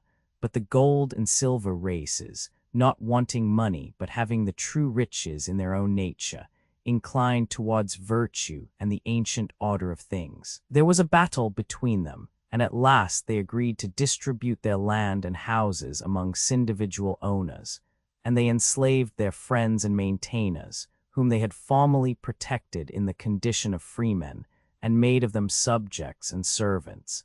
And 252 they themselves were engaged in war and in keeping a watch against them. I believe that you have rightly conceived the origin of the change. And the new government which thus arises will be of a form intermediate between oligarchy and aristocracy. Very true. Such will be the change, and after the change has been made, how will they proceed? Clearly, the new state, being in a mean between oligarchy and the perfect state, will partly follow one and partly the other, and will also have some peculiarities.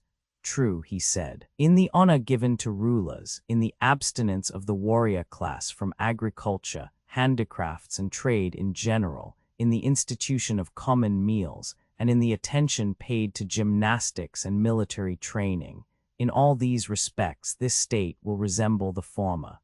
True, democracy will retain the military and reject the philosophical character of the perfect state, but in the fear of admitting philosophers to power, because they are no longer to be had simple and earnest, but are made up of mixed elements, and in turning from them to passionate and less complex characters, who are by nature 548 fitted for war rather than peace, and in the value set by them upon military stratagems and contrivances, and in the waging of everlasting wars, this state will be for the most part peculiar. Yes, the soldier class miserly and covetous. Yes, I said, and men of this stamp will be covetous of money, like those who live in oligarchies. They will have a fierce secret longing after gold and silver, which they will hoard in dark places, having magazines and treasuries of their own for the deposit and concealment of them. Also castles which are just nests for their eggs, and in which they will spend large sums on their wives or on any others whom they please. That is most true, he said. And they are miserly because they have no means of openly acquiring the money which they prize. They will spend that which is another man's on the gratification of 253 their desires, stealing their pleasures and running away like children from the law, their father. They have been schooled not by gentle influences, but by force, for they have neglected her who is the true muse, the companion of reason and sea philosophy, and have honored gymnastic more than music. Undoubtedly, he said, the form of government which you describe is a mixture of good and evil. The spirit of ambition predominates in such states. Why, there is a mixture, I said, but one thing and one thing only is predominantly seen, the spirit of contention and ambition, and these are due to the prevalence of the passionate or spirited element. Assuredly, he said, such is the origin and such the character of this state, which has been described in outline only.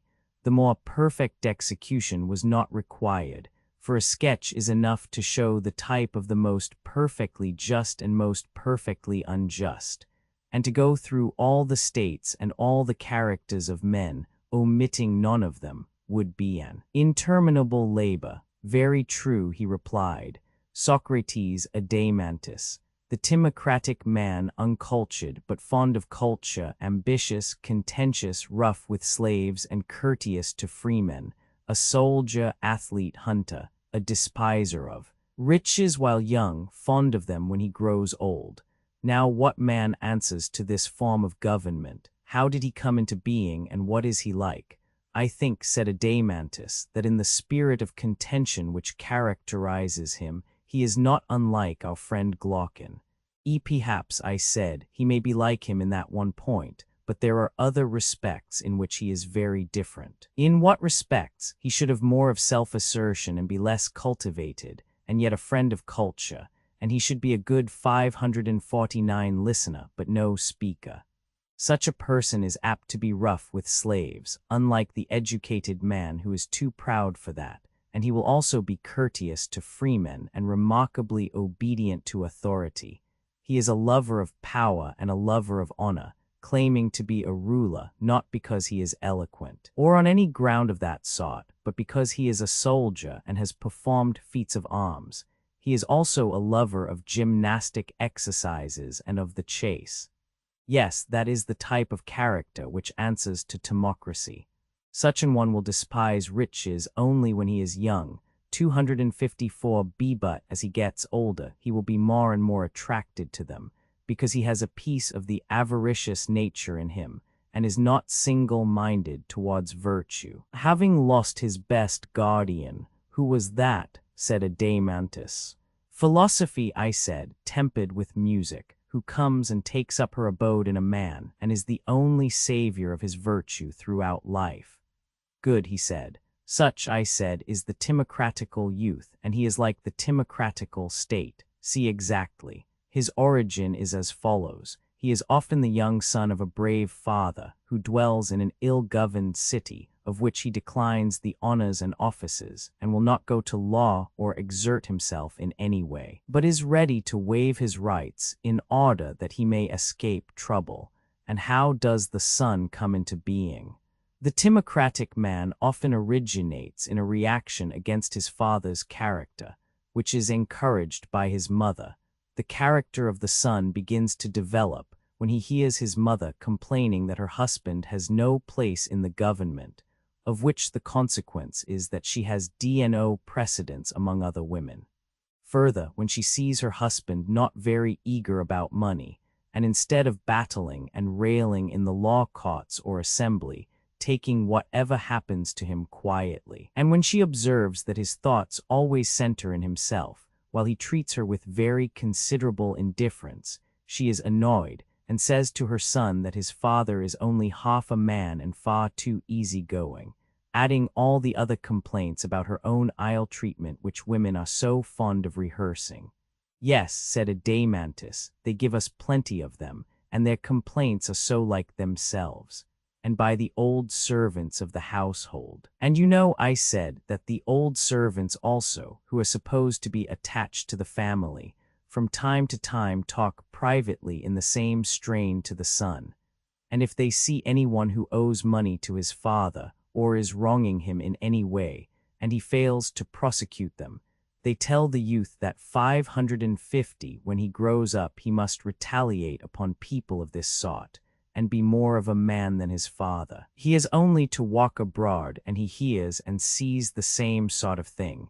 Those 255 who do their own business in the city are called simpletons, and held in no esteem, while the busybodies are honored and applauded. The result is that the young man, hearing and seeing all these things, hearing, too, the words of his father, and having a nearer view of his way of life, and making comparisons of him and others, is drawn opposite ways. While his father is watering and nourishing the rational principle in his soul, the others are encouraging the passionate and appetitive, and he being not originally of a bad nature, but having kept bad company, is at last brought by their joint influence to a middle point, and gives up the kingdom which is within him to the middle principle of contentiousness and passion, and becomes arrogant and ambitious. You seem to me to have described his origin perfectly. See, then we have now, I said, the second form of government and the second type of character. We have. Next, let us look at another man who, as Aeschylus says, is set over against another state, or rather, as our plan requires, begin with the state, by all means. Oligarchy, I believe that oligarchy follows next in order. And what manner of government do you term oligarchy? A government resting on a valuation of property, in which the rich have power and the poor man is deprived of it. I understand, he replied. Ought I not to begin by describing how the change from democracy to oligarchy arises? Yes. Well, I said, no eyes are required in order to see how the one passes into the other. How? Arises out of increased accumulation and increased expenditure among the citizens. The accumulation of gold in the treasury of private individuals is the ruin of democracy. They invent illegal modes of expenditure. For what do they or their wives care about the law? Yes, indeed. And then one, seeing another grow rich, seeks to rival 256 him, and thus the great mass of the citizens become lovers of money. Likely enough. As riches increase, virtue decreases. The one is honored, the other despised, the one cultivated, the other neglected. And so they grow richer and richer, and the more they think of making a fortune, the less they think of virtue. For when riches and virtue are placed together in the scales of the balance, the one always rises as the other falls. True. 551. And in proportion as riches and rich men are honored in the state, virtue and the virtuous are dishonored. Clearly. And what is honored is cultivated, and that which has no honor is neglected. That is obvious. And so at last, instead of loving contention and glory, men become lovers of trade and money. They honor and look up to the rich man and make a ruler of him and dishonor the poor man. They do so. In an oligarchy, a money qualification is established. They next proceed to make a law which fixes a sum buff money as the qualification of citizenship. The sum is higher in one place and lower in another, as the oligarchy is more or less exclusive, and they allow no one whose property falls below the amount fixed to have any share in the government. These changes in the constitution they effect by force of arms, if intimidation has not already done their work. Very true. And this, speaking generally, is the way in which oligarchy is established. Yes, he said, but what are the characteristics of this form of government, and what are the defects of which we were speaking? 6 CP. Supra 544c. A ruler is elected because he is rich. Who would elect a pilot on this principle? First of all, I said, consider the nature of the qualification. Just think what would happen if pilots were to be chosen according to their property, and a poor man were refused permission to steer, even though he were a better pilot. You mean that they would shipwreck? Yes, and is not this true of the government of anything? 257-7 omitting letter 1 F24 tau iota nu omicron sigma. I should imagine so, except a city. Or would you include a city? Nay, he said, the case of a city is the strongest of all, inasmuch as the rule of a city is the greatest and most difficult of all. This, then, will be the first great defect of oligarchy, clearly. And here is another defect which is quite as bad. What defect? The extreme division of classes in such a state. The inevitable division. Such a state is not one but two states, the one of poor, the other of rich men, and they are living on the same spot and always conspiring against one another. That surely is at least as bad. They dare not go to war. Another discreditable feature is that for like reason they are incapable of carrying on any war. Either they arm eth multitude, and then they are more afraid of them than of the enemy, or if they do not call them out in the hour of battle, they are oligarchs indeed, few to fight as they are few to rule, and at the same time their fondness for money makes them unwilling to pay taxes.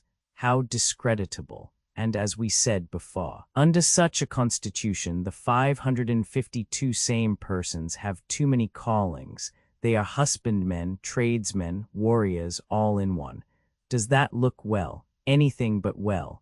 There is another evil which is, perhaps, the greatest of all, and to which this state first begins to be liable. What evil? The ruined man who has no occupation, once a spendthrift, now a pauper, still exists in the state. A man may sell all that he has, and another may acquire his property. Yet after the sale he may dwell in the city of which he is no longer a part, being neither trader, nor artisan, nor horseman, nor hoplite, but only a poor, helpless creature. Yes, that is an evil which also first begins in this state. The evil is certainly not prevented there, for oligarchies have both the extremes of great wealth and utter poverty. True, but think again. In his wealthy days, while he was spending his money, was a man of this sought a whit more good to the state for the purposes of citizenship? Or 258 did he only seem to be a member of the ruling body, although in truth he was neither ruler nor subject, but just a spendthrift? See, as you say, he seemed to be a ruler, but was only a spendthrift. Do we not say that this is the drone in the house who is like the drone in the honeycomb, and that the one is the plague of the city as the other is of the hive? Just so, Socrates. And God has made the flying drones, a mantis, all without stings, whereas of the walking drones he has made some without stings, but others have dreadful stings. Of the stingless class are those who in their old age end as paupers. Doth the stingers come all the criminal class, as they are termed? Most true, he said. Where there are paupers, there are thieves clearly then. Whenever you see paupers in a state, somewhere in that neighborhood there are hidden away thieves and cut purses and robbers of temples and all sorts of malefactors. Clearly. Well, I said, and in oligarchical states do you not find paupers? Yes, he said, nearly everybody is a pauper who is not a ruler, and other criminals. And may we be so bold as to affirm that there are also many criminals to be found in them, rogues who have stings, and whom the authorities are careful to restrain by force. Certainly we may be so bold. The existence of such persons is to be attributed to want of education, ill training, and an evil constitution of the state. True. Such, then, is the form, and such are the evils of oligarchy, and there may be many other evils, very likely. 553 then, oligarchy, or the form of government in which the rulers are elected for their wealth, may now be dismissed. Let us next proceed to consider the nature and origin of the individual who answers to this state. 259 by all means. Does not the timocratical man change into the oligarchical on this wise? How? The ruin of the timocratical man gives birth to the oligarchical. A time arrives when the representative of timocracy has a son. At first he begins by emulating his father and walking in his footsteps, but presently he sees him of a sudden befoundering against the state as upon a sunken reef, and he and all that he has is lost. He may have been a general or some other high officer who is brought to trial under a prejudice raised by informers, and either put to death, or exiled, or deprived of the privileges of a citizen, and all his property taken from him. Nothing more likely. His son begins life a ruined man and takes to money-making. And the son has seen and known all this. He is a ruined man, and his fear has taught him to knock ambition and sea passion head foremost from his bosom's throne. Humbled by poverty, he takes to money-making, and by mean and miserly savings and hard work gets a fortune together. Is not such an one likely to seat the concupiscent and covetous element on the vacant throne, and to suffer it to play the great king within him? Girt with tiara and chain and scimitar. Most true, he replied. D. And when he has made reason and spirit sit down on the ground obediently on either side of their sovereign, and taught them to know their place, he compels the one to think only of how lesser sums may be turned into larger ones, and will not allow the other to worship and admire anything but riches and rich men, or to be ambitious of anything so much as the acquisition of wealth and the means of acquiring it. Of all changes, he said, there is none so speedy or so sure as the conversion of the ambitious youth into the avaricious one. And the avaricious, I said, is the oligarchical youth. The oligarchical man and state resemble one another in their estimation of wealth, in their toiling and saving ways, in their want of cultivation. Yes, he said, at any rate, the individual out of whom he came is like the state out of which oligarchy came. Let us then consider whether there is any likeness between them. 554. Very good. First, then, they resemble one another in the value which they set upon wealth. 260. Certainly. Also in their penurious, laborious character, the individual only satisfies his necessary appetites and confines his expenditure to them. His other desires he subdues, under the idea that they are unprofitable. True, he is a shabby fellow, who saves something out of everything and makes a purse for himself, and this is the sort of B-man whom the vulgar applaud. Is he not a true image of the state which he represents? He appears to me to be so. At any rate, money is highly valued by him as well as by the state. You see that he is not a man of cultivation, I said. I imagine not, he said. Had he been educated, he would never have made a blind god director of his chorus, or given him chief honor. 8. Reading Kappa Alpha Letter 1 F76, Letter 1 F10 Tau Iota Mu Alpha Lambda Iota Sigma Tau Alpha. Epsilon Letter 1 F56, Letter 1 F26 Delta Letter 1 F10 Gamma Omega, according to Schneider's excellent emendation. Excellent, I said. Yet consider, must we not further admit that owing to this want of cultivation there will be found in him drone-like desires as of pauper and rogue, which are forcibly kept down by his general habit of life? True. Do you know where you will have to look if you want to discover his rogueries? Where must I look? The oligarchical man keeps up a fair outside, but he has only an enforced virtue and will cheat when he can. You should see him where he has some great opportunity of acting dishonestly, as in the guardianship of an orphan. It will be clear enough then that in his ordinary dealings, which give him a reputation for honesty, he coerces his bad passions by an enforced virtue, not making them see that they are wrong, or taming them by reason, but by necessity and fear constraining them, and because he trembles for his possessions. To be sure. Yes, indeed, my dear friend, but you will find that the natural desires of the drone commonly exist in him all the same whenever he has to spend what is not his own. 261. Yes, and they will be strong in him too. The man then will be at war with himself. He will be two men and not one, but in general his better desires you will be found to prevail over his inferior ones. True. For these reasons, such a one will be more respectable than most people, yet the true virtue of a unanimous and harmonious soul will flee far away and never come near him. I should expect so. 555. His meanness in a contest. He saves his money and loses the prize. And surely, the miser individually will be an ignoble competitor in a state for any prize of victory or other object of honorable ambition.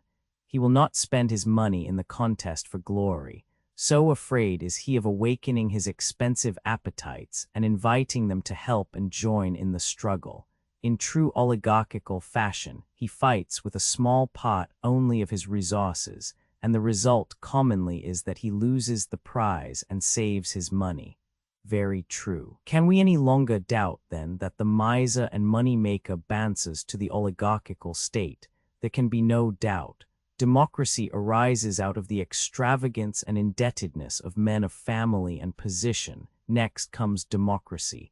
Of this the origin and nature have still to be considered by us, and then we will inquire into the ways of the democratic man and bring him up for judgment. That, he said, is our method. Well, I said, and how does the change from oligarchy into democracy arise? Is it not on this wise? The good at which such a state aims is to become as rich as possible, a desire which is insatiable. What then? See, the rulers, being aware that their power rests upon their wealth, refuse to curtail by law the extravagance of the spendthrift youth, because they gain by their ruin.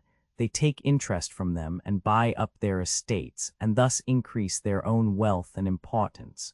To be sure, there can be no doubt that the love of wealth and the spirit of moderation cannot exist together in citizens of the same state to any considerable extent. One or the other will be disregarded. 262 That is tolerably clear. And in oligarchical states, from the general spread of carelessness and extravagance, men of good family have often been reduced to beggary. Yes, often, who remain in the city and form a dangerous class ready to head a revolution. And still they remain in the city. There they are, ready to sting and fully armed, and some of them owe money, some have forfeited their citizenship. A third class are in both predicaments, and they hate and conspire against those who have got their property, and against everybody else, and are eager for revolution. That is true. On the other hand, the men of business, stooping as they walk, and pretending not even to see those whom they have already ruined, insert their sting, that is, their money, into someone else who is not on his guard against them, and recover the parent sum many times over multiplied into a family of children. And so they make drone and pauper to abound in the state. 556 Yes, he said, there are plenty of them. That is certain. 2 remedies. 1. Restrictions on the free use of property. The evil blazes up like a fire, and they will not extinguish it, either by restricting a man's use of his own property, or by another remedy. What other? 2. Contracts to be made at a man's own risk. One which is the next best, and has the advantage of compelling the citizens to look to their characters. Let be a general rule that every one shall enter into voluntary contracts at his own risk, and there will be less of this scandalous money-making, and the evils of which we were speaking will be greatly lessened in the state. Yes, they will be greatly lessened. At present the governors, induced by the motives which I have named, treat their subjects badly, while they and their adherents, especially the young men of the governing class, are habituated to lead a life of luxury and idleness, see both of body and mind. They do nothing and are incapable of resisting either pleasure or pain. Very true. They themselves care only for making money and are as indifferent as the pauper to the cultivation of virtue. 263 Yes, quite as indifferent. The subjects discover the weakness of their rulers. Such is the state of affairs which prevails among them, and often rulers and their subjects may come in one another's way, whether on a journey or on some other occasion of meeting, on a pilgrimage or a march, as fellow soldiers or fellow sailors.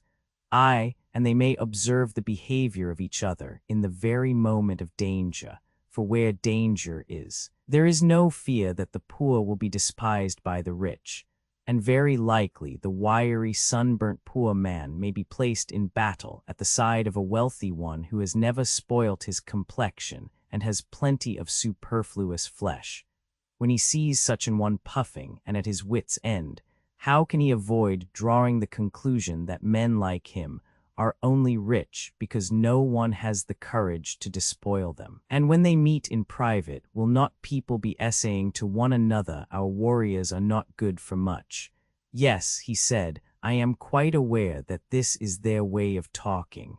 A slight cause, internal or external, may produce revolution. And as in a body which is diseased, the addition of a touch from without may bring on illness. And sometimes, even when there is no external provocation, a commotion may arise within. In the same way, wherever there is weakness in the state, there is also likely to be illness, of which the occasion may be very slight, the one party introducing from without their oligarchical, the other their democratical allies, and then the state falls sick, and is at war with herself. And 557 may be at times distracted, even when there is no external cause. Yes, surely, such is the origin and nature of democracy. And then democracy comes into being after the poor have conquered their opponents, slaughtering some and banishing some, while to the remainder they give an equal share of freedom and power. And this is the form of government in which the magistrates are commonly elected by lot. Yes, he said, that is the nature of democracy, whether the revolution has been effected by arms, or whether fear has caused the opposite party to withdraw.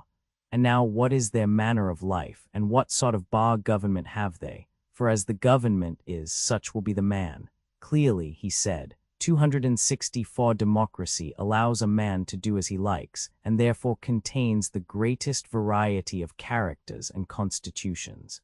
In the first place, are they not free? And is not the city full of freedom and frankness? A man may say and do what he likes. 'Tis said so, he replied. And where freedom is, the individual is clearly able to order for himself his own life as he pleases. Clearly. See then, in this kind of state, there will be the greatest variety of human natures. There will. This, then, seems likely to be the fairest of states, being like an embroidered robe which is spangled with every sort of flower 9.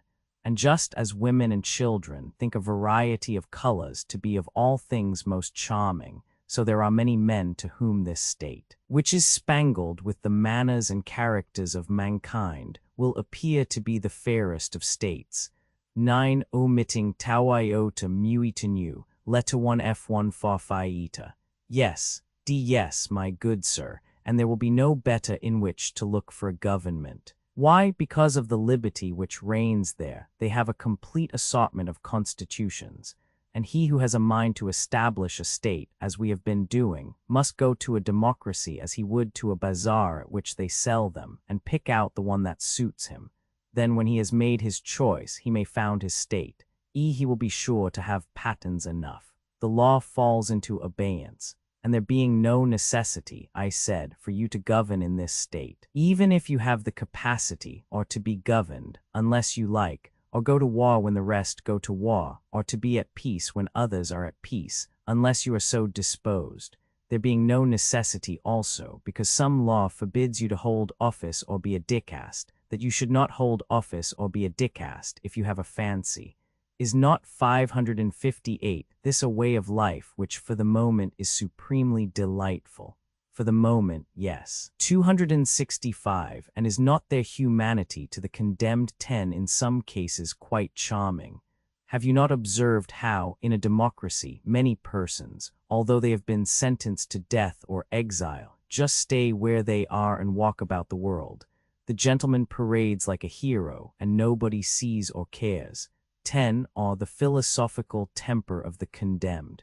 Yes, he replied, many and many a one. Be all principles of order and good taste are trampled under foot by democracy. See too, I said, the forgiving spirit of democracy, and the don't care about trifles, and the disregard which she shows of all the fine principles which we solemnly laid down at the foundation of the city, as when we said that, except in the case of some rarely gifted nature, there never will be a good man who has not from his childhood been used to play amid things of beauty, and make of them a joy and a study.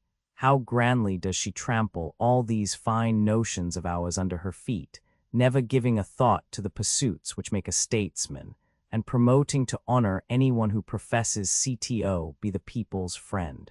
Yes, she is of a noble spirit.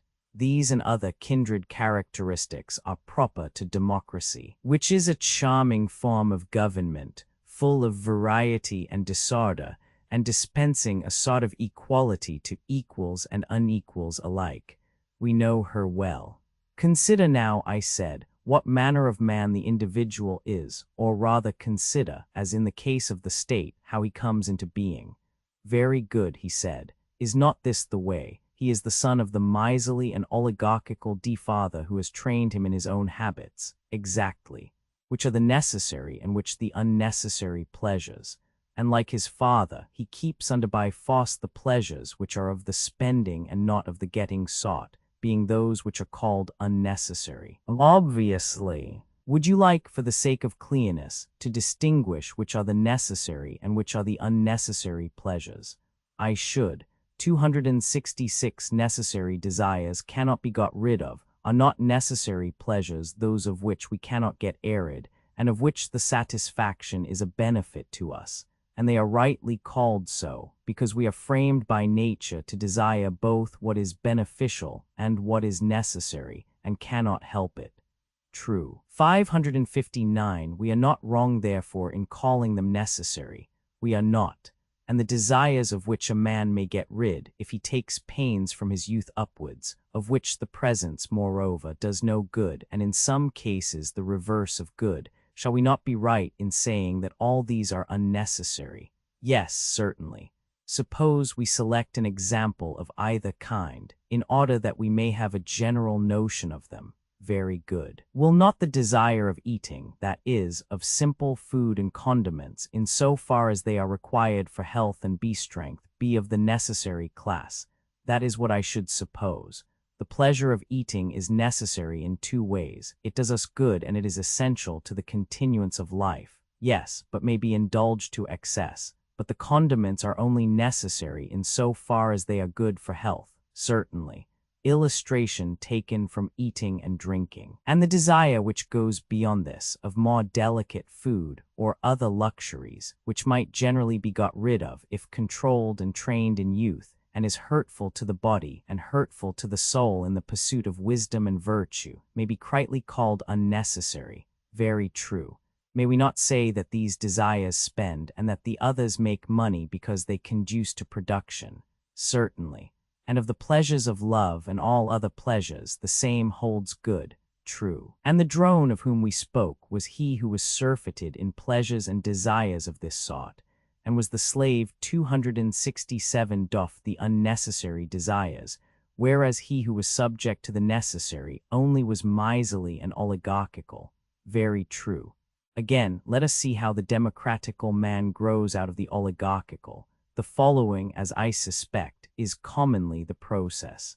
What is the process? The young oligarch is led away by his wild associates. When a young man who has been brought up, as we were just now describing, in a vulgar and miserly way, has tasted drone's honey, and has come to associate with fierce and crafty natures who are able to provide for him all sorts of refinements and varieties of pleasure, then, as you may imagine, the change will begin of the oligarchical principle within him into the democratical. Inevitably, there are allies to either part of his nature, and as in the city like was helping like, and the change was effected by an alliance from without assisting one division of the citizens, so too the young man is changed by a class of desires coming from without to assist the desires within him, that which is akin and alike again helping that which is akin and alike. Certainly. And if there be any ally which aids the oligarchical principle within him, whether the influence of a father or of kindred, 560 advising or rebuking him, then there arises in his soul a faction and an opposite faction, and he goes to war with himself. It must be so. And there are times when the democratical principle gives way to the oligarchical, and some of his desires die, and others are banished. A spirit of reverence enters into the young man's soul, and order is restored. Yes, he said, that sometimes happens.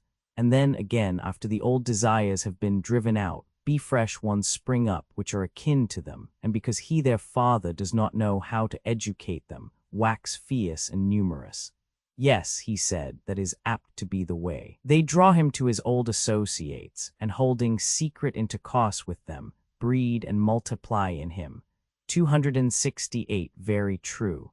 At length they seize upon the citadel of the young man's soul, which they perceive to be void of all accomplishments and fair pursuits and true words, which make their abode in the minds of men who are dear to the gods, and are their best guardians and sentinels. See none better. False and boastful conceits and phrases mount upwards and take their place. they are certain to do so. The progress of the oligarchic young man told in an allegory. And so the young man returns into the country of the Lotusetas, and takes up his dwelling there in the face of all men. And if any help be sent by his friends to the oligarchical part of him, the aforesaid vain conceits shut the gate of the king's fastness, and they will neither allow the embassy itself to enter, nor if private advisers offer the fatherly counsel of the aged will they listen to them or receive them. There is a battle and they gain the day, and then modesty, which they call silliness, is ignominiously thrust into exile by them, and temperance, which they nickname unmanliness, is trampled in the mire and cast forth. They persuade men that moderation and orderly expenditure are vulgarity and meanness, and so, by the help of a rabble of evil appetites, they drive them beyond the border. Yes, with a will. And when they have emptied and swept clean the soul of Ehim, who is now in their power, and who is being initiated by them in great mysteries, the next thing is to bring back to their house insolence and anarchy and waste and impudence in bright array, having garlands on their heads, and a great company with them, hymning their praises and calling 561 them by sweet names. Insolence they term breeding, and anarchy liberty, and waste magnificence, and impudence courage. And so the young man passes out of his original nature, which was trained in the school of necessity, into the freedom and libertinism of useless and unnecessary pleasures. Yes, he said, the change in him is visible enough. He becomes a rake, but he also sometimes stops short in his career and gives way to pleasures good and bad indifferently. After this he lives on, spending his money and labor and time on unnecessary pleasures quite as much as on necessary 269 ones. But if he be fortunate, and is not too much disordered in his wits when years have elapsed, and the heyday of bee-passion is over, supposing that he then readmits into the city some part of the exiled virtues, and does not wholly give himself up to their successes, in that case he balances his pleasures and lives in a sort of equilibrium, putting the government of himself into the hands of the one which comes first and wins the turn, and when he has had enough of that, then into the hands of another. He despises none of them, but encourages them all equally. Very true, he said. He rejects all advice, neither does he receive or let pass into the fortress any true word of advice. If anyone says to him that some sea pleasures are the satisfactions of good and noble desires, and others of evil desires, and that he ought to use and honor some and chastise and master the others, whenever this is repeated to him, he shakes his head and says that they are all alike, and that one is as good as another. Yes, he said, that is the way with him, passing his life in the alternation from one extreme to another. Yes, I said, he lives from day to day indulging the appetite of the hour, and sometimes he is lapped in drink and strains of the flute. Then he becomes a water drinker and tries to get thin. Then he takes a turn at gymnastics, sometimes idling and neglecting everything, then once more living the life of a philosopher.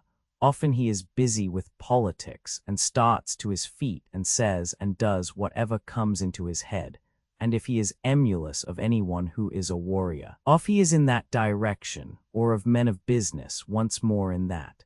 His life has neither law nor order, and this distracted existence he terms joy and bliss and freedom, and so he goes on. Yes, he replied, he is all liberty and equality. He is not one, but all mankind's epitome. Yes, I said, his life is motley and manifold, and an epitome of the lives of many. He answers to the state which we described as fair and spangled. And many a man and many a woman will take him for their pattern, and many a constitution and many an example of manners is contained in him.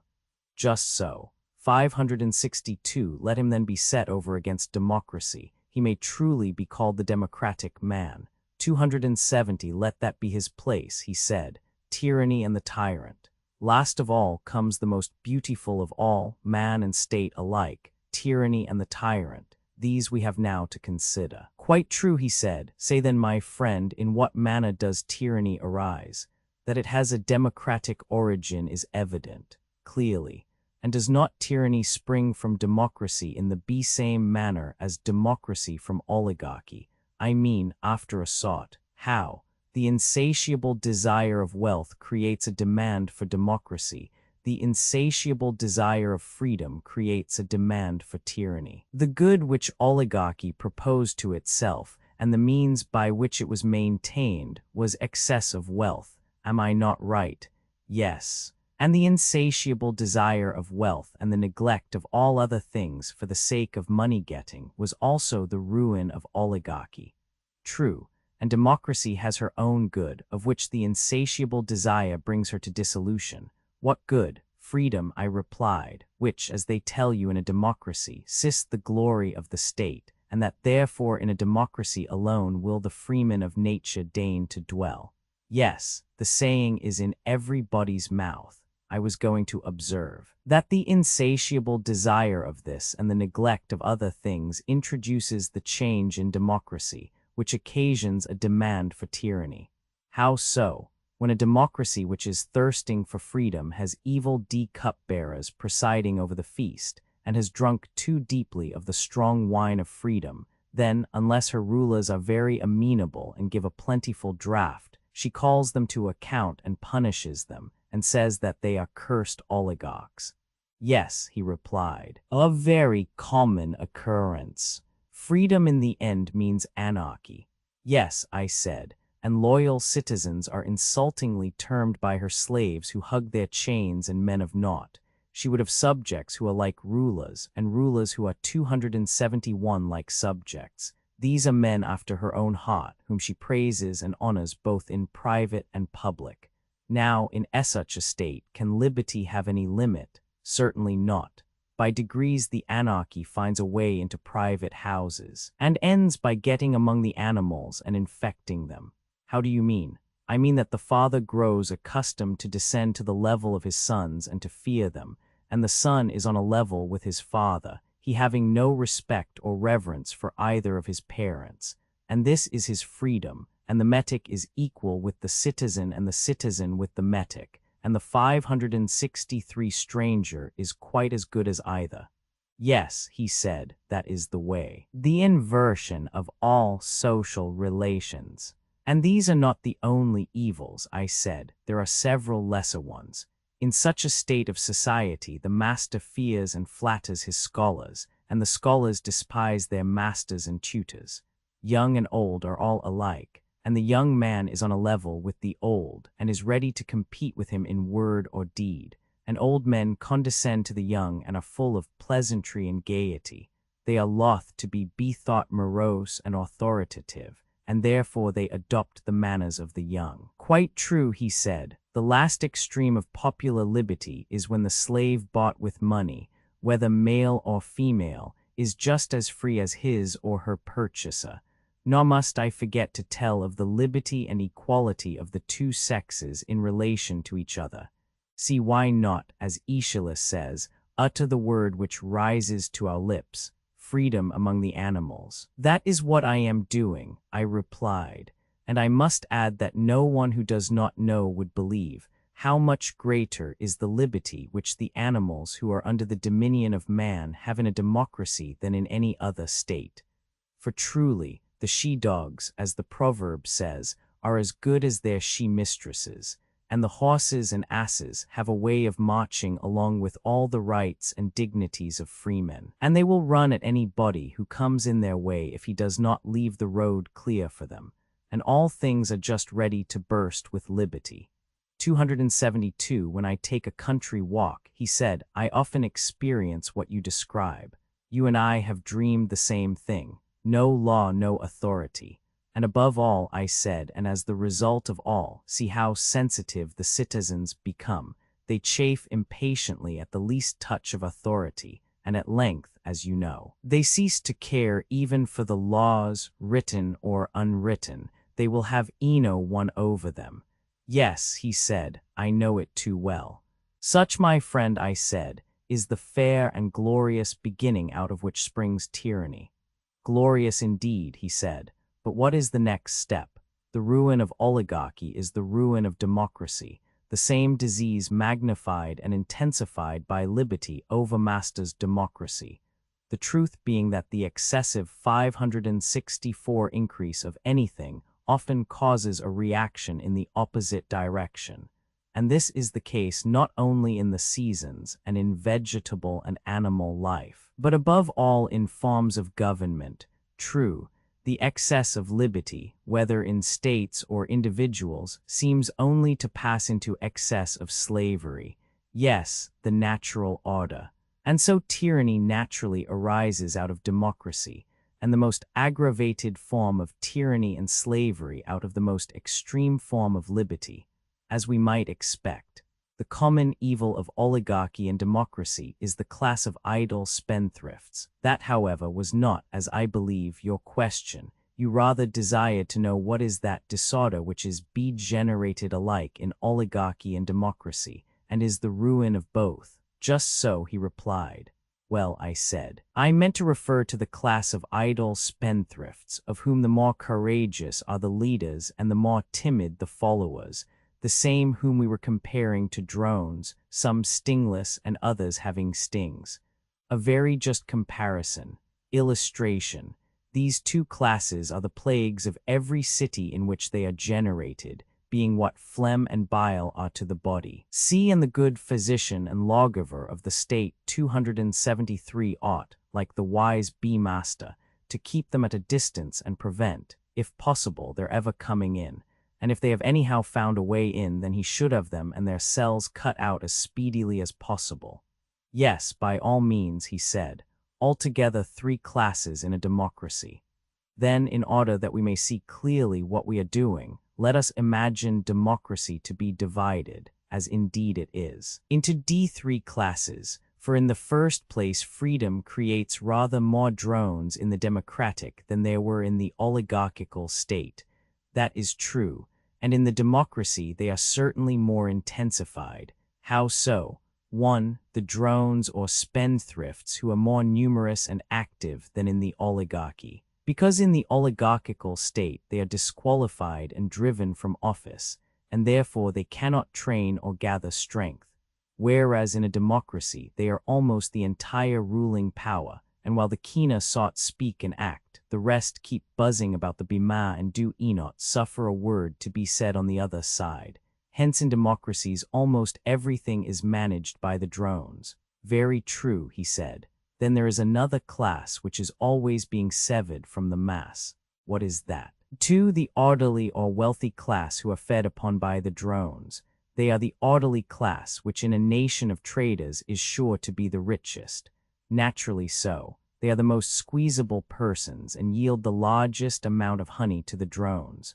Why, he said, there is little to be squeezed out of people who have little, and this is called the wealthy class, and the drones feed upon them.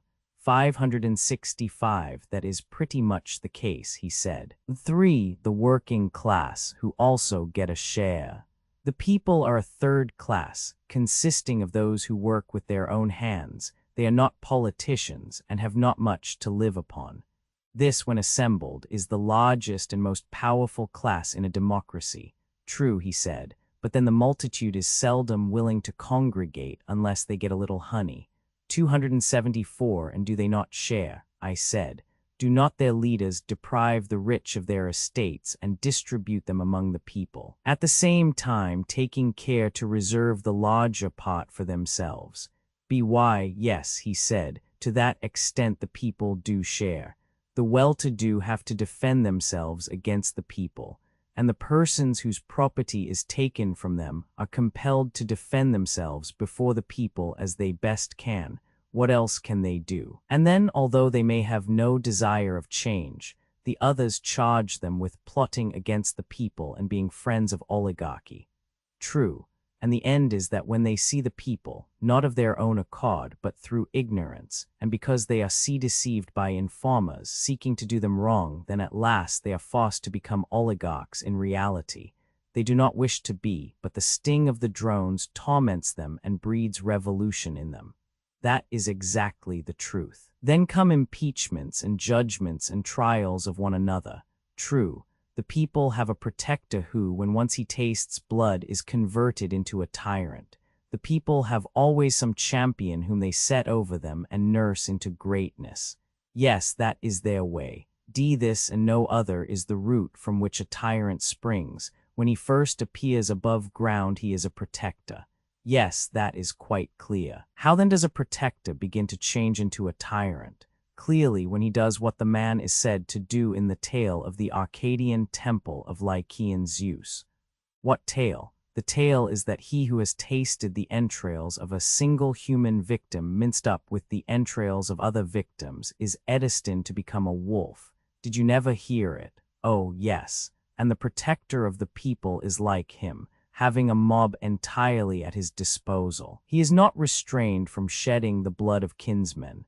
By the favorite method of false accusation, he brings them into court and murders them, 275 making the life of man to disappear, and with unholy tongue and lips tasting the blood of his fellow citizens. Some he kills and others he banishes, at the same time hinting at the abolition of debts and partition of lands. And after this, what 566 will be his destiny? Must he not either perish at the hands of his enemies, or from being a man become a wolf, that is, a tyrant, inevitably? This, I said, is he who begins to make a party against the rich, the same. After a time he is driven out, but comes back a full-blown tyrant. After a while he is driven out, but comes back in spite of his enemies, a tyrant full-grown. That is clear. And if they are unable to expel him, or to get him condemned to death by a public accusation, they conspire to assassinate him. Yes, he said, that is their usual way, the bodyguard. Then comes the famous request for a bodyguard, which is the device of all those who have got thus far in their tyrannical career. Let not the people's friend, as they say, be lost to them. Exactly. The people readily assent. All their fears are for him, they have none for themselves. See, very true. And when a man who is wealthy and is also accused of being an enemy of the people sees this, then my friend, as the oracle said to Croesus, by pebbly Hermas Shaw he flees and rests not, and is not ashamed to be a coward. 11 Herod, I, 55. And quite right too, said he, for if he were, he would never be ashamed again. But if he is caught, he dies, of course. The protector standing up in the chariot of state. And he, the protector of whom we spoke, is to be seen, not lauding the plain with his bulk, but himself the overthrower of many, standing up in the chariot of state with the reins in his hand, no longer protector, but tyrant absolute. 276, no doubt, he said. And now let us consider the happiness of the man, and also of the state in which a creature like him is generated. Yes, he said, let us consider that. At first, in the early days of his power, he is full of smiles, and he salutes everyone whom he meets. He to be called a tyrant, who is making promises in public and also in private, liberating debtors and distributing land to the people and his followers, and wanting to be so kind and good to everyone. Of course, he said, he stirs up wars and impoverishes his subjects by the imposition of taxes. But when he has disposed of foreign enemies by conquest or treaty, and there is nothing to fear from them, then he is always stirring up some war or other, in order that the people may require a leader.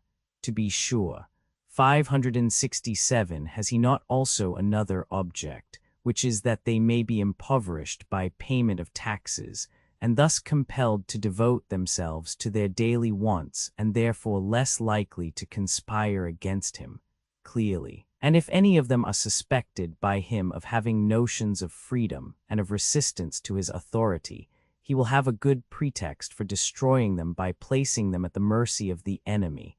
And for all these reasons the tyrant must be always getting up a war. He must be. Now he begins to grow unpopular, a necessary result. Then some of those who joined in setting him up, and who are in power, speak their minds to him and to one another. And the more courageous of them cast in his teeth what is being done. Yes, that may be expected. He gets rid of his bravest and boldest followers.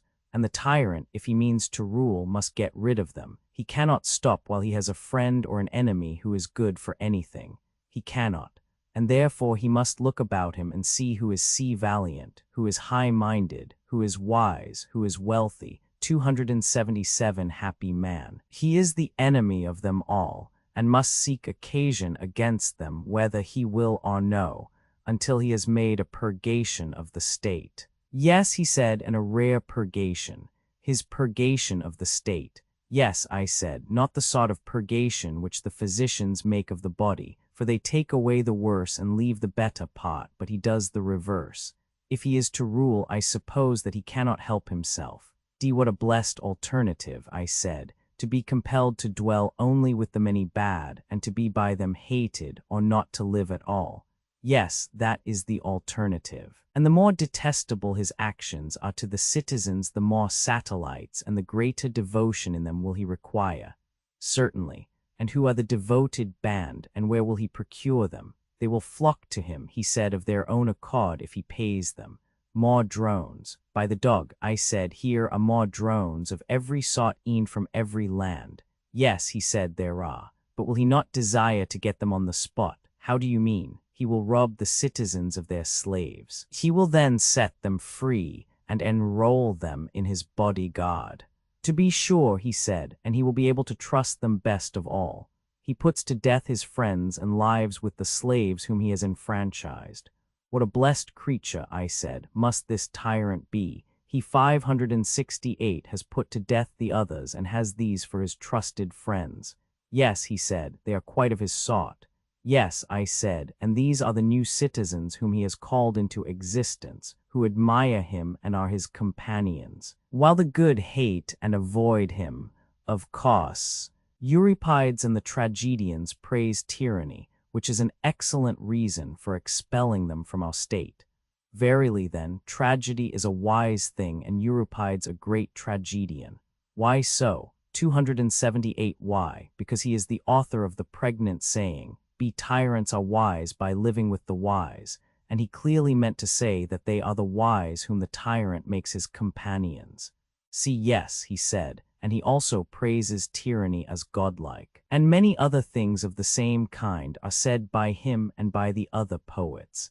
And therefore, I said, the tragic poets, being wise men, will forgive us and any others who live after our manner if we do not receive them into our state, because they are the eulogists of tyranny. Yes, he said, those who have the wit will doubtless forgive us, but they will continue to go to other cities and attract mobs, and hire voices fair and loud and persuasive, and draw the cities over to tyrannies and democracies. Very true. Moreover, they are paid for this and receive honor, the greatest honor, as might be expected, from tyrants, and the next greatest from democracies. But the higher they ascend our constitution hill, the more their reputation fails, and seems unable from shortness of breath to proceed further. True, but we are wandering from the subject. Let us therefore return and inquire how the tyrant will maintain that fair and numerous and various and ever-changing army of his. The tyrant seizes the treasures in the temples, and when these fail, feeds upon the people. If he said there are sacred treasures in the city, he will confiscate and spend them, and in so far as the fortunes of attainted persons may suffice, he will be able to diminish the taxes which he would otherwise have to impose upon the people. And when these fail, why, clearly, he said, then he and his boon companions, whether male or female, will be maintained out of his father's estate. You mean to say that the people, from whom he has derived his being, will maintain him and his companions? Yes, he said, they cannot help themselves. They rebel, and then he beats his own parent, i.e. the people. But what if the people fly into a passion, and aver that a 279 grown-up son ought not to be supported by his father, but 569 that the father should be supported by the son? The father did not bring him into being, or settle him in life, in order that when his son became a man he should himself be the servant of his own servants, and should support him and his rabble of slaves and companions, but that his son should protect him, and that by his help he might be emancipated from the government of the rich and aristocratic, as they are termed. And so he bids him and his companions depart, just as any other father might drive out of the house a riotous son and his undesirable associates. By heaven, he said, then the parent will discover what bar monster he has been fostering in his bosom, and when he wants to drive him out, he will find that he is weak and his son strong. Why, you do not mean to say that the tyrant will use violence? What? Beat his father if he opposes him? Yes, he will, having first disarmed him. Then he is a parricide and a cruel guardian of an aged parent, and this is real tyranny, about which there can be no longer a mistake. As the saying is, the people who would escape the smoke, which is the slavery of freemen, has fallen into the fire, which is the tyranny of slaves. Thus liberty, getting out of all order and reason, passes into the harshest and bitterest form of slavery. True, he said, very well. And may we not rightly say that we have sufficiently discussed the nature of tyranny and the manner of the transition from democracy to tyranny? Yes, quite enough, he said. Chapter 21, Steph, 571 Republic Roman 9, Socrates Adamantus. Last of all comes the tyrannical man, about whom we have once more to ask, how is he formed out of the democratical? And how does he live, in happiness or in misery? Yes, he said, he is the only one remaining. There is, however, I said, a previous question which remains unanswered. What question? A digression having a purpose. I do not think that we have adequately determined the nature and number of the appetites, and until this is accomplished, the inquiry will always be confused. Well, he said, it is not too late to supply the omission. The wild beast latent in man peers forth in sleep. Very true, I said, and observe the point which I want to understand. Certain of the unnecessary pleasures and appetites I conceive to be unlawful. Everyone appears to have them, but in some persons they are controlled by the laws and by reason, and the better desires prevail over them. Either they are wholly banished or they become few and weak, while in the case of others they are stronger, and there are more of them.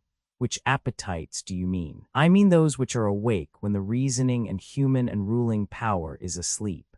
Then the wild beast within us, gorged with meat or drink, starts up and having shaken off sleep, goes forth to satisfy his desires, and there is no conceivable folly or crime, not excepting incest or any other unnatural union, or parricide, or the eating of forbidden food, which at such a time, when he has parted company with all shame and sense, a man may not be ready to commit. Most true, he said. The contrast of the temperate man whose passions are under the control of reason. But when a man's pulse is healthy and temperate, and when before going to sleep he has awakened his rational 281 powers, and fed them on noble thoughts and inquiries, ecollecting himself in meditation, after having first indulged his appetites neither too much nor too little, but just enough to lay them to sleep, and prevent them and their enjoyments 572 and pains from interfering with the higher principle, which he leaves in the solitude of pure abstraction, free to contemplate and aspire to the knowledge of the unknown, whether in past, present, or future. When again he has allayed the passionate element, if he has a quarrel against anyone, I say, when after pacifying the two irrational principles, he rouses up the third, which is reason, before he takes his rest. Then, as you know, he attains truth most nearly, and is least likely to be the spot of fantastic and lawless visions. I quite agree. In saying this, I have been running into a digression, but the point which I desire to note is that in all of us, even in good men, there is a lawless wild beast nature which peers out in sleep. Pray consider whether I am right and you agree with me. Yes, I agree. Recapitulation. And now remember the character which we attributed CTO the democratic man. He was supposed from his youth upwards to have been trained under a miserly parent, who encouraged the saving appetites in him, but discountenanced the unnecessary, which aim only at amusement and ornament. True. And then he got into the company of a more refined, licentious sort of people, and taking to all their wanton ways rushed into the opposite extreme from an abhorrence of his father's meanness. At last, being a better man than his corruptors, he was drawn in both directions until he halted midway and led a life, not of vulgar and slavish passion, but of what he deemed moderate indulgence in various pleasures. After this manner, the democrat was generated out of the oligarch. Yes, he said, that was our view of him, and is so still.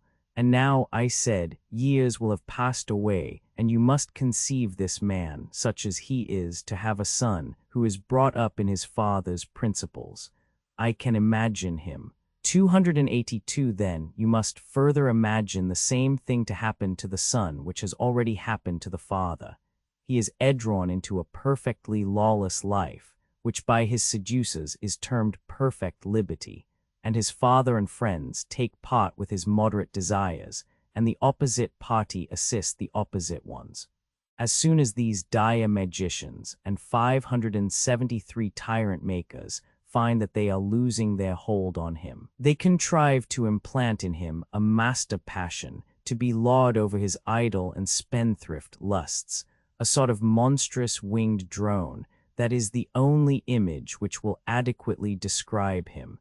Yes, he said, that is the only adequate image of him. And when his other lusts, amid clouds of incense and perfumes and garlands and wines, and all the pleasures of a dissolute life now let loose, come buzzing around him, nourishing to the utmost the sting of desire which they implant in his drone-like nature, then at last this lord of Beeth's soul, having madness for the captain of his guard, breaks out into a frenzy. And if he finds in himself any good opinions or appetites in process of formation one, and there is in him any sense of shame remaining, to these better principles he puts an end, and casts them forth until he has purged away temperance and brought in madness to the full. One or opinions or appetites such as are deemed to be good.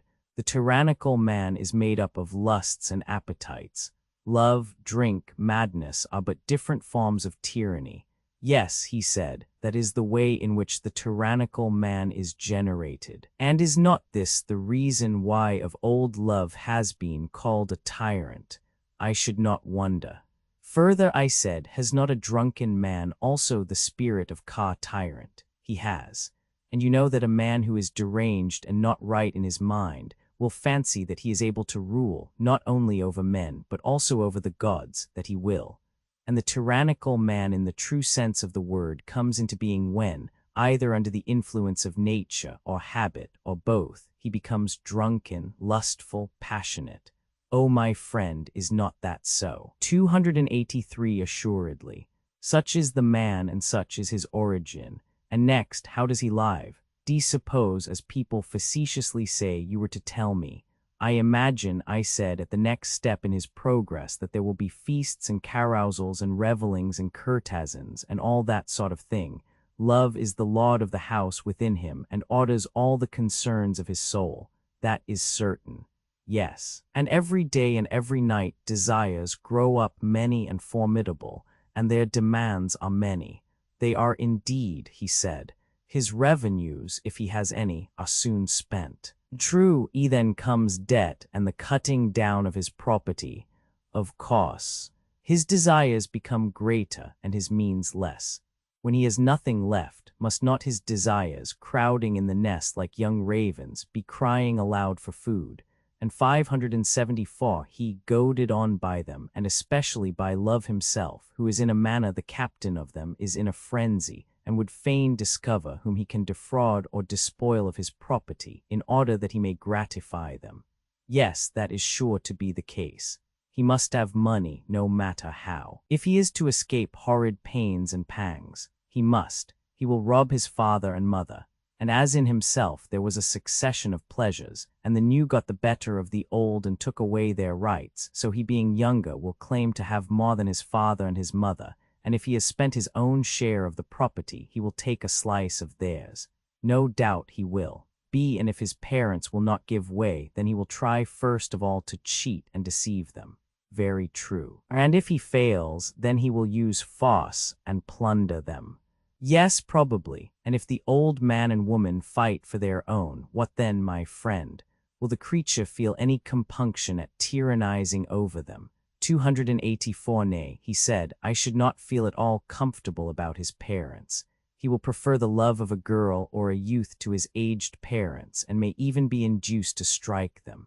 But, oh heavens, a Damantis, on account of some newfangled love of a harlot, who is anything but a necessary sea connection, can you believe that he would strike the mother who is his ancient friend and necessary to his very existence, and would place her under the authority of the other when she is brought under the same roof with her?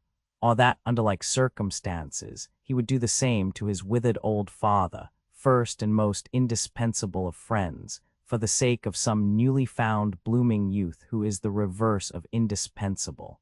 Yes, indeed, he said. I believe that he would. Truly then, I said, a tyrannical son is a blessing to his father and mother. He is indeed, he replied. He turns highwayman, rubs temples, loses all his early principles, and becomes in waking reality the evil dream which he had in sleep. He gathers followers about him. He first takes their property, and when that fails and pleasures are beginning to swarm in the hive of his soul, then he breaks into a house or steals the garments of some nightly wayfarer. Next he proceeds to clear a temple. Meanwhile, the old opinions which he had when a child, and which gave judgment about good and evil, are overthrown by those others which have just been emancipated, and are now the bodyguard of love and share his empire. These in his democratic days, when he was still subject to the laws e'en to his father, were only let loose in the dreams of sleep. But now that he is under the dominion of love, he becomes always and in waking reality what he was then very rarely and in a dream only. He will commit the foulest murder, or eat forbidden food, or be guilty of any other horrid act. 575. Love is his tyrant, and lives laudly in him and lawlessly, and being himself a king, leads him on, as a tyrant leads a state, to the performance of any reckless deed by which he can maintain himself and the rabble of his associates, whether those whom evil communications have brought in from without, or those whom he himself has allowed to break loose within him by reason of a similar evil nature in himself. Have we not here a picture of his way of life? Yes, indeed, he said, and if there are only a few of them in the state, and the 285 breast of the people are well disposed, they go away and become the bodyguard or mercenary soldiers of some other tyrant who may probably want them for a war, and if there is no war they stay at home and do many little pieces of mischief in the city. What sort of mischief? For example, they are the thieves, burglars, cut purses, footpads, robbers of temples, man-stealers of the community, or if they are able to speak they turn informers, and bear false witness, and take bribes. See a small catalogue of evils, even if the perpetrators of them are few in number. A private person can do but little harm in comparison of the tyrant. Yes, I said, but small and great are comparative terms, and all these things, in the misery and evil which they inflict upon a state, do not come within 1,000 miles of the tyrant. When this noxious class and their followers grow numerous and become conscious of their strength, assisted by the infatuation of the people, they choose from among themselves the one who has most of the tyrant in his own soul, and him they create their tyrant. Yes, he said, and he will be the most fit to be a tyrant.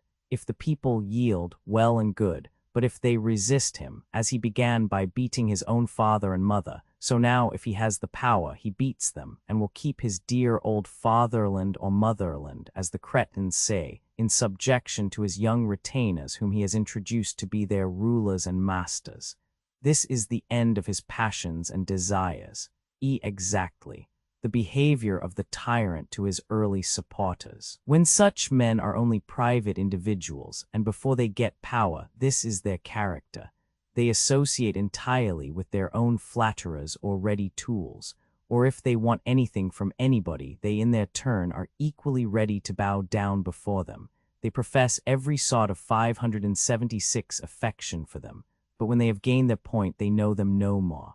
Yes, truly, he is always either master or servant, always treacherous, unjust. The waking reality of our dream, a tyrant by nature, a tyrant in fact. They are always either the masters or servants and never the friends of anybody. The tyrant never tastes of true freedom or friendship.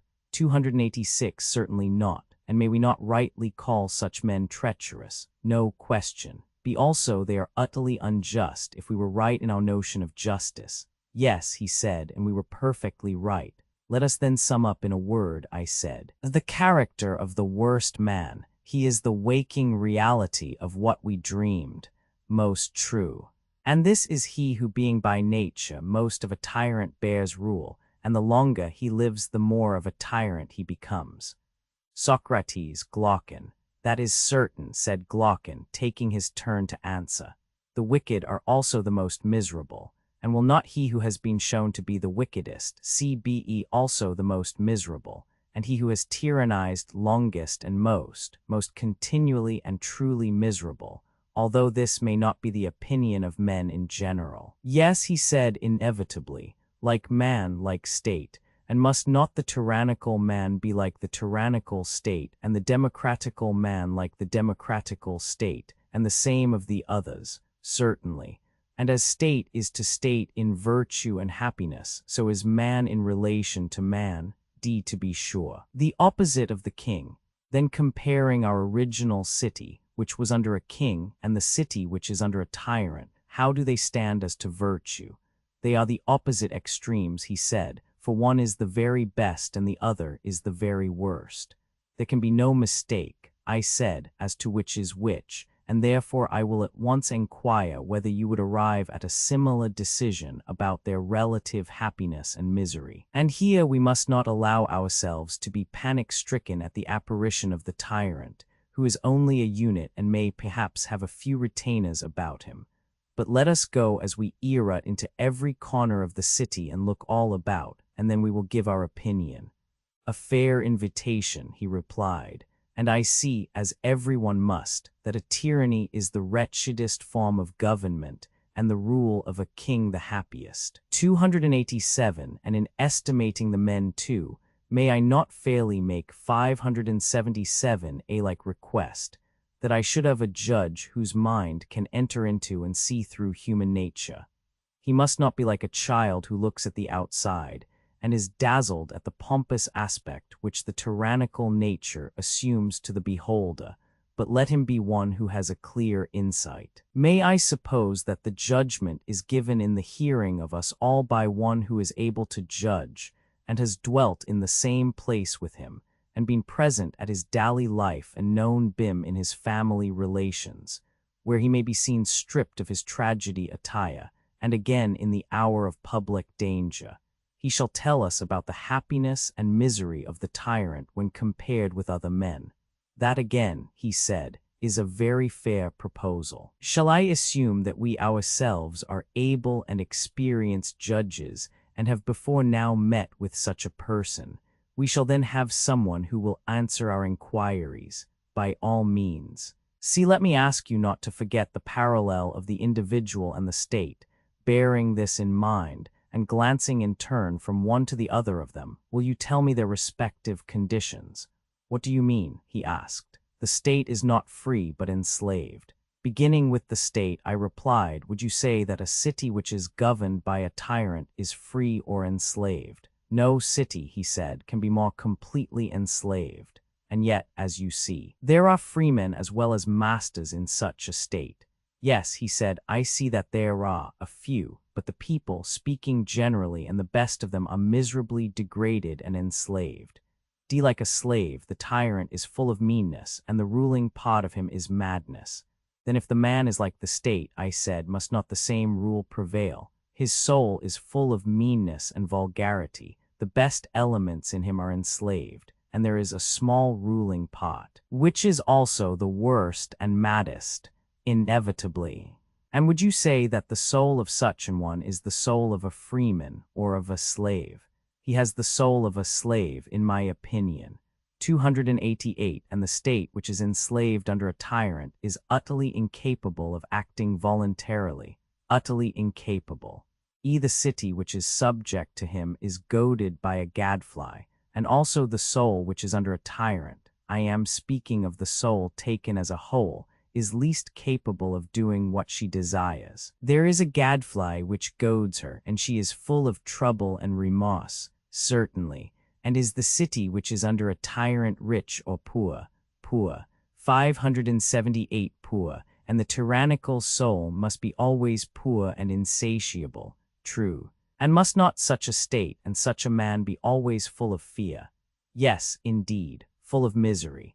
Is there any state in which you will find more of lamentation and sorrow and groaning and pain? Certainly not. And is there any man in whom you will find more of this sort of misery than in the tyrannical man, who is in a fury of passions and desires? Impossible. Be reflecting upon these and similar evils, you held the tyrannical state to be the most miserable of states. And I was right, he said. Also, the tyrannical man is most miserable. Certainly, I said. And when you see the same evils in the tyrannical man, what do you say of him? I say that he is by far the most miserable of all men. Yet there is a still more miserable being, the tyrannical man who is a public tyrant. There, I said, I think that you are beginning to go wrong. What do you mean? I do not think that he has as yet reached the utmost extreme of misery. Then who is more miserable? One of whom I am about to speak. Who is that? See, he who is of a tyrannical nature, and instead of leading a private life has been cursed with the further misfortune of being a public tyrant. From what has been said, I gather that you are right. 289. Yes, I replied, but in this high argument you should be a little more certain, and should not conjecture only, for of all questions this respecting good and evil is the greatest. Very true, he said. Let me then offer you an illustration, which may, I think, throw a light upon this subject. What is your illustration? In cities there are many great slave owners, and they help to protect one another.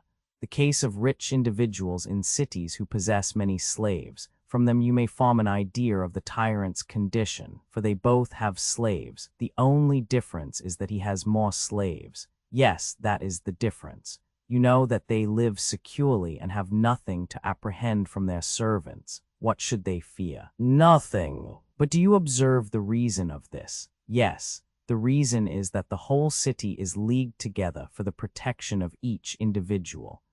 But suppose a slave owner and his slaves carried off into the wilderness, what will happen then? Such is the condition of the tyrant. Very true, I said. But imagine one of these owners, the master say of some 50 slaves, together with his family and property and slaves, carried off by a god into the wilderness, where there are no freemen to help him. Will he not be in an agony of fear lest he and his wife and children should be put to death by his slaves? Yes, he said, he will be in the utmost fear. 579. The time has arrived when he will be compelled to flatter divers of his slaves, and make many promises to them of freedom and other things, much against his will. He will have to cajole his own servants. Yes, he said, that will be the only way of saving himself. And suppose the same God who carried him away to surround him with neighbors who will not suffer one man to be the master of another, and who, if they could catch the offender, would take his life. His case will be still worse, if you suppose him to be everywhere surrounded and watched by enemies. He is the daintiest of all men and has to endure the hardships of a prison. And is not this the sort of prison in which the tyrant will be bound? He who, being by nature such as we have described, is full of all sorts of fears and lusts. His soul is dainty and greedy, and yet alone, of all men in the city, he is never 290 allowed to go on a journey, or to see the things which other freemen desire to see. But he lives in his hole like a woman chidden in the house, and is jealous of any other citizen who goes into foreign parts and sees anything of interest. Very true, he said. Miserable in himself, he is still more miserable if he be in a public station. And amid evils such as these will not he who is ill-governed in his own person, the tyrannical man, I mean, whom you just now decided to be the most miserable of all, will not he be yet more miserable when, instead of leading a private life, he is constrained by fortune to be a public tyrant? He has to be master of others when he is not master of himself. He is like a diseased or paralytic man who is compelled to pass his life, not in retirement, but fighting and combating with other men. Yes, he said, the similitude is most exact. He then leads a life worse than the worst. Is not his case utterly miserable? And does not the actual tyrant lead a worse life than he whose life you determined to be the worst? Certainly.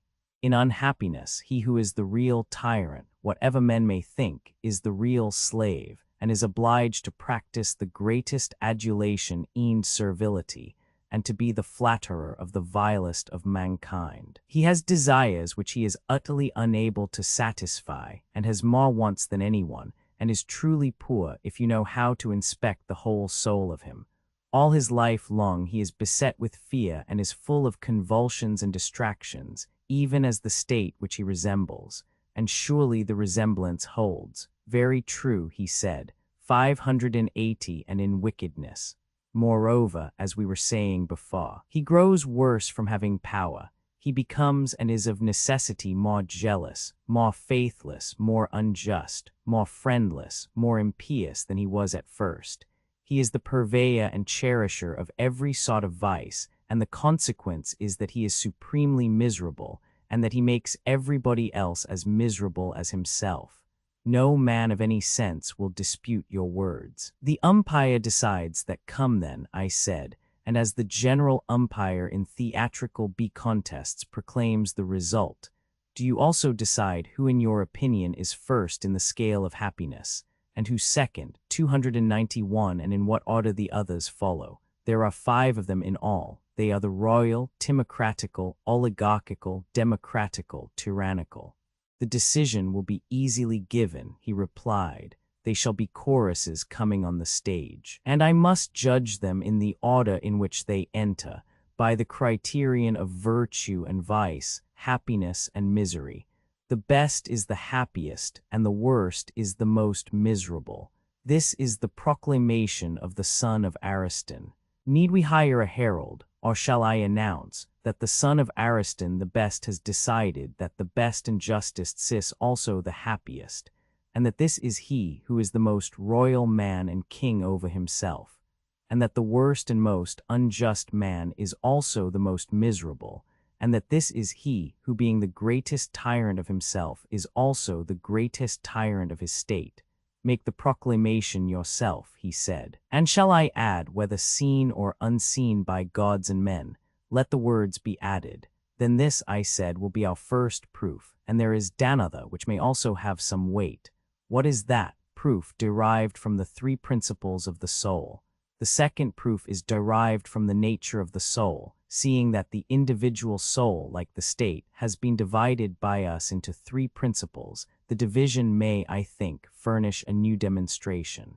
Of what nature? It seems to me that to these 3 principles 3 pleasures correspond, also 3 desires and governing powers. How do you mean? He said. There is one principle with which, as we were saying, a man learns, another with which he is angry. The third, having many forms, has no special name, but is denoted by the general term appetitive, from the extraordinary strength and vehemence of the desires of eating and drinking and the other sensual appetites which are the main elements of it. 581 also money-loving, because such desires are generally satisfied by the help of money. That is true, he said. 1. The appetitive. If we were to say that the loves and pleasures of this third part were concerned with gain, we should then be 292, able to fall back on a single notion, and might truly and intelligibly describe this part of the soul as loving gain or money. I agree with you. Again, is not the passionate element wholly set on ruling and conquering and getting fame? Be true. 2. The ambitious. Suppose we call it the contentious or ambitious, would the term be suitable? Extremely suitable. 3. The principle of knowledge and truth. On the other hand, everyone sees that the principle of knowledge is wholly directed to the truth, and cares less than either of the others for gain or fame. Far less. Lover of wisdom, lover of knowledge are titles which we may fitly apply to that part of the soul, certainly. One principle prevails in the souls of one class of men, can other in others, as may happen. Yes, then we may begin by assuming that there are three classes of men: lovers of wisdom, lovers of honor, lovers of gain. Exactly, and there are three kinds of pleasure, which are their several objects. Very true. Each will depreciate the others, but only the philosopher has the power to judge. Now, if you examine the three classes of men, and ask of them in turn which of their lives is pleasantest, each will be found praising his own and depreciating that of others. The money-maker will contrast the vanity of honor or of learning if they bring no money with the solid advantages of gold and silver. True. Well, he said. And the lover of honor, what will be his opinion? Will he not think that the pleasure of riches is vulgar, while the pleasure of learning, if it brings no distinction, is all smoke and nonsense to him? Very true. 293 Because he alone has experience of the highest pleasures and is also acquainted with the lower. And are we to suppose, too, I said, that the philosopher sets any value on other pleasures in comparison with the pleasure of knowing the truth, and in that pursuit abiding, ever learning, not so far indeed from the heaven of pleasure? Does he not call the other pleasures necessary, under the idea that if there were no necessity for them, he would rather not have them? Reading with Graza and Hermann tau iota omicron letta 1 f30 omega mu epsilon theta alpha, and omitting omicron letta 1 f50 delta letta 1 f72 nu, which is not found in the best MSS.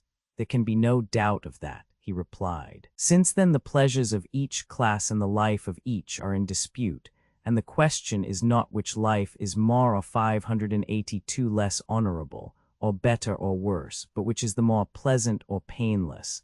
How shall we know who speaks truly? I cannot myself tell, he said. Well, but what ought to be the criterion? Is any better than experience and wisdom and reason? There cannot be a better, he said. Then, I said, reflect. Of the three individuals, which has the greatest experience of all the pleasures which we enumerated? Has the lover of gain, in learning the nature of essential truth, greater experience of the pleasure of knowledge than the philosopher has of the pleasure of gain?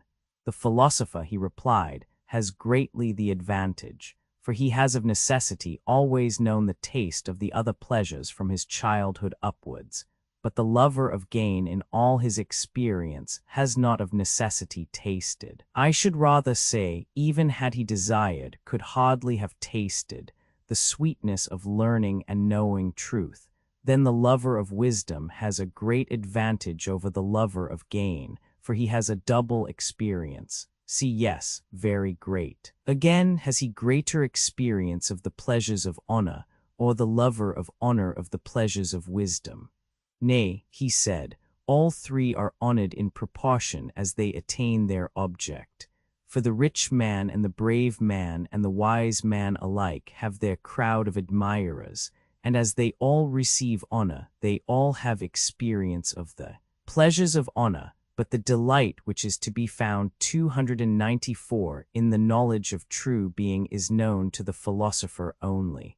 His experience, then, will enable him to judge better than anyone, far better, the philosopher alone having both judgment and experience, and he is the only one who has wisdom as well as experience.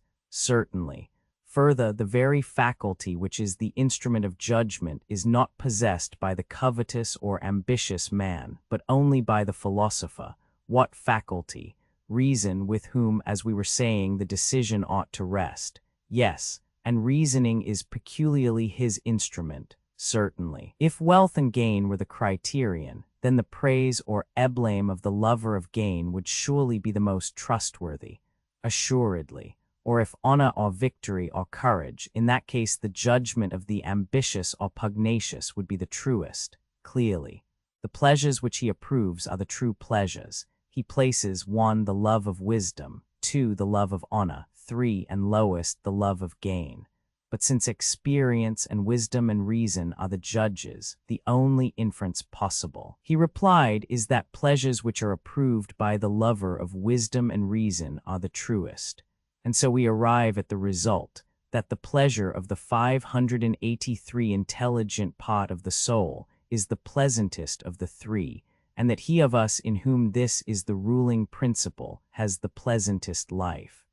Unquestionably, he said, the wise man speaks with authority when he approves of his own life. And what does the judge affirm to be the life which is next, and the pleasure which is next?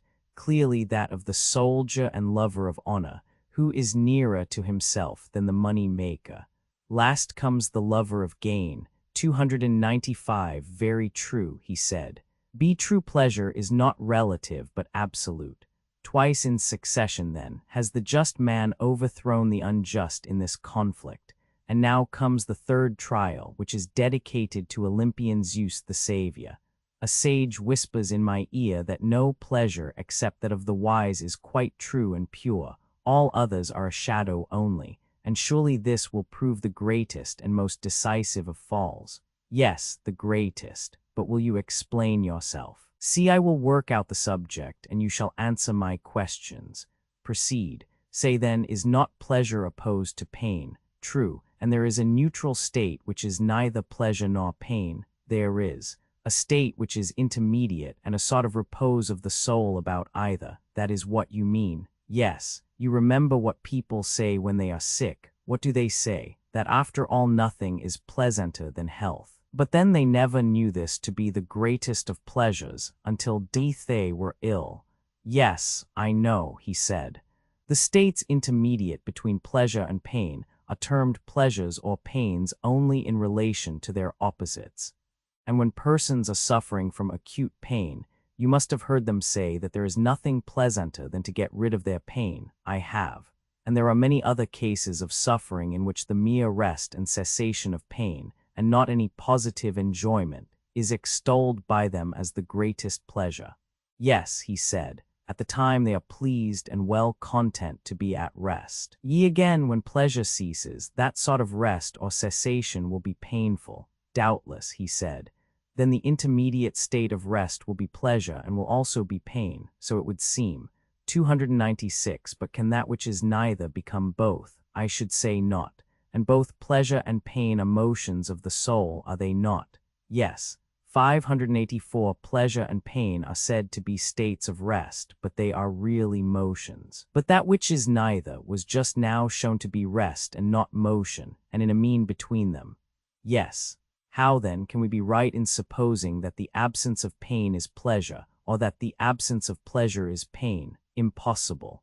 This then is an appearance only and not a reality.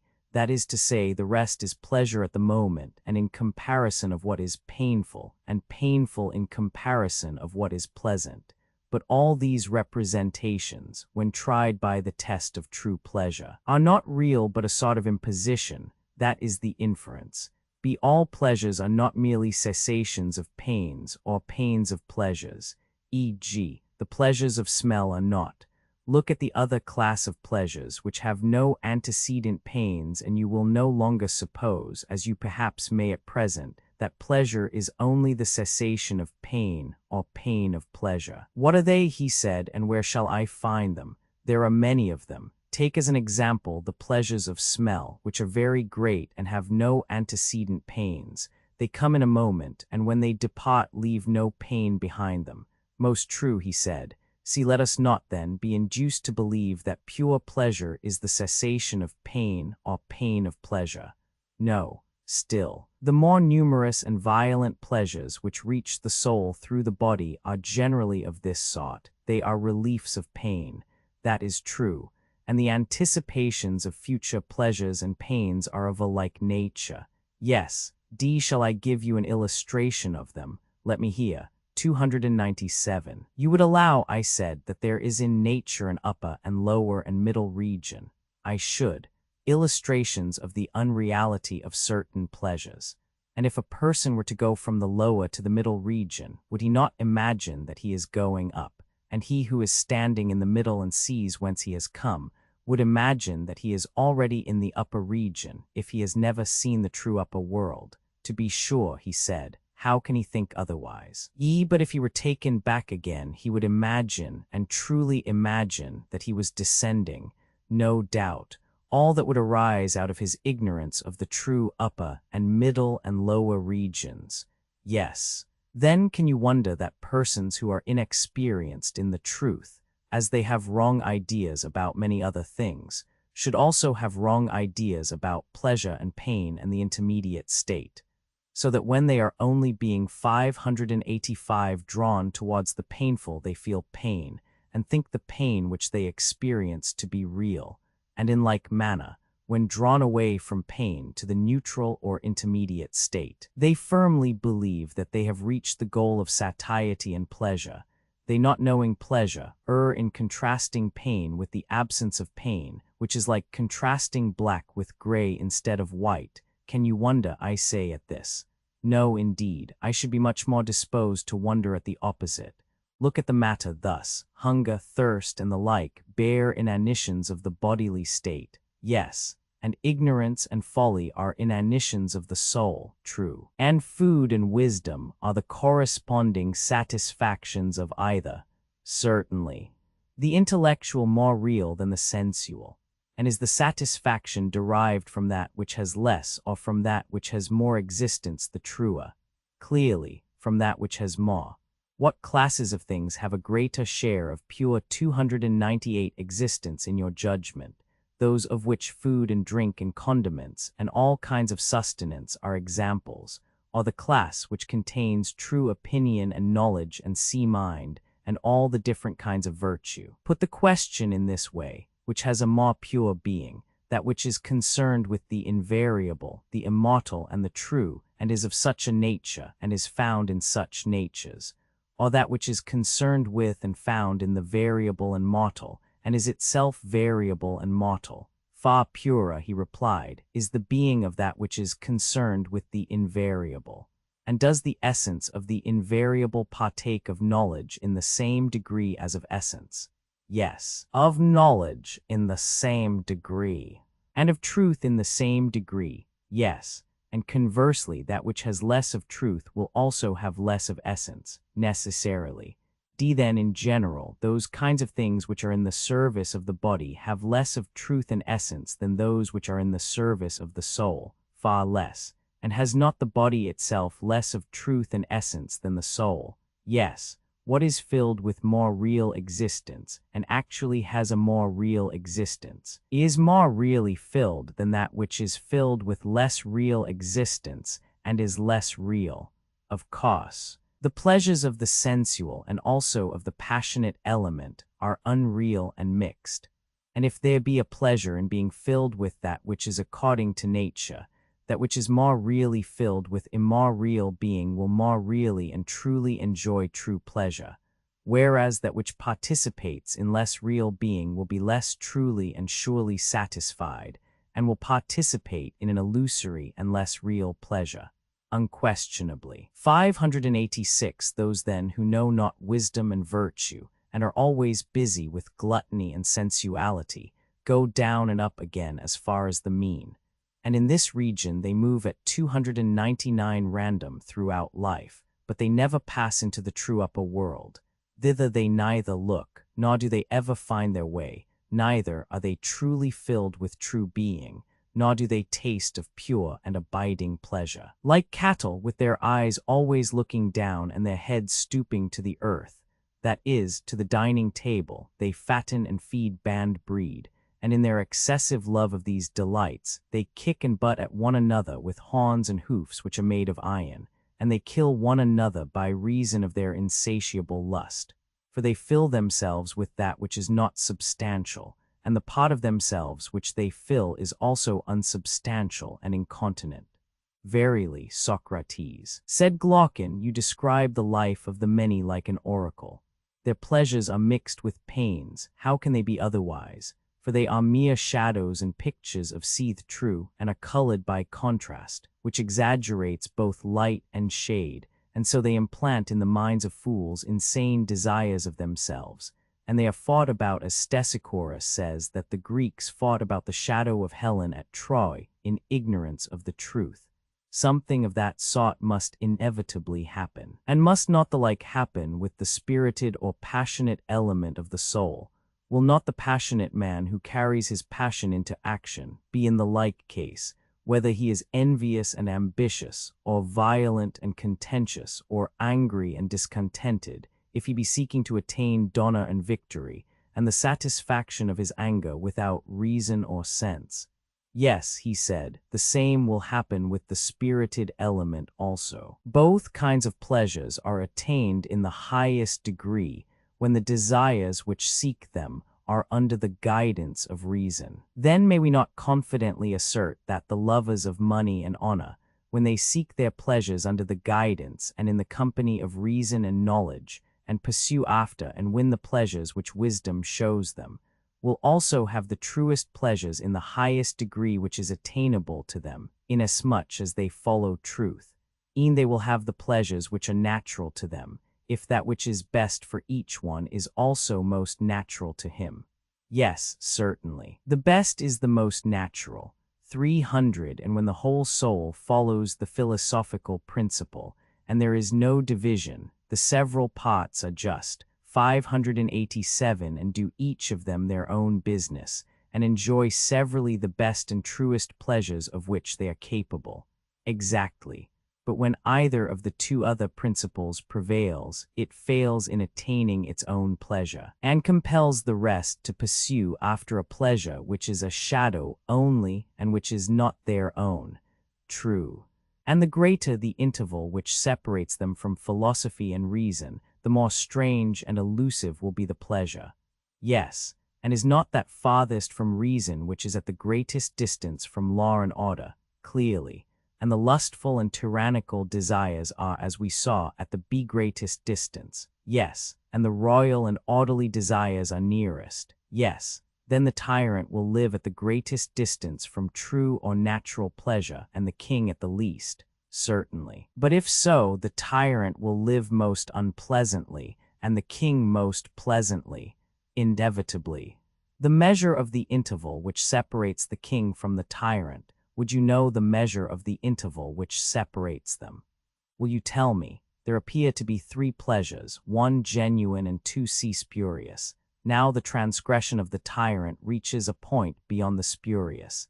He has run away from the region of law and reason, and taken up his abode with certain slave pleasures which are his satellites, and the measure of his inferiority can only be expressed in a figure. How do you mean? I assume, I said, that the tyrant is in the third place from the oligarch. The democrat was in the middle. 301. Yes.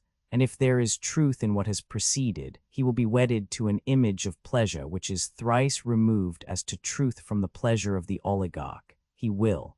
And the oligarch is third from the royal, since we count das one royal and aristocratical. Yes, he is third. Then the tyrant is removed from true pleasure by the space of a number which is 3 times 3, manifestly, expressed under the symbol of a cube corresponding to the number 729. The shadow then of tyrannical pleasure determined by the number of length will be a plane figure, certainly, and if you raise the power and make the plane a solid, there is no difficulty in seeing how vast is the interval by which the tyrant is parted from the king.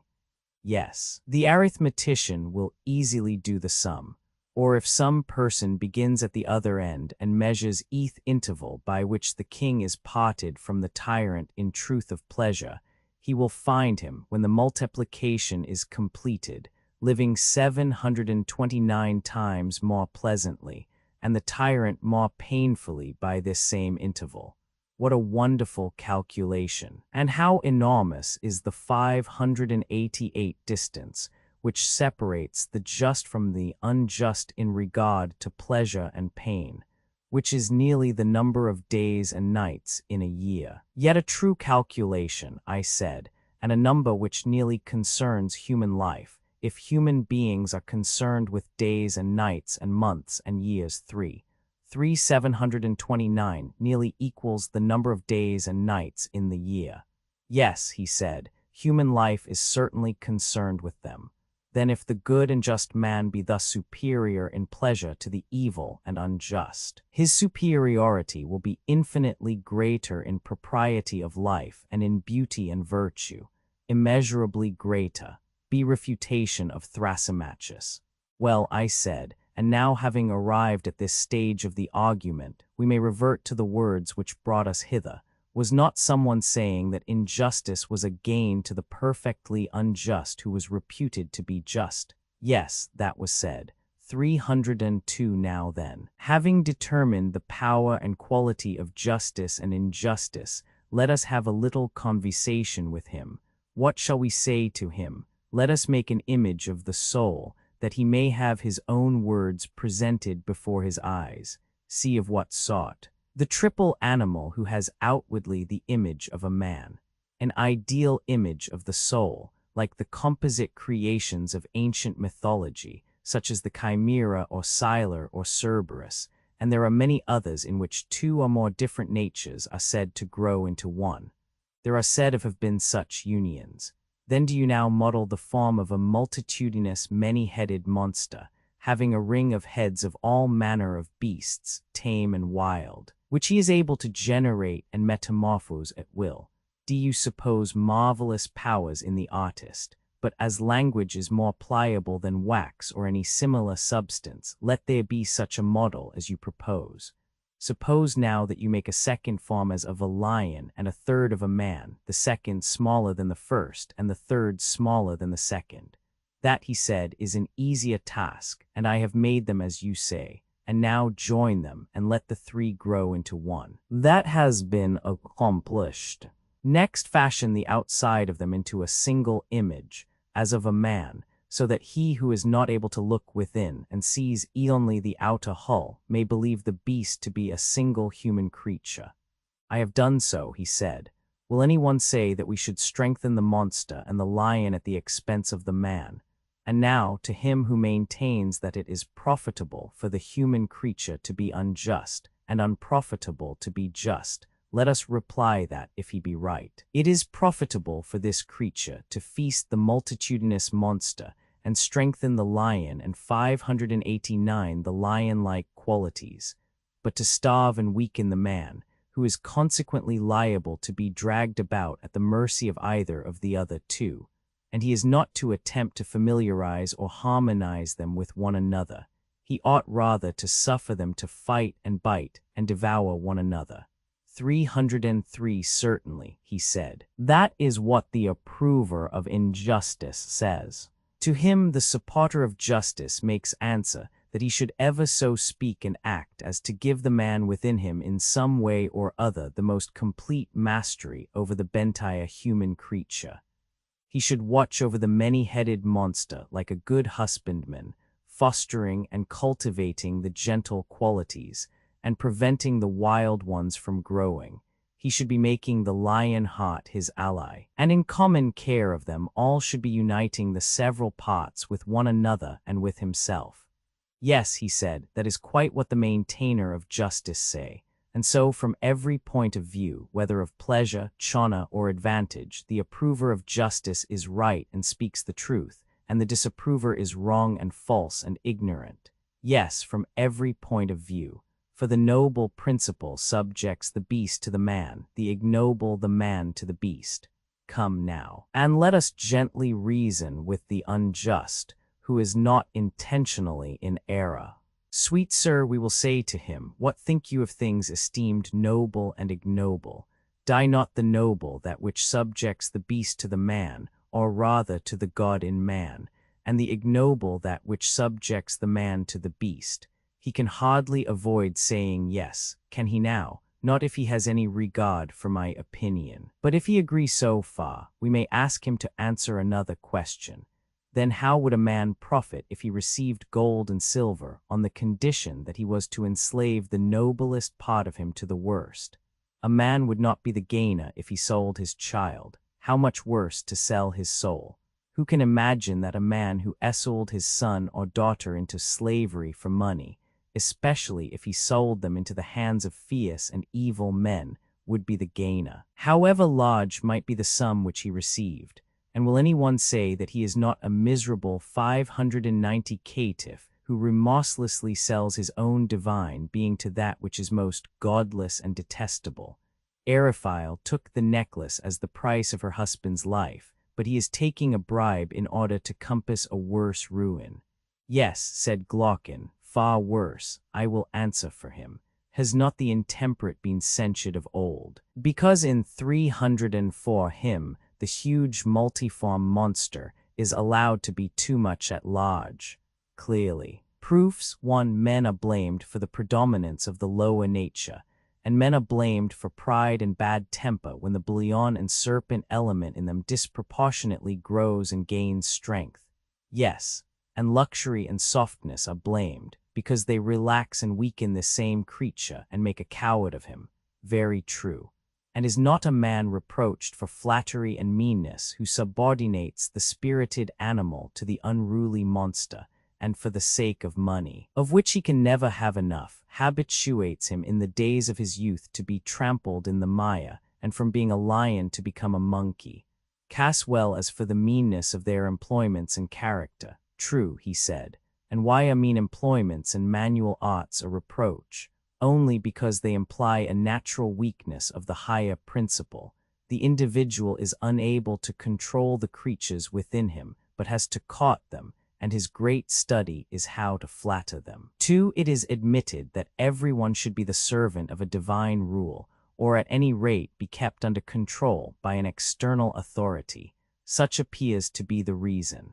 And therefore, being desirous of placing him under a rule like that of the best, we say that he ought to be the servant doth the best, in whom the divine rules, not, as Thrasymachus supposed, to the injury of the servant, but because everyone had better be ruled by divine wisdom dwelling within him.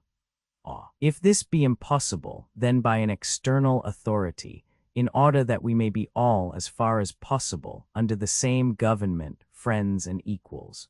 True, he said. And this is clearly seen to be the intention of the law, which is the ally of the whole city, and is seen also in the authority which we exercise over children.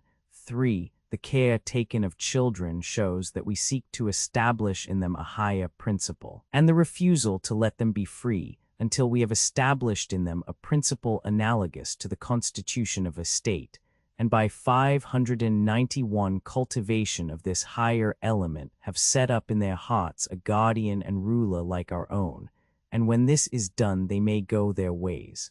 Yes, he said, the purpose of the law is manifest. 305. From what point of view, then, and on what ground can we say that a man is profited by injustice or intemperance or other baseness, which will make him a worse man, even though he acquire money or power by his wickedness? From no point of view at all. What shall he profit if his injustice be undetected and unpunished?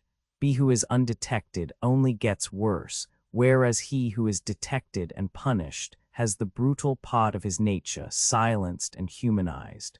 The gentler element in him is liberated.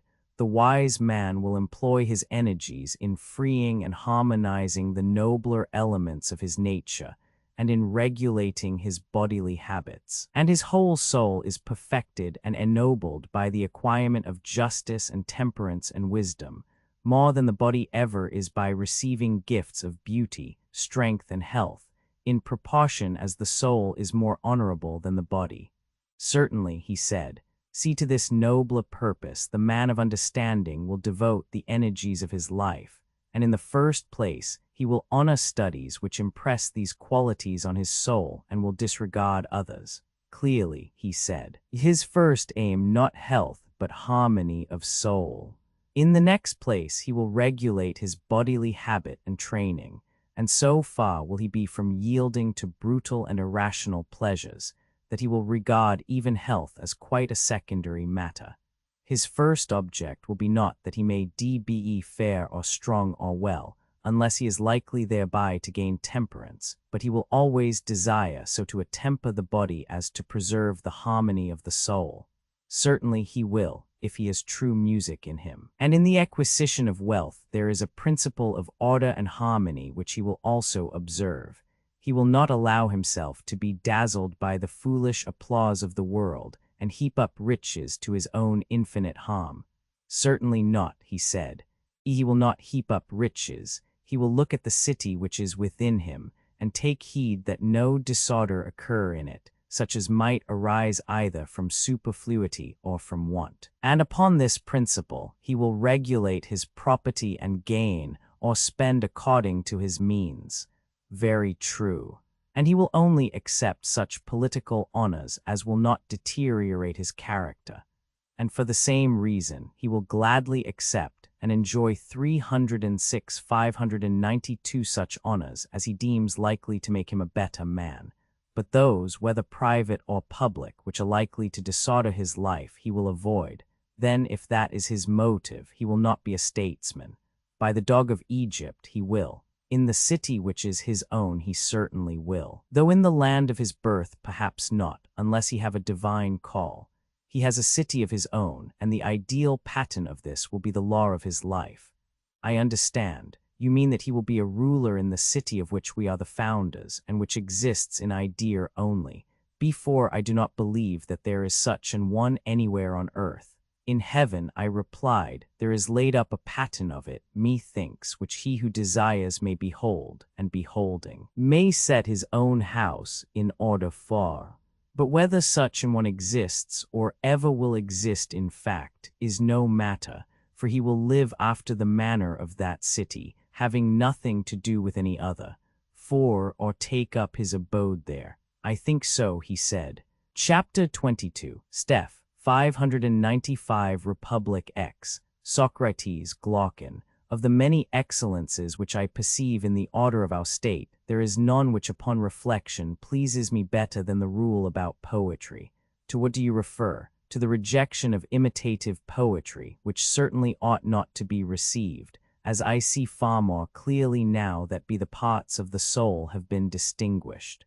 What do you mean? Poetical imitations are ruinous to the mind of the hearer. Speaking in confidence, for I should not like to have my words repeated to the tragedians and the rest of the imitative tribe, but I do not mind saying to you that all poetical imitations are ruinous to the understanding of the hearers, and that the knowledge of their true nature is the only antidote to them. Explain the purport of your remark. Well, I will tell you, although I have always from my earliest youth had an awe and love of Homer, which even now makes the words falter on my lips, for he is the great sea captain and teacher of the whole of that charming tragic company. But a man is not to be reverenced more than the truth, and therefore I will speak out. Very good, he said. Listen to me then, or rather, answer me. Put your question. The nature of imitation. Can you tell me what imitation is? For I really do not know. A likely thing, then, that I should know. 596 Why not? For the duller eye may often see a thing sooner than the keener. Very true, he said. But in your presence, even if I had any 308 faint notion, I could not muster courage to utter it. Will you inquire yourself? Well then, shall we begin the inquiry in our usual manner? Whenever a number of individuals have a common name, we assume them to have also a corresponding idea or form. Do you understand me? I do. The idea is one, but the objects comprehended under it are many. Let us take any common instance. There are beds and tables in the world. Plenty of them, are there not? Yes, but there are only two ideas or forms of them, one the idea of a bed, the other of a table. True. And the maker of either of them makes a bed or he makes a table for our use. In accordance with the idea, that is our way of speaking in this and similar instances, but no artificer makes the ideas themselves. How could he? Impossible. And there is another artist. I should like to know what you would say of him. See, who is he? The universal creator, an extraordinary person. But note also that everybody is a creator in a sense. For all things may be made by the reflection of them in a mirror, one who is the maker of all the works of all other workmen. What an extraordinary man! Wait a little, and there will be more reason for your saying so. For this is he who is able to make not only vessels of every kind, but plants and animals, himself and all other things. the earth and heaven, and the things which are in heaven or under the earth. He makes the gods also. He must be a wizard and no mistake. Oh, you are incredulous, are you? Do you mean that there is no such maker or creator, or that in one sense there might be a maker of all these things but in another not? Do you see that there is a way in which you could make them all yourself? What way? An easy way enough, or rather, there are many ways in which the feat might be quickly and easily accomplished, none quicker than that of turning a mirror round and round. You would soon enough make the sun and the heavens, and the earth and yourself, and other animals and plants, and 309 all the other things of which we were just now speaking in the mirror. Yes, he said, but they would be appearances only. But this is an appearance only, and the painter too is a maker of appearances. Very good, I said, you are coming to the point now.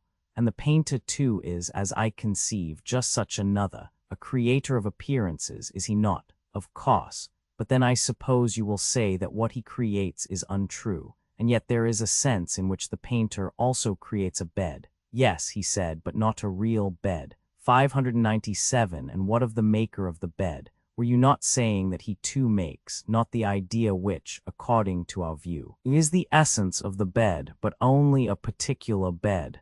Yes, I did. Then if he does not make that which exists, he cannot make true existence, but only some semblance of existence.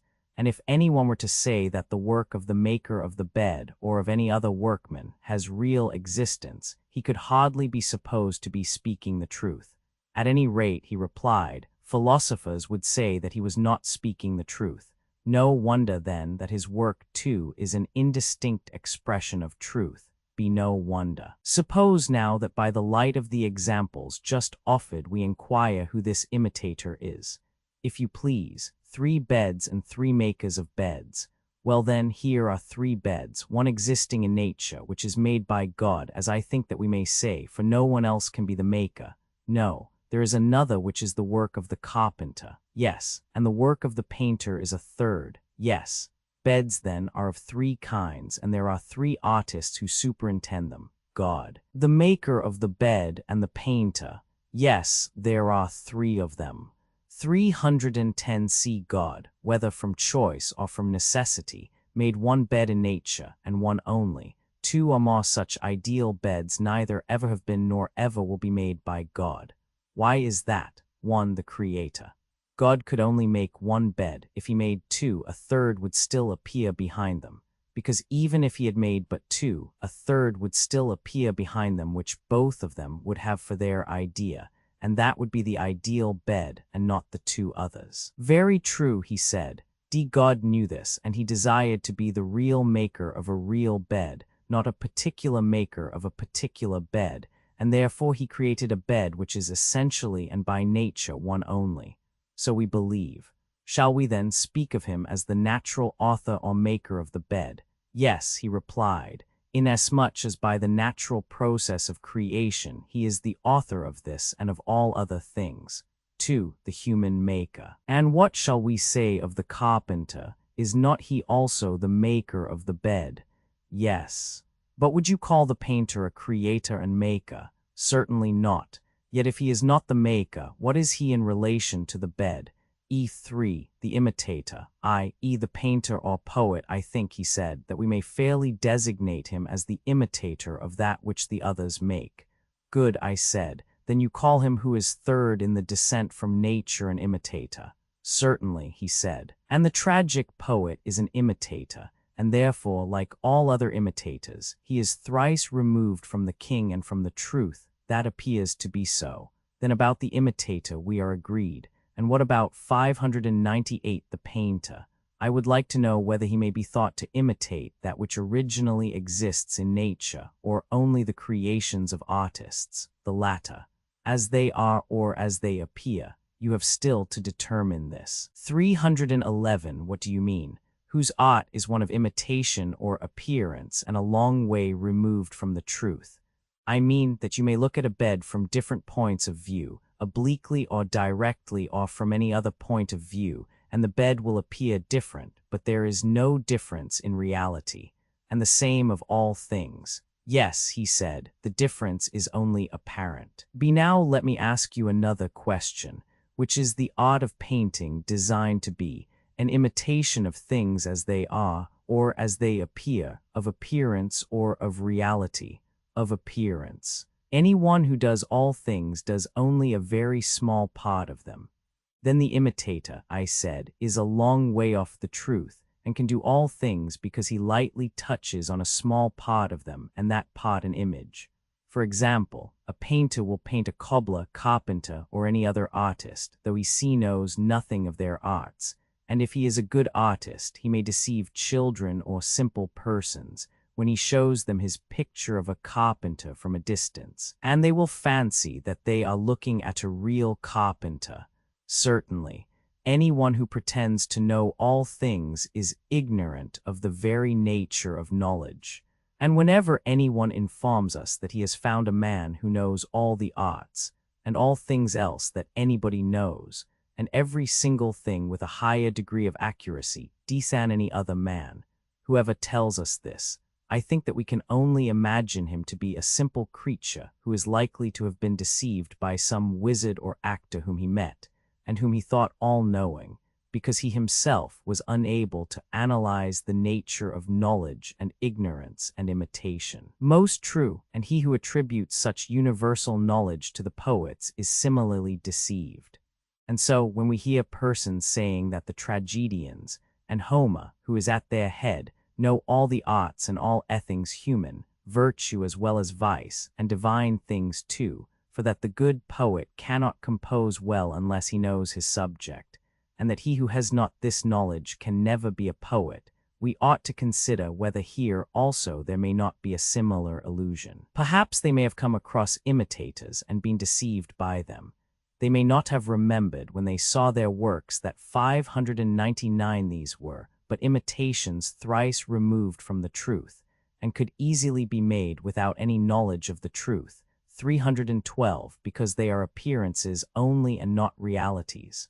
Or, after all, they may be in the right, and poets do really know the things about which they seem to the many to speak so well. The question, he said, should by all means be considered. He who could make the original would not make the image. Now do you suppose that if a person were able to make the original as well as the image, he would seriously devote himself to the image-making branch? Would he allow imitation to be the ruling principle of his life, as if he had been nothing higher in him? I should say not. The real artist, who knew what he was imitating, would be interested in realities and not in imitations, and would desire to leave as memorials of himself works many and fair, and instead of being the author of encomiums, he would prefer to be the theme of them. Yes, he said, that would be to him a source of much greater honor and profit. If Homer had been a legislator, or general, or inventor, then, I said, we must put a question to Homer, not about medicine, or any of the arts to which his poems only incidentally refer. We are not going to ask him, or any other poet, whether he has cured patients like Asclepius, or left behind him a school of medicine such as the Asclepiads were, or whether he only talks about medicine and other arts at second hand.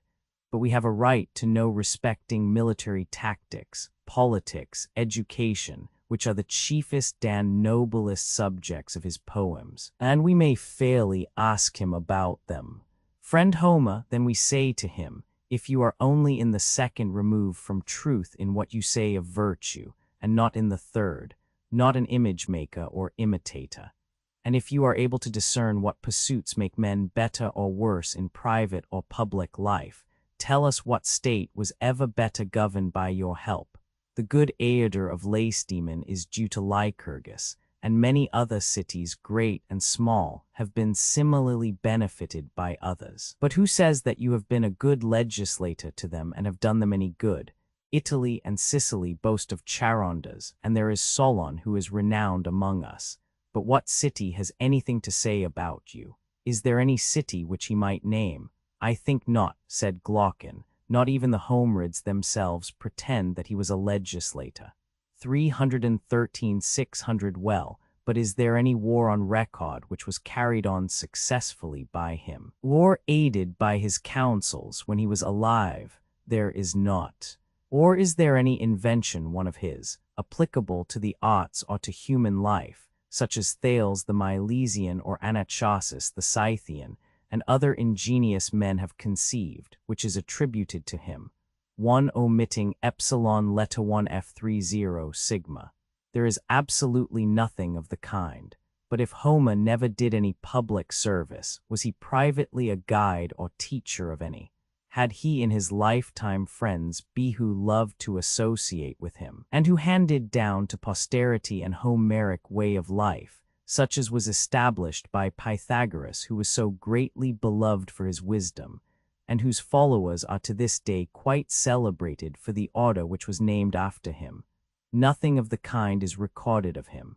For surely Socrates, Creophilus, the companion of Homer, that child of flesh whose name always makes us laugh, might be more justly ridiculed for his stupidity, if, as is said, Homer was greatly neglected by him and others in his own day when he was alive, or had done anything else for the improvement of mankind, he would not have been allowed to starve. Yes, I replied, that is the tradition. But can you imagine, Glaucon, that if Homer had really been able to educate and improve mankind, if he had possessed knowledge and not been a mere imitator, can you imagine, I say, that he would not have had many followers and been honored and loved by them? Protagoras of Abdera and Prodicus of Ceos and a host of others have only to whisper to their contemporaries, "You will never be able to manage either your own house or your own state until you appoint us to be your ministers of education." And this ingenious device of theirs has such an effect in making men love them that their companions all but carry them about on their shoulders. And is it conceivable that the contemporaries of Homer, or again of Hesiod, would have allowed either of them to go about as rhapsodists if they had really been able to make mankind virtuous? Would they not have been as unwilling to part with them as with gold, and have compelled them to stay 314 eat home with them? Or if the master would not stay, then the disciples would have followed him about everywhere until they had got education enough. Yes, Socrates, that I think is quite true. The poets, like the painters, are but imitators. Then must we not infer that all these poetical individuals, beginning with Homer, are only imitators? They copy images 601 of virtue and the like, but the truth they never reach. The poet is like a painter who, as we have already observed, will make a likeness of a cobbler though he understands nothing of cobbling, and his picture is good enough for those who know no more than he does, and judge only by colors and figures. Quite so.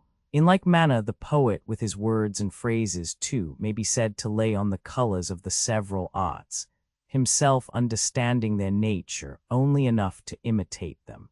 And other people, who are as ignorant as he is, and judge only from his words, imagine that if he speaks of cobbling, or of military tactics, or of anything else in meter and harmony band rhythm, he speaks very well. Such is the sweet influence which melody and rhythm by nature have. And I think that you must have observed again and again what a poor appearance the tales of poets make when stripped of the colors which music puts upon them and recited in simple prose.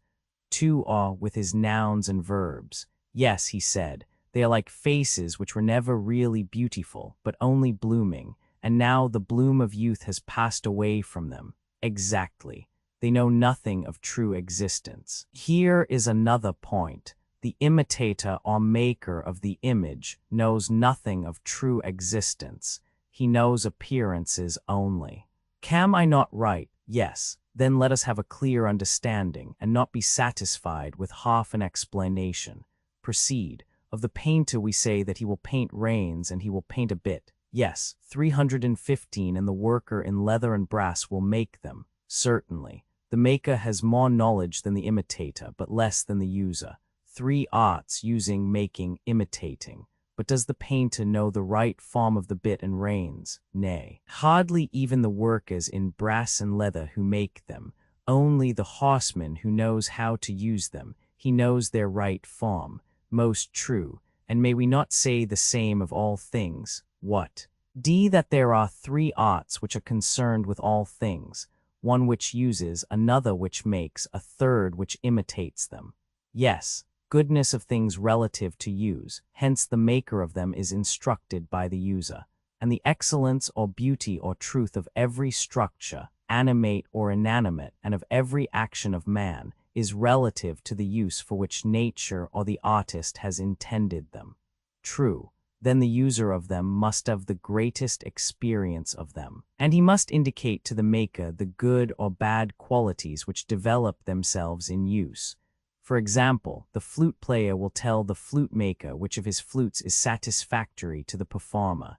He will tell him how he ought to make them, and the other will attend to his instructions. Of course, the one knows and therefore speaks with authority about the goodness and badness of flutes, while the other, confiding in him, will do what he is told by him. True. The maker has belief and not knowledge, the imitator neither. The instrument is the same, but about the excellence or badness of it, the maker will only attain to a correct belief, and this he will gain from him who knows, by talking to him 602 and being compelled to hear what he has to say, whereas the user will have knowledge. True, but will the imitator have either? Will he know from use whether or no his drawing is correct or beautiful? Or will he have right opinion from being compelled to associate with another who knows, and gives him instructions about what he should draw? 316 neither. Then he will no more have true opinion than he will have knowledge about the goodness or badness of his imitations. I suppose not. The imitative artist will be in a brilliant state of intelligence about his own creations. Nay, very much the reverse. And still he will go on imitating without knowing what makes a thing good or bad, and may be expected therefore to imitate only that which appears to be good to the ignorant multitude. Just so. Thus far then we are pretty well agreed that the imitator has no knowledge worth mentioning of what he imitates.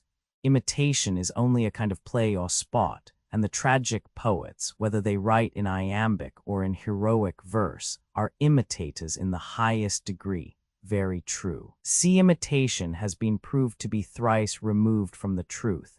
And now tell me, I conjure you, has not imitation been shown by us to be concerned with that which is thrice removed from the truth?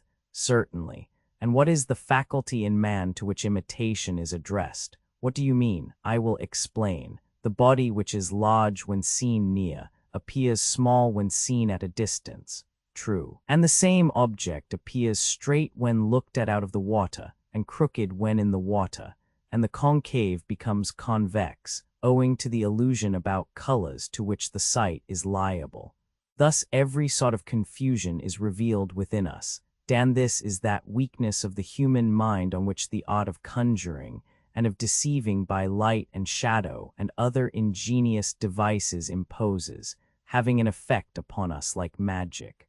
True. The art of measuring given to man that he may correct the variety of appearances, and the arts of measuring and numbering and weighing come to the rescue of the human understanding. There 317 is the beauty of them, and the apparent greater or less, or more or heavier, no longer have the mastery over us, but give way before calculation and measure and weight.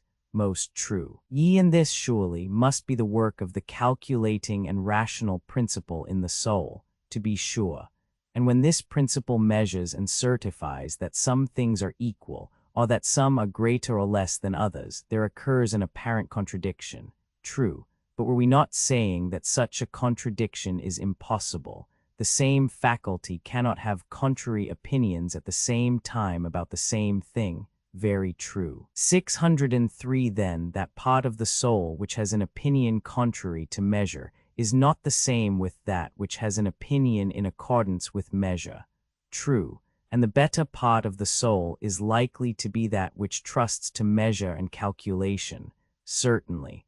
And that which is opposed to them is one of the inferior principles of the soul. No doubt. This was the conclusion at which I was seeking to arrive when I said that painting or drawing, and imitation in general, when doing their own proper work, are far removed from truth, and the companions and friends and associates of principle within us which is equally removed from reason, and that they have no true or healthy aim. Exactly. The productions of the imitative arts are bastard and illegitimate. The imitative art is an inferior who marries an inferior, and has inferior offspring. Very true. And is this confined to the sight only, or does it extend to the hearing also, relating in fact to what we term poetry? Probably the same would be true of poetry. Do not rely, I said, on a probability derived from the analogy of painting, but let us examine further and see 318 see whether the faculty with which poetical imitation is concerned is good or bad. By all means. We may state the question thus. Imitation imitates the actions of men, whether voluntary or involuntary, on which, as they imagine, a good or bad result has ensued, and they rejoice or sorrow accordingly. Is there anything more? No, there is nothing else. They imitate opposites, but in all this variety of circumstances is the man at unity with himself, or rather, as in the instance of sight there was confusion and opposition in his opinions about the same things, so here also is there not strife and inconsistency in his life, though I need hardly raise the question again, for I remember that all this has been already admitted, and the soul has been acknowledged by us to be full of these and 10,000 similar oppositions occurring at the same moment. And we were right, he said. Yes, I said, thus far we were right, but there was an omission which must now be supplied. What was the omission? Were we not saying that a good man who has the misfortune to lose his son or anything else which is most dear to him will bear the loss with more equanimity than another? Yes. They encourage weakness, but will he have no sorrow? Or shall we say that although he cannot help sorrowing, he will moderate his sorrow? The latter, he said, is the truer statement. 604 Tell me, will he be more likely to struggle and hold out against his sorrow when he is seen by his equals, or when he is alone? It will make a great difference whether he is seen or not. When he is by himself, he will not mind saying or doing many things which he would be ashamed of anyone hearing or seeing him do. True, there is a principle of law and reason in him which bids him resist, as well as a feeling of his misfortune which is forcing him to indulge his sorrow. 319 True. But when a man is drawn in two opposite directions, to and from the same object, this, as we affirm, necessarily implies two distinct principles in him. Certainly. One of them is ready to follow the guidance of the law. How do you mean? They are at variance with the exhortations of philosophy. The law would say that to be patient under suffering is best, and that we should not give way to impatience, as there is no knowing whether such things are good or evil, and nothing is gained by impatience. Also, because no human thing is of serious importance, and grief stands in the way of that which at the moment is most required. What is most required? He asked. That we should take counsel about what has happened, and when the dice have been thrown, order our affairs in the way which reason deems best, not like children who have had a fall, keeping hold of the pot struck and wasting time in setting up a howl, but always accustoming the soul forthwith to apply a remedy, raising up that which is sickly and fallen, banishing the cry of sorrow by the healing art. Yes, he said, that is the true way of meeting the attacks of fortune. Yes, I said, and the higher principle is ready to follow this suggestion of reason. Clearly, they recall trouble and sorrow, and the other principle which inclines us to recollection of our troubles and to lamentation, and can never have enough of them, we may call irrational, useless, and cowardly. Indeed, we may. And does not the latter, I mean the rebellious principle, furnish a great variety of materials for imitation, whereas the wise and calm temperament, being always nearly equable, is not easy to imitate or to appreciate when imitated, especially at a public festival when a promiscuous crowd is assembled in a theater. For the feeling represented is one to which they are strangers. 605 certainly. Then the imitative poet who aims at being popular is not 320 by nature made, nor is his art intended to please or to affect the rational principle in the soul, but he will prefer the passionate and fitful temper, which is easily imitated. Clearly, they minister in an inferior manner to an inferior principle in the soul. And now we may fairly take him and place him by the side of the painter, for he is like him in two ways. First, inasmuch as his creations have an inferior degree of truth, in this by say he is like him, and he is also like him in being concerned with an inferior part of the soul, and therefore we shall be right in refusing to admit him into a well-ordered state, because he awakens and nourishes and strengthens the feelings and impairs the reason. As in a city when the evil are permitted to have authority and the good are put out of the way, so in the soul of man, as we maintain, the imitative poet implants an evil constitution, for he indulges the irrational nature which has no discernment of greater and less, but thinks the same thing at one time great and at another small. He is a manufacturer of images and is very far removed from the truth. 3 reading epsilon letter 1 F30 delta, omega lambda, omicron pi, omicron iota, omicron letter 1 Fe6 nu tau alpha, letter 1 F00 phi, epsilon sigma tau letter 1 FF6 tau alpha. Exactly. But we have not yet brought forward the heaviest count in our accusation, the power which poetry has of harming even the good, and there are very few who are not harmed, is surely an awful thing. Yes, certainly, if the effect is what you say. How can we be right in sympathizing with the sorrows of poetry when we would fain restrain those of real life? Hear and judge. The best of us, as I conceive, when we listen to a passage of Homer, or one of the tragedians, in which he represents some pitiful hero who is drawling out his sorrows in a long oration, or weeping, and smiting his breast. The best of us, delight in giving way to sympathy, and are in raptures at the excellence of the poet who stirs our feelings most. Yes, of course, I know.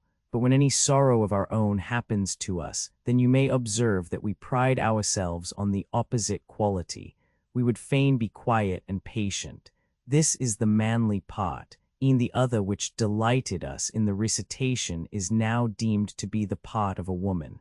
Very true, he said. 321 Now, can we be right in praising and admiring another, who is doing that which any one of us would abominate and be ashamed of in his own person? No, he said, that is certainly not reasonable. 606 Nay, I said, quite reasonable from one point of view. What point of view? We fail to observe that a sentimental pity soon creates a real weakness.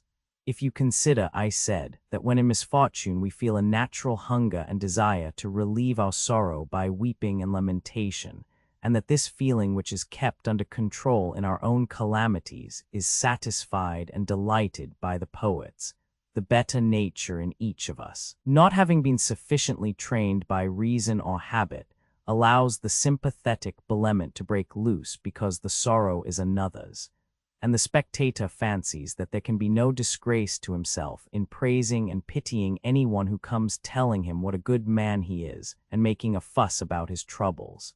He thinks that the pleasure is a gain, and why should he be supercilious and lose this and the poem too?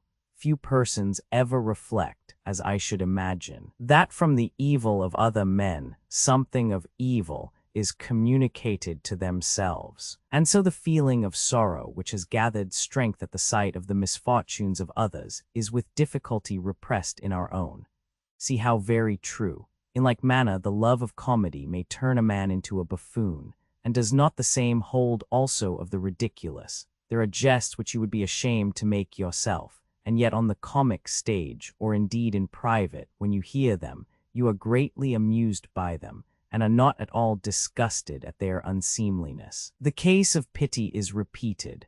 There is a principle in human nature which is disposed to raise a laugh, and this which you once restrained by reason, because you were afraid of being thought a buffoon, is now let out again, and having stimulated the risible faculty at the theater, you are betrayed unconsciously to yourself into playing the comic poet at home. Quite true, he said. And the same may be said of lust and anger and all the other affections, of desire and pain and pleasure, which are held to be inseparable from every action. In all of them 322 poetry feeds and waters the passions instead of drying them up. She lets them rule, although they ought to be controlled if mankind are ever to increase in happiness and virtue. I cannot deny it. We are lovers of Homer, but we must expel him from our state. Therefore, Glaucon, I said, whenever you meet with any of the eulogists of Homer declaring that he has been the educator of Hellas, and that he is profitable for education and for the ordering of human things, and that you should 607 take him up again and again, and get to know him, and regulate your whole life according to him. We may love and honor those who say these things.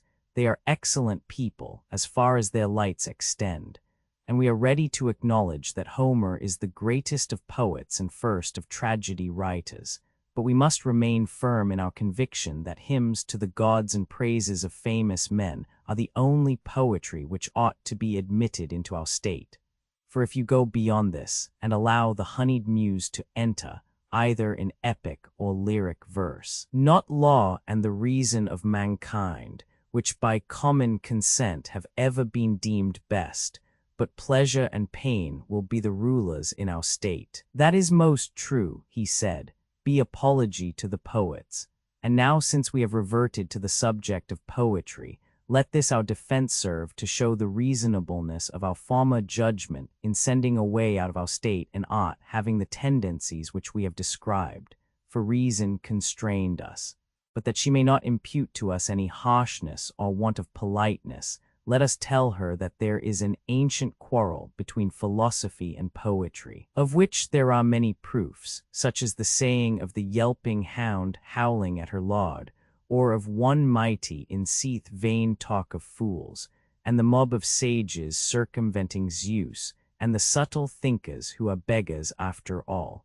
And there are innumerable other signs of ancient enmity between them. Notwithstanding this, let us assure our sweet friend and the sister arts of imitation, that if she will only prove her title to exist in a well-ordered state, we shall be delighted to receive her. We are very conscious of her charms, but we may not on that account betray the truth.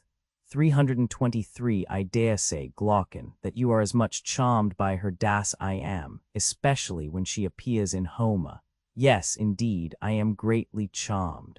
Shall I propose, then, that she be allowed to return from exile, but upon this condition only, that she make a defense of herself in lyrical or some other meter? Certainly. And we may further grant to those of her defenders who are lovers of poetry, and yet not poets, the permission to speak in prose on her behalf. Let them show not only that she is pleasant, but also useful to states and to human life, and we will listen in a kindly spirit, for if this can be proved, you shall surely be the gainers. I mean, if there is a use in poetry as well as a delight. Certainly, he said, we shall be the gainers. If her defense fails, then, my dear friend, like other persons who are enamored of something, but put a restraint upon themselves when they think their desires are opposed to their interests, so too must we, after the manner of lovers, give her up, though not without a struggle. Poetry is attractive but not true. We too are inspired by that love of poetry which the education 608 of noble states has implanted in us, and therefore we would have her appear at her best and truest. But so long as she is unable to make good her defense, this argument of ours shall be a charm to us, which we will repeat to ourselves while we listen to her strains, that we may not fall away into the childish love of her which captivates the many. At all events, we are well aware, for that poetry, being such as we have described, is not to be regarded seriously as attaining to the truth, and he who listens to her, fearing for the safety of the bee-city which is within him, should be on his guard against her seductions and make our words his law.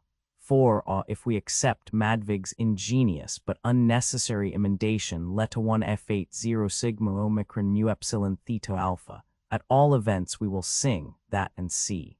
Yes, he said. I quite agree with you. Yes, I said, my dear Glaucon, for great is the issue at stake, greater than appears, whether a man is to be good or bad. And what will anyone be profited if under the influence of honor or money or power, or under the excitement of poetry, he neglect justice and virtue? 324 Yes, he said, I have been convinced by the argument, as I believe that anyone else would have been. See, and yet no mention has been made of the greatest prizes and rewards which await virtue. What, are there any greater still? If there are, they must be of an inconceivable greatness. The rewards of virtue extend not only to this little space of human life, but to the whole of existence. Why, I said, what was ever great in a short time, the whole period of 60 years and 10 is surely but a little thing in comparison with eternity. Say rather nothing, he replied. And should an immortal being seriously think of this little space rather than of the whole? Of the whole. Certainly, but why do you ask? Are you not aware, I said, that the soul of man is immortal and imperishable? He looked at me in astonishment and said, No, by heaven, and are you really prepared to maintain this? Yes, I said, I ought to be, and you too. There is no difficulty in proving it. I see a great difficulty, but I should like to hear you state this argument of which you make so light. Listen then, I am attending. There is a thing which you call good, and another which you call evil. Yes, he replied. Would you agree with me in thinking that the corrupting and destroying element is the evil, and the saving and improving element the good? Yes, everything has a good and an evil, and if not destroyed by its own evil, will not be destroyed by that of another. And you admit that everything has a good and also an evil. 609 As ophthalmia is the evil of the eyes and disease of the whole body, as mildew is of corn and rot of timber, or rust of copper and iron, in everything, or in almost everything, there is an inherent evil and disease. Yes, he said, and anything which is infected by any of these evils is made evil, and at last wholly dissolves and dies. True. The vice and evil which is inherent in each is the destruction 325 of each. And if this does not destroy them, there is nothing else that will. Before good certainly will not destroy them, nor again, that which is neither good nor evil. Certainly not. If then we find any nature which having this inherent corruption cannot be dissolved or destroyed, we may be certain that of such a nature there is no destruction. That may be assumed. Well, I said, and is there no evil which corrupts the soul? Yes, he said, there are all the evils which we were just now passing in review: unrighteousness, intemperance, cowardice, ignorance. Therefore, if the soul cannot be destroyed by moral evil, she certainly will not be destroyed by physical evil. But does any of these dissolve or destroy her? And here do not let us fall into the error of supposing that the unjust and foolish man, when he is detected, perishes through his own injustice, which is an evil of the soul.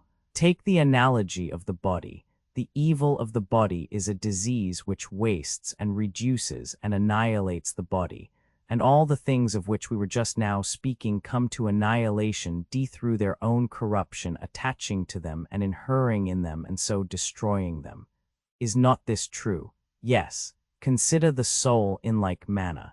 Does the injustice or other evil which exists in the soul waste and consume her? Do they by attaching to the soul and inhering in her at last bring her to death, and so separate her from the body? Certainly not. And yet, I said, it is unreasonable to suppose that anything can perish from without through affection of external evil, which could not be destroyed from within by a corruption of its own. It is, he replied. Consider, I said, Glaucon, that even the badness of food, whether staleness, decomposition, or any other bad quality, when confined to the actual food, is not supposed to destroy the body. Although if the badness of food communicates corruption to the body, then we should say that the body 610 has been destroyed by a corruption of itself, which is disease brought on by this, but that the body, being one thing, can be destroyed by the badness of food, which 326 is another, and which does not engender any natural infection. This we shall absolutely deny. Very true. Evil means the contagion of evil, and the evil of the body does not infect the soul. And on the same principle, unless some bodily evil can produce an evil of the soul, we must not suppose that the soul, which is one thing, can be dissolved by any merely external evil which belongs to another. Yes, he said, there is reason in that. Either then let us refute this conclusion, or while it remains unrefuted, let us never say that fever, or any other disease, or the knife put to the throat, or even the cutting up of the whole body into the minutest pieces, can destroy the soul, until she herself is proved to become more unholy or unrighteous in consequence of these things being done to the body. But that the soul, or anything else, if not destroyed by an internal evil, can be destroyed by an external one, is not to be affirmed by any man. And surely, he replied, no one will ever prove that the souls of men become more unjust in consequence of death. But if someone who would rather not admit the immortality of the soul boldly denies this, and says that the dying do really become more evil and unrighteous, then, if the speaker is right, I suppose that injustice, like disease, must be assumed to be fatal to the unjust, and that those who take dithies disorder die by the natural inherent power of destruction which evil has, and which kills them sooner or later, but in quite another way from that in which, at present, the wicked receive death at the hands of others as the penalty of their deeds. Nay, he said, in that case injustice, if fatal to the unjust, will not be so very terrible to him, for he will be delivered from evil. But I rather suspect the opposite to be the truth, e'en that injustice which, if it have the power, will murder others, keeps the murderer alive, aye, and well awake too. So far removed is her dwelling place from being a house of death. True, I said, if the inherent natural vice or evil of the soul is unable to kill or destroy her, hardly will that which is appointed to be the destruction of some other body destroy a soul or anything else except that of which it was appointed to be the destruction. 327 Yes, that can hardly be. But the soul which cannot be destroyed by an evil, whether 611 inherent or external, must exist forever, and if existing forever, must be immortal, certainly. If the soul is indestructible, the number of souls can never increase or diminish. That is the conclusion, I said, and if a true conclusion, then the souls must always be the same, for if none be destroyed, they will not diminish in number. Neither will they increase, for the increase of the immortal natures must come from something mortal, and all things would thus end in immortality. Very true. But this we cannot believe. Reason will not allow us, any be more than we can believe the soul, in her truest nature, to be full of variety and difference and dissimilarity. What do you mean? He said. The soul, I said, being, as is now proven, immortal, must be the fairest of compositions and cannot be compounded of many elements. Certainly not. The soul, if she is to be seen truly, should be stripped of the accidents of earth. Her immortality is demonstrated by the previous argument, and there are many other proofs. But to see her as she really is, not as we now behold her, marred by communion with the body and other miseries, you must contemplate her with the eye of reason in her original purity, and then her beauty will be revealed, and justice and injustice and all the things which we have described will be manifested more clearly. Thus far we have spoken the truth concerning her as she appears at present, but we must remember also that we have seen her only in a condition which may be compared to that of the sea-god Glaucus, whose original image can hardly be discerned, because his natural members are broken off and crushed and damaged by the waves in all sorts of ways, and incrustations have grown over them of seaweed and shells and stones, so that he is more like some monster than he is to his own natural form, and the soul which we behold is in a similar condition, disfigured by 10,000 ills, But not there, Glaucon, not there must we look. Where then? Her true conversation is with the Eternal, at her love of wisdom. Let us see whom she affects, and 328 what society and converse she seeks in virtue of her near kindred with the immortal and eternal and divine.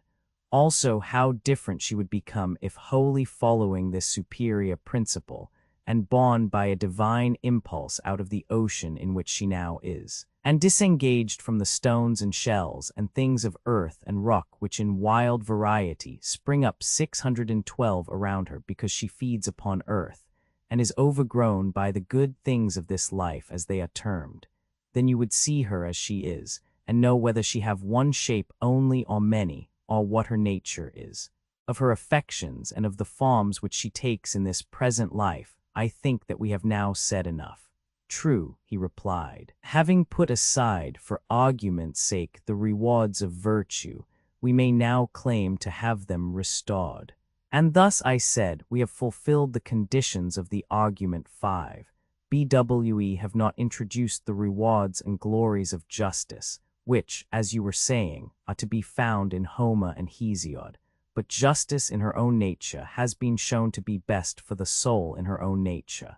Let a man do what is just, whether he have the ring of Gyges or not, and even if in addition to the ring of Gyges he put on the helmet of Hades. 5. Reading Letter 1 F00 pi epsilon lambda epsilon sigma alpha mu epsilon theta alpha. Very true.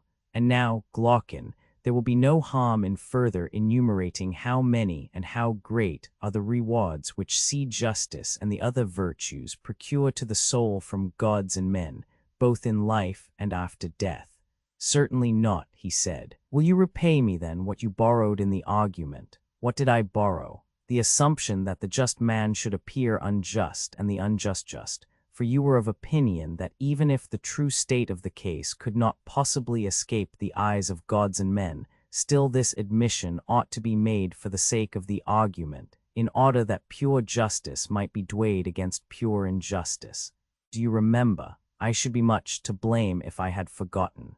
Then, as the cause is decided, I demand on behalf of justice that the estimation in which she is held by gods and 329 men, and which we acknowledge to be her due, should now be restored to her by us 6.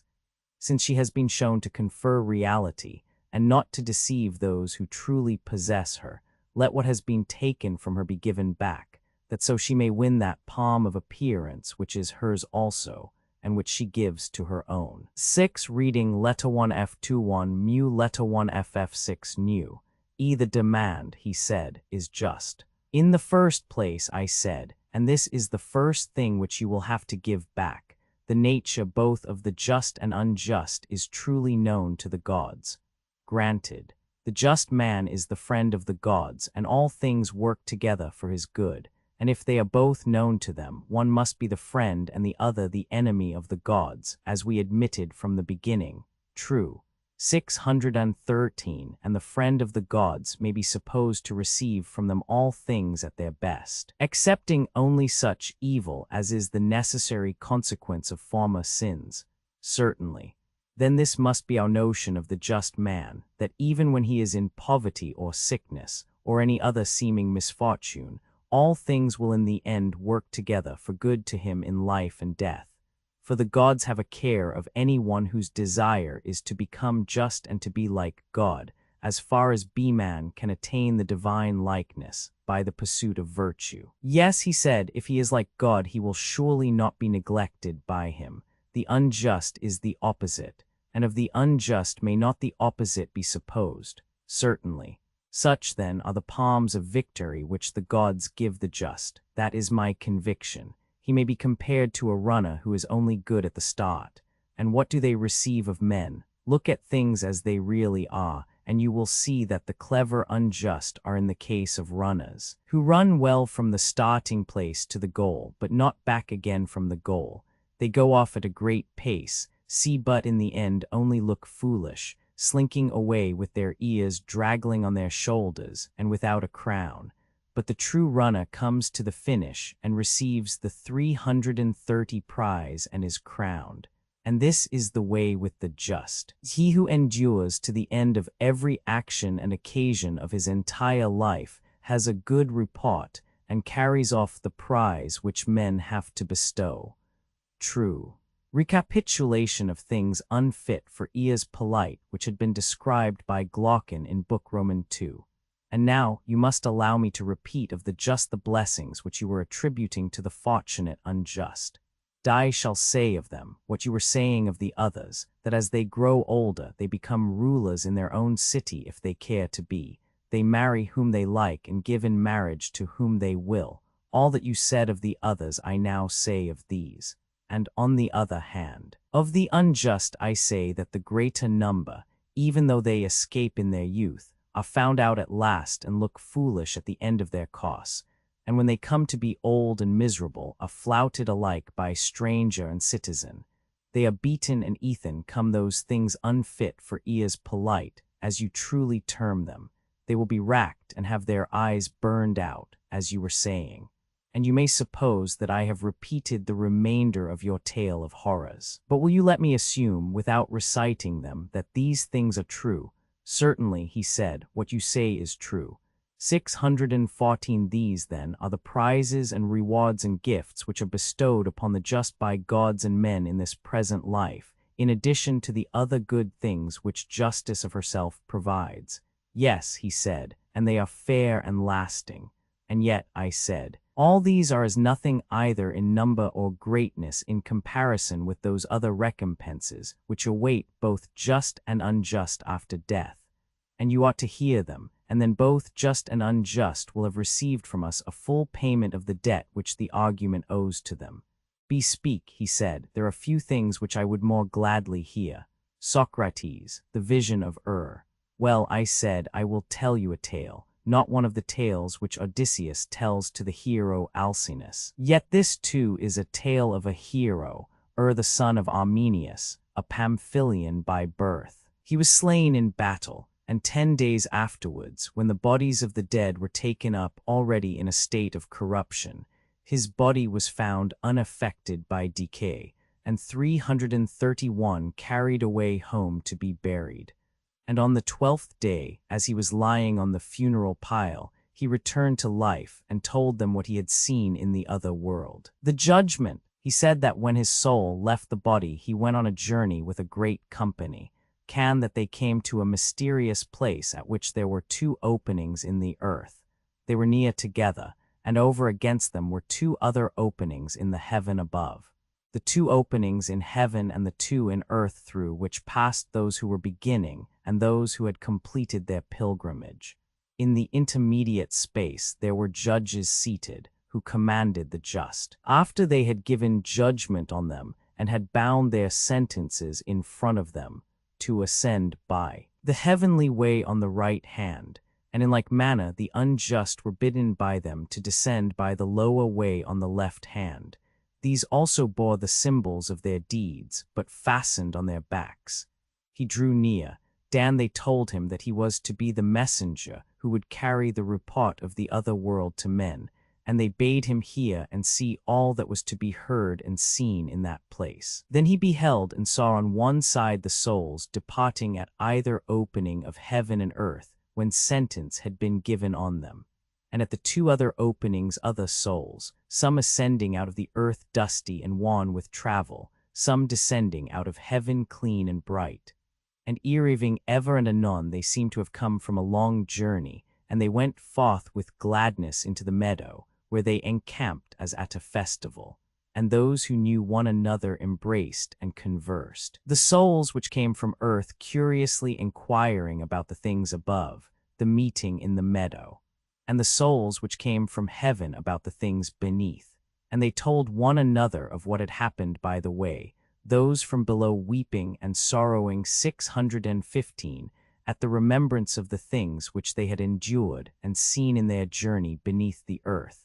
Now the journey lasted 1,000 years, while those from above were describing heavenly delights and visions of inconceivable beauty. The story Glaucon would take too long to tell, but the sum was this: the punishment tenfold the sin. He said that for every wrong which they had done to anyone they suffered tenfold, or once in 100 years, such being reckoned to be the length buff man's life, and the penalty being thus paid 10 times in 1,000 years. If, for example, there were any who had been 332 the cause of many deaths, or had betrayed or enslaved cities or armies, or been guilty of any other evil behavior, for each and all of their offenses they received punishment 10 times over, and the rewards of beneficence and justice and comeliness were in the same proportion. Unbaptized infants. I need hardly repeat what he said concerning young children dying almost as soon as they were born, of piety and impiety to gods and parents, and of murderers 7, there were retributions other and greater far which he described. He mentioned that he was present when one of the spirits asked another, "Where is Audius the Great, Audius the Tyrant?" Now this Audius lived 1,000 years before the time of He had been the tyrant of some city of Pamphylia, and had murdered his aged father and his elder brother. Dan was said to have